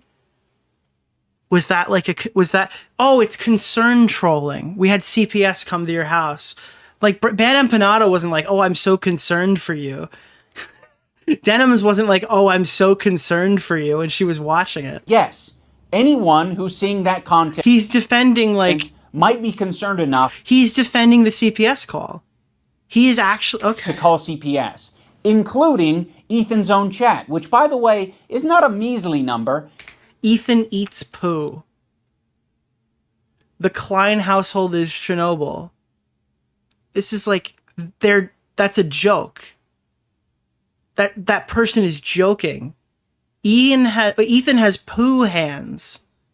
It's about 26,000 at the time of this stream. So now is he saying that somebody from Ethan's community called it in? 26,000 people listening to Ethan go into great detail over 7 or 8 minutes about diarrhea, viscosity. I'm eating, bro. Olive said, let me shit on these walls. As a vet tech, I had no idea humans could get this. Maybe you gave the dogs that, Ethan. He inherited the pesto special. Diarrhea, his child having giardia. I am just so confused. Him and his whole family having giardia. Am I awake right now? They're calling it the poop house. Now what Ethan does, instead of taking any responsibility for sharing too much on his live stream, is that he decides to attack specific creators like— Wait, hold on. Do you ever apologize for oversharing on the podcast, or do you call people vicious harassers like Kino Casino who rip up your shit and talk about it? Am I harassing you right now, or am I just showing concern for some of your more unhinged comments that you've made? Dude, it's so crazy. It's literally, when it's done to other people, it's when it's done to me, it's harassment. When it's done to other people, it's just goodwill hunting. Like Denims, and say she was the source of the CPS call because her chat was reacting to Ethan and saying, wow, this is— Why did you add the crying clip at the end of your video where you're crying about how your wife gets too much hate online at the end of your new content cop? And you're talking about oversharing. You've got like a podcast. What is it called? The My Wife Hates Me show? No, not My Wife Hates Me. It's the My Hated Wife show or something. Somebody tell me what it is. It's literally the name of the podcast is like a play on insult that the entire internet hates Anissa. The She Ruined My Career podcast. Concerning. Is on her platform right now. This guy went to a therapist who said that you don't have to put all of your life online, and now he treats it like gospel and judges other people for not doing it. Advocating for our children to be forcibly removed. I'll argue it is objectively stupid to sit here and talk about any medical stuff involving your kids with a YouTube audience, especially people who hate you, but I'm not for a minute going to say that somebody from the H3 community called CPS and impersonated. I'm sorry. There's just so much, there is such a line of harassment that can easily be deciphered from people who are using this clip for like malicious motives. From us by Child Protective Services. The problem with this CPS thing is that Ethan has proven to be a manipulative piece of shit. Oh, okay. Now, I don't have any evidence for this, so I'm now going to appeal to the fact that Hassan's audience, who likes me, thinks that Ethan is a manipulative liar. Okay. Awesome. So we're not even going to try. We're going to stop trying. We're appealing to Hassan's audience now. That's good. So when he calls on me to defend him, what the fuck am I meant to do? I've been to your house. There's no shit on the floors. So wait, oh, hold on. Whoa. Wait. I actually want to hear what he has to say. I'm not going to cut him off. When he calls on me to defend him, what the fuck am I meant to do? I don't trust you, and I'm glad I didn't trust you, because in your video defending yourself, you used a video. Okay, so you think that there's shit on the floor and the kids are eating it. So that's your position. Your position is, I think there's shit on the floor in your house. I don't think you clean. I think your kids eat shit off the floor, and your house is like a hoarder's nest. What am I supposed to imply here? He wanted you to say that I've been to your house and there's no shit on the floor and it's well clean and we have a nanny. That's what he wanted you to say. Proven to be a manipulative piece of shit. But he's a manipulative piece of shit because he's posted this fake chat in Denims' video. Defending yourself, you used a video that takes context from like 3 different places and the 3 different places, mind you, are all the same stream. Okay, and all 3 of those places are during/after the CPS call, not the CPS call, during/after the Bad Empanada video that was reacted to uncritically by Denims, who's cheering him on while he's doing this. Combines them. It's one chat on one stream at different points. To make it seem like someone is coordinating an attack on you. Love made a good point. You said, is this... Someone is literally coordinating an attack on him. Absolutely. Unequivocally. Every comment, I believe this is a live feed of the chat. This isn't edited. What about the top right? I thought these were No, it's selected. this. I think when you full screen it. No, this is an edit. It's a cutout of the full. And then he plays the clip where Ethan explicitly tells you, okay, that they clipped the chat, and it's like a fucking cutout of it. Chat. It's just enlarged. Oh, there, really? Over the screen, yeah. They're different, I think. Yeah. And like it's directly explained to you in the stream what exactly this is. There's- Like Love literally says It's not timed. It's not timed the same way. It's not timed the same way. Like all of the context is in the clip, and he's choosing to show that to people. Babe. But it sounds like based on this clip, you knew that it was bullshit and you just went with it anyway. It's not bullshit. Denims has confirmed in her own video that those messages did come from her chat. And all of it is after the fucking... Wait, I'm actually so fucking confused. How is that a win condition? If all the messages are from the Denim stream, after Denims uncritically watches Bad Empanada, why would that be invalidated? And they explain in the clip what they're watching. They're different, I think. Yeah. It's not timed. It's not timed the same way. But it sounds like based on this clip, you knew that it was bull. iDubbbz thinks the chat messages are fake because it says edited. Denims doesn't even contest that. Bullshit, and you just went with it anyway. Ethan Klein uses this very deceptively edited video. That would be significant if a huge, like if all those messages were completely fake, that would be a whole different argument. That's not even being contested right now. That is just like doing this smooth scroll to make it seem... What is a smooth scroll? Like, that's all of Denim's chat. But that's not... The chat's on the screen! You can see the real chat! Bro, you need to play the video. I need you to play the video. This is so manipulative. But it sounds like based on this clip, you knew that it was bullshit and you just went with it anyway. Ethan Klein uses this very deceptively edited video. Okay, he that does is just show like it. doing this smooth scroll to make it seem like that's all of Denim's chat. But that's not what it is. And then when he's called out on it, he hides it. He moves his window over the real chat. Also, this is not a joking matter, by the way. It can be very severe and deadly to small children. Where was he called out for it? I mean, much like many other illnesses, Reading the chat, co-signing it's very, it. very, very dangerous. Now, Wait, where can you prove that it was called out? pay attention to her Actually chat. have a housekeeper anymore, or perhaps he lost his extra housekeeper. So now the house is just like... He obviously moves his camera up to the top corner because he's covering both Denims and the other chat. And I'm going to just say this to you straight away because I don't want to sit here and pretend that like everyone here is stupider than they actually are. No actual person watching this thinks the chat rising from the bottom is an unedited piece of material. No one's stream just has the chat start slowly rising in the middle of a shot. Actually have a housekeeper anymore, or perhaps At a completely different pace. By the way, this is on the screen at the same time. he lost his extra housekeeper. So now the Nobody thinks this is an unedited clip. You're gaslighting me if you're telling me that people think this is an unedited clip. house is just like covered in dog shit.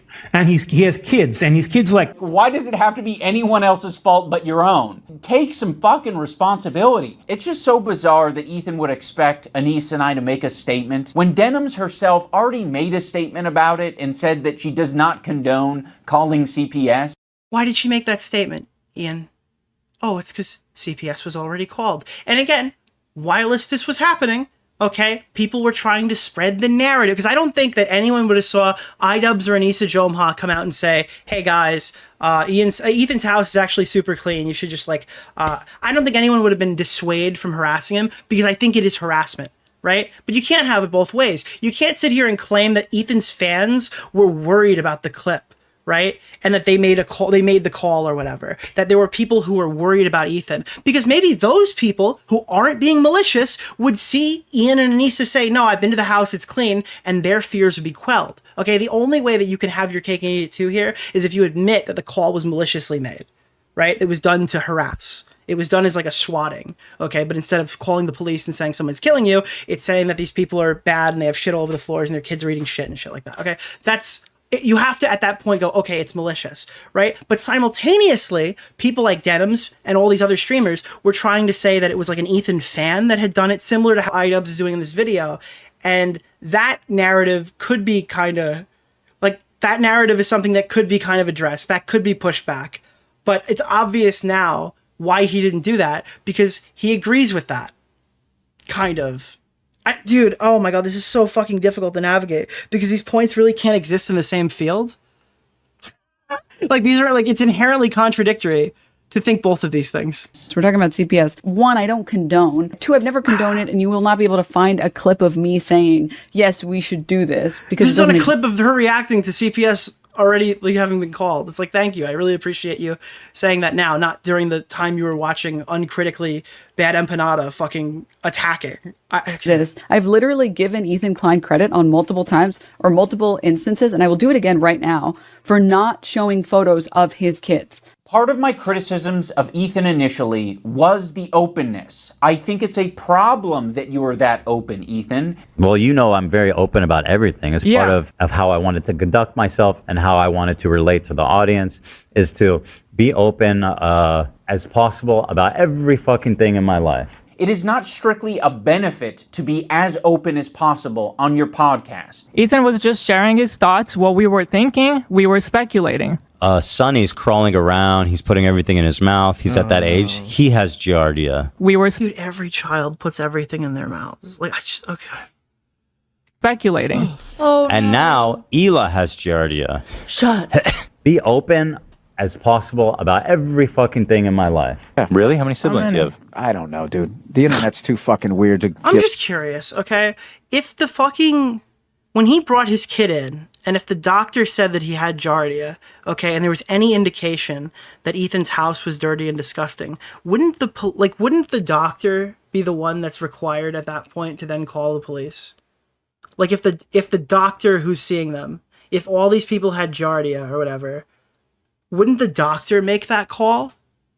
And wait, why are we talking about Bill Burr? Wait, okay, whoa! I'm getting whiplash. About all that information. Oh, you don't even want to say how many because you're afraid that it will by all means, compromise keep your talking privacy. about it. On top of Ethan characterizing me and my wife as anti-Semitic, he also takes a dig at my tattoos. Bro, you Yeah, it literally looks like a group of 5th graders ran in with fucking magic markers and took you out. Oh my god, objectively yes. literally look like Oh wait, now we're gonna pull up the pic of Ethan getting a tattoo of Hila Klein. a fucking free tattoo pack that you get for 25 Free space. 5 cents from a windy thing, bro. Like literally my kids have cooler fucking tattoos from Chuck E. Cheese. Bro looks like he just went to the menu and was like, I'll take that one, and that one. I have quite a few options here. I can show your tattoos in all of their glory, or I can show that your tattoo made it to the top of Awful Taste. There it is, folks! There it is! But Great Execution subreddit, which is not a good thing. I mean, it might be a good thing for the artists that you work with, because that means that they did a good job from a... I don't get the own here. Is this bad? Technical standpoint, but it's sort of a failure in every other... Is this supposed to look better than his, like worse than his tattoos?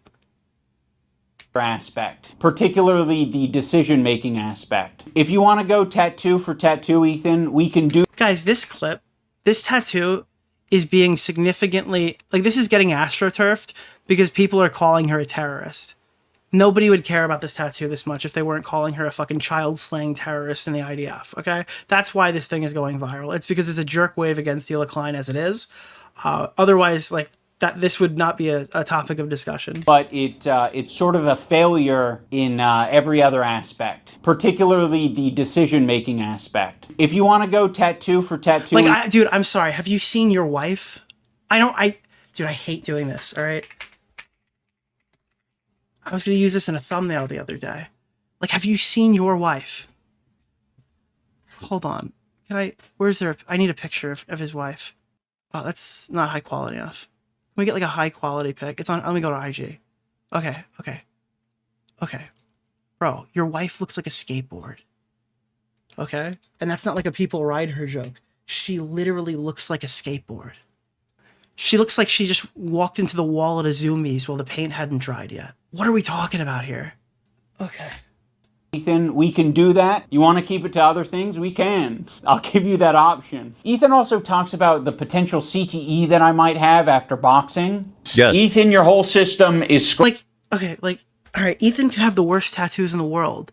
It doesn't matter, considering you and your wife have I feel for you. Maybe it's denial. I think that there should be a lawsuit against whoever put those on you. Okay, whatever was done to you, you've been done wrong, all right? I've talked to my therapist about it, and I support you in whatever lawsuit you have to place upon the guy who made those tattoos. Scrambled. No, your brain is scrambled from getting punched in the face too many times because you don't understand the situation. That's tough, but true. I think this is the case. I legitimately think that this guy is so bad at boxing, he got beaten to the point where he can't even make a video anymore. Some people are saying the CTE is starting to take effect. I guess that would be comforting if there was some explanation. This is like this is like, wow, that is super malicious. Wow, very ableist of you, Ethan. Any amount of CTE that I may have endured after doing 2 boxing matches, I'm going to say is preferred over having to share the load of doing 50 jumping jacks with my wife. Yeah. What if we do both? We'll both No, I'm pretty sure that first one is more embarrassing. do 25 out. Especially when was this for charity and the money didn't go to charity? 25 each? Oh my goodness. Great form by both. Did he train 6 months to do this poorly? Did Ethan go through 6 months of jumping jack training to get beaten to a pulp on the fucking massive stage? Really nice. They must work out. Also, why are you talking about CTE at all? Like, you've continually illustrated that you can't keep track of anything. It came up. And this is so counterproductive because he made a whole video talking about how I want Content Cop to be more, like, there needs to be like an upside to it. It needs to be written in a way that's more uplifting, right? And then he took some shit and immediately snapped into just going shot for shot for shot for shot for shot. This is somebody who wants you to think that they've discovered empathy or whatever. No, they're just worse at making videos. They're stuck up Californian bullshit. Because they were talking about it on their fucking podcast. By the way, Ethan apologized for the CTE joke and Ian left that out. That's a mistake. He shouldn't have apologized. That's, by the way, they're the ones that like started this conversation by talking about it on the podcast and be like, hey, I'm not getting involved. I think that was like, this is such an empathetic video. You can't like typecast yourself into being empathy cop and then immediately whip back when people don't like your video. their response after you guys initially called them out. He can't even keep straight who attacked who first. He thinks that our podcast where we're expressing sympathy for him and Hila was the impetus for him talking shit. That was a thinly veiled threat, and we've gone over it multiple fucking times. It was absolutely a thinly veiled threat. You can call it whatever you want. Let me pull this clip up for you. This is a thinly veiled threat. I had a lot of friends when I did my apology that did not fuck with it in the slightest. Yeah, they didn't agree. And they still don't fuck with it. Yeah. They and that's don't fine. agree with it. And, you know, I don't really expect them to come to bat for me or anything if they don't agree with it. Yeah. And, you know, I don't expect them to speak up, period, on any of it. I appreciate that they don't. Yes. Because it just makes things more complicated. It's like I had a lot of friends when I'm not gonna address this event specifically. I'm gonna say that in my case, people didn't agree with me, and I didn't expect them to say anything about it because they didn't agree with me. And it's probably better that they didn't say anything about it when they disagreed with me. Like, this is a thinly veiled threat that, like, if you push, we will respond. Okay, that's exactly what we're looking at here. About us. I much prefer boxing-induced CTE than harassment-induced CTE. Ethan acts like we're such great... This guy can never complain about his wife getting shit online again. I'm sorry, bro. It's been revoked. Friends, and that, like, he shared such intimate moments with me, but it's all horseshit. He's lying. This guy wants you to desperately feel bad for the way his wife was treated. This is so like, crazy. The whole thing is a fucking lie. He's manipulating his audience. We did not have a close relationship. Wait, he just made fun of it. Wait, what? For him talking shit about us. I much prefer boxing-induced CTE than harassment-induced CTE. Ethan... Oh, it's like a tick photo? I don't know. Acts like we're such great friends and that, like, he shared such intimate moments with me, but it's all horseshit. He's lying. Like, the whole thing is a fucking lie. He's manipulating his audience. We did not have a close relationship. You guys were buddies for a long time. He texted me like one time, like, hey, dude, we should talk this out. And I was like, I don't feel like having this conversation right now. That's it. All right, are we going to get some text messages? I'm ready to read some text messages. Do the pull back. That would be good if he started pulling out some texts. Trying to get me on the phone or text with me. And I told him, dude, honestly, I don't feel like having this conversation right now. Okay. Fair, right? I just didn't want to do it. Okay? Just in that particular moment, and then or like at all? Well, it turns out I didn't want to talk to him at all. Okay. If the relationship was that close, you would have talked to me on the phone. You wouldn't have shit talked. No, why? Wait, what? No. I don't think that that's a required thing. No. Talk to me. You would be curious. Not necessarily. Where my brain was at and where I was coming from. There's this moment in the content cop where I'm trying to give an example of the cycle of harassment. Have you ever been in a comment section and found someone to argue with? It doesn't stop. It can literally go on forever if you don't want to touch grass. I mean, yeah, this was kind of... Okay, what does that have to do with me? And again, he's doing this whole friendship card where it's like, if we're such good friends, he would have answered the phone. And he didn't answer the phone, and your response was to make a video with everyone who's harassing him online. I guess, I'm sorry. I think promoting ban empanada probably deems that. It's like, your actions are not compatible with your arguments. Oh. Are you okay? Like, is he trying to argue that he didn't realize that he was that? I don't know. Ethan and Hila act like they have no idea what I'm talking about here. So, I mean, maybe they don't. It's a very obvious and easy to digest point. That's why I made it that way. I'm going to explain it here so everyone on the internet understands. When you have a podcast where you are constantly emotionally dumping and saying things just off the top of your head, and you're attacking other people randomly, maybe from your perspective it's not attacking. Maybe you're just commenting on someone else's situation. He's got to be one of the most visually repulsive people. FaZe Banks, like, in my I guess the first one was about Mike from PA. opinion, he's somewhat repulsive to look at. And be Pedophile.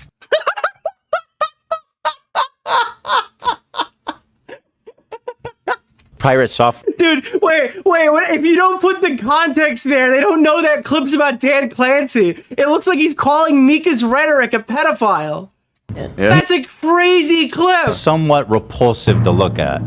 And be Pedophile. Dude, that's a crazy clip, Pirate bro. software is a more... That's actually so funny. That's like the funniest joke he's put in here. Was like weird about it. It's like, look at my old voice. It's so lame. What an obnoxious loser. She goes, I can't believe these people are What is it? Because he's too fucking mean? so Oh well, better send a skull to his house. obnoxious. And he looks like an idiot who's obsessed with me, dude. But what happens when other people comment on your situation? It doesn't feel too good, does it? But your video sucked. That's why it didn't feel too good. he's like, no, actually, Ethan, the fucking Jew bag. Fuck this Jew bag Zionist baby killer, guys, right? I don't know if that's... Don't get into bed with people who are fucking... Do not get in bed with the guys who are in bed with Bad Empanada. I'm sorry. It's not rocket science here. You got on a video with the person who was watching the Bad Empanada video uncritically before CPS went to his... That's your fucking fault, dude. That is your fault. You want to be associated with those people? Be associated with those people, but don't be a coward about it. You know? If you want to get in bed with fucking Frogan, Denims, and all these people, like, you're not going to mention Bad Empanada's name, bro. They all will. Okay? He's the attack dog for all those guys. Now you're associated with him too. Video is. That is the back and forth I'm describing. You might have thought we were just saying that Ian and Anissa are bad friends. Well, guess what? Yeah, bad Emma Panda, dude. But we didn't take it that way.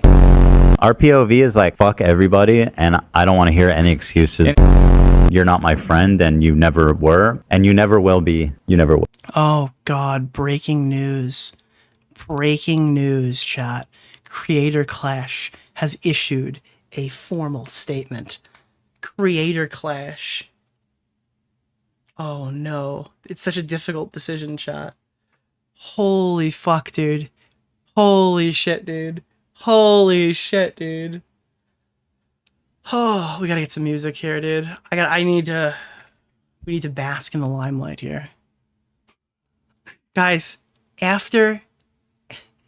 first they came for Harley, and they didn't care because Harley was Jewish. Then they came for Lena, and nobody cared because Lena was the house Arab. Now they've come for Ian and Anissa Jomha. This is crazy, dude. The third and fourth people to drop from Creator Clash are iDubbbz and Anissa. Wow, dude. Holy shit. That's so crazy. Where is this? Is it? Yeah, it's this one. No, this one. Ian and Anissa Jomha have made the difficult decision to fully step away from Creator Clash, both publicly and behind the scenes, and are relinquishing ownership of the event. This decision was not made lightly, but it is a necessary step towards returning Creator Clash to its core purpose, bringing communities together for a night of boxing, fueled by passion, discipline, and the goal of raising money for causes that matter. Since the beginning, this event has been more than just the fights. It has been about creators pushing themselves beyond their limits, fans rallying behind something positive, and using that energy to do some good in the world. Since Creator Clash's inception, we've been able to raise meaningful funds and awareness for charities, making real impact. That mission has lost focus in recent weeks, and it's clear that for the event to move forward, things need to change. We're making spaces for that change now. As part of the fallout, both Harley Morenstein and Lena Iyad have stepped away from their scheduled fights.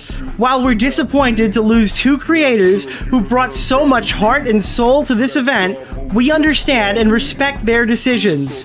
The fighters still on this card have been training for months in silence, in sweat, in the shadow of everything else going on. They deserve the spotlight. Not for the fallout. This event was never about any one person, and it should not be defined by internet drama or personal conflict. A little too late for that. Our hope has always been this event would be a force for good. One night where entertainment, effort, and community comes together to support causes that matter. That hasn't changed. If you felt disappointed or let down by the noise, we hear you, but we hope you'll continue to support the people stepping into the ring. They've worked too hard, and the charities we fight for are too important to let the mission get lost. Thank you for being here. We're still fighting for something bigger. Creator Clash. It's not even a person. You don't even know who's saying this. You don't even know who's writing this. Dash Creator Clash. Wow. That's dark. Wow. That's opaque. We won. We won. Good. We won. I'll take it. Wow. I don't even know what to say. This isn't going to make a difference either. This isn't going to make a slight difference. They've already fucked up. There's nothing they can do. And a month and a half away from the event, two fighters need to come on. Tickets aren't selling. And now this is just a corporate entity with no face or association. It's just Creator Clash. It's just the guys with the shitty logo. Holy fuck, what a disaster. Don't support this event. Don't give these people your money. I don't trust them as far as I can throw them. Go listen to what they said they'd do between Creator Clash 2 and 3, and go look at the event they presented you with. I don't trust these people. And you shouldn't either. If you want to watch fights that night, pick another one, or donate your money directly to charity and make sure it gets there. That's what I say. Wow. They sold it? No, apparently they've been working with people the whole time. Are these... Now, they said specifically... what was it? Actually, you know what? I want to burn them even more. 2648, I want everyone to realize this because they made a Freudian clip in this video that's actually extremely jarring. Okay, where is it? Real fast. Organization, is that what it's called? Organization. We're on 2648. Someone write 2648 in the chat.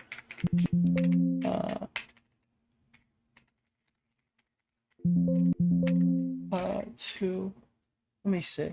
There was something here in the very beginning. Where was it? Where they talk about creator.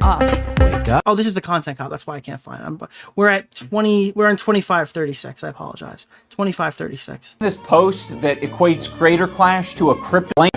Now, with this recent revelation that people are just going to use Creator Clash to attack Anissa and I, Anissa and I have decided to step away from Creator Clash. We have relinquished control to our business partners who ran the previous two events.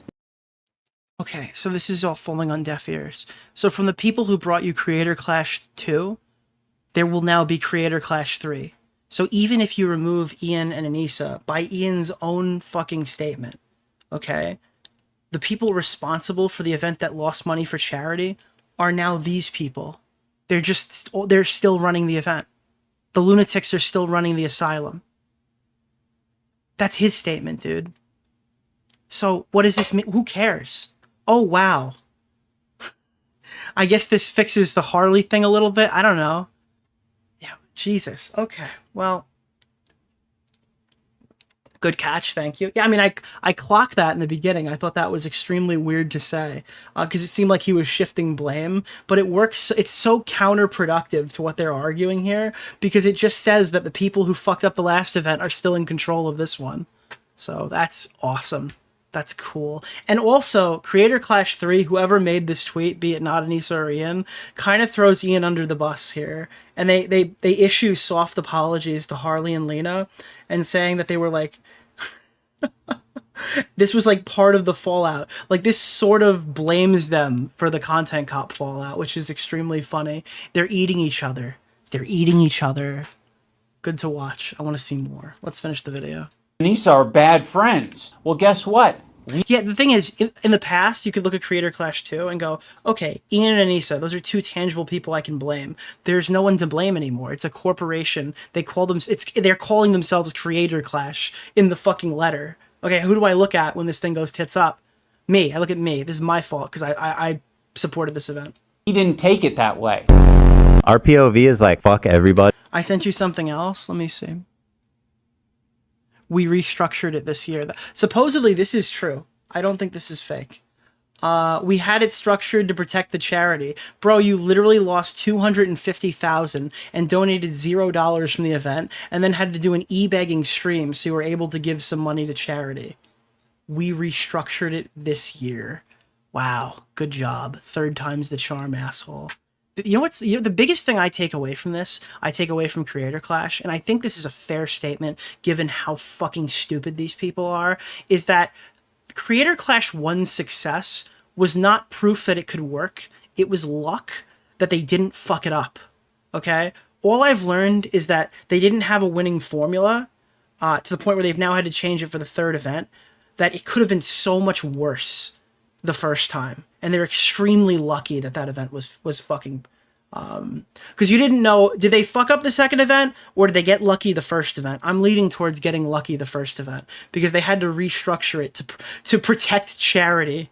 That is such a nuclear concept to me that I just do not understand. And I don't want to hear any excuses. You're not my friend, and you never were, and you never will be. You never will be. What we took it as is Ethan and Neil are shit-talking us. They just implied that we are okay with people using CPS as harassment, and now all of their fans are brigading us. So I am going to respond in kind and make a content cop. So yes, that is what the cycle of harassment looks like. Okay, what does that have to do with me? I don't know.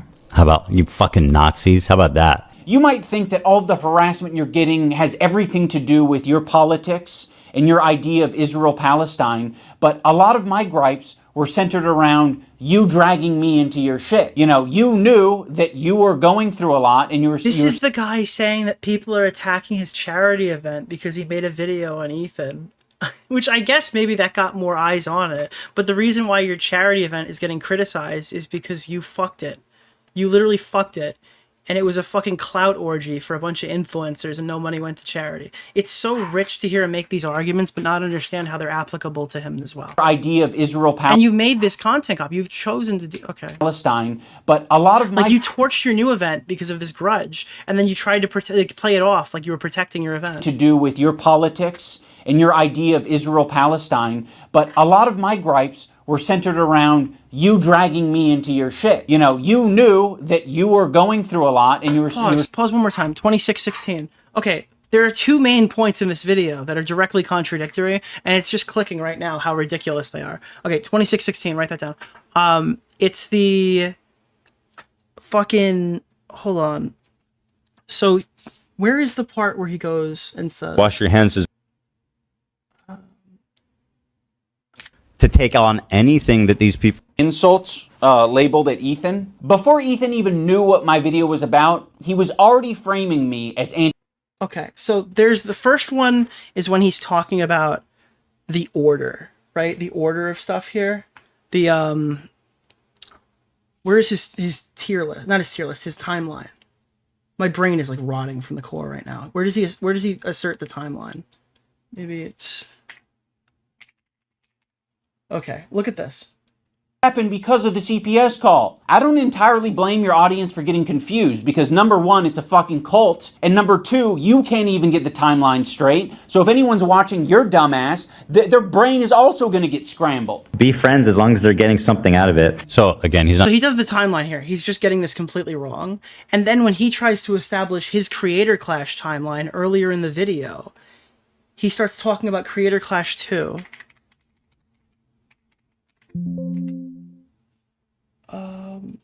Them. Ethan and Neela are well. It's been really disappointing, and the fighters involved ended up raising 100 attack. Where he starts talking about him being more aggressive in responses to these criticisms.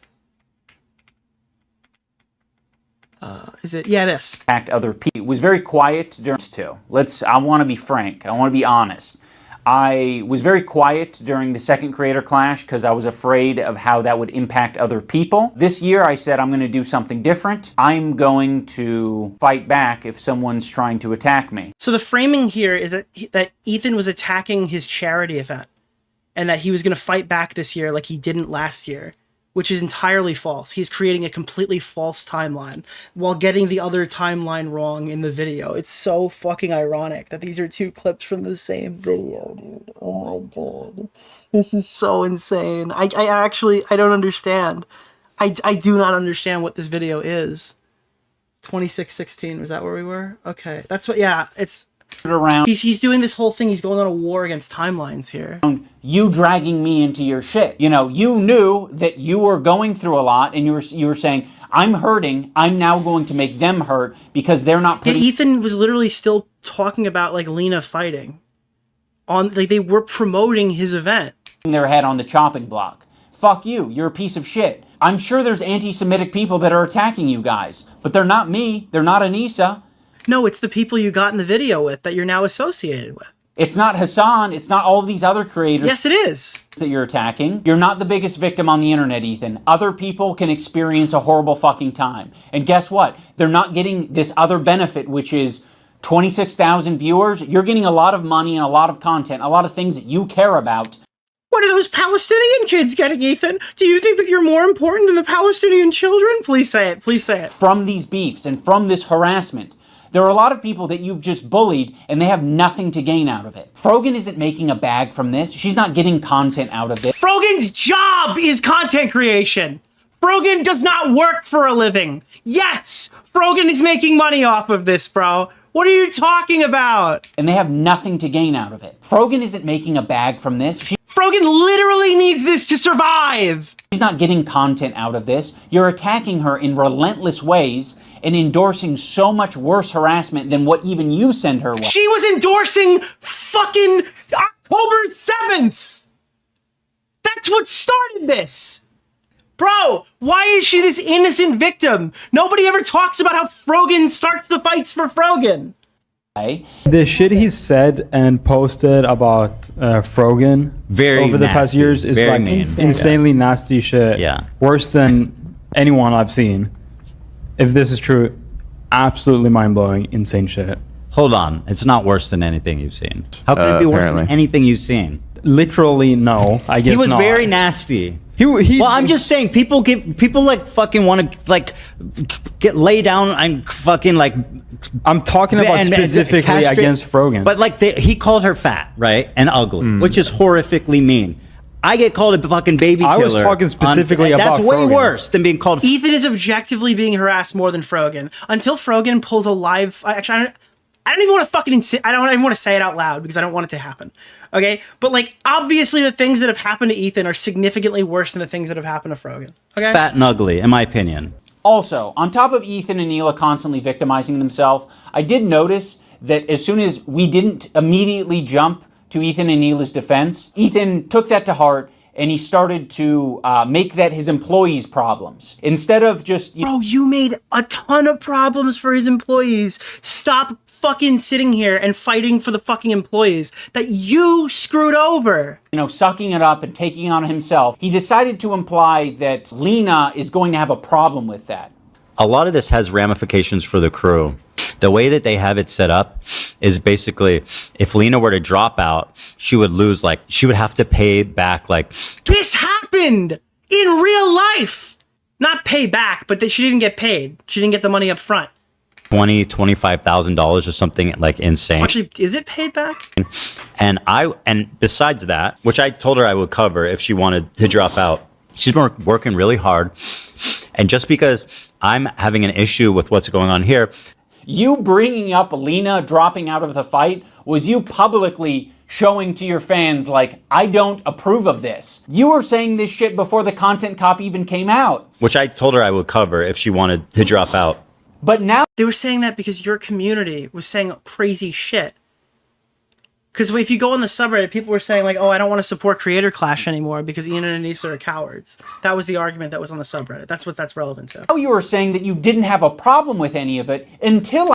Yeah, this is extremely... That's the main takeaway here. This is rich coming from the guy who dropped the content cop while the same girl that he's now defending was live and had no idea it was coming. To the point where she had a panic attack in the bathroom and he panic texted her and her and AB. It's like, it is so insane how they're just...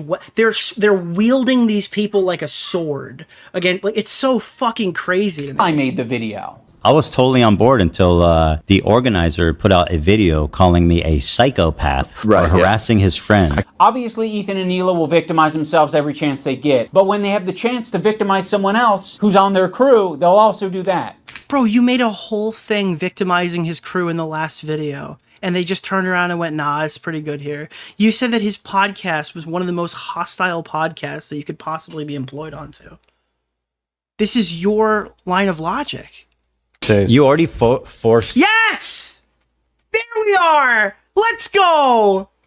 Lena into this horrible situation. Are you going to argue that's before the content cop too? Do that. Because I know it's not, because I tweeted it. You already forced Lena into this horrible situation. And again... Bro, is he not going to talk about how he dropped the fucking thing while she was panicking in the bathroom? Because he dropped it while they were live? With no notice? You forced this situation on her. Why would I do such a thing to Lena? Dude, you have as much agency as I do. No! No, what? No! Oh my god, bro. This guy is like a complete psychopath. This is insane. Okay, just keep in mind, alright? I understand that he probably couldn't tell the employee of somebody he's making a video on that he's making a video. I understand that. Okay, that makes sense. But why would you release this video before Creator Clash when Ethan has announced that after Creator Clash, he'll be releasing a fucking nuclear fallout video on Hassan Piker, and the drama will still be like, you know, for a matter of fact that the fucking drama will be relevant after this video releases. I mean, after this event has happened. So if you want to target Ethan and make a response and you're that fucking ass mad about it, why not just take 2 months? Focus on your event, focus on selling tickets, focus on fucking sending a shitload of money to charity, and then wartime. As soon as that shit's over, fight.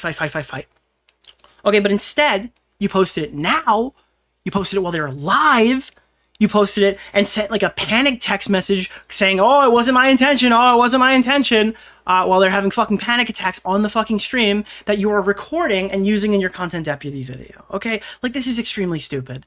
The audience is not as dumb as you want us to be. You didn't have to badmouth me on your podcast. That was a choice that you made. Oh, you badmouthed me on your podcast? Now your employee will get it. So go fuck yourself. I agree.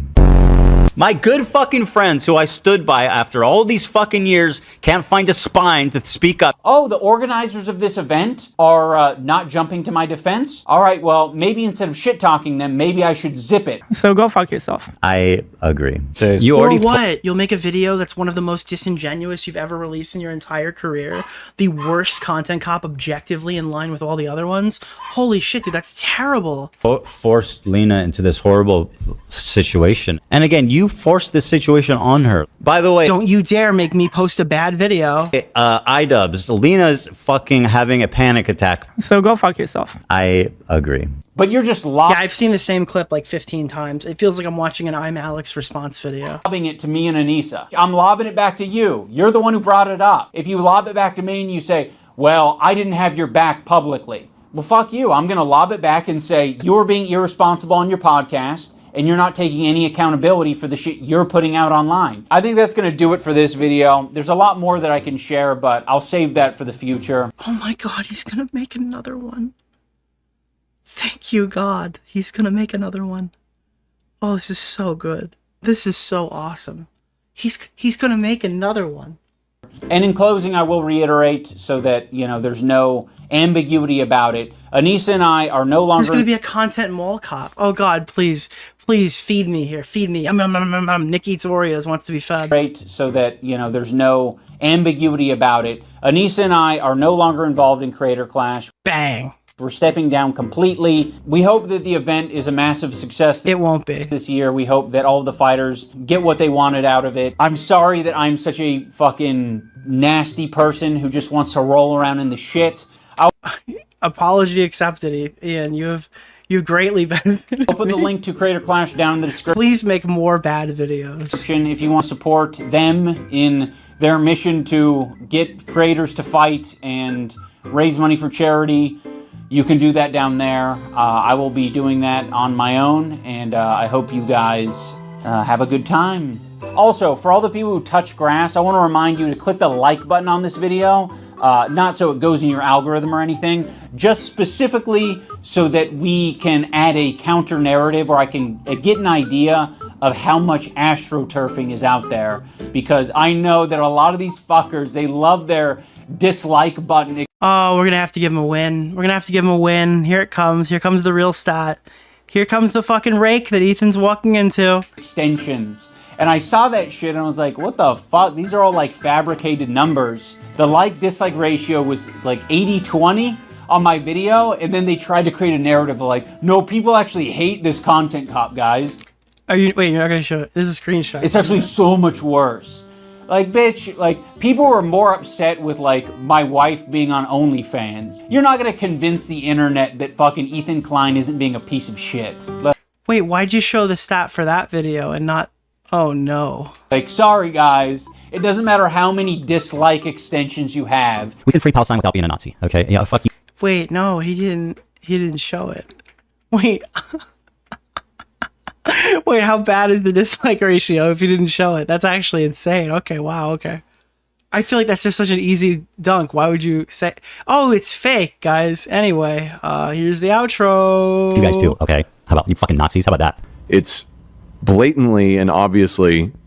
Dude, this is fucking weird. Wait. They love their dislike. I'll be doing that on my own, and I hope you guys have a good time.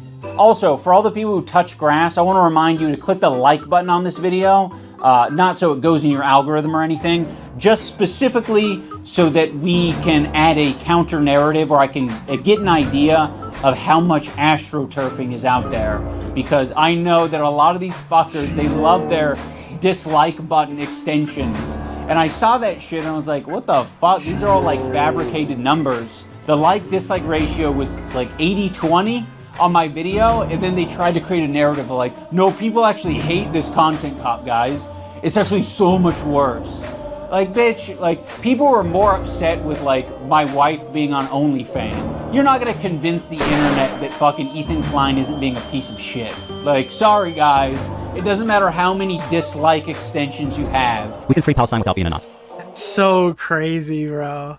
I actually think he probably, like, I think it's probably worse than he says, because he would just show it.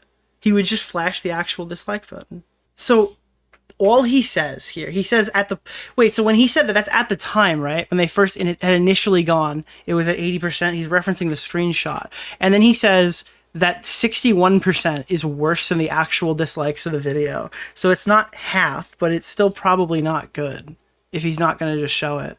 My guess is it's probably like between 69 and 74. That's probably what we get.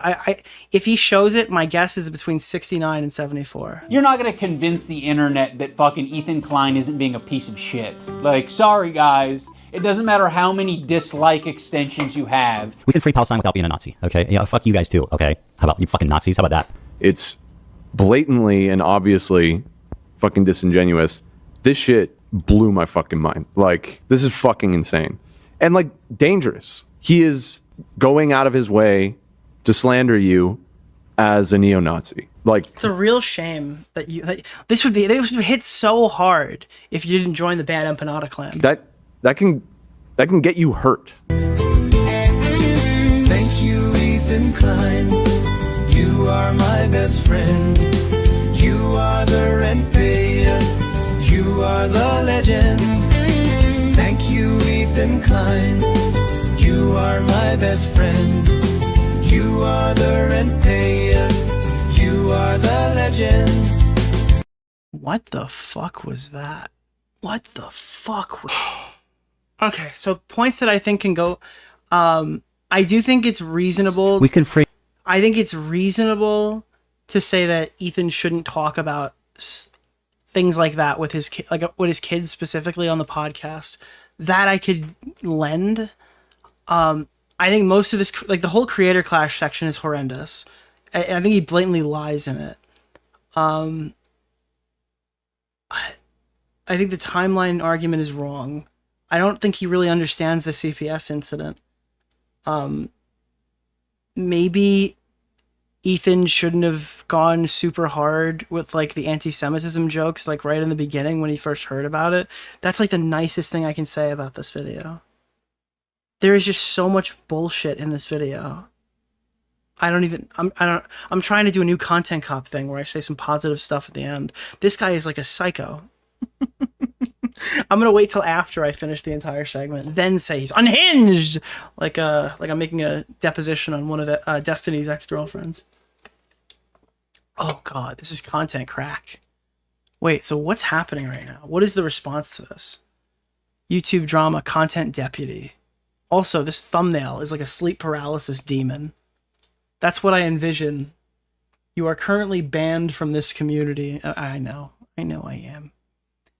I think that's not how you spell his name as well. I think it's 2 B's, right?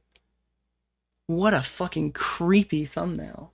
Hey, how come he's got like a slice in his eye? Has he been drawn like a domestic abuse survivor or something? Wow. Sir, a second video has hit the tower. What a lovely Saturday. This is going to make Ethan shit and piss. The second tower has been hit. A lot of this drama seems to come from the fact that 2 Jewish people cannot accept that a lot of the world do not like genocide, regardless of whether Israel was disgustingly attacked by terrorists.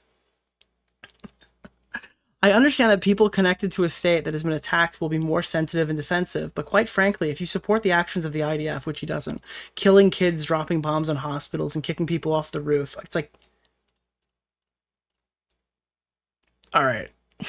Let's be honest here. Let's call a spade a spade. I would like to see the stats on roof kicks between Palestinians and Israelis. I would like to see the stats, chat. Can we get the stats on how many people are oftentimes kicked from roofs by the Palestinians and kicked from roofs by the IDF? I would need to see that in writing. The comments on the video are wild. So many disparaging views on a 30-minute video, and it's not even out that long. After watching the debate live last night, Ethan coming out screaming and trying to derail any real conversation with drama clips, shouting, "I don't care, this is boring," every time Hassan tried to explain. We're getting spoiler alerts. We have to go back to that. What a thumbnail. Seems like a solid response so far. Like, these people are fucking... Like, this is insane, bro. Dude, the thought cloud has infected everyone. iDubbbz defends people calling CP. Let's go to a neutral subreddit. That's probably better. Sam Hyde really did break like LSF is more neutral, right? You can't go to Snark because that's not neutral. You can't go to r/YouTube drama because they're all breadtube Hassan Piker dick riders. So that's off the table as well. Obviously you can't go to H3H3. That's done too. Oh god, dude. Dude, I got my Conquest Wiggler. Give me this, yo. I'm putting this on, dude. Holy shit. This is good. We can celebrate our conquest of Creator Clash. Stand ready for my arrival, worm. Holy fuck, dude. This is great. Put this on. We got our Conquest Wiggler. I gotta change the title so I don't omit any other Wigglers. Thank you, Hellbent. Boom. There we go. Conquest Wiggler. Thank you, Hellbent. Holy fuck, dude. We just conquested Creator Clash. Of course, the clip comes from Destiny, so this is all disregarded. I mean, he sacrificed his entire reputation already. He's probably going all in on this wild position because he has nothing left to lose. What a crazy way to go out. It's crazy that Ian said he has empathy at 30 while doing content cop and doubling down on your close friend for 10 years is not empathy. Yeah, but he told his friends to say nice things for 3 minutes at the end of a video. He didn't learn empathy. People like him are phony and pretend to have empathy. I mean, the discussion ends here. Rip iDubbbz. What a shitfire way to go. I really didn't care that he decided to denounce his old content cops, nor did I care about his wife doing OnlyFans, but this type of shit is where he lost me. Alright, but are these just H3 fans cross-posting? Where are you posting? LSF, World of Warcraft, Minnesota. Oh, Docs? Jesus. I guess not. Dude. Oops. I know absolutely fuck all about this drama or iDubbbz or Destiny, but this is a good clip. Holy twist ending. iDubbbz sweeping the burnt ashes of his career. Ian is implying that H3 fans called CPS, really? And again, this was my big pushback against the talking points that we were seeing last time, is that people were saying that the fans called CPS and they were trying to rewrite the snark narrative. And that would have been helpful if Ian and Anissa had spoken out against it. But what we actually learned is that they agreed with that narrative too. Every single time Ian didn't say something and people said, well, it could be for this reason, it always turns out to be the worst possible scenario. Like, he had the worst take imaginable, and you couldn't guess that he'd be this wrong. But in hindsight, it is kind of difficult to think charitably about him. Wait, did Hassan pay him to do a double down video? He made content deputy that fast?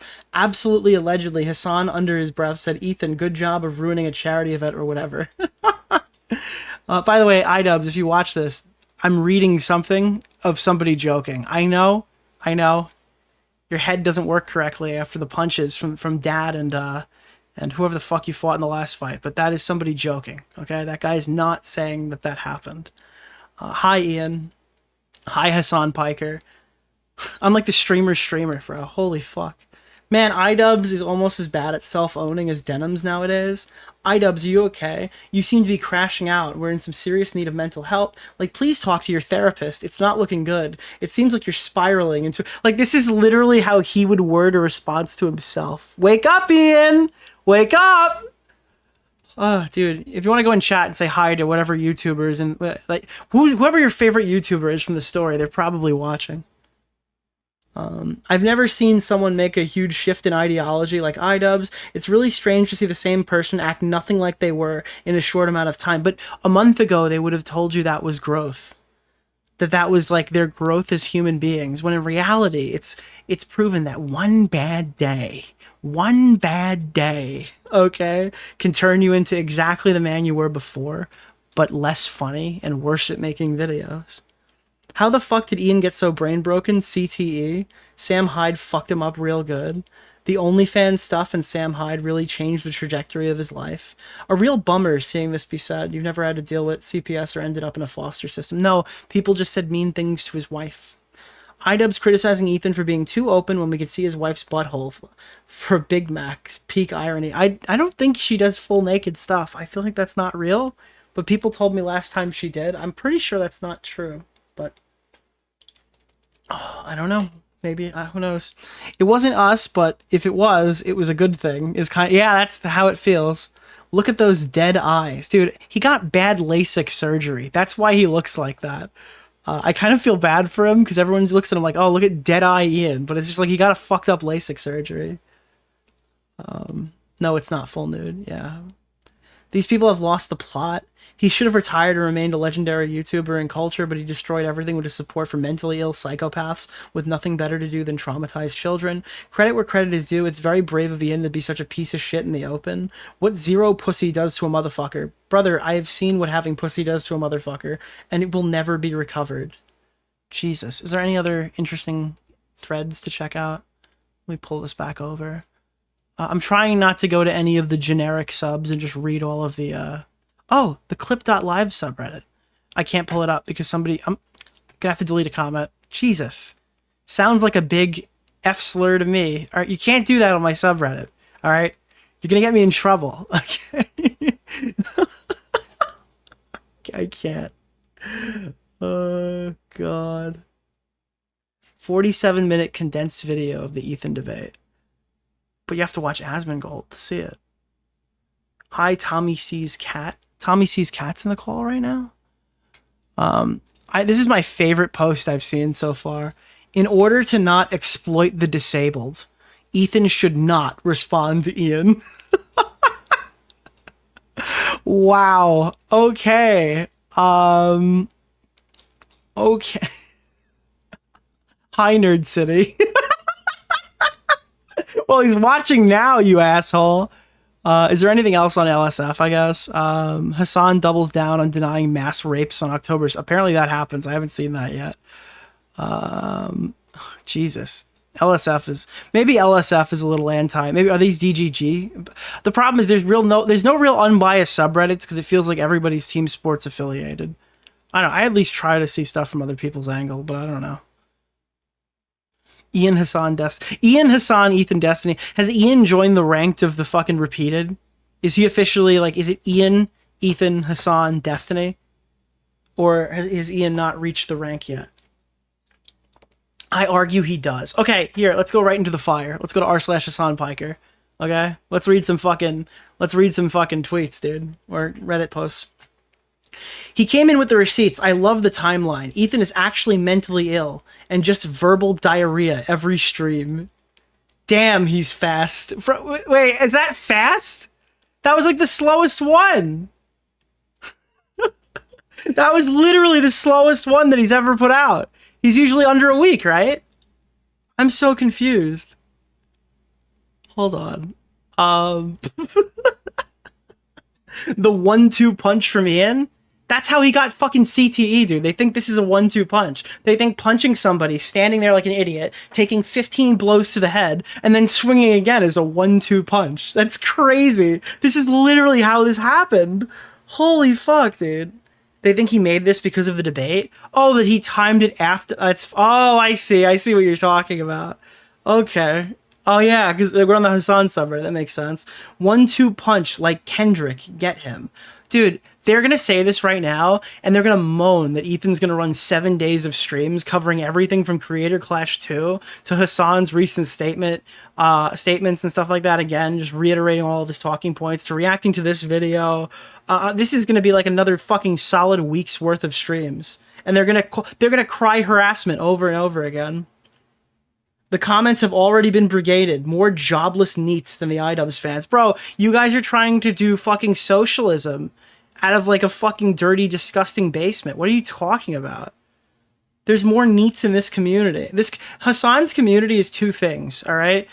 18 to 22-year-old women, and then like 35-year-old fucking unemployed losers waiting for socialism to come pick up their fucking income. Women, yeah, I legitimately...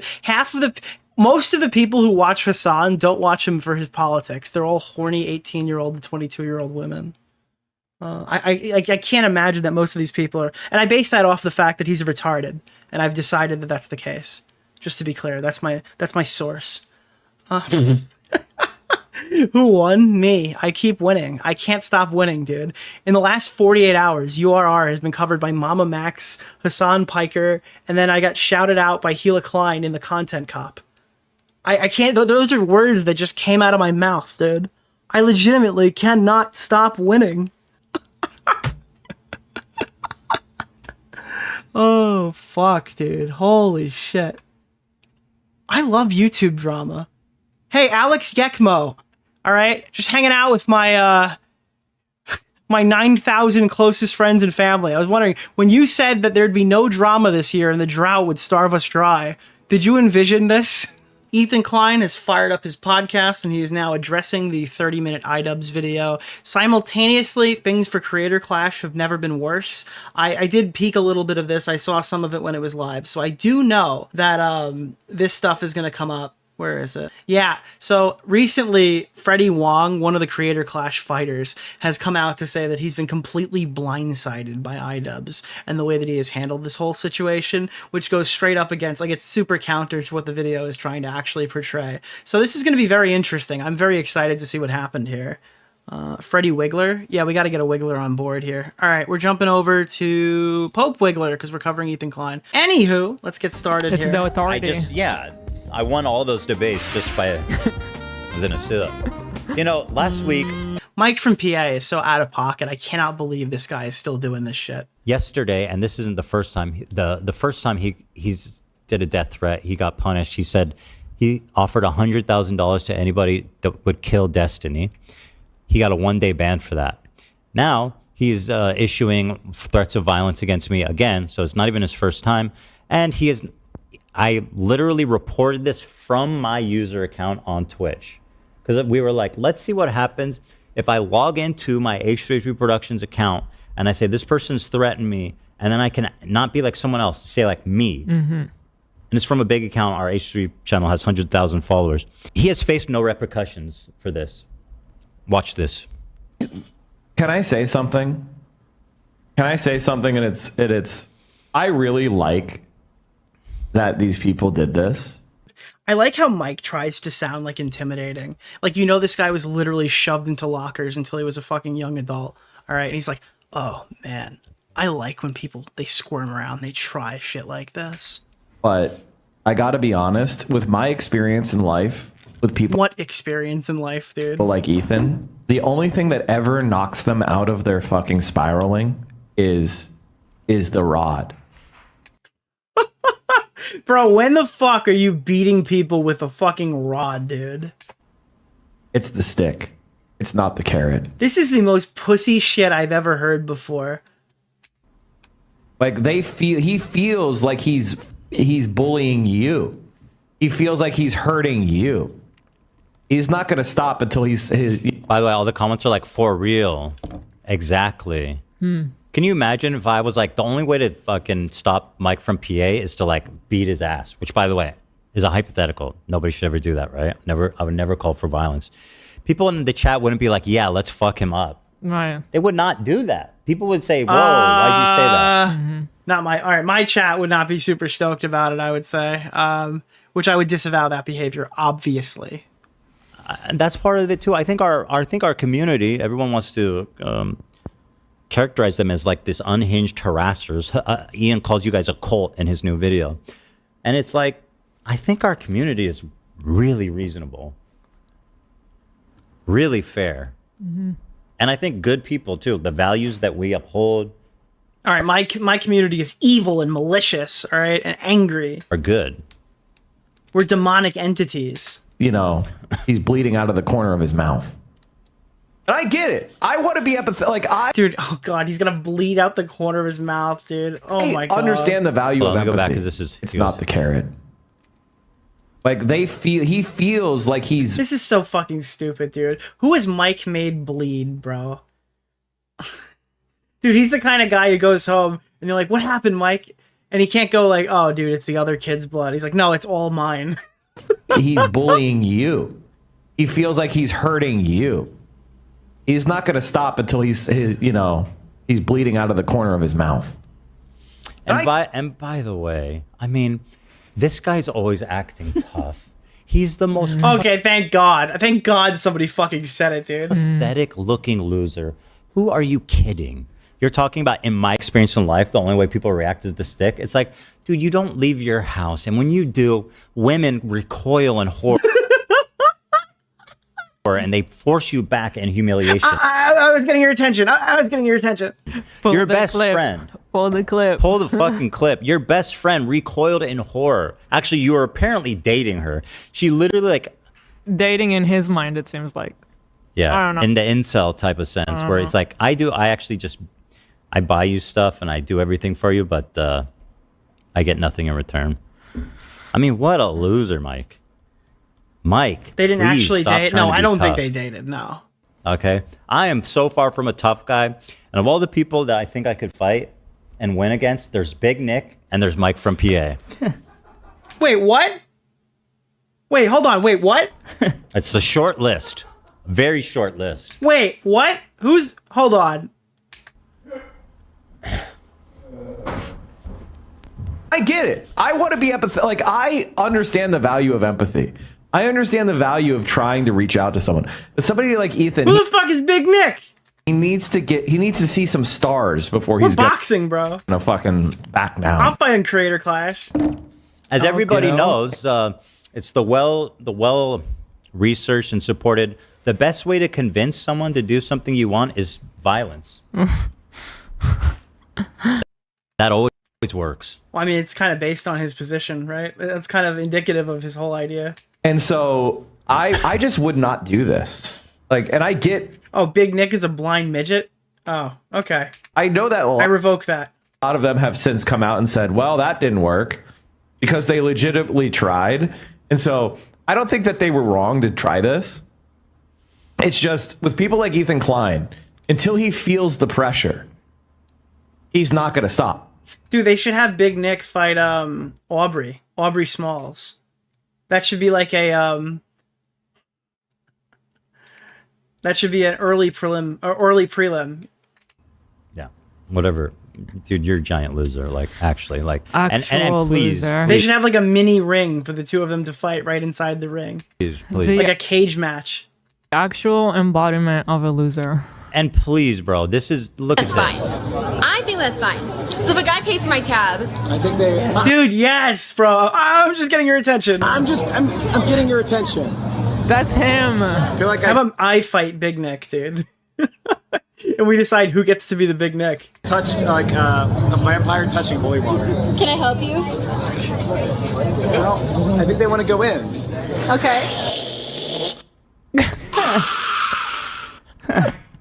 I think even Schmeagol is more appealing, frankly. I think Golem is hotter, more sex appeal. I don't get it. If Mike is so gung ho, why is he not on the card? Why is he not fighting for Creator Clash? From PA. Mike from PA, when he enters a room of women, their vaginas dry up. Their vaginas turn to the Sahara Desert. It's rumored that when he enters a room full of women, sand comes out of their vagina. Bro, there are so many fighters on Creator Clash who are literal humegalols who were famous years ago, but they're in there because they're part of the friend group. Let's be honest here. Anissa and Ian are also trying to get their friends paid. They were very transparent about that.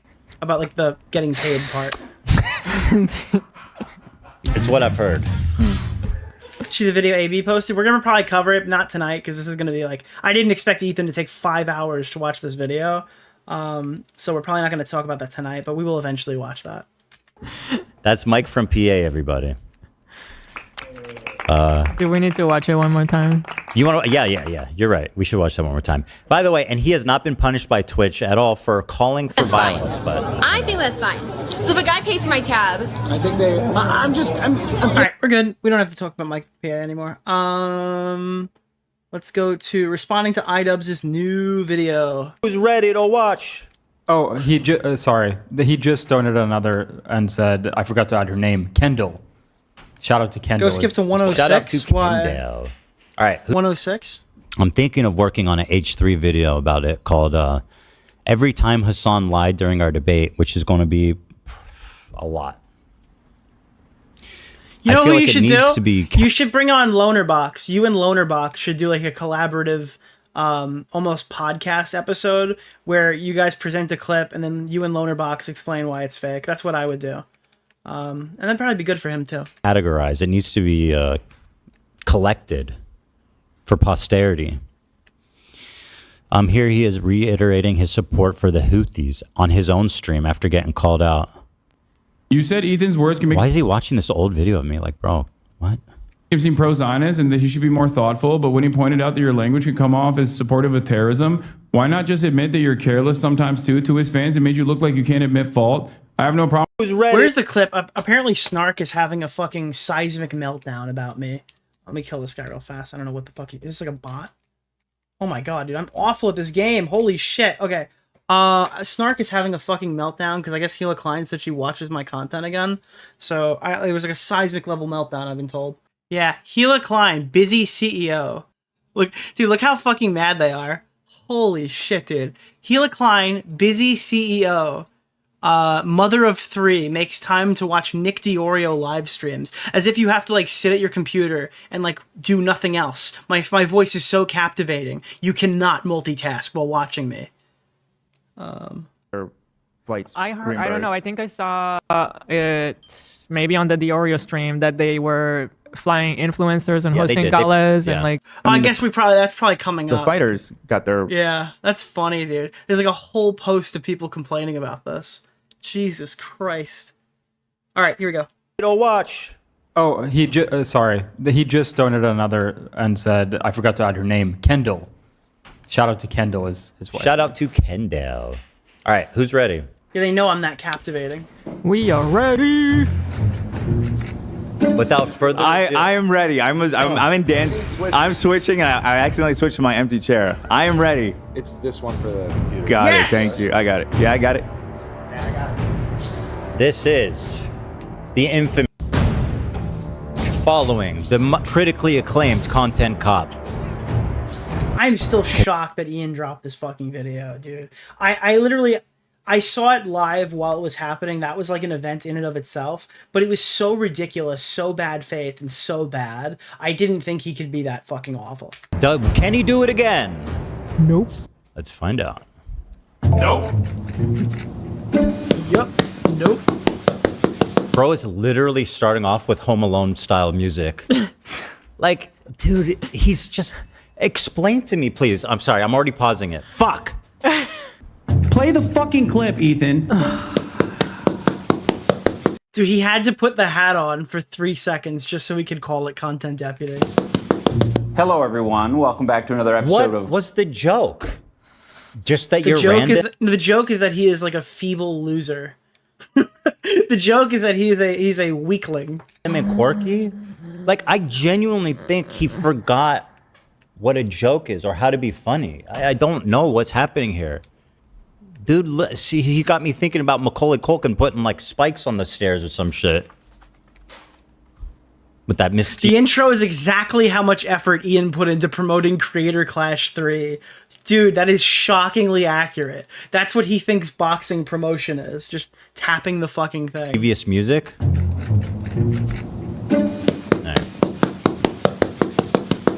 Hello, everyone. Welcome back to another episode of Content Deputy. Now, normally in a Content Deputy, I would dance around in my cop outfit in the woods, but this video isn't going to have any of that. Why? Why is this not going to have that? Fanfare. We're just going to get straight. So he's like, you know, usually I put effort into these videos. But today I'm going to give you iDubbbz this complaints. time, in keeping with the first one, I'm actually just going to sit here and talk to you.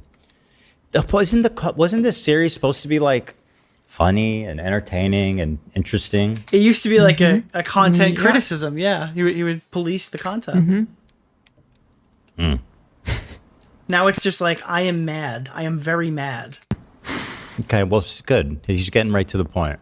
Straight into it. I was hoping that if I made a video about Ethan, he would act like an adult and he would keep the attacks directed at me and Anissa. Now, I don't know what on earth, first of all, would make you think I was going to act like an adult.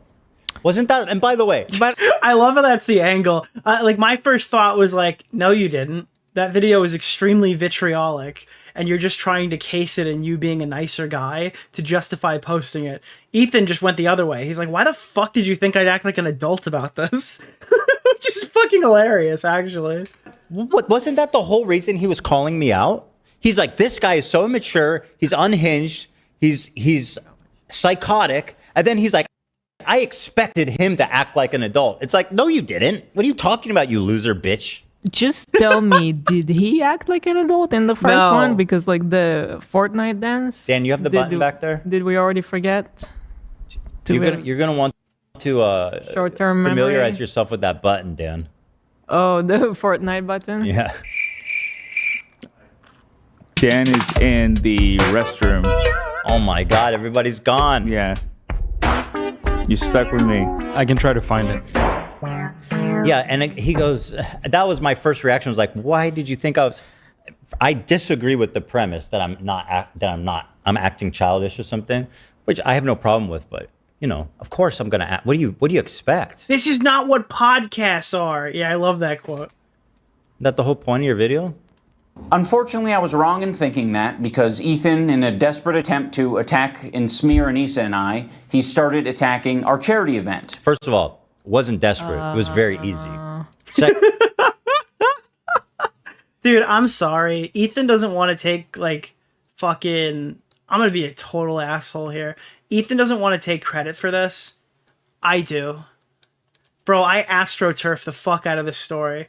I was like, dude, the second this iDubbbz shit started going down, I just started fucking saying anything I can. Did you remember Creator Clash 2? Remember Creator Clash 2? Remember Creator Clash 2? Because I legitimately am disgusted that this event existed and there was no criticism on it. Bro, I will absolutely take credit for this. I was happy to talk to Harley. I didn't want him to burn down his friendships, so I let him do it on his own terms. But oh, bro, I wanted this event to fail. 100%. 1000%. Okay, and because you know what, dude, I'm sorry. When people fail at charity, they should not do charity again.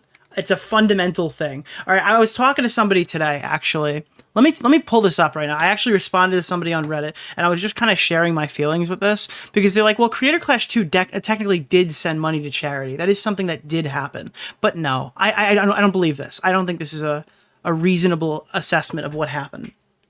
Does anyone have any more context to the separate GoFundMe that iDubbbz referenced recently? Did that go to charity or did that end up paying for the event? After Creator Clash failed, Anissa's husband did a live stream for charity, kind of like our member-a-thon, where he hit donation milestones, activities, punishments. I think one was eating cinnamon, the other one was drinking ketchup. I didn't watch the stream, but Saint Nick has a good Creator Clash 2 commentary video. Ian also had a GoFundMe attached to the YouTube video. It was a donate button. It was a fundraiser button on the free release of the podcast after the fact that raised some money too. I think about 180 to 200,000 was raised between the two. Fans paid for Creator Clash 2. Yeah, this is the thing that I was critical of the actual event. Fans paid for Creator Clash 2 and fans paid for the charity after. I don't think it redeems Ian much, but thankfully the charity's got some money. I don't even count that money as money for the charity. So I said, yeah, my issue with those is that they asked the fans to cover for them. So big donate button galore. They enjoyed the gala, they enjoyed the flight, they enjoyed the food, they enjoyed the drinks, they enjoyed the comedian, they enjoyed the singer, and they enjoyed the clout. Also the paychecks that came with it for all the fighters who got them. Then they had the balls to try to go out and raise more money after, just so charities got something after they spent the rest on leisure and on things that directly benefit them. I don't think people who do that should be able to just do another event without social consequences. This should have blown up, and this should have been a massive fucking deal. Okay? And you know what else is massive? He basically asked the people who got fooled into buying a ticket thinking that that benefited charity to help repair his reputation by spending more money. The response to, well, we spent all of the money was, can you guys just give some more? Which is so fucked up as a concept to be like, hey, we fucked this thing up. Can you bail me out?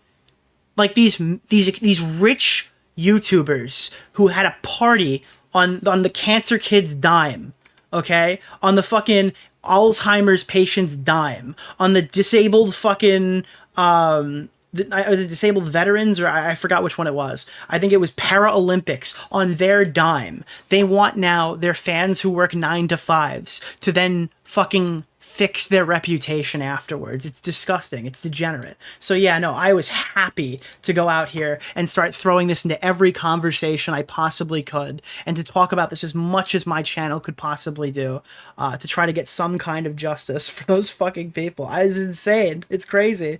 So yeah, if he doesn't want to take credit for it, I'll take credit for putting it in everybody's head. And second of all, oh my god, this is the other thing. I gotta let it play more. I'm gonna let it play more. Difficult to get through. It is. I don't know if you know this, but last year they lost $250,000. To be charitable, you actually have to give money to charity, Hassan. You have to give money to be charity. It's like a slush fund for them. Ethan, dude is literally posting my dubs. Yeah, it's literally just completely mauling him with facts and logic, and he puts this in the video as if this is supposed to be a bad thing. So I guess, like, why did he think that was off the table? Because, like, the minute you made Content Cop, he thought that he was going to be protected because he's California's chosen YouTuber, okay? And everyone all of his friends around him were like, oh, yeah, I mean, listen, you did some charity stuff, right? So, I mean, you're a good guy. You're a good guy. And then all of a sudden, the rest of the internet kind of started to figure out what was happening here, and then he got some pushback that he very well deserved. Well, I already... Everything's on the table. I agree. And by the way, I already explained when the CPS call was made that the rules of engagement had changed for me. Yeah. So, like, I have no qualms. But yeah, not even besides that, everything's on the table. And even besides that, I don't even think I did attack his charity event. I mean, we're just talking about it. Like, Hassan brought it up, like, oh, you're attacking a charity event. I don't even think I did do that. I had no problem with Lena continuing to do the event. I wasn't going to promote the event after you did that. Why the fuck should I do that? He's like, oh, and you're not even going to like have me on the podcast to promote the event, even though I made this video saying you're hallucinating about anti-Semitism. He's... I don't know what he was expecting. I didn't know he did that. Did he actually ask to, like, wait, Divorce this video saying you're hallucinating about anti-Semitism? Wait, he didn't ask to go on the podcast after that. He's being hyperbolic. Yeah, that's what I thought. Divorced from reality. Yeah, it's like, dude, I'm going to make this extremely personal shot at you when they're calling CPS on your family and not include it. But you're not allowed to talk about my very real, very obvious, very known charity fuck up that's currently going on with an event that can't sell any tickets. That's not dude, what I'm doing to you, that's all above board. What you're doing to me, that's all too far. Yeah. But I feel like I was more than fair by not going after his event. Even now, I haven't really gone after his event. I don't think that hard anyway. I mean, our main. You can go harder. Main conversations about it have been because Lena is a part of the event, so obviously we're going to talk about it. Yeah, and that, by the way, was in response to Hassan being like, "Oh, you're attacking a charity event." So once again, a little out of context. And by the way, that was from Friday, and he just posted this. Like, bro is literally throwing these videos together. Thank you, Dan. You found it. Weren't there clips from the debate? I forget. I thought that was a thing that was happening. This man said to me, I thought you would act like an adult. Did you think that when you were Fortnite dancing, Elling with all of the people? No, he thinks he's immune to this criticism because he talks to a therapist, and he thinks that makes you an adult. And he's literally eating the farts of him. He's eating his own farts of people who say that he's like, he learned empathy. He grew up. He literally believes the hype of the losers on Twitter saying he grew up. People that have been trying to ruin my life. Sorry. and Anila are well aware that we raised $1.3 million for charity. Cool. How'd it go the second time? Dude, that's a Harley fucking Morenstein talking point. We raised $1.3 million across 2 events. Oh, really? How much did the second one make? We made $1.3 million across 2 events. Okay. The first year of Creator Clash. The second year... Why? I mean, yeah, we're the ones that were supporting you, remember? Yeah, we're well aware because we're the ones that fucking basically made that event successful for you. We operated at a loss, and I take full responsibility for that. We did band together. The community and the fighters involved ended up raising $175,000 for charity. That's fun. You could have done that without the event. Yeah, well, it turns out all you had to do is like fucking shave your head, put on makeup. You could just self-flagellate. The thing is, with this $180,000, you know what you don't get? A fucking party. You know what you don't get? A fucking clout orgasm with fucking multiple galas with a fucking comedian, because that's why you do it. It's not because of the charity aspect. The charity aspect enables you to go and do these fucking things and have these clout sessions with all your friends. People spend... It's literally, you can go make a VidCon where you can only invite your friends and have like, I don't know, fucking California's chosen YouTuber party. He's trying to justify this. You've had people spending money to go to your event. Mm-hmm. Okay. Their money did not go to charity. It went to lavish fucking parties. Yes. There was an anecdote, I don't know if we recovered it, of Anissa being like, we went to the lavish ball, this huge party where everyone was celebrating, and we knew we had already lost money, but we had to go there at the ball and celebrate with everyone. I'm like, wow. Yeah. They were obviously Jewish. Okay, well, that's irrelevant. Bro, what the fuck was that clip, dude? I don't know why. What now? What now? That's a really hard question. She doesn't have any wacky thoughts about the Nazis, does she? As terrible as the Holocaust was, oh my obviously God. it was horrendous, and how disgusting the doctor was that did the experiments on people. Dude, I love Ethan's content now, bro. I would love to see Ethan Klein exist in today's climate. The stuff he's doing right now will always fly. I was gay people, Oh my handicaps, God. twins, and obviously they were obviously Jewish. Stop it, Anisha, I gotta stop you. That is just horrible. And I think if people are being Yeah, I'm sorry. $180,000 raised after the fact? No, it's a separate charity event. I'm sorry. The $180,000 does not contribute to anything with Creator Clash. You asked for your fucking fans to double dip to pay for your party. All right. Well, I guess, sorry, to pay for the charity so you can look good after you spend all their money on parties. 100% honest, they'd give you a different answer No, than what you're stop. Hey, Rags, what's going on? Stop. Enough. Rags, did you see the new Jurassic World has like the rancor of dinosaurs? Do you think in Jurassic World 9, okay, or Jurassic Universe, whatever the fuck this series is called, do you think they're gonna bring back the Joker of dinosaurs to fight like the rancor of dinosaurs, and then they'll be saved by the Rizzler of dinosaurs? Remember when these movies were about dinosaurs? God, They what is found wrong with her? a couple of really groundbreaking No, they didn't. discoveries through that experiment. They didn't. Anisha, stop. Jewish. So yeah, the second time, I guess someone else was in charge of the budgeting. Oh, please. Bullshit. and- It's their event. He said he... Bro, if I ran Creator Clash, dude, the Rizzler would come out and do a Fortnite dance, and he would sing the national anthem, and then all of a sudden the lights would go black, like the lights would go dark, right? And then all of a sudden you'd hear, "We bring the boom!" And then they just start coming out, walking out the first fighter against their will. Like they had their music picked and everything, but dude, the Costco guys just walked them out anyway. Bro, I would literally run the best Creator Clash. Takes responsibility for it. Yeah, no, I was just saying that everything was handled ahead of time, and then I accept zero. It's their event. This is what it means. No, 100%. They saw the budget. They knew what they were doing. Everything went by them. To be like, oh, it's another department's budget. Like he didn't look at the budget. He didn't understand them. Please, bro. There's probably hundreds of thousands of dollars that they would have gone to charity if they weren't like hosting so many. Fly Frogan after not Denims out. They flew Denims out to sit there in the audience. You used. It's funny because we're going through this Mama Max thing, and they're like, "Bro, we can get you VIP tickets and get you in the back. You want to come out here?" Like, people's charity money to. Are we sure about that? I've said it before, and nobody's corrected me. And he corrects things that are true.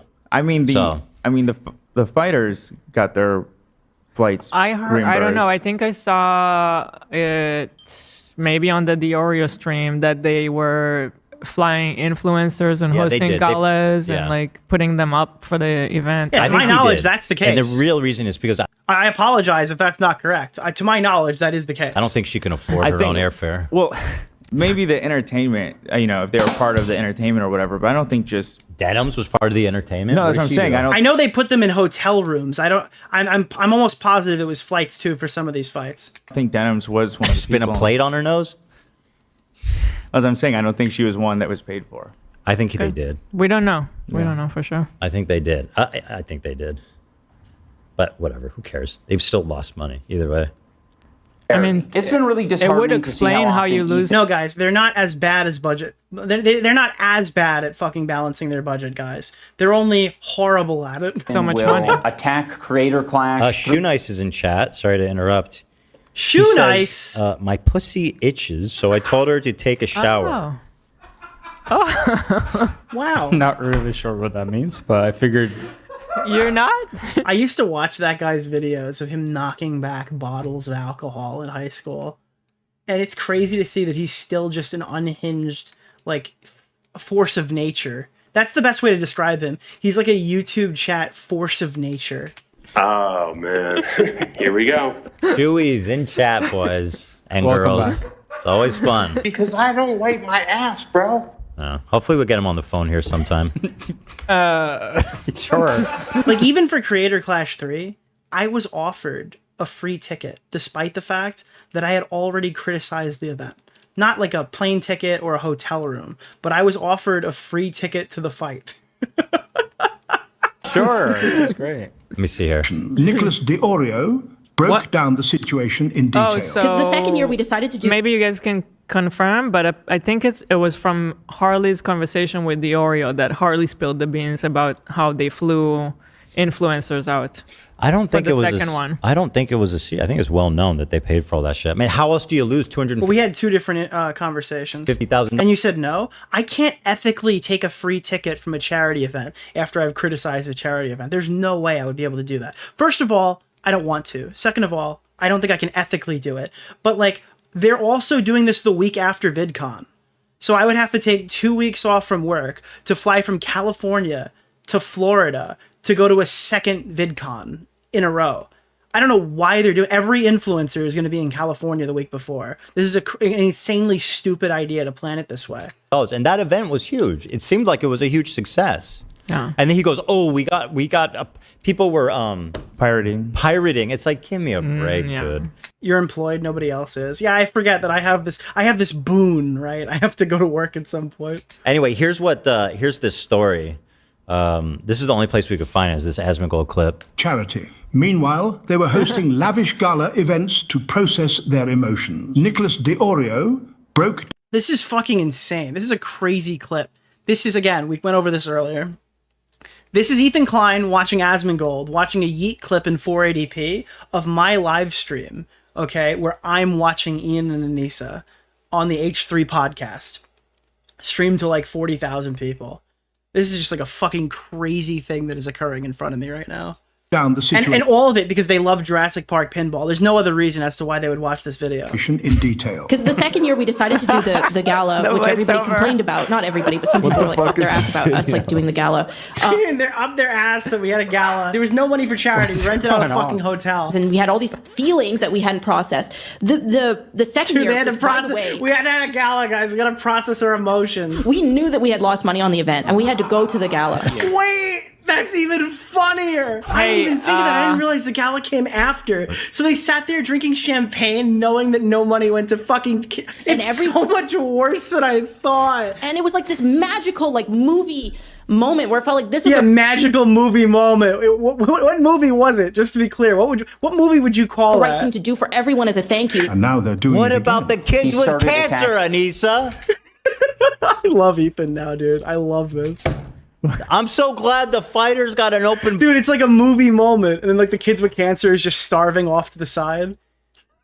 Bar. Those kids still got cancer. Hopefully not. Dude, the kids with cancer would have loved... I love saying this. The kids with cancer would have loved to hear that comedian. To be fair... Well, some of them are dead and some... You could have sent that comedian to a children's hospital and said you did it with a bunch of rich YouTubers who could have easily afforded it. One made it. Everything was... Thank you for the goal, guys. For Appreciate ahead it. of time. So, I mean, they couldn't just cancel... Again, I agree with you saying that it should not be in. It should never have been planned. Initially. Yeah, it should never have been planned. Stuff. You can probably still save some money. Yeah. But it was like right after the event. If they attended knowing that I'm sorry, you know how many pay-per-views are coming in, right? They can't be like, they know how many they sold, right? They know the numbers are like so down. They also know the ticket sales are kind of fucked. Harley was arguing the ticket sales. I'm not going to start naming names and go after YouTubers who went there, but somebody told me that they bought the glitch for Creator Clash. You want to hear the glitch for Creator Clash, guys? I think it's probably pretty obvious now. They told me the glitch is to buy the cheapest seat possible, and then they move you down so you can be on camera because the seats are empty. That's what I was told to do because that's what they did last year. I was told, buy the cheapest seat in the room because you'll be able to go sit in the more expensive ones. Money, there's always things you can do. And by the way, that's from like YouTubers who make a lot of money who are telling me these things. I'm telling you. I just want to say that it appears that Anissa was just dumping right now in her podcast. Yeah, I know what the movie is, dude. Hold on. Wait, where does it? Dude. So just picture, I'm gonna do this is it. I'm gonna have to remove this from the VOD because it's obviously copyrighted audio. But hold on, this is the movie, right? So they find out shortly as the gala's beginning, people start cheering, champagne is clicking right now, and all of a sudden Anissa looks down at her phone, sees her bank account, and it says negative 250,000. She's expecting to see a lot of money for charity. Two of them just slowly walking towards each other. Dude, that's the movie right there. That's the scene from the movie, dude. Cast. Does she not know that this is not what podcasting? I thought you're not supposed to be dumping on a podcast. I think that looks like dumping. This is your emotional dumping ground. It's horrible. Make the film. I can't. Dude, I can direct it. Dude, I literally was on set as an extra on one Steven Spielberg movie, and I think I could direct this, dude. I could direct the fuck out of this. Leave this world where I'm watching LOLcow live. I heard Steven Spielberg say, "Cut, that's a wrap," and now I think I can do movies. And celebrating Keemstar's content. I know. And I'm in a bitter death feud with iDubbbz. How? What movie? It's not out yet. I just did the whatever the fuck he's doing, the UFO movie. Is this world? I can't give any information on it. Real. Oh my god! I'm probably I'm gonna be like moist critical. You're not even gonna see me. I was just there, and then you might see my shoulder or something. Or sent me a tweet directly. I could not believe that. He sent me a DM of this LOLcow tweet. Ban Emma Panda. Ban Emma Panda, dude. This was a banger tweet. I saw this on the subreddit. Dear iDubbbz, it's over, brother. Time to get a show on the LOLcow LCU network and have Keemstar save your career. Yeah, it's not necessarily on the LOLcow main show. It might be like an off one. Yeah. It's on the network, which I agree. I don't think they're ready for the prime show. To be honest, even if he was open to it, I don't think he would be good on LOLcow because he's not funny. He's very boring. Which is why maybe they can start as a sideshow of like a couple. I think even that would get canceled. It might. I don't even think he's LOLcow material. Oh my god, dude. Oh my god. There's has my vote. Me too. All day, every day. It's not even a question. All day, every day. Fast as fuck, boy.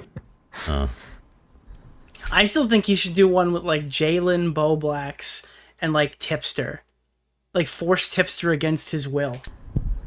Our charity event. You can't blame Ethan for coming at your business ventures when you came at his career too. You know what would be cool? A LOLcow show of people who hate Keemstar. Like they become part of the payroll and all they do is attack Keemstar.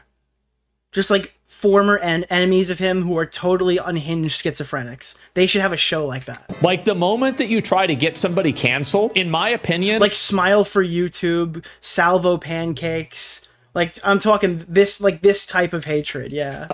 All bets are off. Thank you. True. Yeah. So just love the idea of them at the open bar with Lion Maker, dude. They should bring on Lion Maker. All these fucking influencers that they paid to be there, and they're still there. Like Anissa's. It was a beautiful, magical evening. Everybody, this was the right thing to do. And we all did it for charity. By the way, I keep seeing people point to like Cyrus allegations. I have no idea if this is accurate, just to be clear. I'm sure something will get confirmed in the coming hours. I'm not reporting it on my stream. And then this guy has the balls to accuse me of trying to go after a charity event. Bro, these people, the 180,000 that you raised, they could have just given it to charity from the start. Yup. And like I did. Bro, I literally didn't buy a ticket and I sent the money to charity. I donated more than the event, bro. Right? We don't need you to be doing live streams. And by the way, how'd the live stream go the last time you did it? I recall the biggest donator was me for $1,000. How much did you raise? Like $12,000, you loser? Dude, fucking iDubbbz is like drinking ketchup on stream. Dude, imagine if fucking Ian is watching. He's like, dude, this is not what a fucking live stream is, bro. This is so sad. Like just torturing himself on camera. Jewish. What is that? Why? Why that, Anissa? I don't know. Through us or attack us through Creator Clash. Ian and Anissa, masters of putting on an event. He's reposting random troll accounts that are very That's your evidence that I'm trying to ruin the event by taking a subtle jab at you? Dude, By the way, I'm not even attacking the event. event. I love this concept. You're trying to ruin my doomed event. No, stop it, please. You can't ruin my doomed event. You're an incompetent leader, and let's be frank. I mean, the record speaks for itself, right? Creator Clash through us or attack us through Creator Clash. Ian and Anissa, masters of putting on an event. That's it? That's not even that bad. He rushed so fast, he didn't want to watch all the podcast highlights to find better clips. Just a little sarcastic? I don't know, bro. Reposting random troll accounts that are very easy to vet. If you click on this profile, it has a bunch of Sam Hyde adjacent posts. Dude, my favorite Sam Hyde adjacent post is, where is it? Oh, you can't.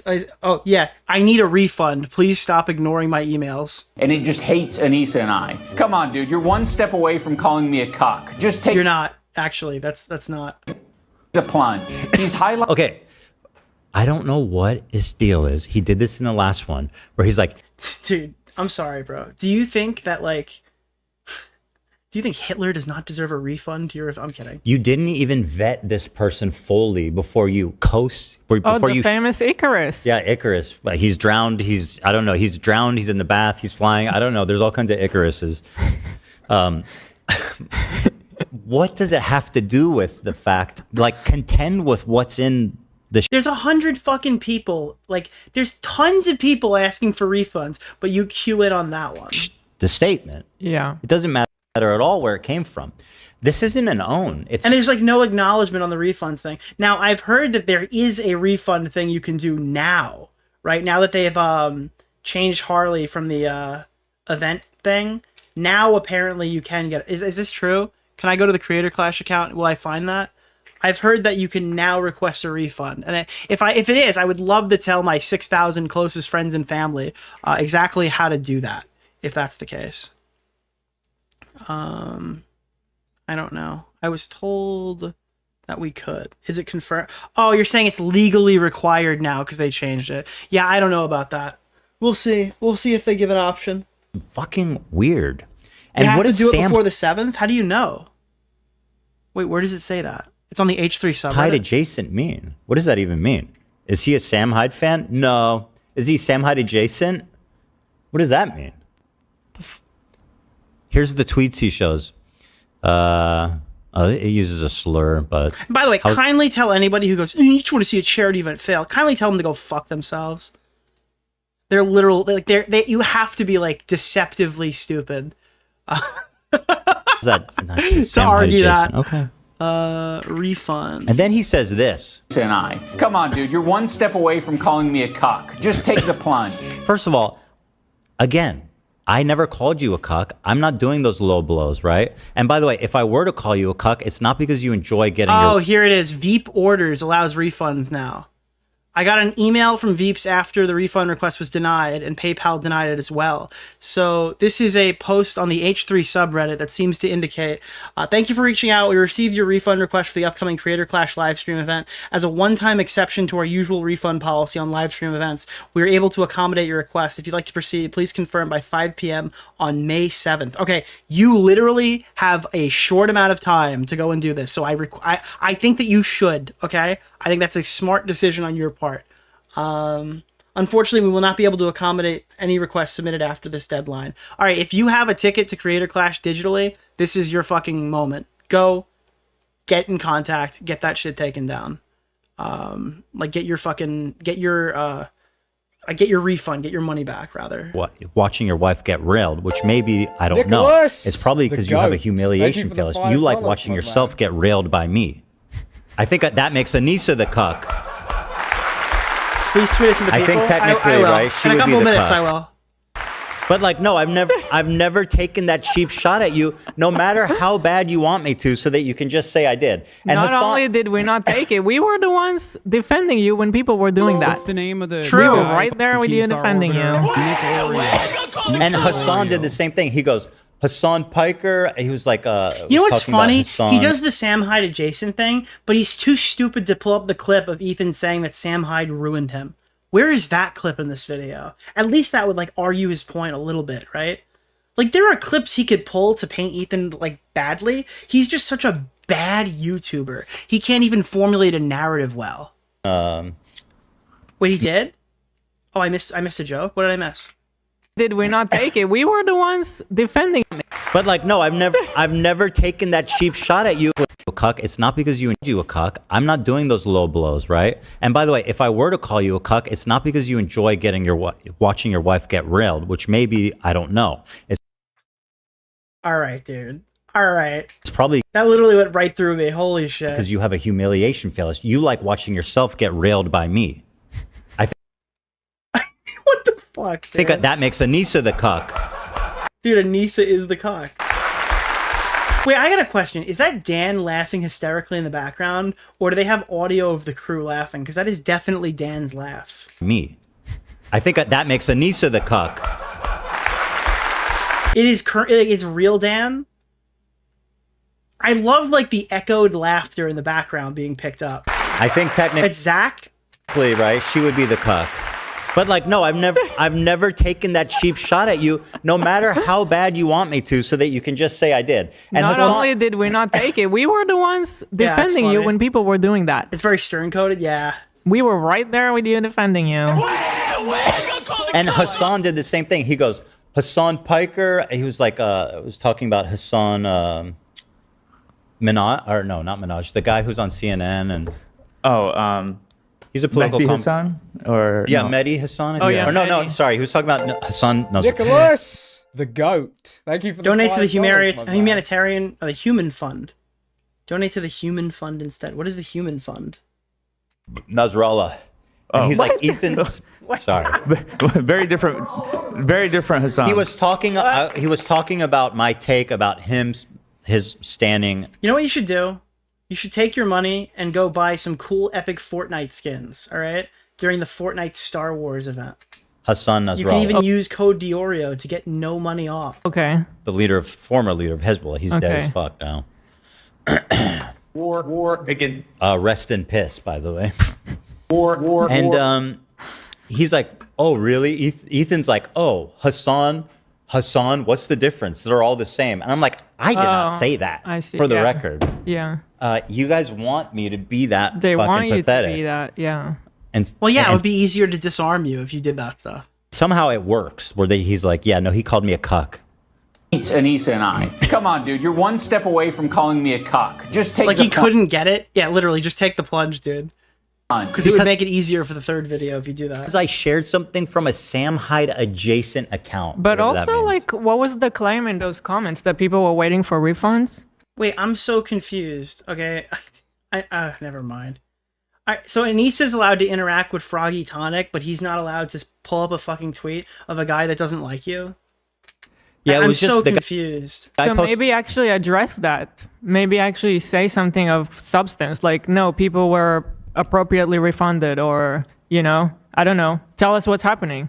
He's mad that I posted this screenshot. She said, in the midst of this huge controversy with Creator Clash, she did this classic move where it's like, I am so unbothered right now. And by the way, you should be bothered. It's your event. I know Like, she always does this. She always tweets, like, dude, her whole thing is like, I go to therapy now, I don't care about any of this. But then she goes out of her way to look the most fun. Like, it's so obvious when she puts out one of these cope tweets, she's actually fucking seething and is trying to look super cool in front of everybody and composed.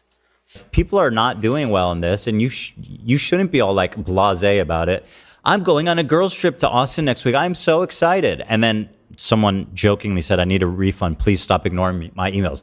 Just because he's Sam Hyde Jason, whatever the fuck that means, doesn't mean it's not funny. Okay, let's be clear here. You know. Keep playing it. I will. What's the name of the guy? Keemstar Orbiter. If you click on this profile, it has a bunch of Sam Hyde adjacent posts, and it just hates. I didn't click on the profile. I was wondering why he couldn't get a refund. I did not spend 3 seconds investigating who this person was. They could have literally been anything, dude. It's just one of many people asking for refunds for your event. Anissa and I. Come on, dude. You're one step away from calling me a cuck. Just take the plunge. He's highlighting this post Nicholas, that equates Creator Clash to a crypto rug pull. That's good shit, bro. You're posting my dubs. Harley dropped out 48 hours ago. Lena dropped out 24 hours ago. Website is unchanged. No announcements on social. And Anissa is active on socials talking about going on vacation. Now, what do you think is more important to address here, buddy? The context of the accusation or the fact that I posted it? Mm-hmm. Grow up. Get your head out of your ass, bro. This is real shit you need to be talking about. Yep. And this is part of the blackpilling too, is like, this is the snark brain. I don't know. Like what is happening? This is iDubbbz. Yeah. What is happening? I don't think anyone deserves that level of cruelty or hate. Okay. It depends who you're talking about. What's the name of the He needs guy a good who fucking keeps our ass order? whooping is what he needs. Oreo. Oh my Mr. God, Oreo. dude. Holy shit. I'm stuck on the toilet fighting for my life. Good luck, Borg. You got this, buddy. Oh, that's the same guy. You and Mike need to square up. Bunch of tough guys. That might save the event. iDubbbz fighting Mike from PA. I think Mike from PA is like 5'3". Like actually, I think he's actually like 5'3".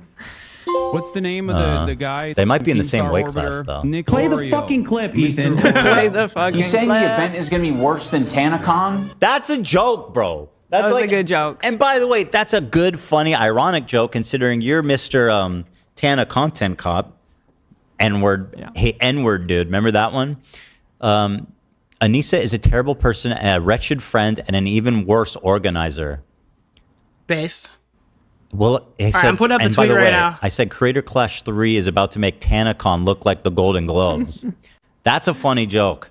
I know you don't remember what that is, but the fact that you're bitching and crying about this post, just holy shit, bro. It's watching this video.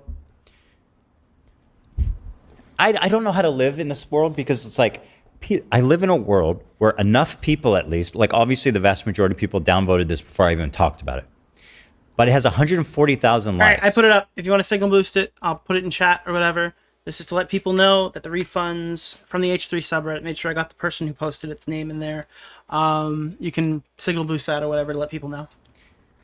How do we live in a world where a substantial amount of people are watching this and saying yes? Wiggler! Mm-hmm.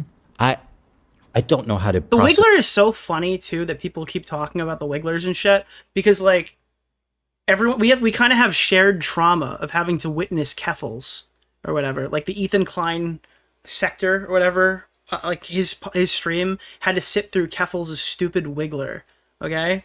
And so did I. All right. It's that. Like I don't. And it's the same thing with the Hassan debate. It's connected. The glasses keep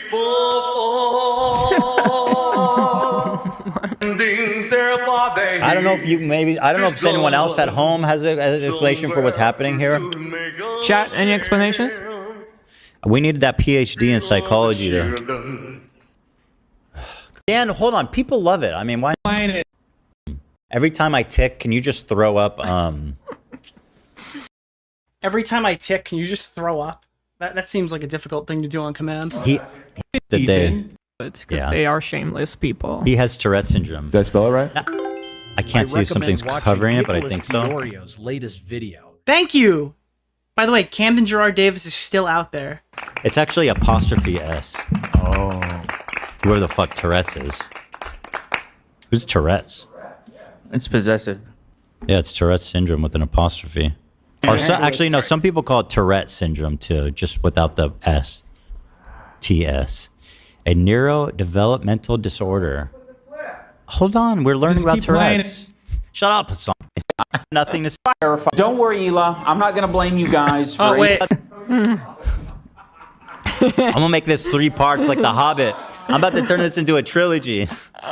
Thank you, Ethan. You're making my life so much easier. Can't wait for them to blame us for their failed event. Don't worry. By the way, that donation sound right there, I just saw Keffals' tweet shitting on Nicholas DeOrio. I wish I had the clip. It's from the charity stream, okay? Ian literally looked like he was about to, like, Minecraft Sudoku, okay? On the fucking stream.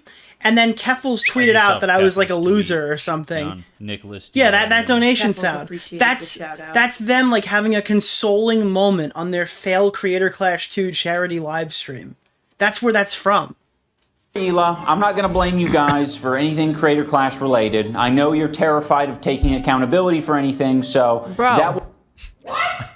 What? Like, what? I just have nothing to say to that. I genuinely have nothing to say. The internet will remember you negatively, Ethan. You are the reason this charity event failed, even though we weren't able to sell tickets prior to this as well, and last year's charity event failed. Say to that. I'm terrified of what? By the way, he goes, and you're not gonna do what? Blame us, and then you continue to actually blame us? He says, what? I'm not gonna blame you. I'm gonna dog whistle to my audience that I expect them to blame you. Okay. Take full accountability. That being said, it's your fault. This was gonna be the big year, even though Ian didn't fight on the card, and they were gonna have Harley Morenstein fight on the card, even though he wasn't a headliner or a co-main. I guess he was a co-main. Oh my god. You want me to take the blame for your event failing, bro? Holy shit. And by the way, there was a text exchange that leaked that it blows this whole thing up. Apparently there was a group chat in Discord. Oh, please. And somebody leaked the screenshots of one of the fighters being like, what is happening? You guys haven't told us Dude, half of my chat thinks that Justin Wang was the one who did it because their names are similar. anything. We found out They just found out Justin Wang isn't fighting. you were quit. You were leaving the event when you posted your video. Like, holy shit, bro. You gonna blame that one on me? Discord. Discord. Oh. Did I ever mention that he sounds like Bill Cosby when he does that? What the fuck, dude? Discord. Dude, they're gonna fucking have Keemstar sounds like BillCosby.com by the end of tomorrow. With the Discord and the Jello. Discord. Maybe it's a stretch. I don't know. Remember when this guy used to be funny and make good videos? What? Now he's like... Dude, in 2016, Keemstar was an asshole who made really... who just did drama or whatever. iDubbbz was extremely funny and destroyed him. Now, Keemstar effortlessly mogs iDubbbz, who can't make content to save his life, while having the lol cow empire that prints money. It's so crazy to see where we are. Nicholas Like, to see how much has Keffals changed. appreciated the The shout-out. dumbest, worst... He's the... What happened? There used to be a spark behind his eyes and it's gone. He might be the... Dude, it's not a spark behind his eyes. He had a botched fucking vision surgery, dude. He got fucking LASIK and they fucked up his eyeball. person making the words I don't know if that's true. I'm just fucking up. videos on YouTube. I'm fucking around. No.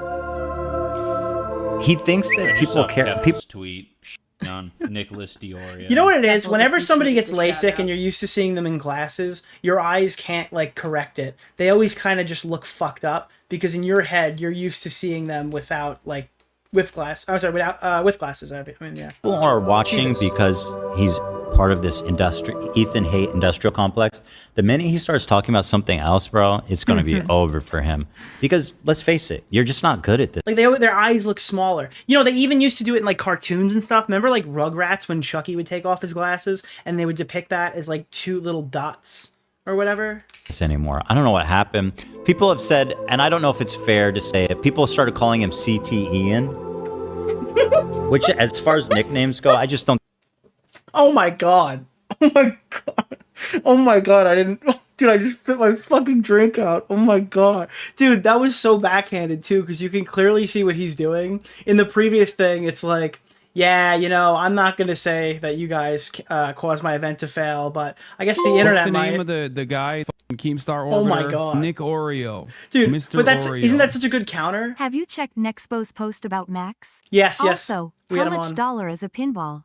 If you want a pro machine, it's $6.99, I think. Yeah, $6.99. If you want a premium, it's $9.49. And if you want an LE, I believe it's $12.99 for a pinball machine. I don't know if tariffs have changed that. I'm talking about store machines. But yeah, no, like, so Ian just goes, hey, dude, yeah, I'm not going to blame you for Creator Clash 2 failing or whatever, but the internet might, so as like a little dog whistle. And then Ethan's like, hey, listen, I don't know if I support this, but I mean, people are calling him CT Ian. Isn't that terrible, guys? Isn't it awful that people are calling him CT Ian? It's a good counter. I think it's fair to speculate about his whatever happened in that case. But it does seem like something changed in him. I don't know what. Is this what empathy does to a motherfucker? What does CT Ian mean? It's CTE. It's like the concussion shit. Count me out. A lot of people said they're starting to be suspicious of him finding empathy. Yeah. Yeah, I mean... Right. Like he's got drain damage, dude. He's got drain damage from the... Where'd it go? Just a Will drop. rest solely on my shoulders. But I can't speak for the internet. The internet... He's got fucking drain damage from the moxing batch. Might actually blame you guys for it. No, they're not. Don't worry, they're not. By that, he means the snark page. I get the feeling he's making these videos for a subreddit with 10,000 people. And like, he's so snark-brained. Dude, hucking fell, bro. Yeah. Who's blaming me for your event feeling? What are you talking Surely hit, dude. about? And how are you going to say I take full responsibility? That being said, the internet's going to blame you. They're not, first of all. Why would they blame me? Bro, everybody hates you. And the people that like you now will definitely turn on you. Just wait. That's their nature. True. That's why I got rid of them. I got rid of the worst fans in the world, and Ian's like, come to me, Dad. CT Ian is the reason why you can't charge with your helmet in the NFL. True. I was like, these people are toxic. They're not real fans. They ruin everything. They're fair weather. Let's get them out of here. They're liars. And Ian's like, come to Papa. This is my new community. They're liars. Nicholas, they're full of shit. The goat. Thank you for the $5. All right, dude. All right. Thank you for that. Keemstar gets it. I think I have more. I'll be honest. Okay, maybe this is a stretch. I was gonna say I think I have more respect for Lion Maker at this point, but bro, what the fuck? Dude, what the fuck is this? Dude, this is what they're doing instead of reacting to the fucking thing. Holy shit, that's gonna get clipped out of context. What the fuck are you thinking, dude? How is that not a button moment? Why would he say that? I'll be honest. Okay, maybe this is a stretch. I was gonna say I think I have more respect for Lion Maker at this point, but that's totally wrong. That's not fair to say. For what? Why go there? Well, right, and I didn't even put it out there. I took it back before I even put it out. Lion Maker is some pedo Minecrafter. Yeah. Dude, what the fuck?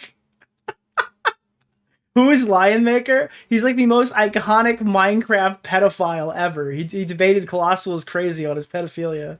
He actually, shocker, I know we've been covering a lot of Mama Mac stuff. He was actually in jail at one point, and he's a convicted sex offender, in case you were wondering. Oh. That's a deep cut. I took it back. I know. That never happens here. Okay. You took it back. I never before said you it. said it. I never even said it. Okay. Yeah, Colossal is crazy actually worked with the victim to try to help them as best he could. Isn't it nuts? A YouTuber able to do such a thing? Even like so far away from them? No. So I have more respect for and him. he didn't even have to move in with the victim. The victim didn't even have to live with him. Than Lion Maker. Which is none. And it wasn't for content. He didn't make a fucking documentary about doing it. He just helped him. Who? Helped her. Exactly. I had to look it up. Clown? Yeah, Clown. He did it out of the kindness of his heart. It's a long story, guys. Bro? He was like this insane. He was a super popular Minecraft player who, like a lot of other Minecraft players, got exposed for being a weird pedo. I mean, there was this massive drama with him and Keemstar. Oh, that okay. Colossal's crazy. I like all the series on him. It was wild. Got it. Man, it's totally irrelevant. Did So he pass irrelevant. away? Was that? No, that was Basherverse. Right, that was Basher, right? That was a huge. Basher was like the only YouTube COVID casualty. Like, I think, isn't Basher the only one who died of COVID? That like What's the name of the guy in Keemstar Orbiter? Space. Nick Oreo. Mr. Oreo. Twist still. Thank you. What a twist in the story. He died of COVID. Yes. Who thought the story would end like that? Really? Yeah, Basherverse died. Yeah, they were trying to get to recommend watching Nicholas DeOrio's latest video. Dude, that one gets me every time. Holy shit. I can't, dude. They were like in the middle of investigating the allegations against him if they were real, and then he just died. Died of COVID. He moved to Australia and fucking died. What?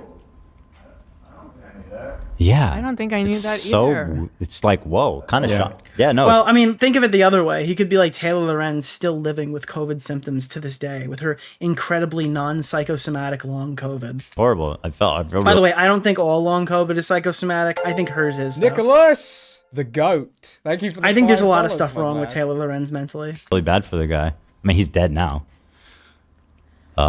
So obviously my condolences doesn't really matter. Get back to Anis's What's he gonna do with it? Dude, my favorite thing to do on Twitter is every time someone dies of a gruesome injury or something, like a car accident, to just comment under the message and write "vaxxed" or whatever, and then people start a fight. It's like person dies from like, I think I saw people do it with like Aaron Bush now. They're like vaxxed, question mark? Vaxxed? Like whenever it can't possibly be anything related to illness, just write vaxxed. Just keep playing. I get like a fucking insane satisfaction of doing that. It's like an evil thing that evil Nick writes vaxxed under tweets, like a plane crash or something, like vaxxed.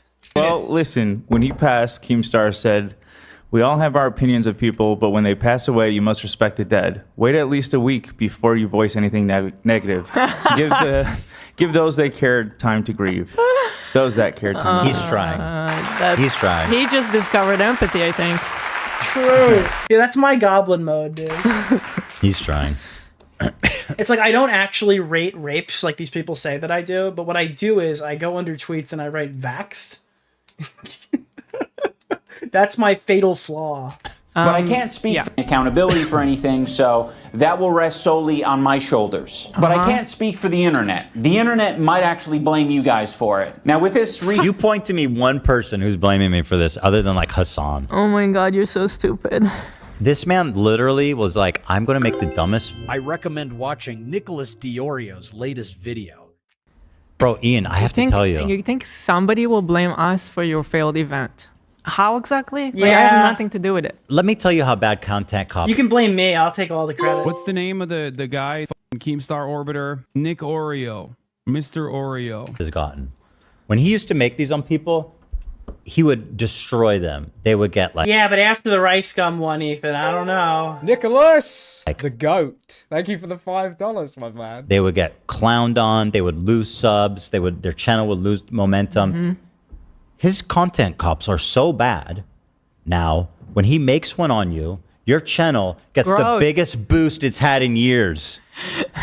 Your channel explodes in popularity when he does a content cop on you. Dude, my channel's getting a boost just because my Wiggler appeared. Dude, my sub growth the last 2 days. Some of it's Asmongold, some of it's Ethan. But dude, just by being tangentially around the content cop, thank you or whatever, my growth is, dude, it's going great. recent revelation that people are just going to use Creator Clash to attack Anissa and I? That's a relevation. Well, I said this. Remember when we were like, oh, dude, imagine if it's content cop Nick DeOrio. Someone said as a joke or whatever, because we thought it was going to be like, I don't know, something reasonable or something. I'm like, dude, that would be the best day of my life. Because you know why? You know it's going to be bad. Dude, the amount of growth opportunity for you if someone makes a content cop, if Ian makes a content cop on you, is like unmatched. That would be like the greatest night of my life, is if this guy made an exposed video on me. That's a revelation to you? Look, you did not think about this when you decided to attack Lena's boss. Mm-hmm. Someone who you're already acknowledging you think is like a bad person and terrible and unhinged and all this shit. And this just occurred to you that might have been a bad idea? It's crazy. It's almost like these guys have no idea how to plan a boxing event. And they just let their emotions rule their lives while telling everybody that therapy is like has saved them. They're trying to convince themselves that therapy is what they needed. It's just not. And they should stop trying to thrust it on everybody. What? I'm a G-tuber? Hell yeah, dude. I'm a gangster tuber, dude. I'm like Mike from PA. I use the stick, not the carrot. You know, a lot of people are wondering, you could have just waited until after the event. That's it. It would, if you waited till after the event, which is coming up in 2 months. Yeah, I use the rod, dude. The carrot and the rod. The iconic Mike from PA reference. You know, horrible. And I gotta say, Ian's content cop really dovetailed into this whole thing where I saw this and I was like, fuck all this. So I brought Sam Seder on, humiliated him, in my opinion. I don't think he's going to live down some of those clips. Hassan came on. I think I absolutely humiliated Hassan. I'm out here, bro. I'm out here. I'm unscathed, bitch. Come at me. You know what I mean? I had a YouTuber today reach out to me and kind of get my take on the Ethan debate because I haven't posted the clips yet and they hadn't seen it, right? I just saw Keffals tweet on Nicholas DeOrio. Keffals, and they said, like, I thought that Ethan was a bit too aggressive in the beginning. What are your thoughts there? I sent him the Willie Mack show debate, and I said, watch the first 5 minutes of this. And he goes, I get it. I get what I know why he did it. This makes a lot of sense. It's literally the same. Like, I am not going to watch the video. You can talk to me here. It's like, yeah, no, it makes sense. Hassan is like a bad faith actor. You kind of have to be prepared for anything with him. You have to come in aggressive, otherwise he's going to try some weird shit with you. I mean, like, you sent your best. By the way, if what happened in the Willie Mac debate, there's a clip on the channel. It was so unbearable. The people who like this content, it made me turn it off. Because Hassan just would not engage with anything. iDubbbz or Anissa or any of these fucking pathetic chirpers who think that they know shit wants to call in and discuss Palestine and Israel with me, wants to talk. This is crazy. It went from, oh, Ethan's terrified to debate me, dude, to the point where Ethan's just like, I will talk to anyone. I will talk to everyone. Everyone should call in. You can all call in at once, in fact, or whatever.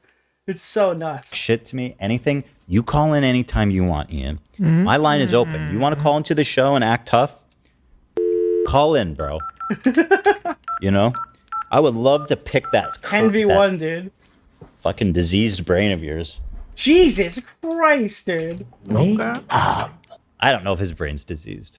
I do. Yeah, I mean, it kind of goes back to our point. Like, if you want to talk, we can talk publicly. He might not have CTE, but he might also have brain cancer. I don't know which. I'm just saying his... Let's not go to cancer. I don't want him to have brain cancer. That would be horrible. A brain tumor? Sometimes it just Let's just not speculate what goes on with him. Abort. I'm going to speculate. Hila, you don't have to speculate. I will do it for you because I can tank the reputation hit. I didn't give him...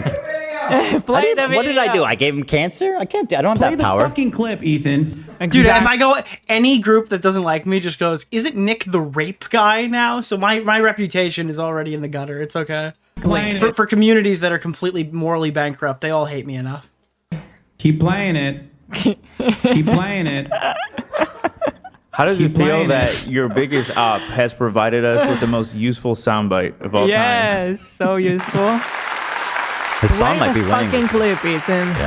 Yeah. Fucking clip, Ethan. Okay, stop. I will. Fine.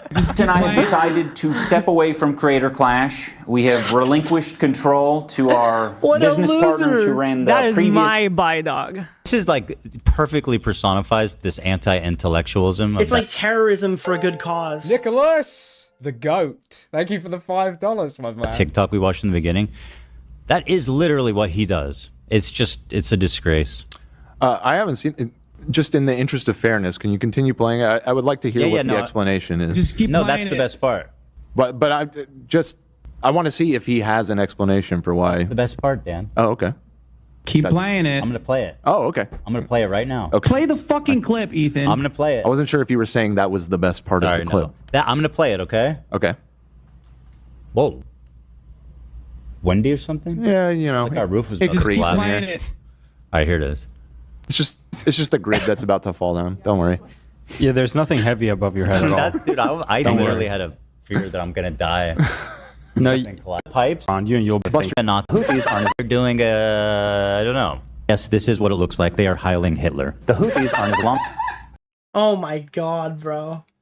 Like, what a performative laugh, too. That's so funny. Again, he's basically hysterically laughing to once again paint me as some silly paranoid Jew. Oh, what's so funny about that? Yeah. It's just peculiar. I don't know why anyone would want to associate themselves with something like this. I legitimately have no fucking idea. It's so cooked, too. I don't get it.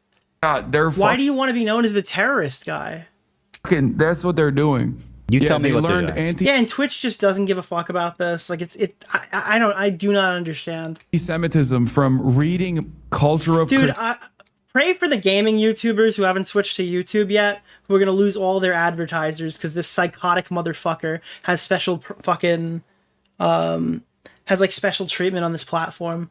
Like, they're going to destroy all the Pokemains and the Valkyrays and all these fucking content creators who just want to play video games on the video game streaming site because they are married to some fucking holy war or land dispute in the Middle East.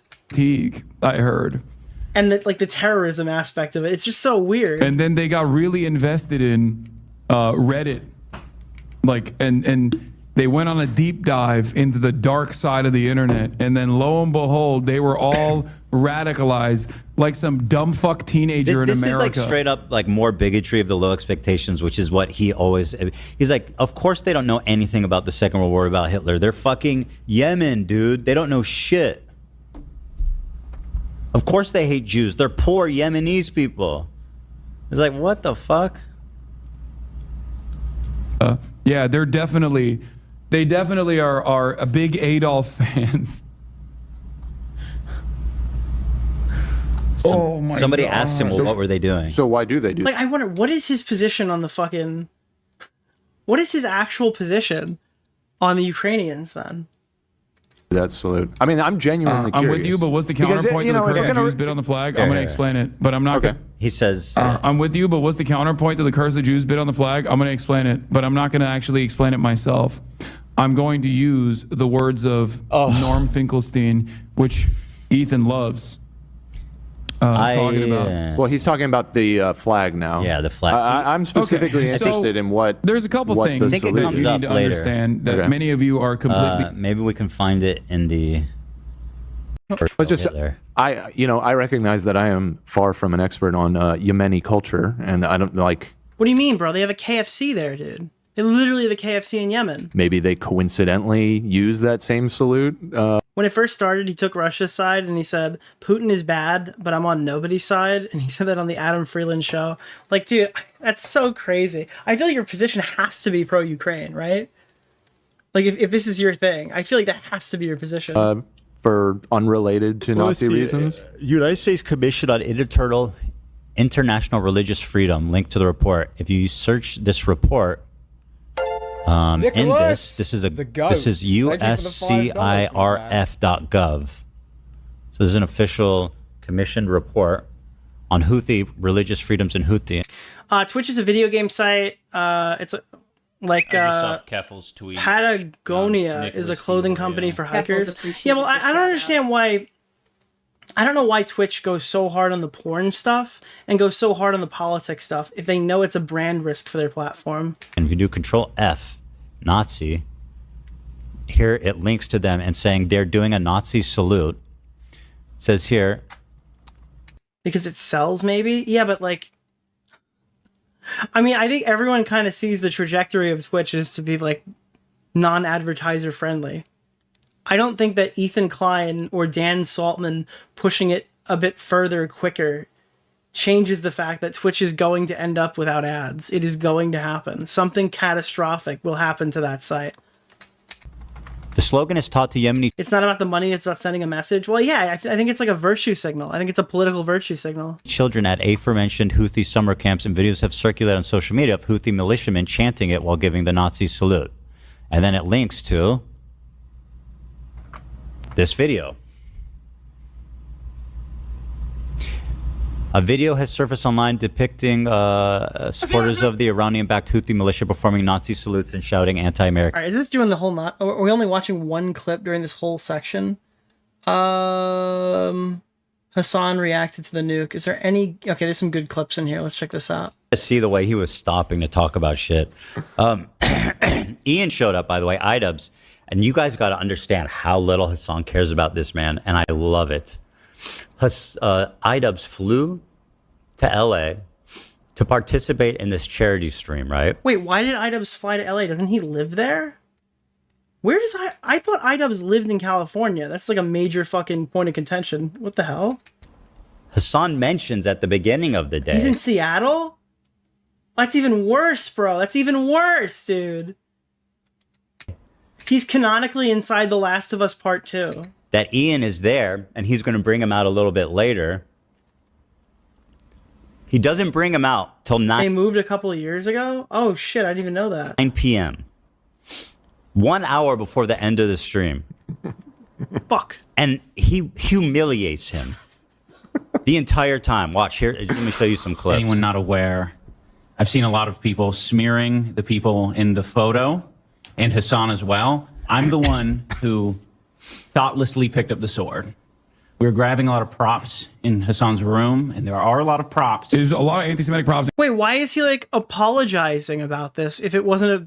Wait, Oh my god, I thought they were like, dude, fuck you. It's a manji, bro. Now he's like, I thoughtlessly did this. I'm so dude, iDubbbz never skips an opportunity to say he's sorry for something. He literally never skips an opportunity to apologize. And he just chose that anti-Semitic one as opposed to the other anti-Semitic ones. Yeah. Hold on, let me fix this. Again, it's just the way. At this point, I don't even know if he's really fucking sorry or if this is really like even real. He just hears, oh, wait, I can apologize? I can self-flagellate? Holy shit, dude, I can't wait. He characterizes things as so dishonest. It's a kink? You It have probably a lot is. of props. You have one with a swastika.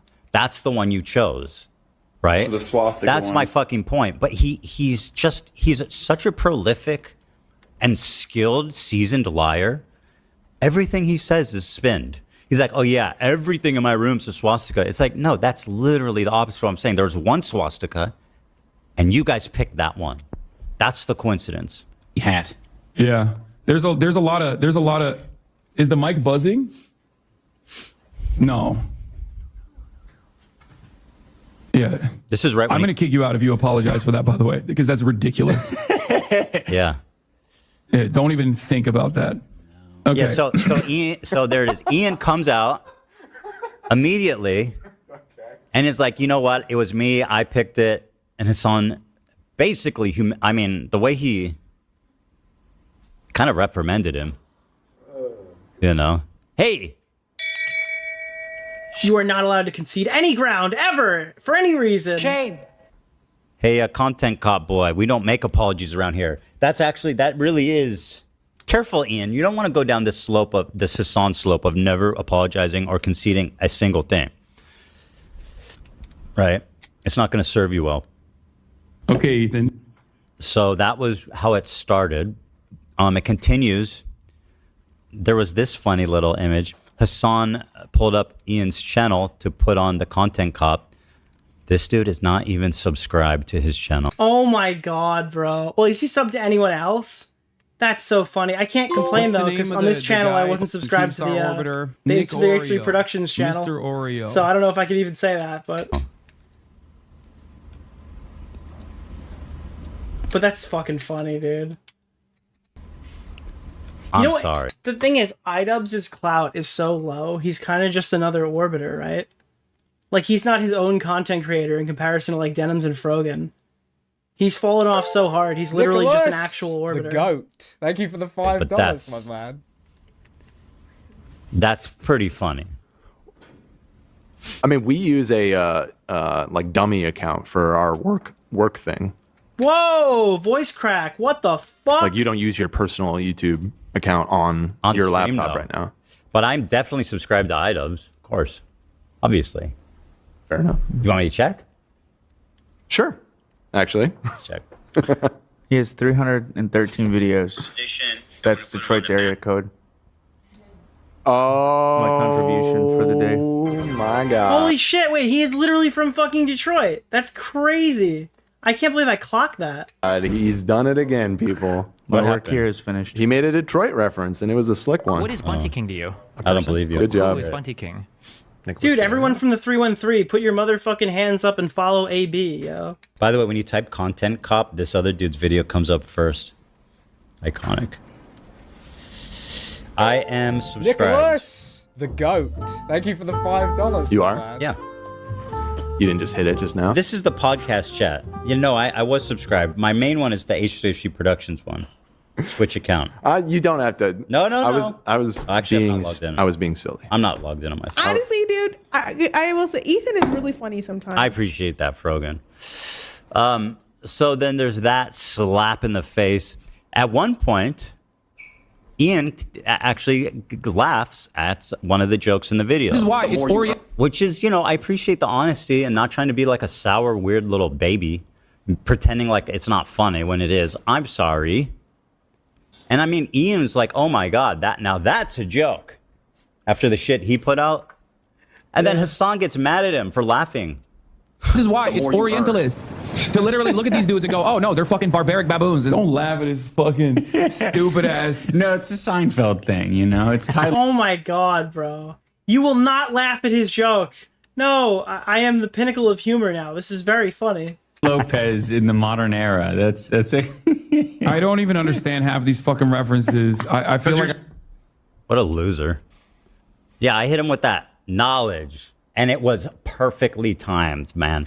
That Ty Lopez. I'm telling you, I think iDubbbz lasts like a year in this orbit, where he'll either bow out on his own or say, honestly, I don't know. iDubbbz is such a fucking loser. Okay, he might literally never say anything like controversial ever that would get him on their shit list. He might literally just never speak, like a good little dog, you know, like an I'm Alex good little dog.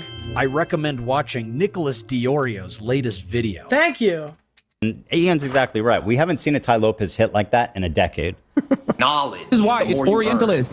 To literally look at these dudes and go, oh no. Like iDubbbz didn't grow up. He became fucking domesticated. They literally fucking, dude, they sent him to training. Oh, they're fucking barbaric baboons. Don't laugh at his fucking stupid ass. No, it's just what a dumb bitch. Come on, dude.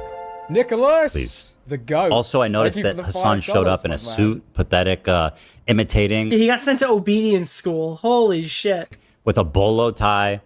And I'm like, yeah, they were trying to potty train him and he kept shitting himself. Holy, wow, dude. Wow, dude, like, hold on. Is this guy going to be a furry in the next couple of years? I'm calling it, dude. This guy's going to get in big fursuits, dude. Big floppy fursuit dog ears. Bro, please. Nobody suits up like me. Well, okay. I should be wearing a suit today, but we'll get there. Yeah, I mean, you can't... Here you are sitting suitless, criticizing a man's suit. I don't know. Bolo tie? What are we doing here? Is this fucking... What is this? Is a Western film? Why are we wearing bolo ties? Is this Texas? No. Dickers, thank you for the raid. I'm pretty sure you hate me, but welcome. One other thing is at the end of the hour he sits there in a cuck chair. I don't mean to say that Nicholas in the DeOrio's sense that... latest video. Again, I don't think... Creator Clash 2 made no money. It wasn't the galas, it was for the closeted fursuit. Yeah, that's what it was. He spent all... Dude, instead of all the money going to that, it was probably for his fucking weird future furry arc. Into cuck. I think Anissa's the cuck. Anyone not aware. But he's sitting back, like way back in the corner, fulfilling his prophecy, his destiny, to always be the cuck chair guy. Oh my god, bro. Even though I don't think he's the cuck, it's Anissa. But Hassan, without caring about the man, put his ass in the chair in the corner.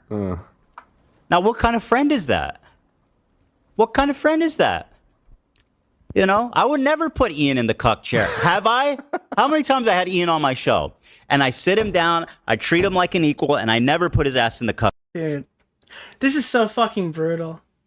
And you know this never would have come up if Ian didn't open his fucking mouth. Cuck chair. Bye. Nor do I put Anissa in the cuck chair. And now who's friend? I can't wait for, like, Ethan Klein has become a crazy Jewish incel. That's going to be the next response video. Jewish. Hassan gives Oh, this was when he gets cucked by Hassan. Yeah, he actually did cuck him. He's like, I hate that term, by the way. I had never used that. That's what happened in this. People smearing the people in the... A Jewish incel with kids? Dude, hold on, you're missing the sweep right now. You're missing the fucking sweep right now. You gotta go check out Ian's Twitter. He's already calling Ethan an incel. It's already happening. I just saw Keffals tweet on Nicholas DeOrio. Dude, don't worry. All these childless people don't even know what that means. Hold on, let me grab this. iDubbbz Twitter. It's already happening. Not only is the only guy here who actually has children an incel, he's the king of the incels, according to iDubbbz. What a weird cope mechanic. Yeah, he cucks him. There's a lot of. Is the mic buzzing? No. Yeah. I'm gonna kick you out if you apologize for that, by the way, because that's ridiculous. Why would you even say that? Like, let the man speak. You know what I mean? He's such a douche. But anyway, Ian, you know, I would always treat you with more respect and care. I can already hear him crying in the next video. Really? Asshole? You would treat me with more respect? That's why you and your wife were mean to me on your podcast. And then Hassan, at the end of his hour with Ian, by the way, didn't mention Creator Clash one time. Okay. Wait, Ian was only on the fucking charity stream for 1 hour? That's like when they gave... Remember when Ethan gave the hat guy, like, half a segment or whatever, and then he left the show? And everyone, like, it was like the worst thing ever, apparently? That was like a drama from like fucking 10 years ago. Remember that? That's... Dude. Ian's hardly a guest, bro. Okay. If he did, it was in passing. I watched the whole thing. I don't remember him mentioning it. Didn't mention Creator Clash. Was that William Osman?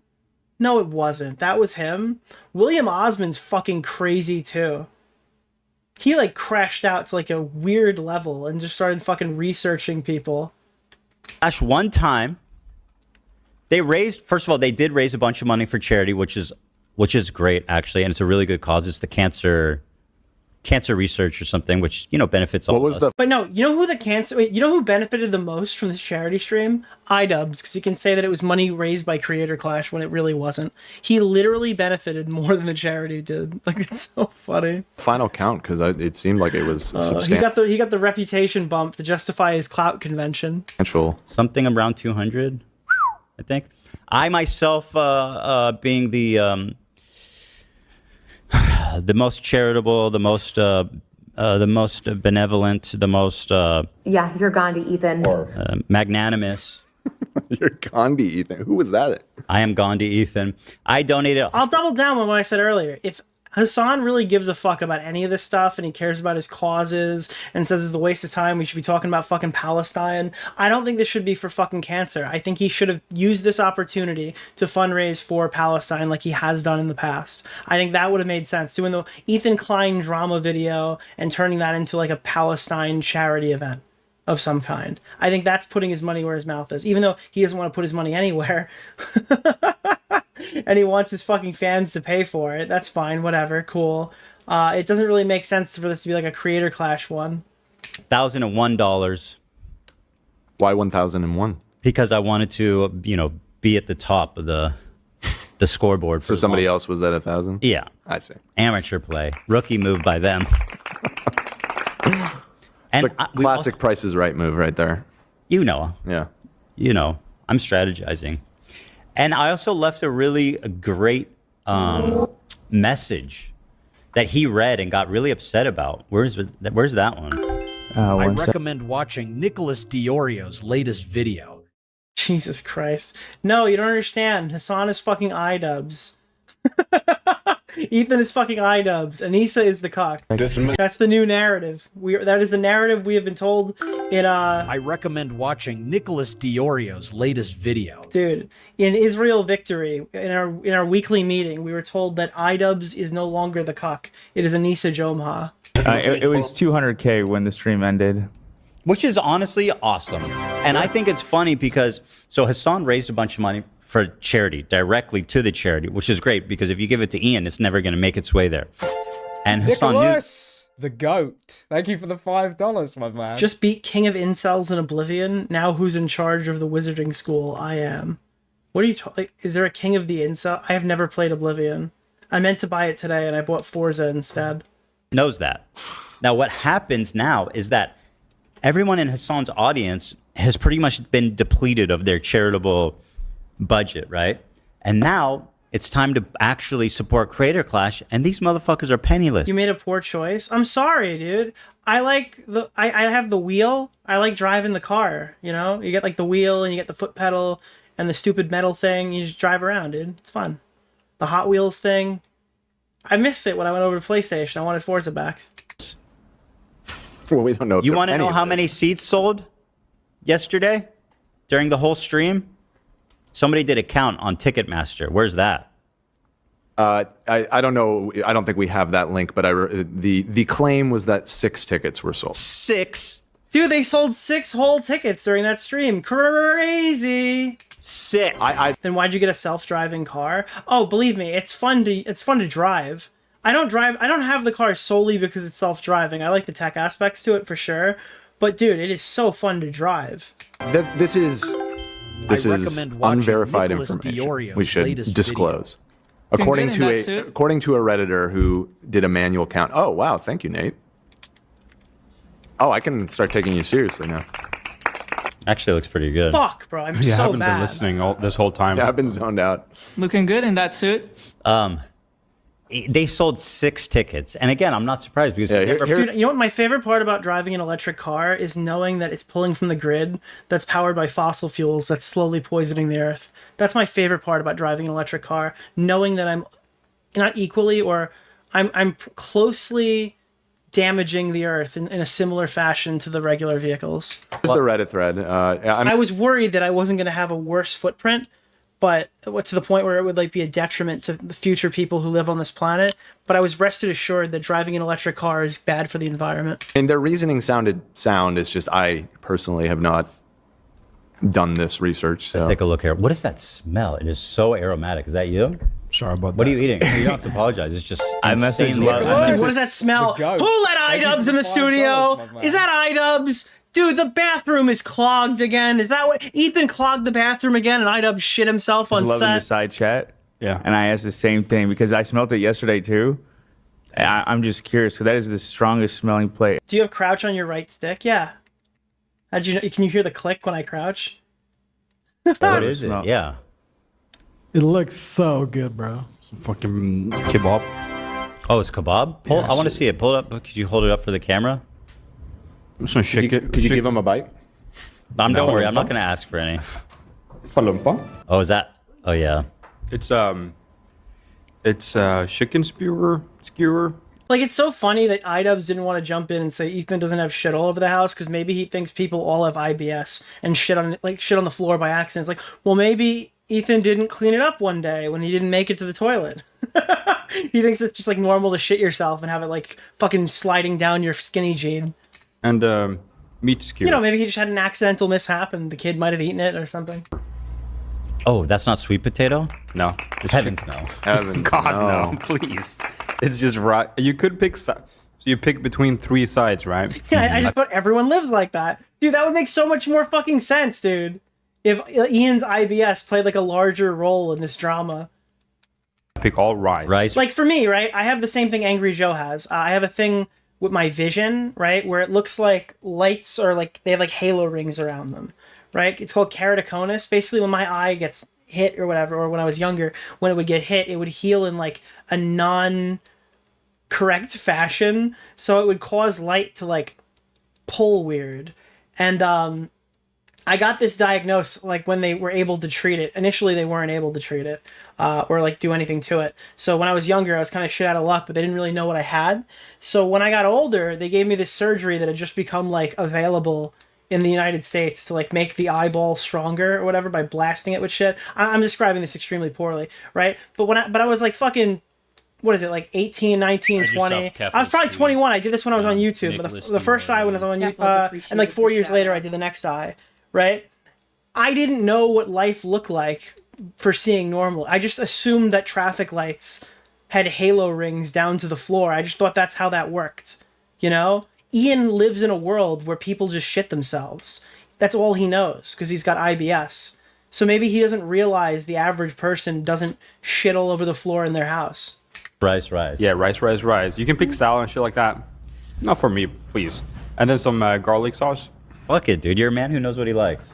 I'm just trying. Wait, there's a surgery for that? Yeah, what they do is you have to be awake for it. They can't put you out. Then they have to like rip the skin on your eyeball and blast it with this orange liquid. I don't know what it is. They basically blast medicine in your eye while they rip the skin off of it. And then you have to like sit there and like just sit there and take it. It is a fucking... The first time I did it, it was new. The doctor I had was good, but it was brutal. It was at the point where like I couldn't look at a computer. When I was leaving, I had to have it completely covered, and I couldn't like... It's not that I couldn't see for days, it hurt. It felt like someone was stabbing me in the eye for like a week. And it was just tearing up, and there was nothing I could do about it. I could close it, I could open it. The pain did not subside. They didn't like give me painkillers for it. I don't know if it was like what it was or what the thing was. But if you have this now, if you get keratoconus and they offer you the surgery or whatever, it's not like that anymore. The second time I had it done, Nicholas, I literally could see Thank you for the $5 and look at the light without any pain at all whatsoever on my way out of the building. It was so much better. I mean, the surgery itself was still kind of sucked. You're still watching people like claw at your eyeball and shooting shit in your eye. But the recovery was so much better. When I did the second one, I kind of kicked myself for not doing it sooner. So whatever advancements that they've had in this thing, because I know Angry Joe has the same thing, whatever advancements they have. And then, by the way, it doesn't correct your vision. Your vision never gets better. It just makes it so if you get blasted in the eye or you get punched in the face, you don't like get so fucked up to the point where you can't see. It heals in a way where you're just basically blind. Because there's no corrective glasses to fix your fucked up eye. The only way to really improve it is to have a hard contact lens, and I don't like those. Enjoy. Yeah, enjoy yourself. You're a young man, enjoy yourself. You don't have to worry about vegetables until you're like at least 30. Yeah, I got a couple years maybe. Yeah. Thank you. And I'll tell you, people are asking how I knew that or how I got diagnosed with this, or like, oh, blast in the eye. What do you mean there, Nick? I'm going to be honest with you. I worked at a grocery store, and I got beamed in the eyeball with a frozen blueberry. That's what happened. That's how I knew. Because it fucked up my vision. I went there, I'm like, this is not normal. It's not getting better. What is going on? I got beamed in the eyeball with a frozen blueberry. I got diagnosed, and then I got both of my eyes fixed. So this person claims Hassan hypes up Creator Clash all day. Actually, and Ian goes on the your eye doctor. It's not. I have it. I had the astigmatism thing. That was something else. And I was always like nearsighted or farsighted. And my numbers didn't always work out or whatever. They had no idea what was wrong with me growing up until I got beamed in the eyeball with a blueberry. Stream. How much did this help Creator Clash 3? He did not hype it up all day. I didn't hear him mention it one time. Oh, thank you for the goal. Was looking at Ticketmaster events data and thought I'd record before and after Hassan's big stream today. 1 p.m. PST, there was 4,031 seats available. As of 1 a.m. PST, writing this post, I checked again, and the number is 4,025. Can you still take a facial? I have no idea. I do not live to find out. Disclaimer. Theoretically, I may have missed. Theoretically, it wouldn't be something that would be harmful because I've gotten the surgery on both eyes. But counted or maybe extenuating variables I can't verify. Like maybe they sold 10, 4 refunded. Yeah, of course, exactly. Let's see what their data looks like. I mean, the data speaks for itself. Whatever this is. To you, Nick? I don't know. Why? Yeah. Do you recommend it? The facial, the surgery. I recommend the surgery. No. But I believe it. Okay. I just saw Keffals tweet. Oh, Rich Lux is here. Dr. Eye Shits did your eye surgery. Yeah. We love you, Rich. He says, I can't stand Hassan. I can't stand Hassan. Me too, Queen. Fake ass grifter. That's right. Rich, you're the man. Fake snake. Dude, Rich Fox is in this shit with the right take, bro. Wow. That's right. You tell him, Rich. I can't stand Hassan. That's right. Dude, Rich Lux is such a character. I'm just glad the heat's off me. Don't let Dan off the hook, please. You know what I mean? Oh my god. There's Dude, I can't believe that my biggest villain is fruit. Dude, fucking fruit and vegetables have held down the Oreo for too long. Dan. So anyway, here he is delivering his villainous speech at the end, right at the end of his stream, trying to do a cautionary tale to set me straight or something. I don't know, but I think it might hit a little close to home for somebody else, and I'll let you decide who that might be. Here it is. They have a shelf life because they don't have the same fucking stubborn nature that I do. They don't have the same interests as I do. They inevitably become their own worst enemies. They inevitably cook themselves. You might think you're riding high on the slop for a little bit. You might think you're getting showered with praise. An army of anonymous Reddit. Dude, it's so funny. You gotta like zoom in on his face here. Fuck the gameplay. Dude, it is so funny to watch him fucking suffer. Telling you you're brilliant. But at the end of the night, when you go home... Wait, hold on. Yeah, the cornea is more cone-shaped than bubble-shaped. It's less rounded than a normal one and distorts light. Steph Curry had it too, and he got the surgery after being 3-time NBA champion. Crazy. Yeah, I mean, a basketball to the eye could have fucked up Steph Curry. It's a crazy thing. All right, let me restart this clip. Slop, for a little bit, you might think you're getting showered with praise. An army of anonymous Redditors telling you you're brilliant. But at the end of the night, when you go home and you sit down and you look yourself in the mirror, dude, this is so fucking funny. Nicholas DeOrio. You're not going to recognize who you've become. He looks like he's going to cry. That's it. It's turning into a lolcow of a different variety.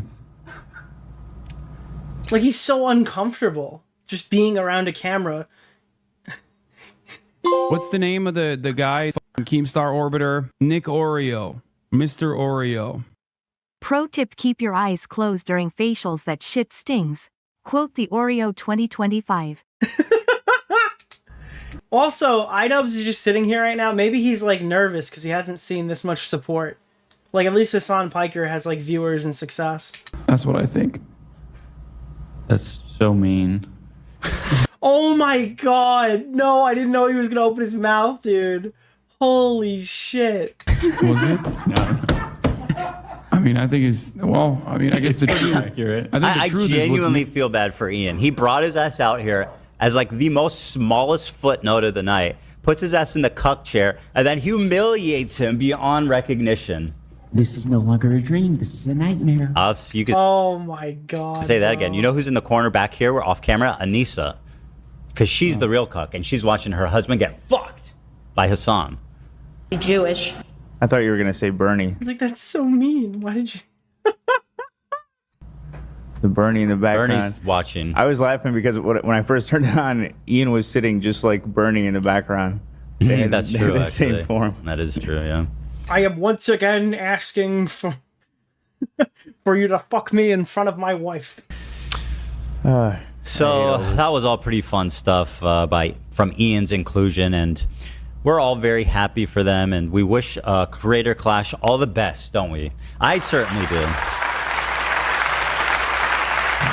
And again, listen, I think it's all. Oh yeah, what's the message I sent when I donated? Hey, wait a minute. Oh, hey, iDubbbz, what's going on? Why do you let fucking Ethan plow you in the ass every time you go on stream? I'm gay. That was a terrible joke. I'm sorry. That was awful. That was not even slightly funny. Holy shit, dude. Graciously $1,001. Nicholas, the goat. And then he donation shamed me. Can you believe that? You said, I'm glad you're finally watching my video, and I appreciate you using it as a chance to do some good by raising money for charity. I hope you'll engage with it honestly and with integrity, and perhaps even walk back some of your rhetoric. I thought that was a nice response. Crafted delicately. Jesus. Carefully, professionally. And this is what he had to say. Wait, he actually fucking... This is his donation. I'm glad you're finally watching my video, and I appreciate you using it as a chance to do some good by raising money for charity. I hope you'll engage with it honestly and with integrity, and perhaps even walk back some of your rhetoric. Suck my fucking dick, Ethan. Okay? $1,000. Dude, he took that personally. What the fuck? So broke, boy. Not even a fucking fraction of your goddamn watch. Go complain about it. Dude, how much did Hassan spend? Broke boy? I'm sorry. Is $1,000 the second biggest donation at the current time not big enough for you, Hassan? How much did you donate? I didn't see your fucking name up there on the board. That shit and be like, oh my god, I can't believe he's like, I didn't donate because I don't care. That's the difference. Casting aside $1,000. What the fuck am I supposed to walk back? What am I supposed to do? Be at the mercy of your hallucinations? Love that. Yeah, dude. Dude, he gets called out for being an anti-Semite or whatever, and he's like, haha, it appears the Jew has not donated the proper amount of money, see? These people are... Why did he donate $1,001? Is it because he wanted to like one-up someone? Is that what it is? Obviously. And it was at that moment he realized he was in over his head with a strategic mastermind. Who? It was at this moment that he knew. Oh, you're talking about you? He realized when he saw $1,001 that he was in way over his head. Yeah, don't these people have money? I didn't even catch that. You're right. That's funny. You know, the Grand Masters here. By Ethan's logic, he can now go give someone cancer, which I think he gave all of us a little bit of brain cancer today. Yes. But, you know, since he donated $1,001 to cancer research, now. And by the way, this is 47 minutes in. Wait, hold on. Which Give me a second. God, I can't believe he's casting aside $1,000. What the fuck am I supposed to walk back? Fucking dick, Ethan. And with integrity, and perhaps even walk back some of your rhetoric. I thought that was a nice response. Crafted delicately, carefully, professionally. And this is what he had to say. Wait, he actually fucking... This is his donation. I'm glad you're finally watching my video, and I appreciate you using it as a chance to do some good by raising money for charity. I hope you'll engage with it honestly and with integrity, and perhaps even walk back some of your rhetoric. Suck my fucking dick, Ethan. Okay? $1,000 also, broke boy. Not even a fucking fraction of your goddamn watch. Go complain about it. I'm sorry. Is $1,000 the second biggest donation at the current time not big enough for you, Hassan? How much did you donate? I didn't see your fucking name up there on the board. That shit and be like, oh my god, I can't believe he's casting aside $1,000. What the fuck am I supposed to walk back? What am I supposed to do? Be at the mercy of your hallucinations? Jesus Christ. Love that. That's so funny. All right, let's keep moving. $1,000, shit. Just keep playing and spend the rest of time giving people cancer and then fucking talking about how much of a stalwart defender of cancer research he is. He's gonna go and look. I'm not, dude. We gotta find new death threats that we can say, guys. Dude, Hassan's gotta start getting creative. Like, Ethan, if I was smoking a cigarette, I would blow it right in your face. We need to get more creative with these, dude. Holy shit. Collaborate with the Trump administration to pull NIH funding from cancer research while being like, I'm a stalwart supporter of cancer by his own fucking logic. Since last time he gave me $6,500 for a fundraiser. That wasn't enough either. The shit he pulled off.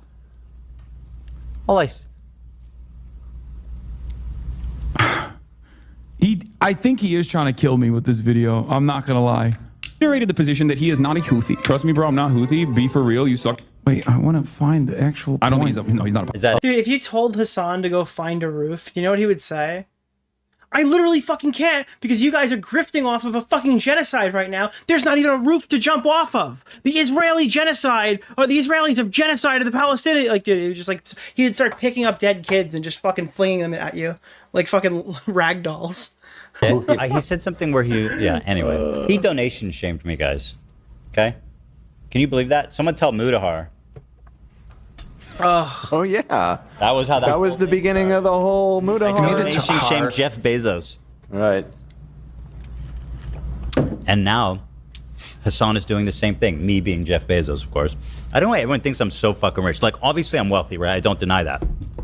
He says I'm 100 million. Look at the drink that Ethan is drinking. It's the same one he was criticizing Hassan for. What is it? Is it a shame Jeff? Hassan is doing the same thing. Me being Jeff Bezos, of course. I don't know why everyone thinks I'm so fucking rich. Like, obviously I'm wealthy, right? I don't deny that. He says I'm 100 million. I think the reason why he was criticizing about a drink, I assume, is because it was on the list. Ethan doesn't follow the list because he doesn't like agree with that position. I'm pretty sure, right? Millionaire. Dr. Pepper cream soda. From what? I have a podcast and a clothing company. 100 millionaire? Jesus criminy, dude. Like, the hypocrisy is Hassan's, because, like, that's him. 100! Jiminy fucking cricket. All right, let me thank our sponsors. Dolby reference. You guys get excited for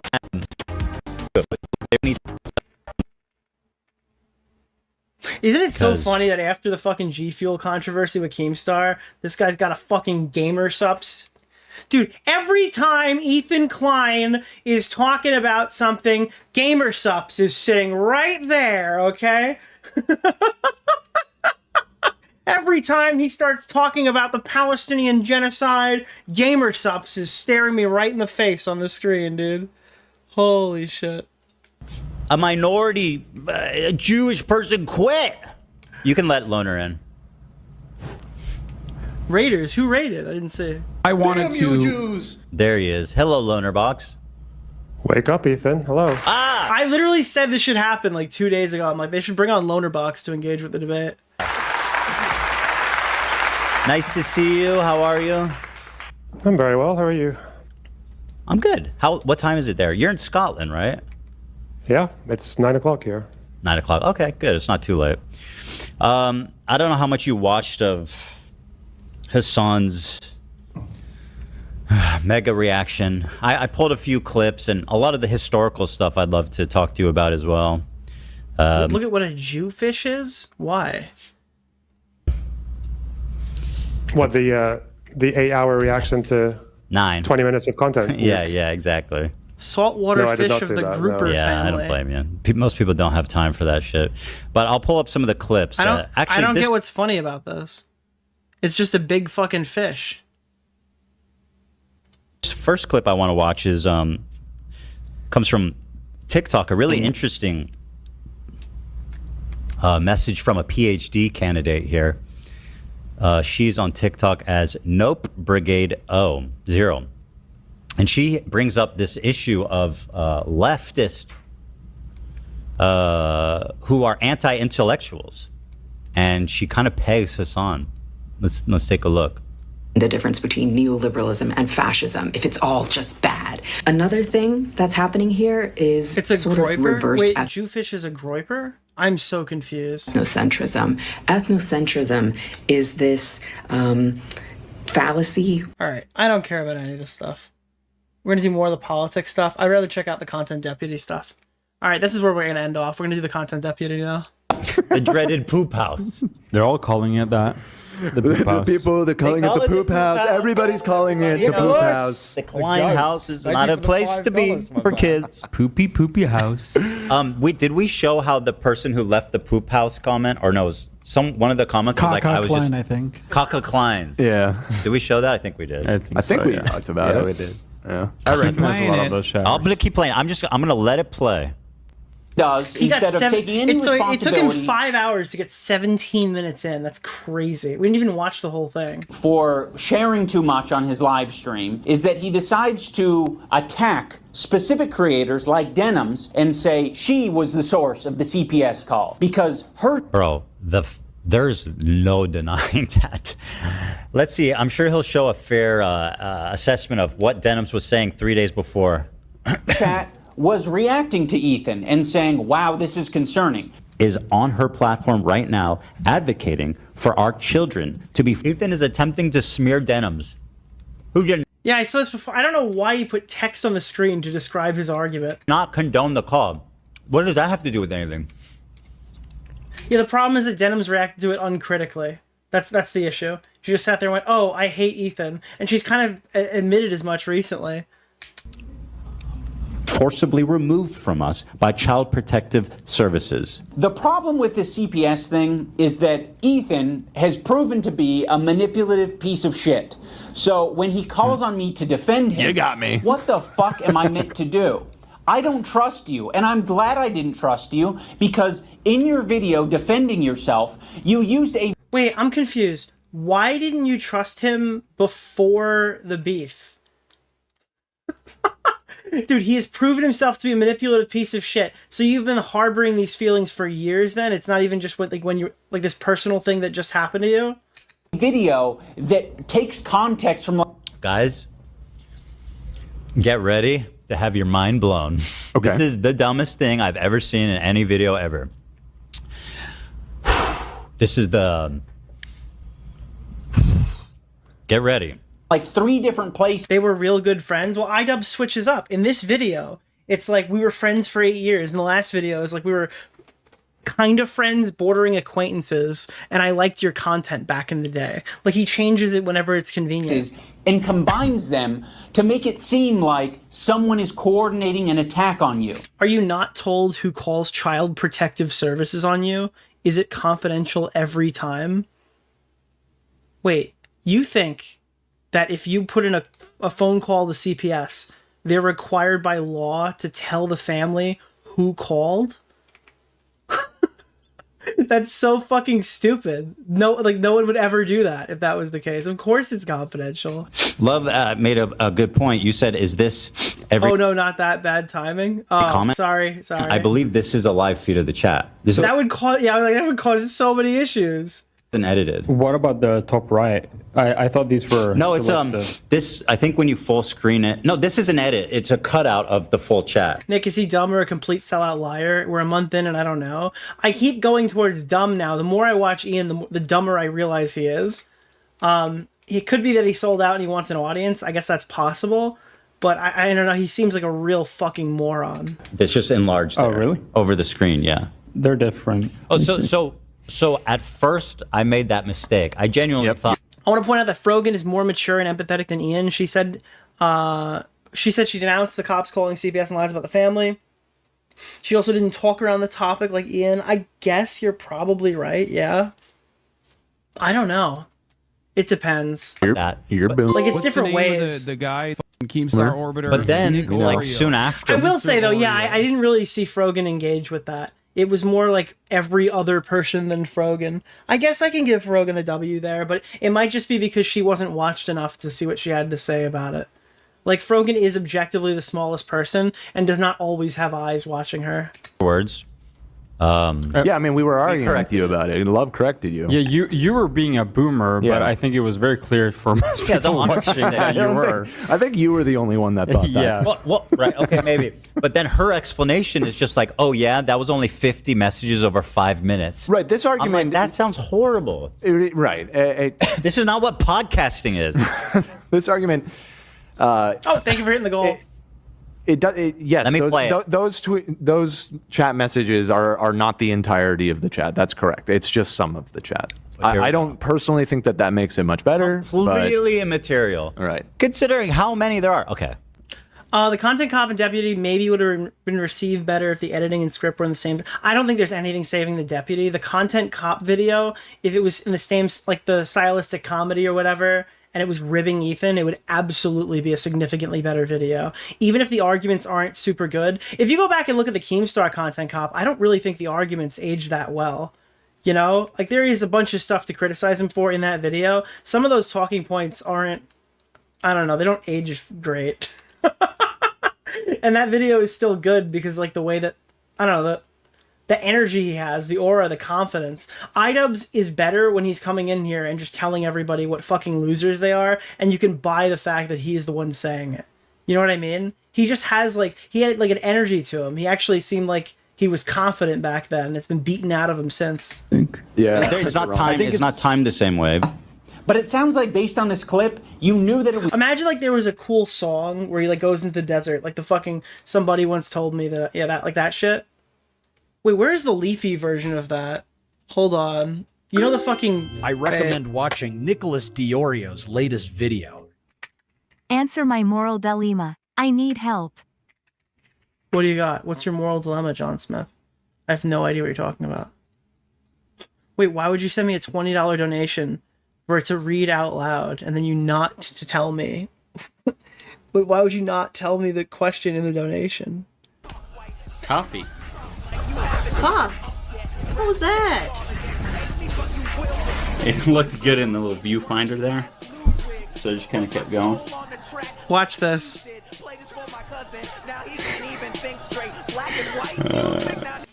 Hold on. Where's the...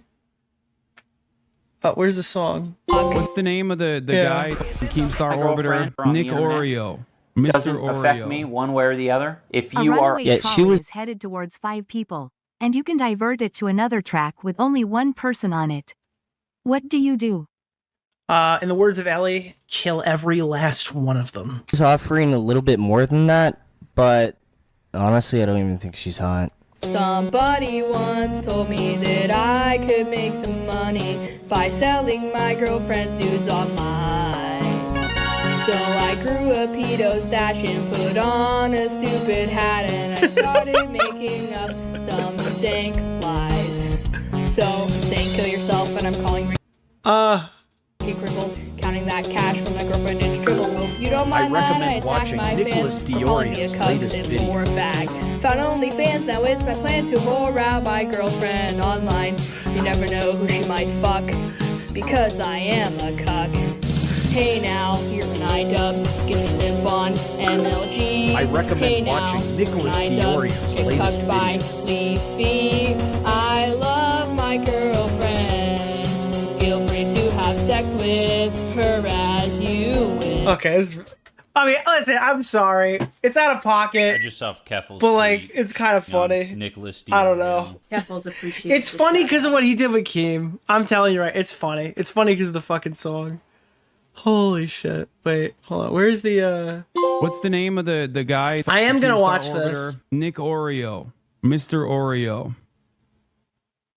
Wait, what is this? iDubbbz 3? Today I'm going to teach you guys how to cosplay as Calvin. The first thing you're going to need is wait, this is a video he missed? But again, just listen to the confidence in his voice. black t-shirt, black snapback. Now you're going to need a pair of headphones. You can get the more updated version of the Leafy character, and you can wear this dragon Kigurumi. Alright, now that the lighting's fucking awful, let's make it slightly more What's the awful. name of the- Get a the fucking guy flashlight and point it at your face as well. Grab a huge-ass container of oil and pour it on your greasy scalp. If you leave a like on this video, you're gonna get your very own legendary Pokemon. Like, dude, I'm sorry. Any of that shit would have made his video objectively better. He actually just sounds confident in it. Why is he bald on this channel? This is the... Wait, what? Content cop. Today I'm going to teach you... Unavailable, one video is hidden. Is this not his channel? I'm uploading this on the third channel because it didn't make the cut for the main video, and people were wondering why I was so greasy. Wait, that's so pathetic, dude. Wait, he... Dude, people are like, iDubbbz, it's a great video. Why don't you wash your fucking hair? They just thought he was a fucking loser. That's so funny. I didn't even know this channel existed. I've never seen this before. That's so funny. Okay.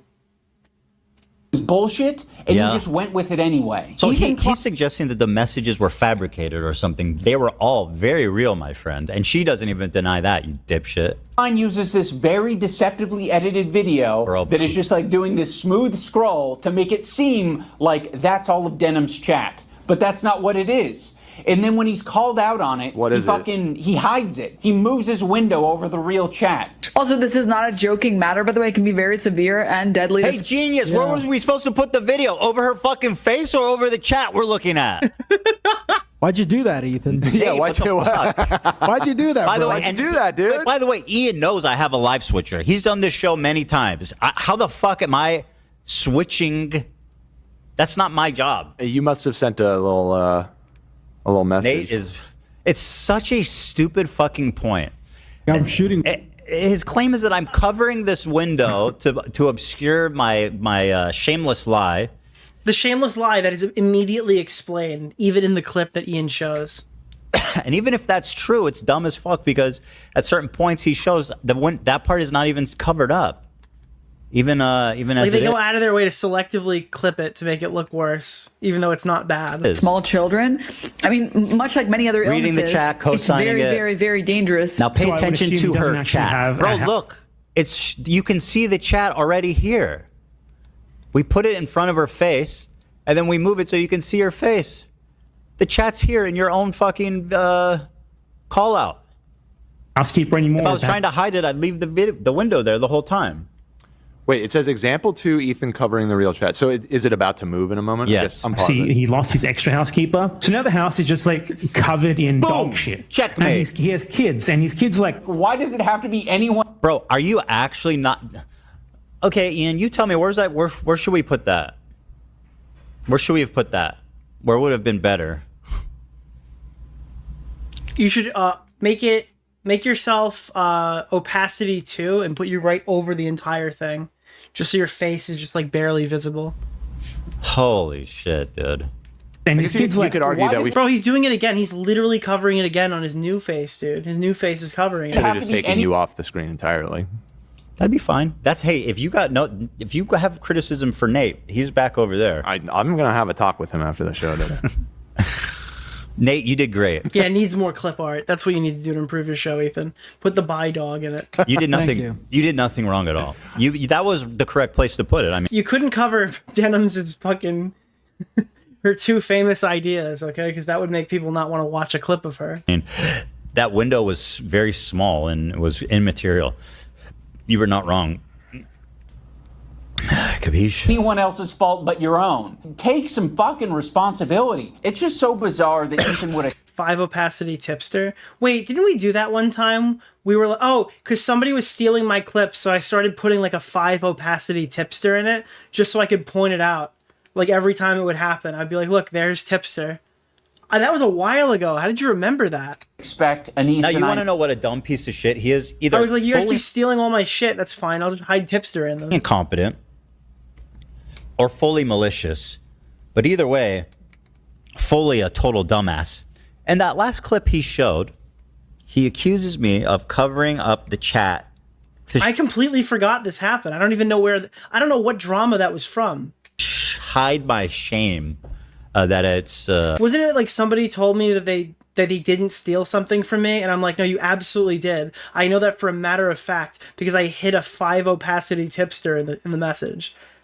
That definitely. I don't remember what the fuck it was. Yeah, anti-piracy tipster. A fabrication.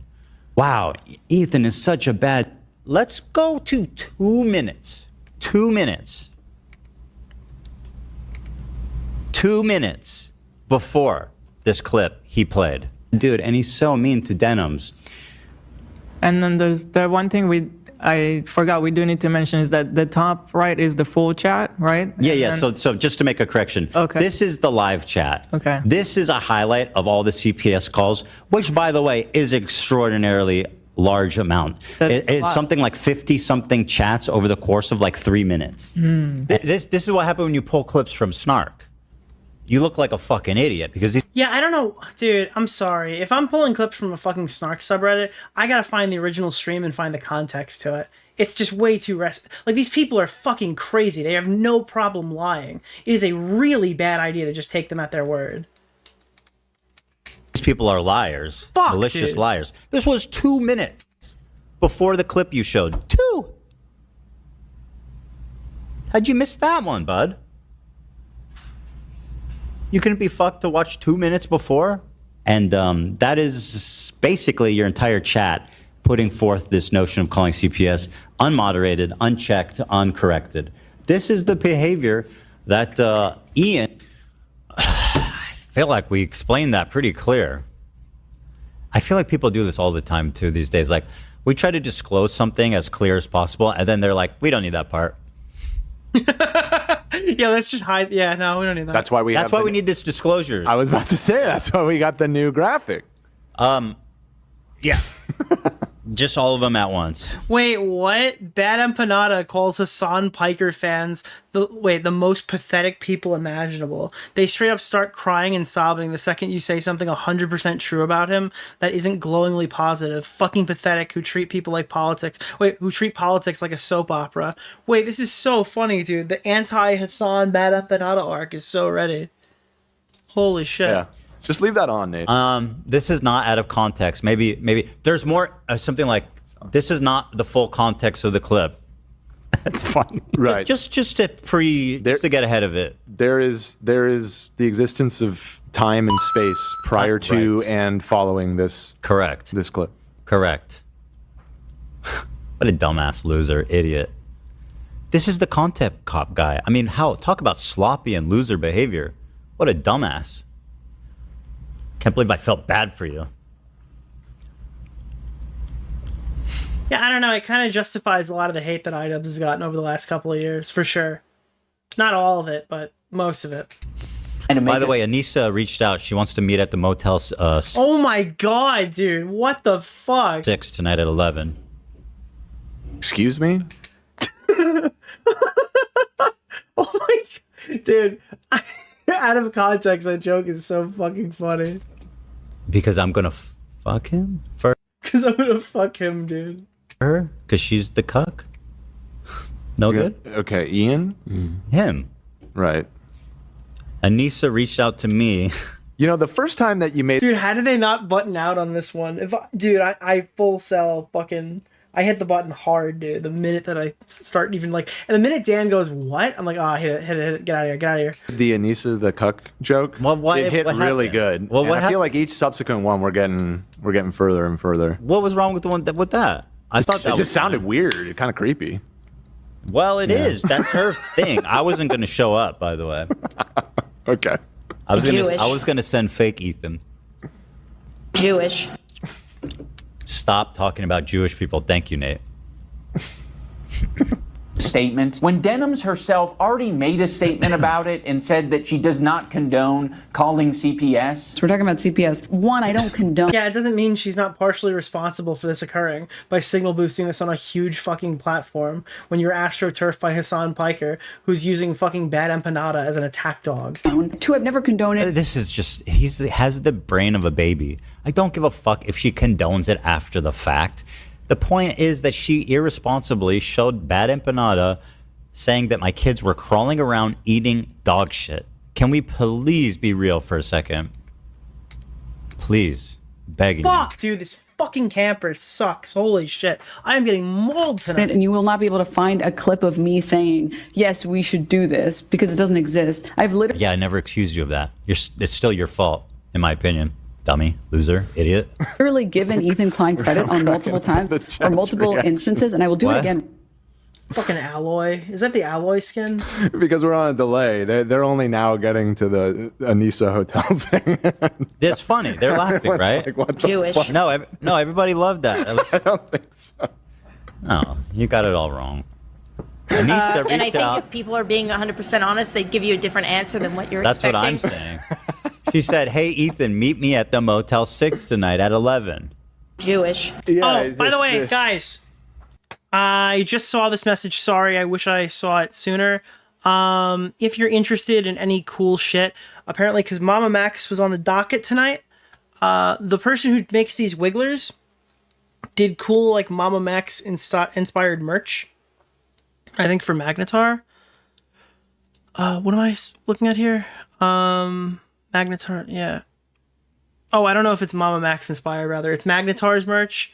This was actually designed by Hellbent, just to be clear. So this is the person who does all the wigglers. The Void, Ghost in the Void, this cool Magnetar logo shirt or whatever. This was designed by the person who makes the wigglers. So it's related to Mama Max. There you go. I will link that, and I'll probably put it in the description when I cover this segment. Magnetar shop copy. Yep. Shout out Hellbent. Thank you so much. Hellbent just makes these things. I don't even request them. I appreciate them a lot. That's where the cuck chair is, right? It's in the Motel 6 or something? Yeah. It looks like It's a just motel. the delivery, and it's just, there's a few... I did not deliver it with a lot of confidence. You have to know the context of the previous joke. That's Right, why. yeah. All right, let's move That up a too, little it bit. relies... Other aspect, particularly Oh, the tattoo. I want to hear this. failure in every other aspect, particularly the decision-making aspect. That's if fine. you want to go tattoo for tattoo, Ethan, we can do that. You want to keep it to other... I don't need to go tattoo for tattoo. You only have one tattoo. They're all the same fucking tattoo. That's not... I'm sorry, dude. iDubbbz and his wife look like a fucking skateboard. I think that's the best way I've ever described them. They literally look like a fucking skateboard. Like a thing you design in Skate 3. Totally true. That is, bro. This How guy. is it? What does that even mean? No, I'm not following you. He doesn't have just one tattoo. No, but it's all the same dumb shit. Yeah, Right. literally looks like a middle school notebook. Anissa's like, can you give me the middle school notebook? And they're like, yo, I got you. I get it. You think it's like the tattoos from the quarter machine. He put that on his whole fucking body. Like, he didn't even keep any real estate for, like, anything, like, his kids or some shit. His kids Yeah, I don't think he's going to have those. I got to be honest with you. don't get any real estate. It's all the fucking tattoo. It's all the He's got some real estate. He's got some. He's only got the eagle on the chest. Yeah, he still has space for a swastika on his forehead. He also has space for some squiggly lines. I'm sure. And by the way, in the next iDubbbz video, he's going to play that and be like, Ethan thinks that I would get a swastika tattooed to my forehead. he left some room for that. Like, unironically. Yeah, you could put that in between. There's always space for squiggly lines. You'll see his tattoos later on. for things, we can. I'll give you that option. Ethan also talks about the potential CTE that I might have after boxing. I like how he like confirms it. Yeah. Ethan, your whole system is scrambled. No. Dude, he talks about my potential CTE, dude. That is so cucked that he just said that. Oh, your brain is scrambled from getting punched in the face too many times because that's a dub. Here's a clip of Ethan being awesome and funny and charming. Oh my God. You should watch him. You don't understand the situation. Guys, stop calling him CTE, and it is insensitive. Some people are saying the CTE is starting to take effect, I guess. That would be comforting if there was some I would hate it if people keep calling him that in my chat. I would actually be super upset. explanation, at least. Any amount of CTE that I may have endured after doing 2 boxing matches, I'm going to say... Dude, I'm sorry, bro. I don't think that people who do 2 amateur fights oftentimes get CTE. And the funny part is I bet he really trained. Is preferred over having to share the load of doing 50 jumping... I'm sorry, if it took 2 fights to get fucking CTE, I think that boxing wouldn't be... I don't think it would be as mainstream. Jacks with my... Like, I mean, they called UFC human cockfights for less. Wife. Yeah. What if we we'll both do 25 at once? 25 each? Oh my goodness. Great form by both. Really nice. They must work out. Also, why are you talking about... This was the weirdest thing. He goes, first of all, bro, I don't know if you know this, but you can't get CTE from jumping jacks. What is his point? I'm not. It's cringe that you are doing exercises, Ethan. I think this one. He's saying that I would rather have CTE than do jumping jacks with my wife. Why? He has CTE, Dan. I'm trying to engage with this in good faith and understand the point he's trying to make. Does anybody here have an explanation? I think what he's saying is, it's so embarrassing that you had. It's just so peculiar. Even like the clip that he cut out of Content Cop Leafy is better than anything in this video. To share, and it was just him pouring oil on himself. The jumping jacks with your wife. That it's preferable to have CTE. That's the only. Let me play it again for everyone in back. That I may have endured after doing 2 boxing matches, I'm going to say is preferred over having to share the load of doing 50 jumping jacks with my wife. Yeah. What if we we'll both do 25 at once? 25 Okay. He's saying you're weak. He's saying you're not athletic. I can't. Okay, I didn't catch the whole. Yeah. It was supposed to be 50, but you had Hila do 25 for By the way, which is funny. And by the way, a terribly crafted joke. The vast majority. Like, dude, oh my god. Like, it's so fucking stupid. Who wrote that for him? That was his best attempt at humor in current day. People would have no fucking clue about the context. I was really, my head was spinning on that, but I guess I get there. It still doesn't quite. It's not. It's not like a good joke. I don't know. Not at all, because you got. Well, we can't say there's no jokes in there. All right. Punched in the face. And not talking about athleticism. We're talking about brain damage. Yeah. Jumping jacks doesn't cause brain damage. Well, he's saying that boxing's cooler than doing jumping jacks. No, I think he's saying that Ethan's not even athletic enough to get brain damage by getting the shit beaten out of him on a stage. I legitimately think that's it. You're so unathletic, you won't even get beaten senseless by random people on a stage.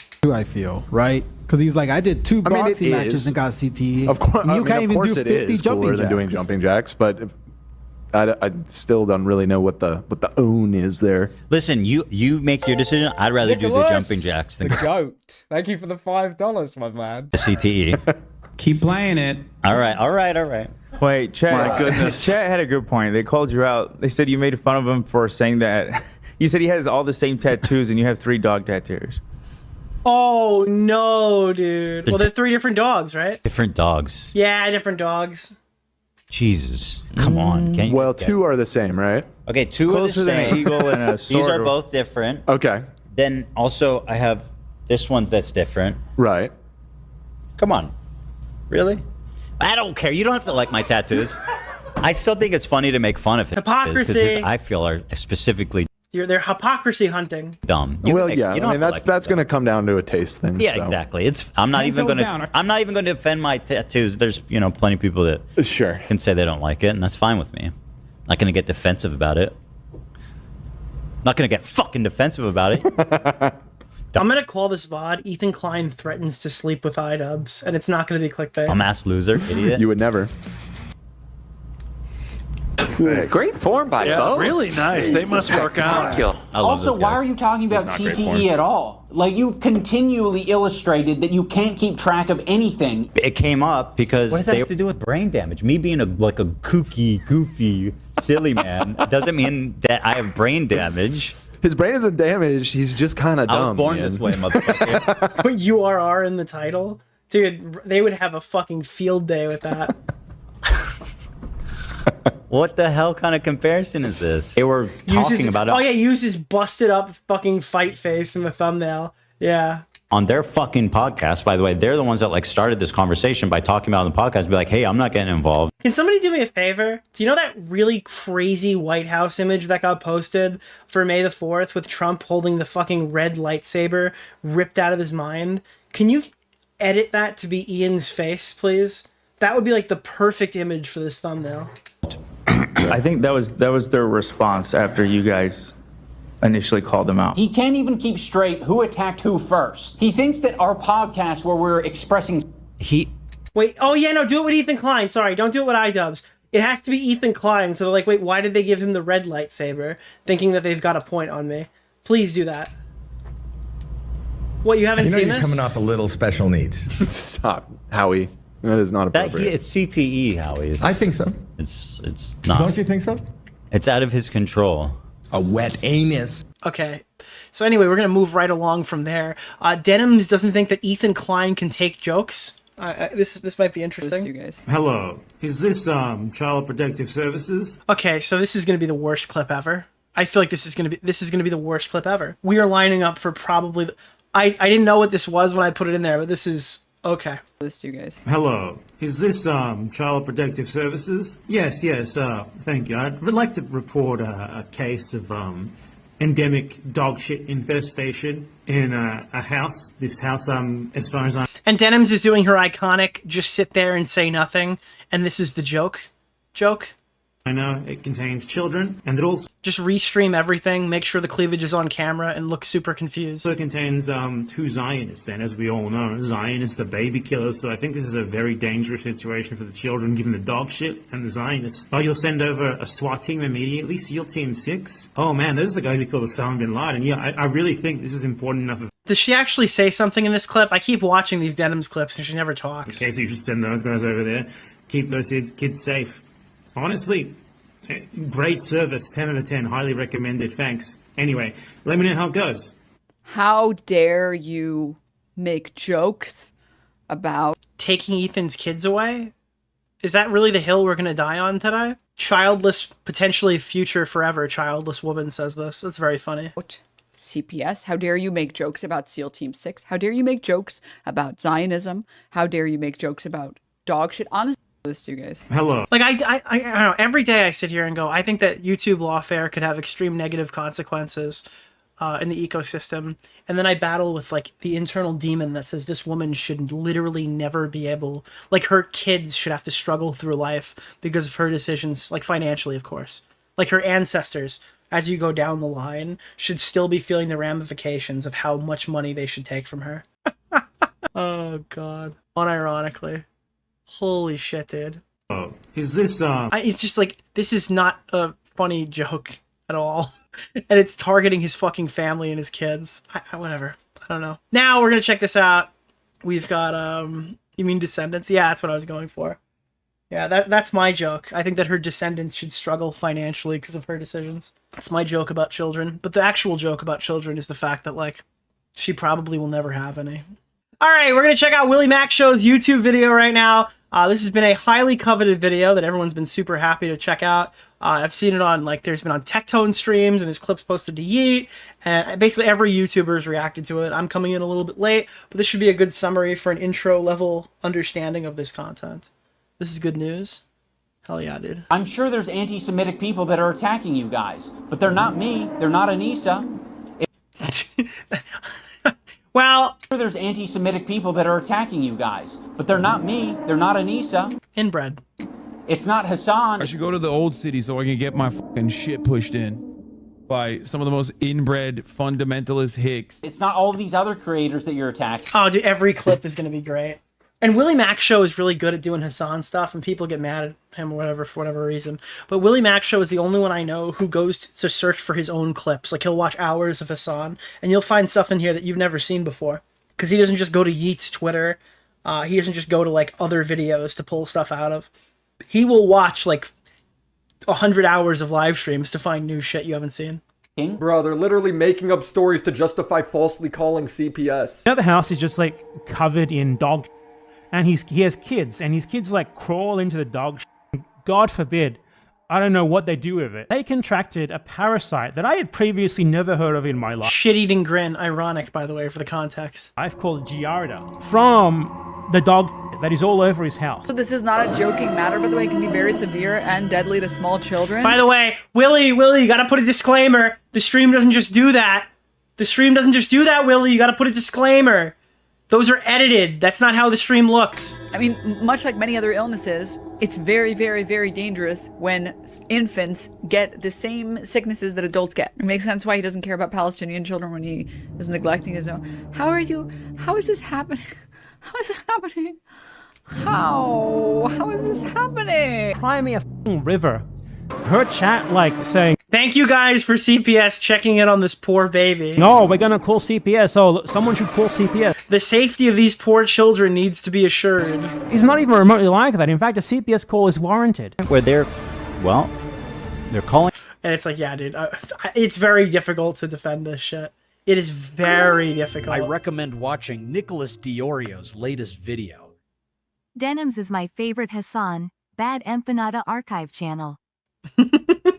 Yeah, I'm so glad that we didn't have to hear the Plankton thing. Like, we have, now we don't have Mold Mondays and we have shit Saturdays. CPS, Child Protective Services, to come to our house and break up our family. You're not the biggest victim on the internet, Ethan. Nah, apparently it's these guys. Hey, man. Dude, it's Sean DeBlack. He's the biggest victim of nobody remembering who he was or knowing who he is when they watch the video. Into them. If they feel bad, if they feel harassed, honestly, great. I don't give a f***. Them. Each and every one of them. We need to be mean to these guys. We need to be assholes. They deserve it. I love that iDubbbz is crying because him and his wife got called a cuck, but then he crazy makes Ethan for people role-playing killing his wife. No, you don't get it. It's a video game. Oh my god, it's Adam McIntyre. Dude, I still don't know what Adam McIntyre does on tour, but holy fuck, this clip doesn't help. This is literally just the Hila Klein tattoo. And then Adam being like, oh my god, guys, this is so bad. We're on tour. Crazy makes Ethan for people role-playing killing his wife. Wait, everyone! Hila Klein's in the house. Guys, she was just a secretary. Hila Klein. Take those prisoners. By the way, I just want everyone to remember that Adam McIntyre would be on his hands and knees and licking her toes if she wanted him to. Okay? Legitimately, Adam McIntyre is like the biggest fucking leech I've ever seen. His position is anti-Ethan Klein purely off of a I can't chase clout anymore perspective. IDF genocidal soldiers. Where do they keep the secretaries? Secretary got... Human skulls are getting mailed to their house. Around the same time, we received 2 human skulls in the mail at our home, which led us to having a very pleasant interview with the FBI. Wait, was this before or after Ian went on? It's like, yeah, it was pretty funny. I think the skull thing was pretty funny. Is that clip going to be in here? Because that is such a good clip to play now, and we didn't have it until recently. Progressed well past the point of that's just what the internet does. Wow, Adam, what the fuck? Adam sucks. I'm sorry if you heard it here first, folks. I'm done being nice to Ethan. I gave it a chance. My sincerity and my empathy in that last video was real. Hassan's fans and orbiters are retweeting people saying, I'd love to swing their kid by the legs into an oak tree over and over again. Maybe if Ethan's able to get some help, maybe if he stops harassing other creators, maybe if he does these... Yeah, there's no self-policing here. It's Ethan has said the bad thing, and now... everything that anyone does to him is completely justified and okay forever. Things, eventually he'll find peace. All of this is happening and somehow Ethan is labeled the harasser. How can you not see what's going on? That's a little loud. Let me lower it. For some reason, the fucking audio balancing isn't great. Going on. They're doxing him and trying to take away his kids for mild political differences. That's why this video is sponsored by Aura. And a topic where people's oh my god, bro. I've done Aura recently.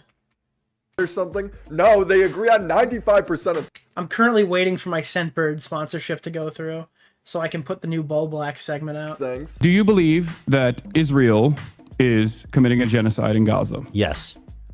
Okay, great. This is a disagreement that you and I have. No, I agree with you. I agree with you. If you want to add that, like the genesis of Zionism included, you know, the displacement and you know, the ravaging of the culture that existed there, then I would agree with you. He even cried for Palestinians getting killed, relating to being a new dad. And again, he has been saying this since the very beginning. They just keep calling him a liar because it doesn't fit their narrative, which is extremely funny. Father, it's even hard to talk about. This dude was holding his infant. It was like a year old. He was like patting her on the back and saying like his final goodbye. I mean, didn't expect to get emotional about that, but like, I'm a new dad and that shit really fucks me up. Yeah, this wasn't good enough because Anissa is 50% Irish and 50% Lebanese and grew up in Canada, so she can tap into empathy that Ethan. Yeah, Anissa can find like the cries of her ancestors through her fucking, like the screams of her ancestors play through her dreams, and she can feel the pain that they felt. Can't comprehend. I'll say it for anyone who doesn't know. Anissa is half Lebanese and half Irish. For anyone unfamiliar, the Irish have been on the receiving end of a lot of oppression and genocide. On the part of the Lebanese, they've received a lot of oppression and attacks from the IDF. So Anissa is very well familiar with the propaganda and the shit coming out of Israel. Terrible as the Holocaust was, Oh my, dude, that clip. Oh no, bro. obviously it was horrendous, and how disgusting the doctor was that did the experiments did it on Jewish people. This is Anissa pre-skateboard incident. And the skateboard incident, just to be clear, is all of her tattoos. They found a couple of really groundbreaking discoveries through that experimentation. Yeah, she prefers that Nazi propaganda. I am also half Irish, so that makes me an authority on all things in the Middle East, unlike Hassan, who is 0% Irish. Ian does this appeal to authority to make Ethan seem like an idiot, but the authority he's appealing to is Hassan. I would say that Hassan was very well equipped to talk about that topic. I've been dick riding Hassan for about 2 weeks, so I'm pretty sure he's the main authority in Israel-Palestine. In fact, I think if they were just listening to him, the conflict would just straight up end. Anyways, I've been watching his streams a lot, and he seems pretty intelligent. Just got done capturing a massive... My wife loves Hassan Piker, in fact, and she actually told me that he's in the right every time. ...progressive audience who are very politically savvy. They follow Hassan. Hassan is strictly a political streamer, so this is something they're very... keyed into. I have dozens of videos documenting how this dude will blatantly lie and make up conspiracies when covering topics. Hassan is so funny because he'll start off by saying, I didn't do that. And then a couple of months later, that starts to get worn down. It's like, well, yeah, I did do it, but not like the way that they said it. And then it's like, well, I've done that, but it's actually justified. And it's all the same thing. So you'll find clips of him denying shit. And then there'll be clips of him, like, you know, denying parts of shit until he's just like, yeah, I was super based when I did that. And then people don't realize that he's just a crazy liar. Arguing with people. But we don't even have to reference those videos because another day has passed, and that means Hassan has told a whole new... Ian should have pivoted right instead of pivoting left. No, he should have pivoted into comedy. If he's left wing, which is fine. Nicholas, the GOAT. He could still make funny content.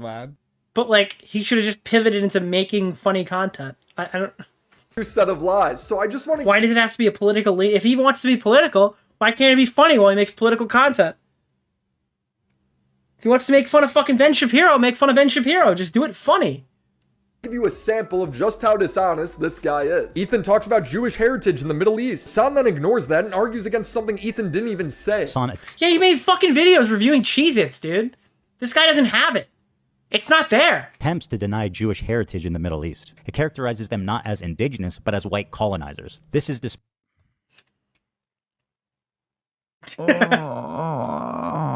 Israeli heritage in the Middle East is now tarnished by... Well, first of all, Israeli heritage in the Middle East. What the f*** is Israeli heritage in the Middle East? That doesn't exist. Shut the f*** up. He didn't say Israeli heritage. He said Jewish heritage. Talking about a 76-year process, okay? You can't really call that heritage in the Middle East, okay? This guy fucking watched this video for like 11 hours and got like halfway through it, and he's still like missing shit. That's so funny. Jewish heritage in the Middle East, that's valid. You can talk about individually. Nicholas DeOrio. Do you think Anissa has to co-sign every thought Ian has? No, I fundamentally don't. And I think that people are delusional who think that. I think that iDubbbz sucks, and iDubbbz has always sucked. And I think that iDubbbz is not hiding in a basement, and he's been held down by his woman, and he's forced against his will to say these things. And if they darn just got divorced, he'd be the same Ian we always loved. All right, it's not accurate. Ian sucks, and we have to like acknowledge that it's not all related to Anissa's vagina. It's not Anissa's fault. No, I think Anissa sucks and is probably a bad influence on Ian, 100%. But Ian is responsible for being a putrid, unfunny loser. Arab Jews and whatnot, but that's not what you're talking about. You're playing fast and loose, making this dangerous conflation between Judaism and Zionism once again, over and over and over and over again. You're the one. And again, this guy literally just goes on stream and just lies that I'm a neo-Nazi, basically saying that I'm a crypto-fascist. Crypto-fascist doesn't mean cryptocurrency fascist. It means I hide my power level, and I'm actually super fucking racist, which is awesome. Thank you for that. And then I run a Nazi podcast, but he's talking about definitions and words like they matter to him. Doing that. Hassan is denying Israeli heritage in the Middle East. The Israeli heritage in the Middle East, you know what that is? Death and destruction, genocide and apartheid. That's the only thing that Israeli heritage is in the Middle East. If you're talking about... Yeah, he just locked into something he invented, Ethan saying, and then yelled. Jewish heritage in the Middle East, that's a little different, of course. That's literally what he's talking about. Ethan won the argument without even being there. Hassan's chat finally corrects him for fundamentally misunderstanding Ethan's point, but it doesn't stop him from declaring victory in this imaginary conversation. Oh, he didn't say Israeli heritage in the Middle East. He said Jewish heritage in the Middle East. My bad. Well, let me tell you, Jewish heritage in the Middle East is not Israeli heritage. Yeah, of course it's not. That's why nobody said that. Okay, Nicholas, so you can't talk about Israel while talking about Jewish heritage in the Middle East. So my point still stands. Israel is the Jewish people who currently live in the Middle East, for the most part, most of them. So that would be...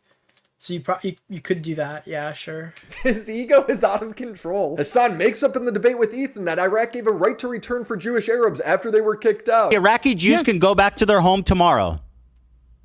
The Egyptian Jews can go back to their homes tomorrow. Absolutely. That is insane. You are fucking out of your mind. Yes, they can. Okay, they how? Tell me how. Can. How did the Jews go back to their... They don't want to, and I understand why they wouldn't want to, because America fucking invaded and destroyed Iraq. But yes, they could. Loaderbox immediately pointed out that Iraq return law specifically excludes Jews. He can't even tell... Oh my god, wait, really? I didn't know that. That's extremely funny. The truth about the pop he's drinking. Hold on, what are you drinking? It's a Dr. Pepper cream Isn't that... soda. Who owns that? I don't know, but it's not on the BDS Are national you sure? BDS list. We'll double check. Yes, I'm 100% sure. Hassan is so incompetent, he can't even do a single Google search that shows that the owner of Dr. Pepper... Like, what platform are you streaming on? Like, it's ridiculous. ...is a staunch Zionist. The point of this isn't that Israel is in the right or all Palestinians are bad. It's like Amazon is on the fucking BDS list. To show that he will confidently lie if it makes him look better in the moment. He didn't know about any of these things, yet he lies to try and act like he's in the right on all of them. It's effortless for him. And it's because he doesn't care about the truth. All he does is anti-West propaganda. It's his brand. Just like I do propaganda. I'm a propagandist. Well, no, for the record. And when you call him out on it, he doesn't correct the record. No, he molds and hides behind the dead bodies of Palestinians to avoid Oh, thank God, dude. I need more people to be fucking honest about this, because nobody wants to say that they take dead children and they stand behind them while acting like moral fucking purists when they talk about these issues that they're profiting directly off of. I need more people to use the correct verbiage here, because it is fucking disgusting. Accountability. I will never forget. When a child dies in Palestine, the goat. Thank you for the $5. People, when a child dies in Palestine, people like Hassan Piker see opportunity knocking. These monstrous pieces of for look. Just my opinion. Looking at a situation like the one happening, the one unfolding in Gaza, and choosing to never say anything about it, only to then make these drama videos to call out the people who call. You asked us to cover this, you fucking asshole. You begged all of these fucking... Oh, why are these people not covering this? Almost as if like it's a... It's like a wave of like, oh yeah, you should go tell your favorite YouTuber who covers video games they should speak on a fucking hot button political issue.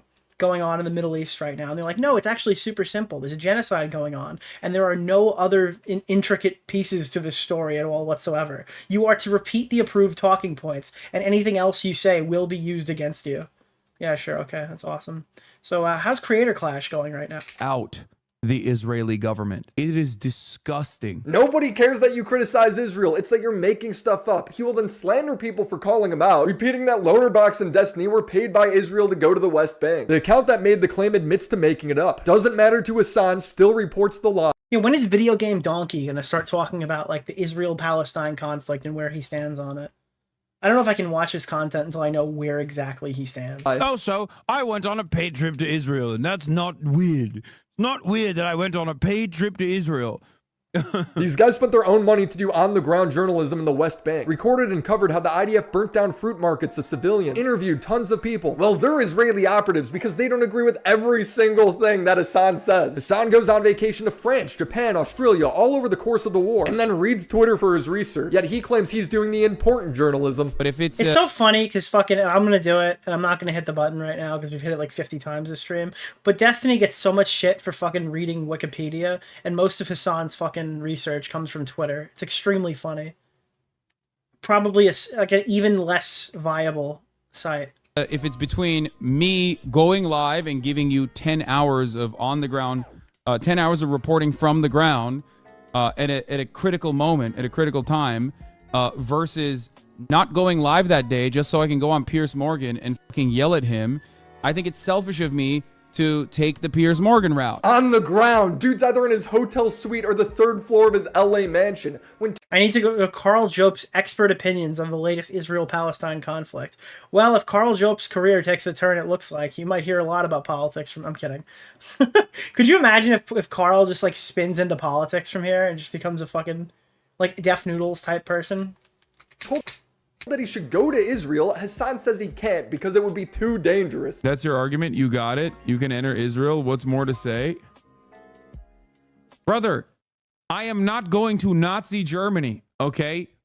I hope you understand this. Brother, I'm not going to Israel so you can execute me, okay? Stop demanding that I go to Israel. Stop demanding that I go to Nazi Germany. He was invited to do actual journalism in Gaza, but wouldn't because they couldn't guarantee his safety. The thinking about going to Gaza thing is also kind of... I remember when I got baited, I thought they were talking about Hassan going to Creator Clash, because there was a Creator Clash tweet that he made where it's like, they can't guarantee the safety things that I need to go there. But it was a fucking reference to Gaza. I got completely owned. Stupid. I can own it. I got owned. Because I was invited by literal journalists that work in Gaza, okay? And again, like, at the end of the day here, this is a reasonable position. He doesn't want to go there because he can't assure the safety stuff that he needs. But I'll always respect people like Dylan Burns more, who were miles away from actual fighting in Ukraine. An issue that I'm not even passionate about, but to see him be passionate about it and go there to, like, meet the people, learn the stories, be an on-the-ground journalist, shoot stuff while you're not with guns, but like shoot footage and shit like that while you're out there. People like Dylan Burns will always have a higher level of respect than me than people like Hassan Piker, who for the most part stream about it from their fucking living room. Unfortunately, most likely will not be able to go because the people that I did talk to said that they could not give me security assurances. The problems I have with Hassan aren't that he just won't go to Gaza. It's that he sits here all day and reads about, like, dead Palestinian children so we can use them every time we get into a controversy to be like, do you know that there's an ongoing genocide that's happening right now that you could be talking about instead of criticizing me? That's my problem with Hassan Piker. That Israel would not kill me or anyone, really. How does he think on the ground journalism works? There's a danger to it. That's why it's called on the ground. Brandon Buckingham went to Lebanon when Israel was bombing them. Brandon Buckingham went to fucking Lebanon? When? When the fuck was this? Places he was at were bombed the next day. By the time he finished the video, some of the people he was with were now dead. But you know, Hassan, the real journalist, thinks reading Twitter is holy shit! Reporting from the ground, iDubbbz analysis. I would say that Hassan was very well equipped to talk about that topic. They follow Hassan. Hassan is strictly a political streamer. So this is something they're very... Hassan is not strictly a political streamer. Keyed into. The only way you would think this is if you're a Hassan fan. I'm more extreme than Ian, where I'm like pretty anti-capitalist.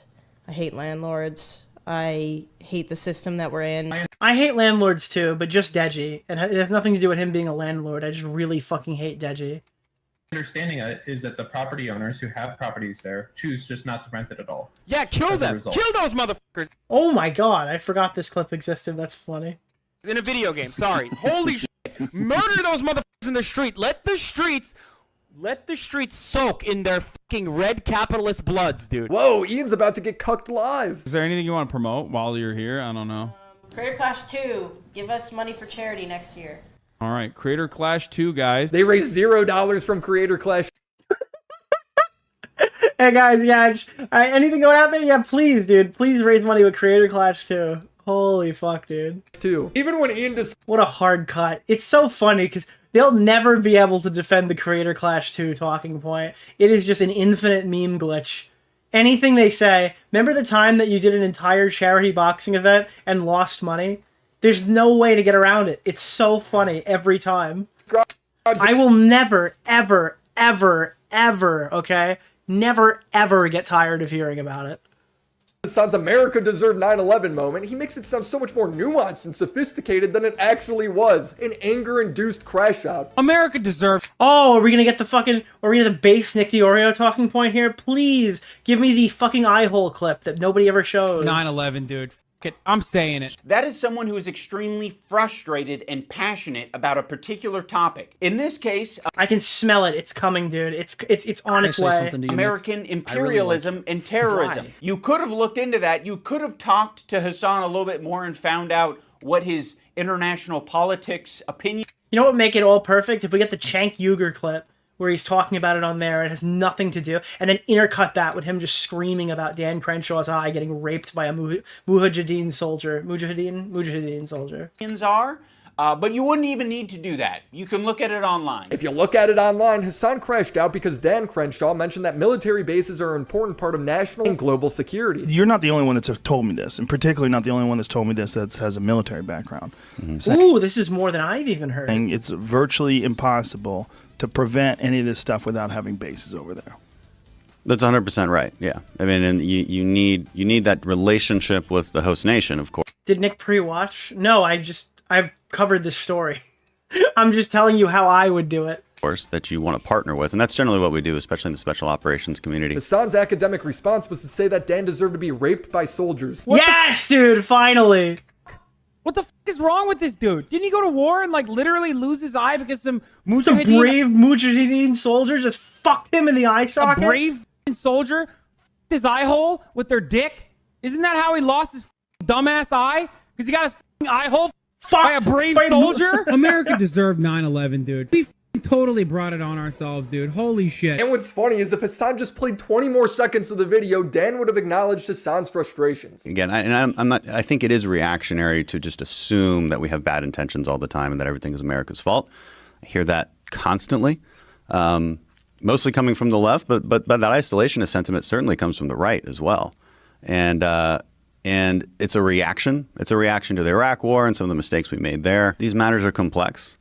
And they deserve complex reasoning and analysis and a little nuanced understanding. And I just think that's how we should look at it. We don't say that we're always right. That's not what I'm saying. When confronted by his uncle on the Young Turks, Hassan backpedals, blaming it on English being his second language. But you understand now, and not dude, he even got the fucking clip, bro. Just now, but you understood fairly soon after you said it that saying Americans deserve 9/11 is a completely different statement and one that's wrong. No, I didn't say Americans deserve 9/11. I said America deserves 9/11. Right, but that's and still in that wrong. Moment, well, maybe you can chalk it up to English being my second language. Oh my god, did we never talk about this? You can chalk it up to English being my second language. Goes on to explain exactly why he still believes this current talking point. Hides behind his fucking race. So funny, dude. Such a good clip. This wasn't a thoughtful commentary. It's him having an emotional outburst instead of engaging with why Dan is wrong. Maybe he is. I don't know. And then avoiding accountability when he gets criticized. He does this with everybody when the conversation gets slightly complex. I would love to chalk. Dude's fully fluent. He agrees with this still. All this up to Ian just not knowing what he's talking about, but it's much more malicious than that. Wait, why is Evil Morty in the background right now, dude? Is it gonna go? Are we gonna get the whole thing? Ian is. Am I getting claimed right now? Is this a DMCA bomb? Out context on purpose. Just got done capturing a No, not massive report, progressive audience who are very politically savvy. They follow Hassan. Ethan. I fucking love Willie's editing. It's so old YouTube. The word of the day. Speaks English fine every day on stream, but yeah, second language. I mean, it might be his second language. It English doesn't mean fine anything. every day on stream, but yeah, second language. Is empathy. I think only in these past couple of years have I gained the ability empathy. And I'm very ashamed to admit that. It sounds really pathetic to say at the age of 32 I've acquired empathy. Every day it gets more pathetic than the last, just to be clear. It is. And the fact that he crutches it so often is so funny to me. Understanding the word empathy confuses me a bit. You see, when Ethan told a story about how CPS was falsely called because he talked about his kids getting sick, I felt bad for Ethan. Ian felt bad for the accusers. Yeah, literally. I just like can't help myself but like feel for other people's pain and suffering now. Now, once in the initial Content Cop video, did Ian mention that CPS was falsely called on Ethan and Gila? It makes the entire video horribly dishonest because it is the catalyst for this entire drama. It's like he's crashing out. That's crazy. Maybe we should ask why that's I happening. recommend watching Nicholas DeOrio's latest video. Hassan Piker's first language is speaking out of his ass. That's why English is his second. True. Hassan got on bad. Yeah, of course. We knew it was coming. If you watch the Content Cop, you would think that Ethan was dragging iDubbbz into And he probably won't be banned for, like, ever after this. It's probably the last time you'll see him get banned. a drama that he What's started. the name of the guy? Keemstar Orbiter. Nick Oreo. Mr. Oreo. For no reason. And it's all culminated, at least for my story. There's no shot. It was 24 hours. So if he was banned last night, then it's 10 o'clock. Yeah, that's 24 hours. Ethan burning bridges with people until he burned the bridge. What's the name of the guy? Thank you. Keemstar Orbiter. Nick Oreo. Mr. Oreo. Ethan and Hassan's falling out, I've been keeping to myself mostly. I don't have many nice things to say. Maybe if Ethan's able to get some help. All I know about this ban is it was red panty night for Denims, Mike from PA, and anybody else who chose to stream today. Like, there's such a huge influx of viewers to distribute to all the small guys. Maybe if he stops harassing other creators. Maybe if he does these things, eventually he'll find peace and we can like rekindle our friendship. These other creators are Frogan, who's Hassan's mod, and repeatedly would write that Ethan hates Arrow for not supporting the October 7th terrorist attacks. On October 7th, she would write, Is Nicholas actually a Keemstar Orbiter? You may have been able to make that argument in 2020 when I was briefly testing out being employed by him. Because he was going to give me a contract where I make I think it was a 3-year contract for $100,000 per year. Nicholas, the goat. I appreciate that. To basically move my video Can't wait essays to on watch his channel. all the VODs of this Steam. Thank you.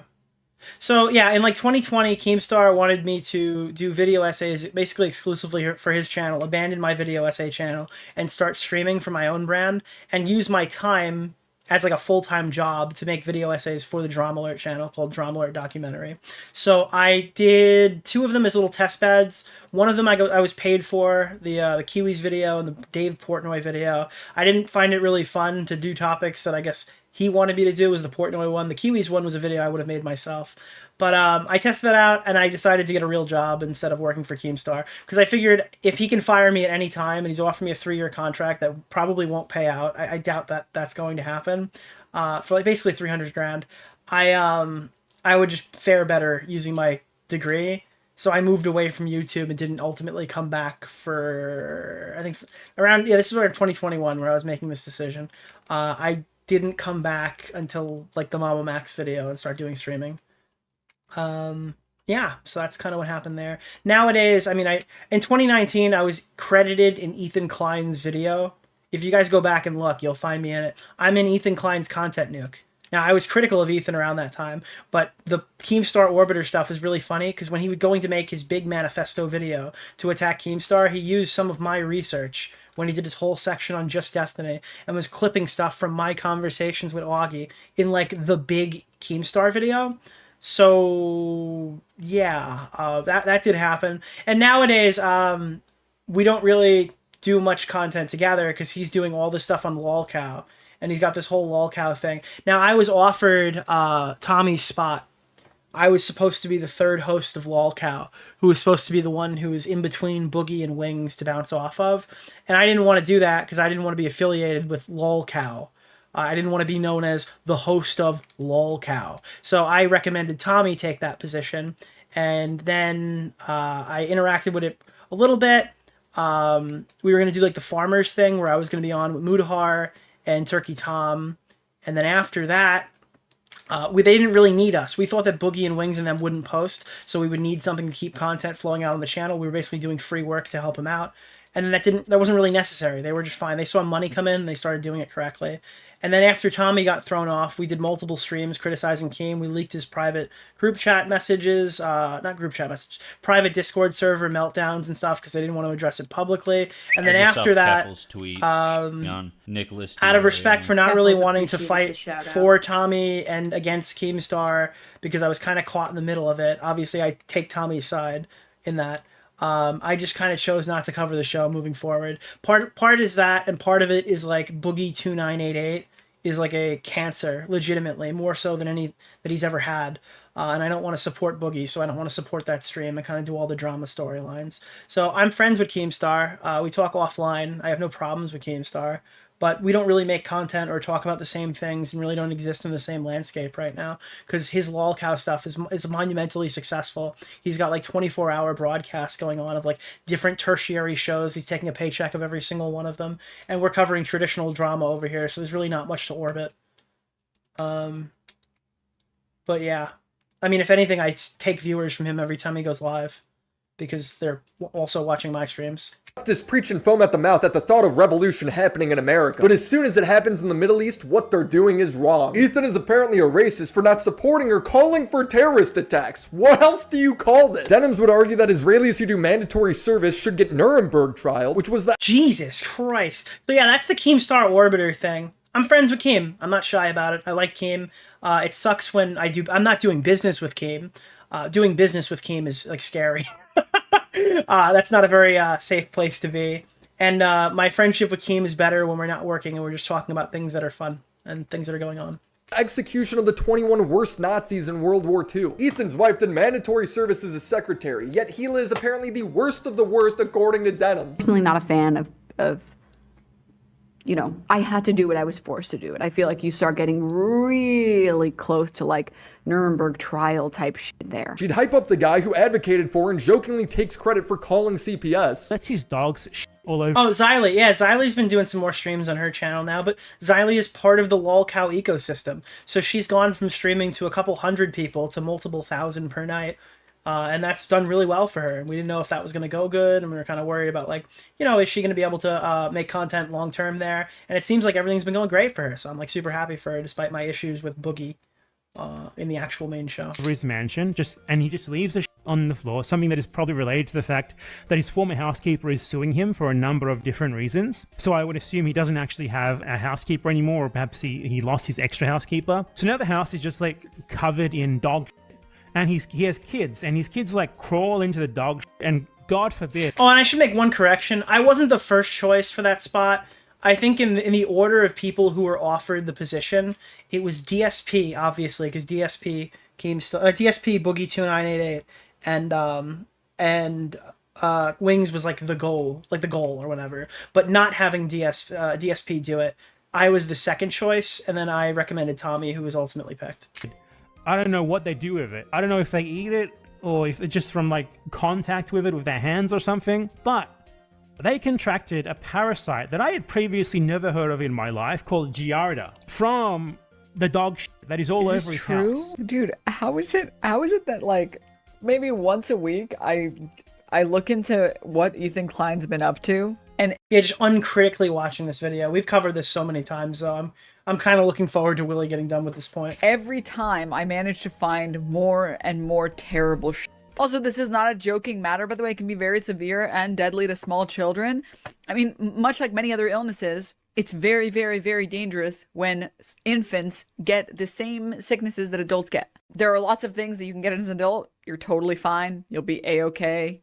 No problem. a child, a small infant that has no immune system, shouldn't be catching anything. This chat is an edit compiling the worst messages from Oh my god, he said it's an edit. They have literally no fucking... They have nothing they can say back now. Denim's chat. But they are real. You can see the same messages in the top right, which is her live chat. So the guy who made the video is advocating CPS take his kids away. Denim's is talking about how careless and shocking it is of Ethan to put his kids in so much danger, as her chat is also echoing that his kids should be taken away. On top of wanting Gila, the mother of his children, executed, which bad empanada I would say roleplays.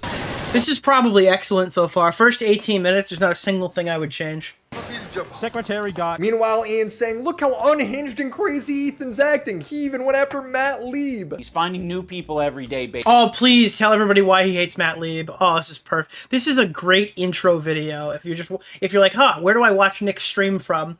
Well, you have to watch 15 3-hour videos, and that'll get you right where you need to be. This is a great video to recommend people. Basically to get in fights with. Of all people, this guy, Matt Lieb. Matt Lieb is in this like middle tier. His valuable association is Rhett and Link. So Rhett and Link, conveniently, are also in this category of popular and powerful men who Ethan does not want to burn bridges with. I think Ethan only respects power right now, which is one of the reasons I made this video in the first place. The important context, Ian, is that Matt Lieb is constantly platforming Bad Empanada as a good guy. But he can't address it, because I'm pretty sure that first video goes out of its way to avoid talking about Bad Empanada as well. We both have bad in our... No, I think he comes up and his name is said in it, but he's not like a highlight of the video. YouTube names. And yet we are both good. What do you make of that? Am I good? I don't know. I think you're good. Matt Lieb has also tweeted out, we gotta save them kids, referring to people trying to get CPS to take away Ethan's children. Ethan and Healer simply... And that's like a joke that was in reference to the fact that like CPS was already called on them. So yeah, I mean, if you're joking about after CPS went to his house, if you're joking about that, I have no problem with with Ethan seeing red. Kids, referring to people trying to get CPS to take away Ethan's children. Ethan and Healer simply asking Ian to tweet out that this is crazy. Where do we go for an intro on Hassan, the content nuke? I mean, I recommend watching the content nuke. There are also a few Willy videos that you can find that basically any of them can jump onto a point of why you should hate Hassan. Something I and many other creators who have never spoken to the H3 crew did easily. If the same thing happened to Hassan, I would come to his defense, because it's not online banter or disagreements at that point, it's real. But the same thing can't happen to Hassan and his orbiters, because all of them are childless.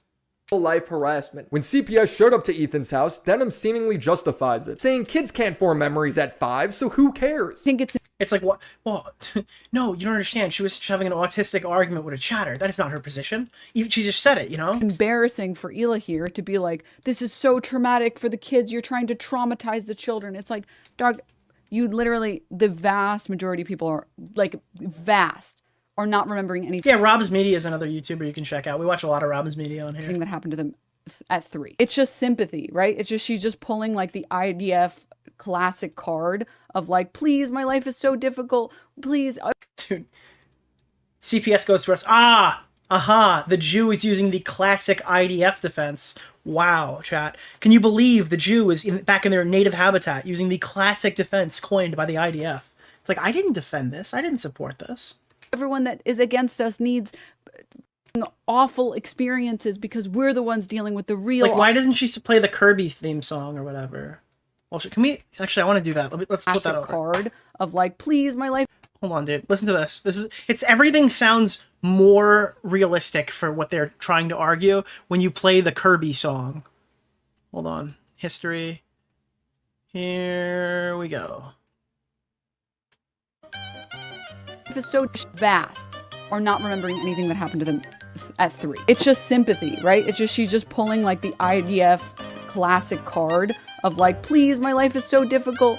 Please, everyone that is against us needs awful experiences because we're the ones dealing with the real awful experiences. You're trying to take her kids away. That seems reasonable to complain about as a mother. I was like, I really don't. Yeah, I'd say it's pretty fucking reasonable. Would you say it's pretty fucking reasonable, chat? I'd say it's pretty fucking reasonable. I don't want you to create any bad memory here for them. Like, they are 5 and 3.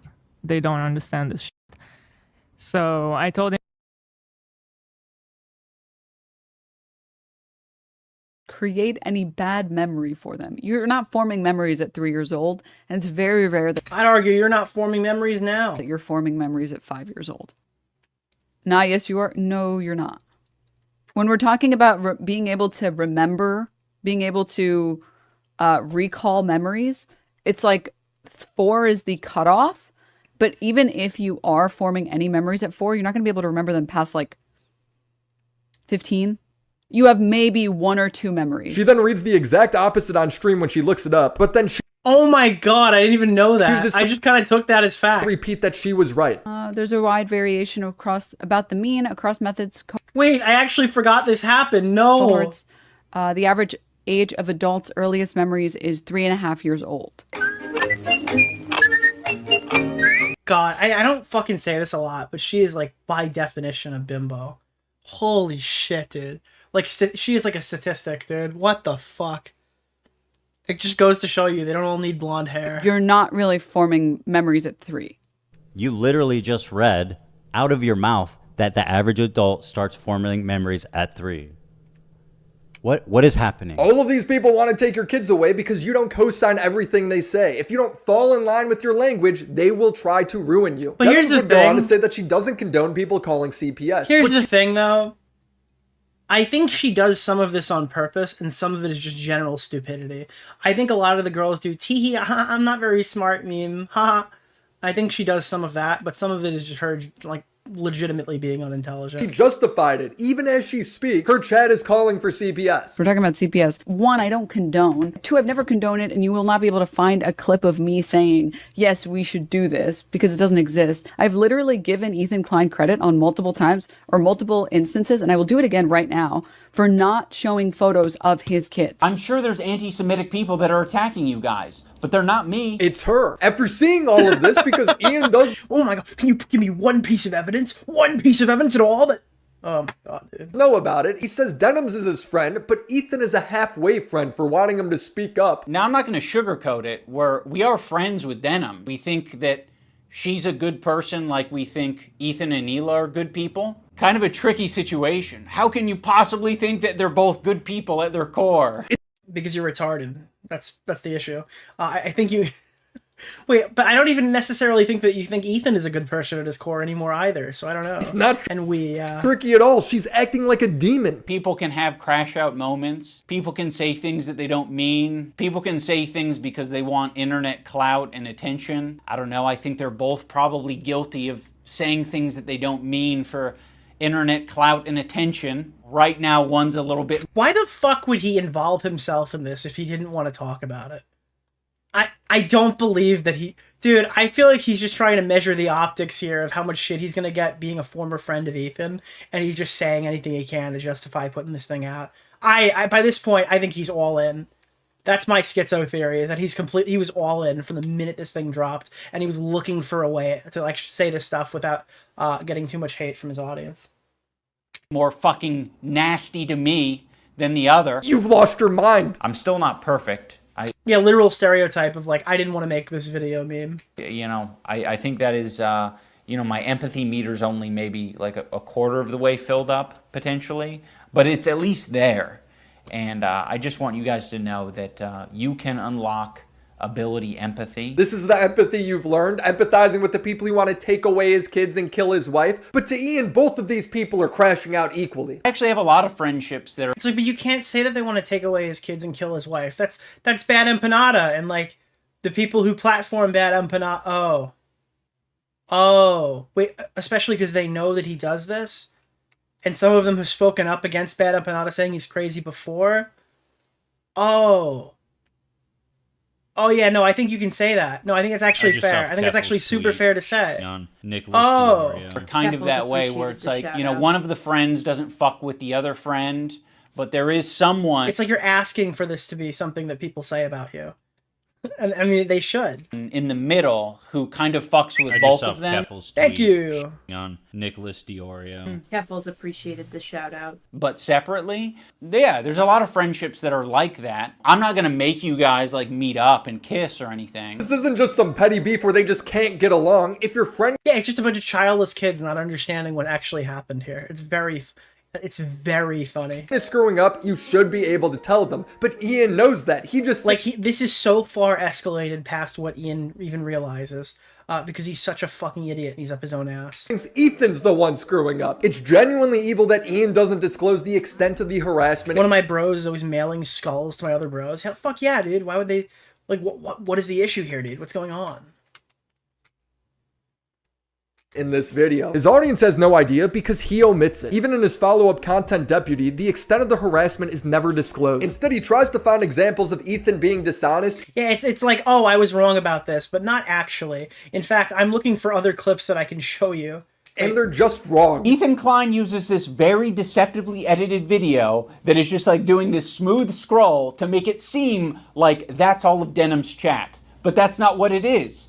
And then when he's called out on it, he hides it. He moves his window over the real chat. Also, this is not a joking matter, by the way. It can be very severe and deadly to small children. Dude, it is Denham's chat. It's just a compilation of the messages. If iDubbbz just watches the original clip that Ethan is commenting on, you can find the same. No, but he's just reading about it on Snark and regurgitating all the shit they say, while simultaneously saying that Ethan should not be navigating Reddit to find posts of people who are like trying to stir him up and whatever. Messages in the chat. The show is called Content Cop, but there is no investigation. Ian then just goes full. It's just like content. I read the Snark page that I'm telling you guys is like kind of bad too.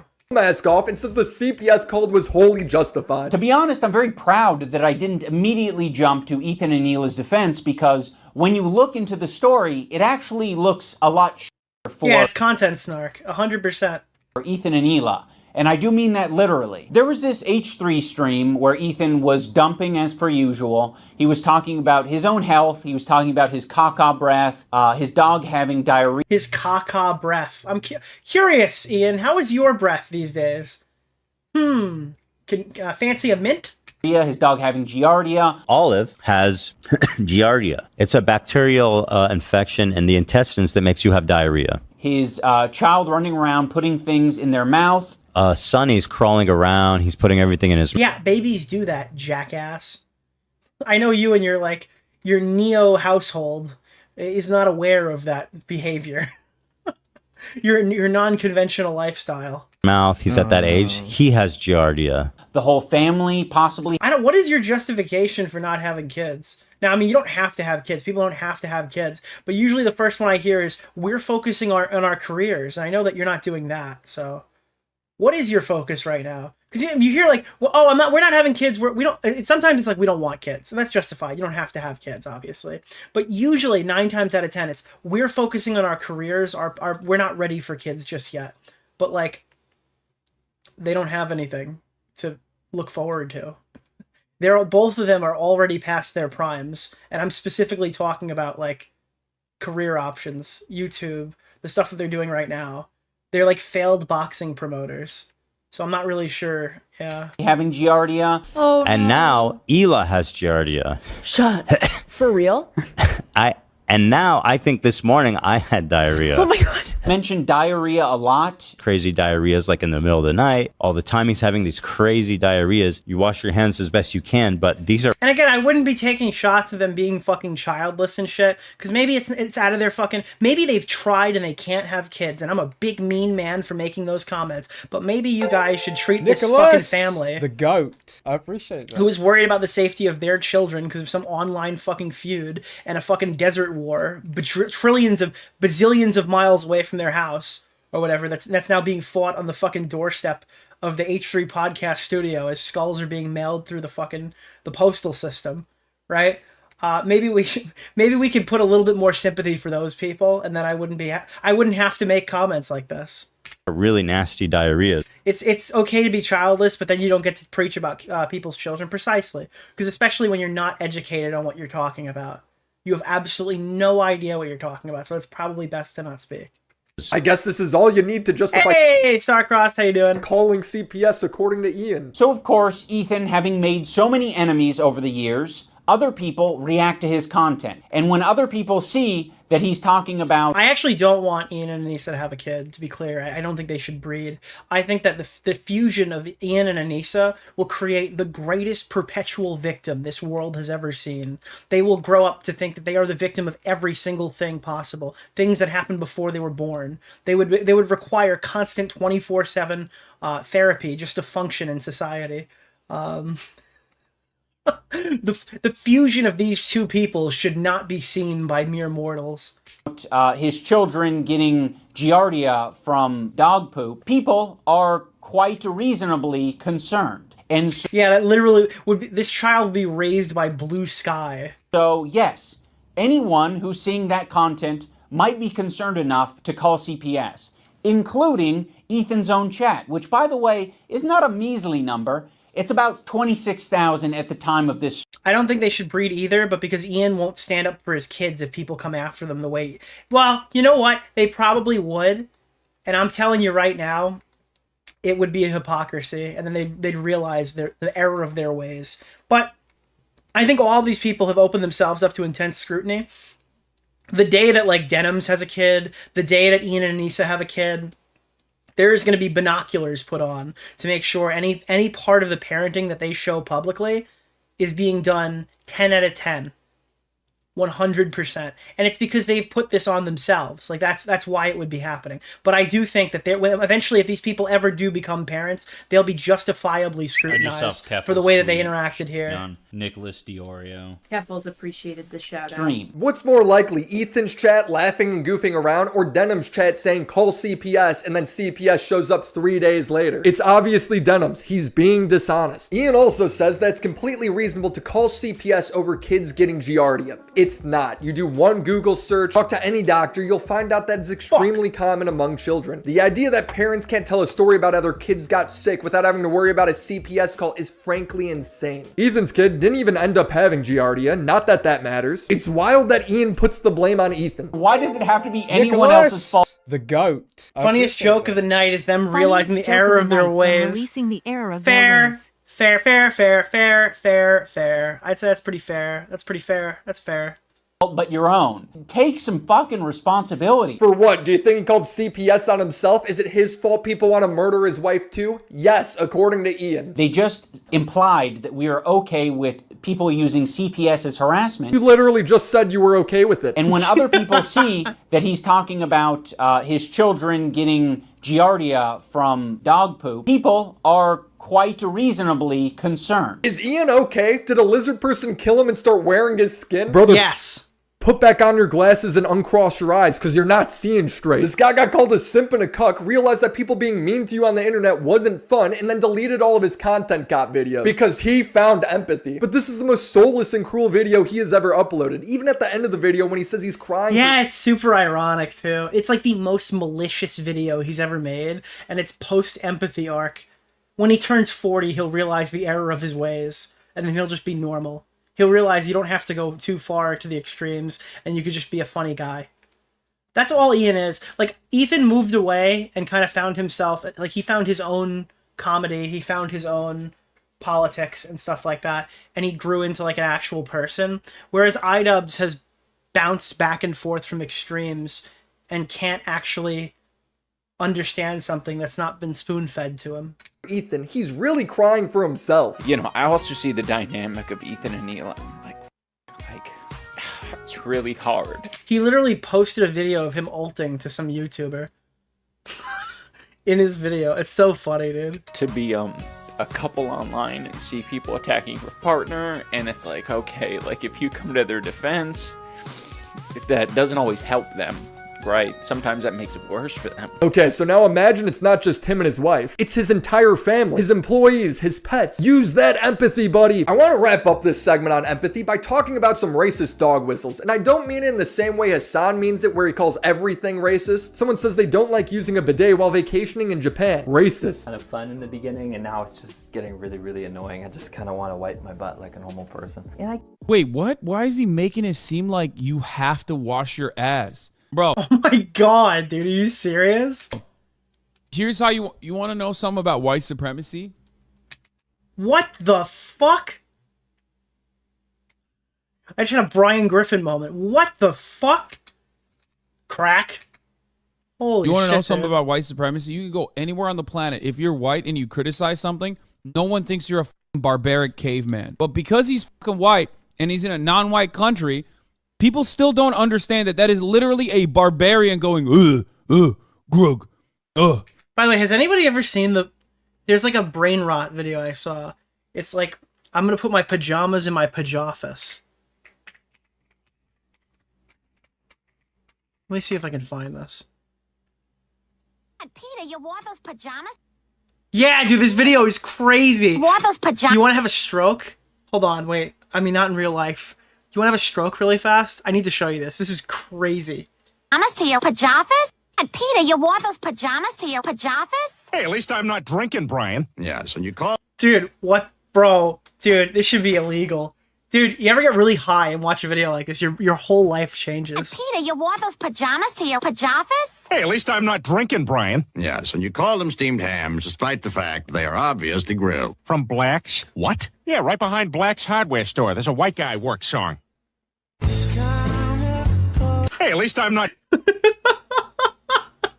Like, what the fuck, dude? Oh, boy, does it feel good to undo my butt fluff. Oh. Yeah, okay. Anyways, back to that was literally a Family Guy cutaway in the middle of the stream. We literally just had a fucking legit Family Guy cutaway. Okay, That is sorry. internalized white supremacy inside of all of thank you, Hassan. Of us, where because because the Western world, the Western ethnocentric, Anglo-Saxon domination is so fucking pervasive that we look at that and our immediate reaction isn't like, oh, he's a barbarian. Yo, this guy's retarded. Someone based calls him stupid, racist dog whistle. Hassan didn't mean to insult me. He simply reached the narrow limits of his understanding of the world. Dude, I can't do this. The narrow limits. Yeah, dude, just say I'm a Turk roach with a cockroach brain. And Nicholas, the goat. Thank you for Dude, the I $5, can't. my man. I actually can't. This is so hard to watch. I haven't seen these clips in a long time. move on, okay? Yeah, fuck it. I'm saying it, dude, okay? Whoa. When you hear, yeah, fuck it, I'm saying it, dude, that's a risky thing for him. This motherfucker not exactly out of the alt-right pipe. Oh my god. Dude, insulted one time. Yeah, I've revoked your card. He hasn't quite made it out. They're going to do this to Ian. This is going to happen to Ian. Just wait and see. It's coming. And on that day, we will not give him sympathy. A pipeline, okay? Straight up, dude. But Ian having the choice between 10 different swords in Hassan's house and landing on the swastika one, not a dog whistle. God forbid you pick up a sword in here, okay? I was thinking about doing some sort of ritual in here. No more swords, okay? I'm the one who thoughtlessly picked up the sword. We were grabbing a lot of props in Hassan's room, and there are a lot of props. There's a lot of anti-Semitic props, and he just chose that anti-Semitic one as opposed to the other anti-Semitic ones. There's only one prop in Hassan's house that has a swastika, and you just so happen to pick up that one. And they're all standing there edgy, wearing like fucking MAGA hats and shit. So I'm sorry. I think this was safe edgy. I think this was done on purpose. I think they could have explained their way out of it, or at least that was their perception on it. And that was the goal. I don't buy this like total accident theory. Now I know this sword was from an anime, and people including Ethan were willing to give everybody the benefit of the doubt on this. I don't want to talk about Hassan's sword. I don't want to talk about Hassan's sword hilt because Ethan himself basically admitted already multiple times he doesn't think any of us did that intentionally. I do. I think he did it intentionally. And he would be right. Do I think any of them actually wanted to put a swastika in the photo? No, no. I don't actually think that. But what Ian I do. purposely omits is later in that same podcast, Ethan discovers that Hassan knew nothing about the anime. And wait, yeah, you're right. He literally lied. Holy shit, I forgot. I didn't even realize that was out of context when I watched it. That sword as the swastika sword. This one's sicker. Wait, that's a little sus. Because that's where I was like, because I agreed with him, and then I saw this clip, and they posted like me reacting to it. That was how a lot of people saw it. Questionable. Yeah. Immediately goes for the swastika one. Got it. It doesn't seem like a coincidence, but it gets better. A point of contention between Ethan and Hassan is that Hassan calls Jewish people inbred. Sometimes he specifies he only means settlers. Other times it seems like he's just throwing it out there. I should go to the old city so I can get my fucking shit pushed in. by some of the most inbred fundamentalist hicks. When Hassan is debating Ethan and they're talking about this, what does Anissa tweet out? Inbred. It's very intentional. It's meant to make Ethan feel No, it was funny because it sounded like bread and he was very mad and he's obviously on drugs. so paranoid about anti-Semitism being normalized online. It clearly is among all of these people. This looks like a swastika. Yeah, totally. Or do you think that now that it's been pointed out that he should remove the photo at least? Take it down? No. That's funny. Yeah, they probably could have took that stuff down when they realized if they really felt bad about it, which they didn't. They kind of just said like, haha, sorry. Why would he take it down? That'd be crazy. It's always policing content. Okay. Yeah, it's the content cop. This is gonna be. Yeah, I know it's coming. Yeah. Yeah. Policing content. Here it comes. Where else have I heard that phrase? Didn't you Dan with the alley-oop participate in a series called Content? and he brings it down. I was just thinking you want to talk to me about policing content? You fucking Pippin and Jordan over here. Dipshit, dude. So what do we learn about empathy? Empathy is when you sympathize with people who falsely try to break up families because they hear someone got sick. Siding with people making death threats and preying on people's seemingly real fears of anti-Semitism being normalized. Empathy is when you don't honestly represent the other person's arguments and you just lie by omission to all of your viewers. For as much as Ian claims to have grown as a person, he has never lied like this before. The content cop Ian regrets most is on Tana Mojo. He probably didn't write most of this, if we're being honest. And after Ian apologized to her, she says she didn't deserve it. But I'm more so just talking about like his actions. And that wouldn't absolve him of anything, by the way. To me, like, you know, him showing up to my show, him kind of putting me on blast, him inevitably making me kind of canceled and lose subscribers and have to apologize and all that type of stuff. I kind of think I like deserved that. And maybe that's like dark, like to say, but like, I don't feel like I'm owed an apology. I think I would be a completely different person if I didn't have that. I think it like I was on track to just be so on my high horse and like egotistical and like nothing could go wrong, that something going wrong gave me such a dose of reality that like this might not last forever. Like, yeah, you need to be held accountable for actions. This is real growth. This is maturity. What you are is a small person who doesn't have confidence in making their content anymore, so you cling on to these vampires while projecting your own insecurities onto Ethan. It's so hard for me on my podcast to like loosen up. It's incredibly hard. I talked about it in my apology. Like, I am so insecure about my ability to entertain. I think he feels the same, to be honest. I don't think he said as much. Dude, this is classic projection. Ian Yeah. cannot Papa Gut, correct, Papa Gut. managed to come up with a joke now, so he thinks that Ethan is too insecure to make jokes anymore. This is He sees himself everywhere. He's so mind raped by all the stuff that has happened to him. He literally sees himself everywhere. projection, like 101 over here. What are you talking about? Come on, dude. You're one step away from calling me a cuck. Just take the plunge. You're a cuck. But even worse, you're mentally cucked. You're sitting on Hassan's stream in the cuck chair as he shits all over drama streamers, slowly realizing that you fit the description. That's part of the reason why I often don't fight back against a lot of these people that are fueling these hate raids and brigades, is because I know I'm just going to keep doing what I'm doing. That's misreporting the news and lying. And True! Thank you! Eventually, all of that is going to be background noise. And those people, they have a shelf life. They have a shelf life because they don't... I've got to make more videos on abortion. Stat! We could do the trans issues video next. Will that keep me here longer?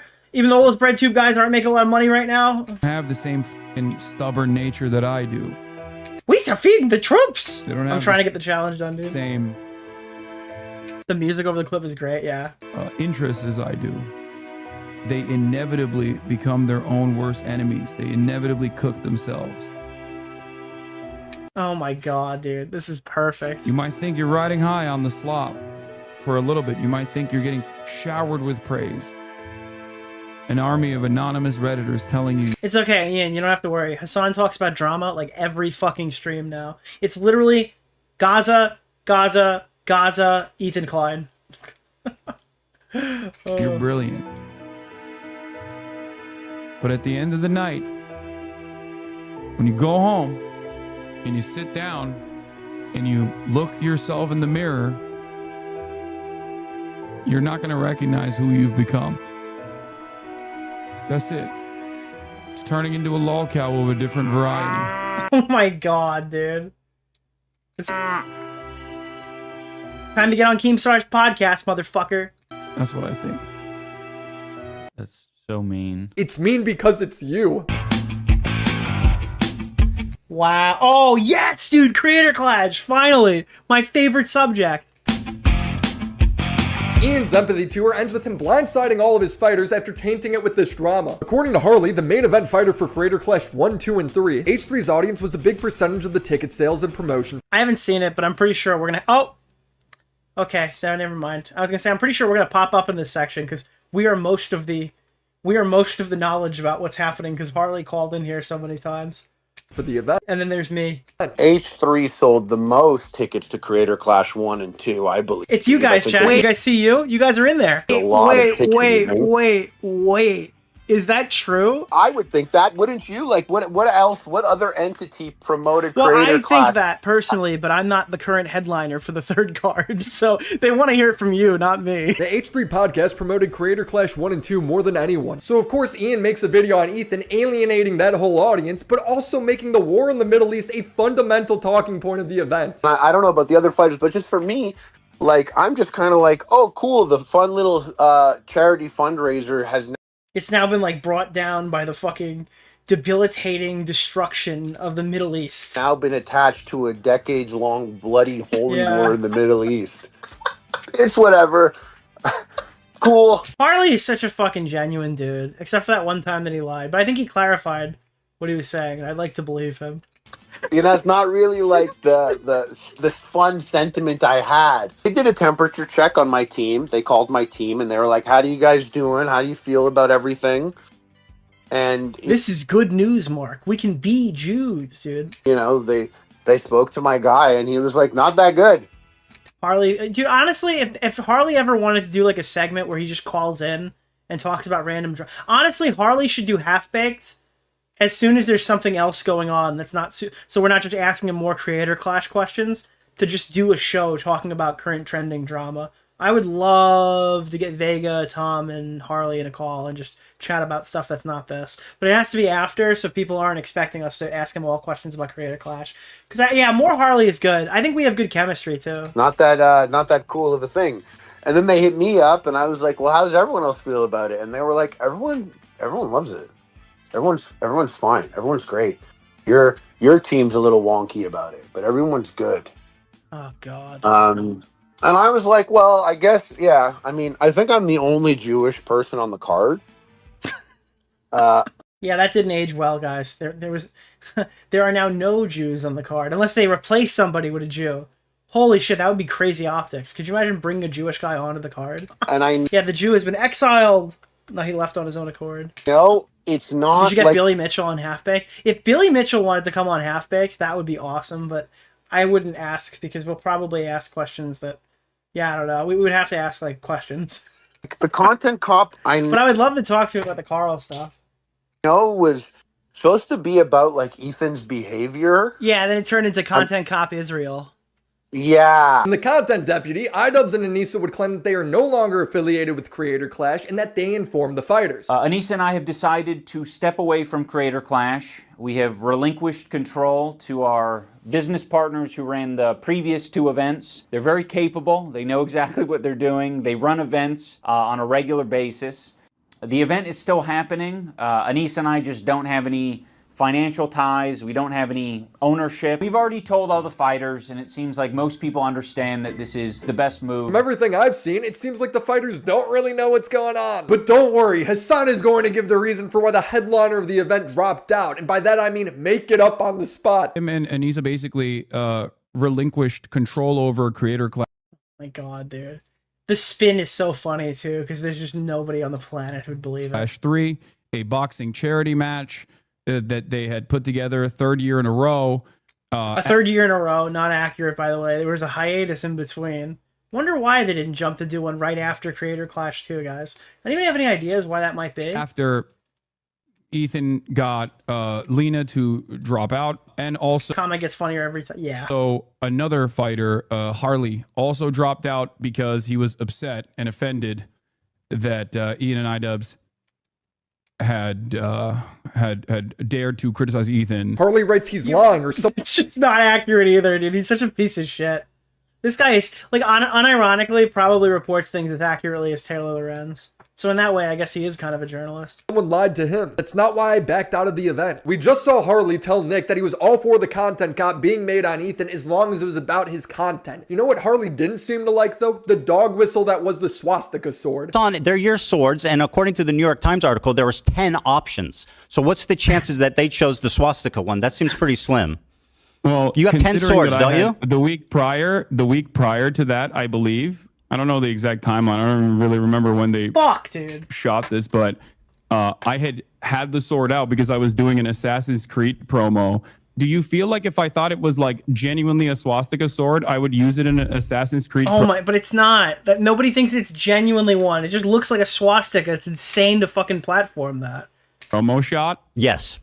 It's insane to put that on in a video where you're being accused of fucking anti-Semitism, right? Like, that is extremely tone deaf. Or it's on purpose. Either way, you know? That's what we call a dog whistle, Hassan. I'm gonna. What the fuck is this? Ghost Ride Durr? Like Durr Burger? That's pretty sick. I'm just looking for clarification here. Do you think that I deliberately was using a dog whistle in an Assassin's Creed promo, or that it was a cool sword that was laying around because it's the only long No, I think he did it on purpose, and it's so outrageous that he can try to just deflect off of it. sword that I have? You have 10 swords. I know, they're heavy. That's not a real sword. So guys, the other swords were too heavy, as if a sword isn't meant to be held. What's very odd to me is how proud Ian and Anissa were for taking their own event and making fighters drop out, and then dropping out themselves when things got hard, screwing everybody who's still involved. They're seemingly very proud of it. Anissa tweeted, "Hey BB girl, I know you're so desperate for any crumbs from me, so here's a big piece of f you. We are not financially tied to this event, and even if we were, we had it situated to protect us and the charity. You have no power over Yeah, it." but we didn't protect the fighters. Maybe in Creator Clash 4, they can protect the fighters too. So not just them, or the current owners, whoever owns it in the future, whether it reverts back to them or it's permanently gone, they're never doing it again. Maybe the next time they could protect the charities and the fighters. You're just an asshole. The remaining business. When are you gonna play another game? When the Star Wars season is over and I got all my Battle Pass stuff. You think I play this offline? No, I gotta do the whole pass on stream. Partners have seemingly tried to get Harley back on the card. Kind of was very easy for me to separate. And then when, you know, it was like Ian and Anissa are stepping down. You want to come back? I was like, that was never a problem. Yeah, that's funny when that came up, because I heard this the first day, that like they were trying to bring Harley back to the table by, I guess, like committing seppuku or whatever and falling on their sword and leaving the event. And Harley's like, that's not the problem. Wow, wait a minute. So wait, they dropped down and then they tried to bring you back to the table? What do you know? You didn't know that? When the event fails, and it seems like it's going to, Ian has already planted the seeds to blame Ethan. Can't wait for them to blame us for their failed event. Don't worry, Hila. I'm not going to blame you guys for anything Creator Clash related. I know you're terrified of taking accountability for anything, so that will rest solely on my shoulders. It actually does, though. Why is he being sarcastic? Yeah, it's like, dude, I can't. It's so funny. It's like such a pathetic... It's like actually a dog whistle. It's like, hey guys, I'm taking accountability for it, but my audience might think differently. And it's like, yeah, no, it's still your fault. But I can't speak for the internet. The internet might actually blame you guys for it. How stupid does he think we are? His own fighters aren't fooled by this. Ian and Ethan are oh no, dude, now doing this YouTube battle against each other, going through this drama war. Creator Clash is receiving a lot of collateral. I wonder why that might be, dude. I wonder why. Damage. See, it's so funny. Everyone was saying like, "Oh, I hate H3." How H3 actually got Creator Clash to get some negative air. They see, this is the thing. iDubbbz made a video about them. Yeah. He, the founder of Creator Clash, made a video about these other people who were creating drama. They, you know, so I'm saying like this is unironically a better content cop than the content cop. Isn't that funny? Like, the people who are inspired by iDubbbz these days do better fucking research and make better content than iDubbbz ever did. Go back and watch the original ones, dude. I'm not trying to, like, post hoc rationalize this. I used to think it was post hoc rationalize. Post hoc rationalize it. There's a lot of cringy shit in those old videos. I'm probably gonna reuse the thumbnail from the fucking. I'm gonna do it. I'm not gonna make a new thumbnail for this segment. I'm just gonna reuse the content cop one that I didn't get to use because the Cameron allegations came out. Like, this is like this thing And where... it's like, I'm not going to tell Ian Yeah, what that was another corn rolls moment. to do. It's not my... So by the way, it's not clickbait because I'm telling you I'm going to do it, and it's in the clip. I'm in the clip right now. Yep, we're having a meta conversation right now. You're listening to me. Person who's watching the VOD, yeah, I'm talking right to you, buddy. Yeah. It's not fucking clickbait. Fuck you. Goat. Thank you for the And maybe you shouldn't, like, do that. Because the rest of us might kind of catch some strays from it. Yeah, But exactly. at the same time, it's like... It feels like it feels like it's entirely his fault, and we're all being blamed for it. Ian and I were friends walking down. It's not post hoc. No, it's post hoc, like ad hoc.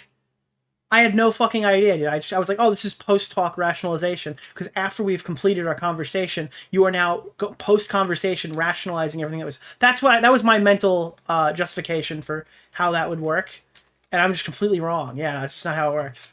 On a sidewalk. It is post hoc. And he gets stung by... It's like post hoc to a spit on that thing. I'm sorry, Wasp. that was a dated reference right there. I am not a fan of the person I've become. And he's like, oh, and he looks up and there's a wasp nest there.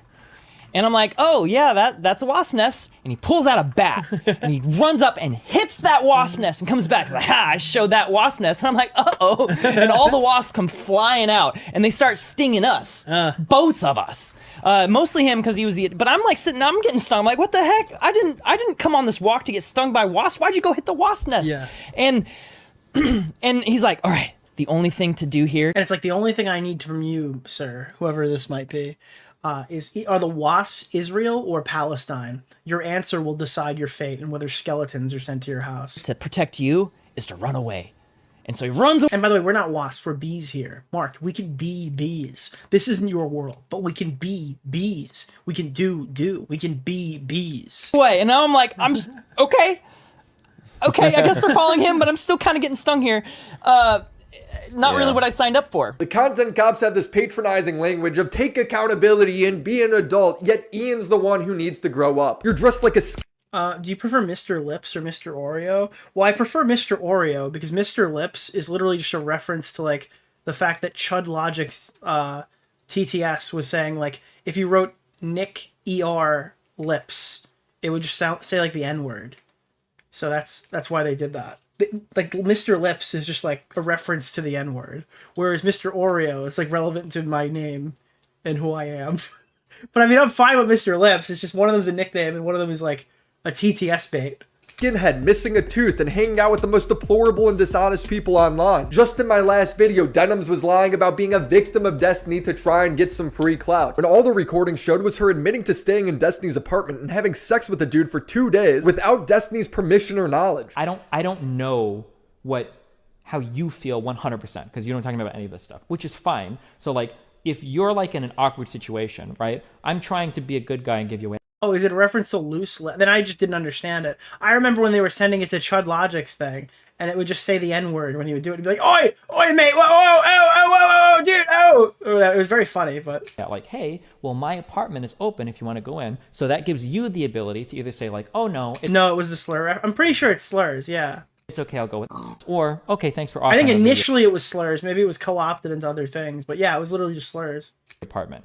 That wasn't like bring into my apartment for him to have free reign in here for a day. Okay, holy shit! Okay, that is so fucking weird. Why? Why would you put me in this weird spot where I have to come home and see it? And it's like people think this stuff of iDubbbz because iDubbbz did like a weird thing in Destiny's house. Incredibly creepy fucking guy. That is such a weird position. Like fucking one of Destiny's mods in his house is pretty fucking weird, yeah. My community that's been trying to get me to stop talking to my ex-girlfriend because he's trying so hard to f her is now f***ing somebody else in my bed, dragging his f***ing hairy balls across my f***ing blankets, okay? Oh! And then iDubbbz tried to like latch onto the Pixie thing, being like, I was recorded without my consent. Now, it had nothing to do with sexting. it was because I fucked a random mod in his bed. And he recorded the conversation where we discussed it. It's like, oh, yeah, oh, okay. All right, yeah, that's cool, I guess. Sick. Oh my god! And so we leave for an hour. He's like, holy shit, that's weird. So we leave for an hour and come back, and you're both still there. Oh god! Now I'm not going to sugarcoat it. We are friends with Denim. Yes, dude, fuck that guy. With someone who's trying to throw themselves in as a revenge porn victim for clout. And I don't even want to get into Frogan. The best thing that you can do for me is to support Creator Clash. Buy a ticket, buy a pay-per-view ticket, an in-person ticket, or donate to the fundraiser. I just want to see this event do well. The arena is still completely empty. There's entire sections of the floor seats that haven't sold anything. He had 9 million views in promotion for this event and it's failed horribly. Yeah, and dude, the fucking seat thing has never got like addressed. Even now, when the event is potentially postponed, we still have no idea like their reasoning for shutting down the upper bowl. I mentioned that earlier when LA Beast was in the chat. But again, my friends have seats in the upper bowl. They were asking about like, can other people buy seats here? Am I sitting alone? Are you going to move my seats down? Are you shutting the upper bowl? And they've gotten no responses back from the fucking management or whatever from Instagram. None of these comments are actually talking about it. They aren't even talking about the content of the video. Everyone's just memeing. iDubbbz leaves out so much context. The complaints he has about Ethan aren't even significant to the audience. It's amazing. iDubbbz is so selfish he couldn't even remain the sole cuck. He decided to cuck his whole charity event. He's like, you just destroy the charity event. It's the only way. It's the only thing we can do now. We have to destroy the charity event, Morty. Morty, if we destroy the charity event. like, no, I'm not participating. I prefer to just watch the whole fest burn down. And in closing, I will reiterate so that now that we've done all the damage, we've left. You know, there's no ambiguity about it. Anissa and I are no longer involved in Creator Clash. We're stepping down completely. We hope that the event is a massive success this year. We hope that all of the fighters get what they wanted out of it. They won't now. Moral of the story, you can cuck yourself. You might even be able to cuck your wife. But if you cuck a charity event... I've never known for sure, but you spell Nick like Nick, right? N-I-C-K? I've seen Nick, N-I-C, and Nitch also. Okay, the only people who call me N-I-C and N-I-C-H are Australians. Because no normal human being spells Nick that way or makes Nick that way. That doesn't happen. That's just, I mean, it's a meme on the private account, but no normal human being abbreviates it in such a manner. Full of people who've been preparing for it over the last year, just a couple of months before it goes live, you can call that empathy, but I might call you an asshole. I have a lot more to say about Hassan, Frogan, and Nisa, and the serial docs are known as bad empanada. Hassan's lying, acting like he's on the verge of being deported because he's a liberal, when in reality it was a standard randomized check that lasted like 50 minutes. We can't let him get away with that. So subscribe to the channel, and thank you Aura for sponsoring this video. And shout out to the homies over on Patreon. Yeah, that was very good. I think that was one of Willie's best. I mean, it's a slam dunk at this point. He's waited long enough where like the whole story is out here, and he made a very good like again, Willie's videos are very good entry points to a lot of stories. I think his part 2 videos usually jump on it. I'm assuming at some point there'll be a part 2 to this. Maybe not, because well, I mean, I don't know. How long is this thing gonna keep going? I guess that will dictate if there's a part 2. But it's a very good entry point for people who haven't really seen anything yet, and it's kind of too much to get into this late in the game. You've got to go back and watch videos from like fucking 3 months ago to kind of understand every little aspect to it. Is he farming Aura? No, he's farming Aura. Yeah. I feel horrible for the Aussies. Got the worst of the British culture. And British by itself is pretty bad, sure, 100%. Post Creator Clash 3 video. Well, if Creator Clash 3 got moved, the big shame is like I didn't want Creator Clash 3 to be canceled. I wanted it to be a disaster. And not for the fighters' sake, but because I thought like it would be extremely funny if there's just nobody there. Because obviously the charity's getting done, the fighters getting paid, that would be ideal. I think the fighters getting paid, I guess, would be ideal for the people who actually took the training seriously. I wouldn't want them to be out if they created the Froggy Fresh policy and they paid creators after so that they couldn't leave with the money if they're treated poorly or whatever. I would want them to be compensated correctly. But yeah, no, the event going bad and having nobody there and all that stuff with the charities getting money would be kind of funny. That would be an ideal post-VidCon streaming arc. So the fact that that's been taken away from me is What's the super name awesome. of the guy, Keemstar Orbiter? Nick DeOrio. Mr. Oreo. I miss Big Bungee. Blame Take my money, Boblax. you handsome devil. Thank you. Left my house at 7 and you're still kicking. We're winding down now, though. That's probably the last thing we're gonna cover tonight. But, dude, every time we do a stream like this where we do mostly Ethan Hassan Destiny memes, I'm like, well, this is probably slowing down now. But I just remembered that I assume most of this weekend Ethan has been preparing his Content Nuke Part 2 video. Again, I think it's gonna be Content Cop iDubbbz and Content Cop and Issa Jomha, but it might be Content Nuke Hassan Piker too. And if that is the case, we're going to have a lot of content coming up because I imagine that's going to restart the cycle from ground zero, literally. So I think that's the next piece of this story. And then obviously we'll do another stream when they actually address Creator Clash 3. We're going to do streams anyway, but we'll do another segment when Creator Clash 3 is formally moved or doubled down upon. It'll be a nuclear fallout from Hassan Piker. Dude, Hassan Piker's next stream when he goes on acts super smug and he's like, yeah, I got unjustly banned because all those right-wing free speech. I can tell you, the free speech right has been coming after me again. They've been trying to take me out. Interesting. You should be watching freedom fighters like Taylor Lorenz tell you all about free speech. Hey, Nicholas DeOrio, we in this shit, son? It's very funny. It's going to be very funny. Nice Hassan impression. It's lunchtime. Dude, it's time, dude. It's time. I gotta gather up fuel, dude, for the TIE Fighter. Bang! Fuel. Fuel or Huel? Can I say something to you, Nick? I really like you. Why? Oh, Phil Robertson from Duck Dynasty just died of Alzheimer's? That's sad. Jesus. You doing anything fun for Memorial Day? Just a normal Memorial Day. Hanging with family and stuff. He was unbanned already? Yeah, I mean, you had to assume that Hassan Piker was going to be unbanned fairly quickly. That's just kind of how things like this go. 24 hours isn't really unexpected, because they don't want to ban him. They're doing it to appease people. They don't actually care if Hassan Piker is breaking any policies. Yeah. Nicholas, the GOAT. Thank you for the $5. I hope Ethan posts the Content Nuke on the day of Creator Clash 3. Why wait a month? Why not post it this week? Why hold it back? I mean, Creator Clash 3 might not happen. He might not be able to post it for a year. Maybe Creator Clash 3 goes to next year now, and they just re-up on the advertising. I wonder, though, if they postpone the event, how much money are they out? I doubt they're getting a refund in full from the fucking Tampa Bay Lightning Stadium. The stadium thing blows my mind. I have no idea why they re-upped there if they couldn't sell it out last time, at a time where YouTube boxing is, like, even more pathetic. Where like the views are significantly lower. Nobody really cares about the events right now. They're talking about KSI versus Jake Paul. I'm still not hearing anybody talk about it. Who here wants to see KSI versus Jake Paul after like 5 fucking years? I don't care, dude. I don't care at all. I think Jake Paul is going to beat the socks off of KSI. It's not even going to be competitive. I have no interest in watching that fight. Supposedly they want that card to be an MMA card. Not MMA card, sorry. A professional boxing card, not have YouTubers on the undercard. That's a huge miss. What they should do is do it like the original Logan Paul KSI fight, and they should bring on YouTubers who really aren't affiliated with the YouTube boxing thing. Just people who are cool that they like. Honestly, take a page out of Creator Clash's book. Only get more relevant fighters. That's what I would do if I was them. But I'm not really sure what the drive is to watch more. Like, I don't care. I'm not going to get into boxing. If I haven't gotten to boxing so far by watching all these Jake Paul cards, it's not going to happen. I'm more interested in UFC. I think for most people right now, that's the current trend.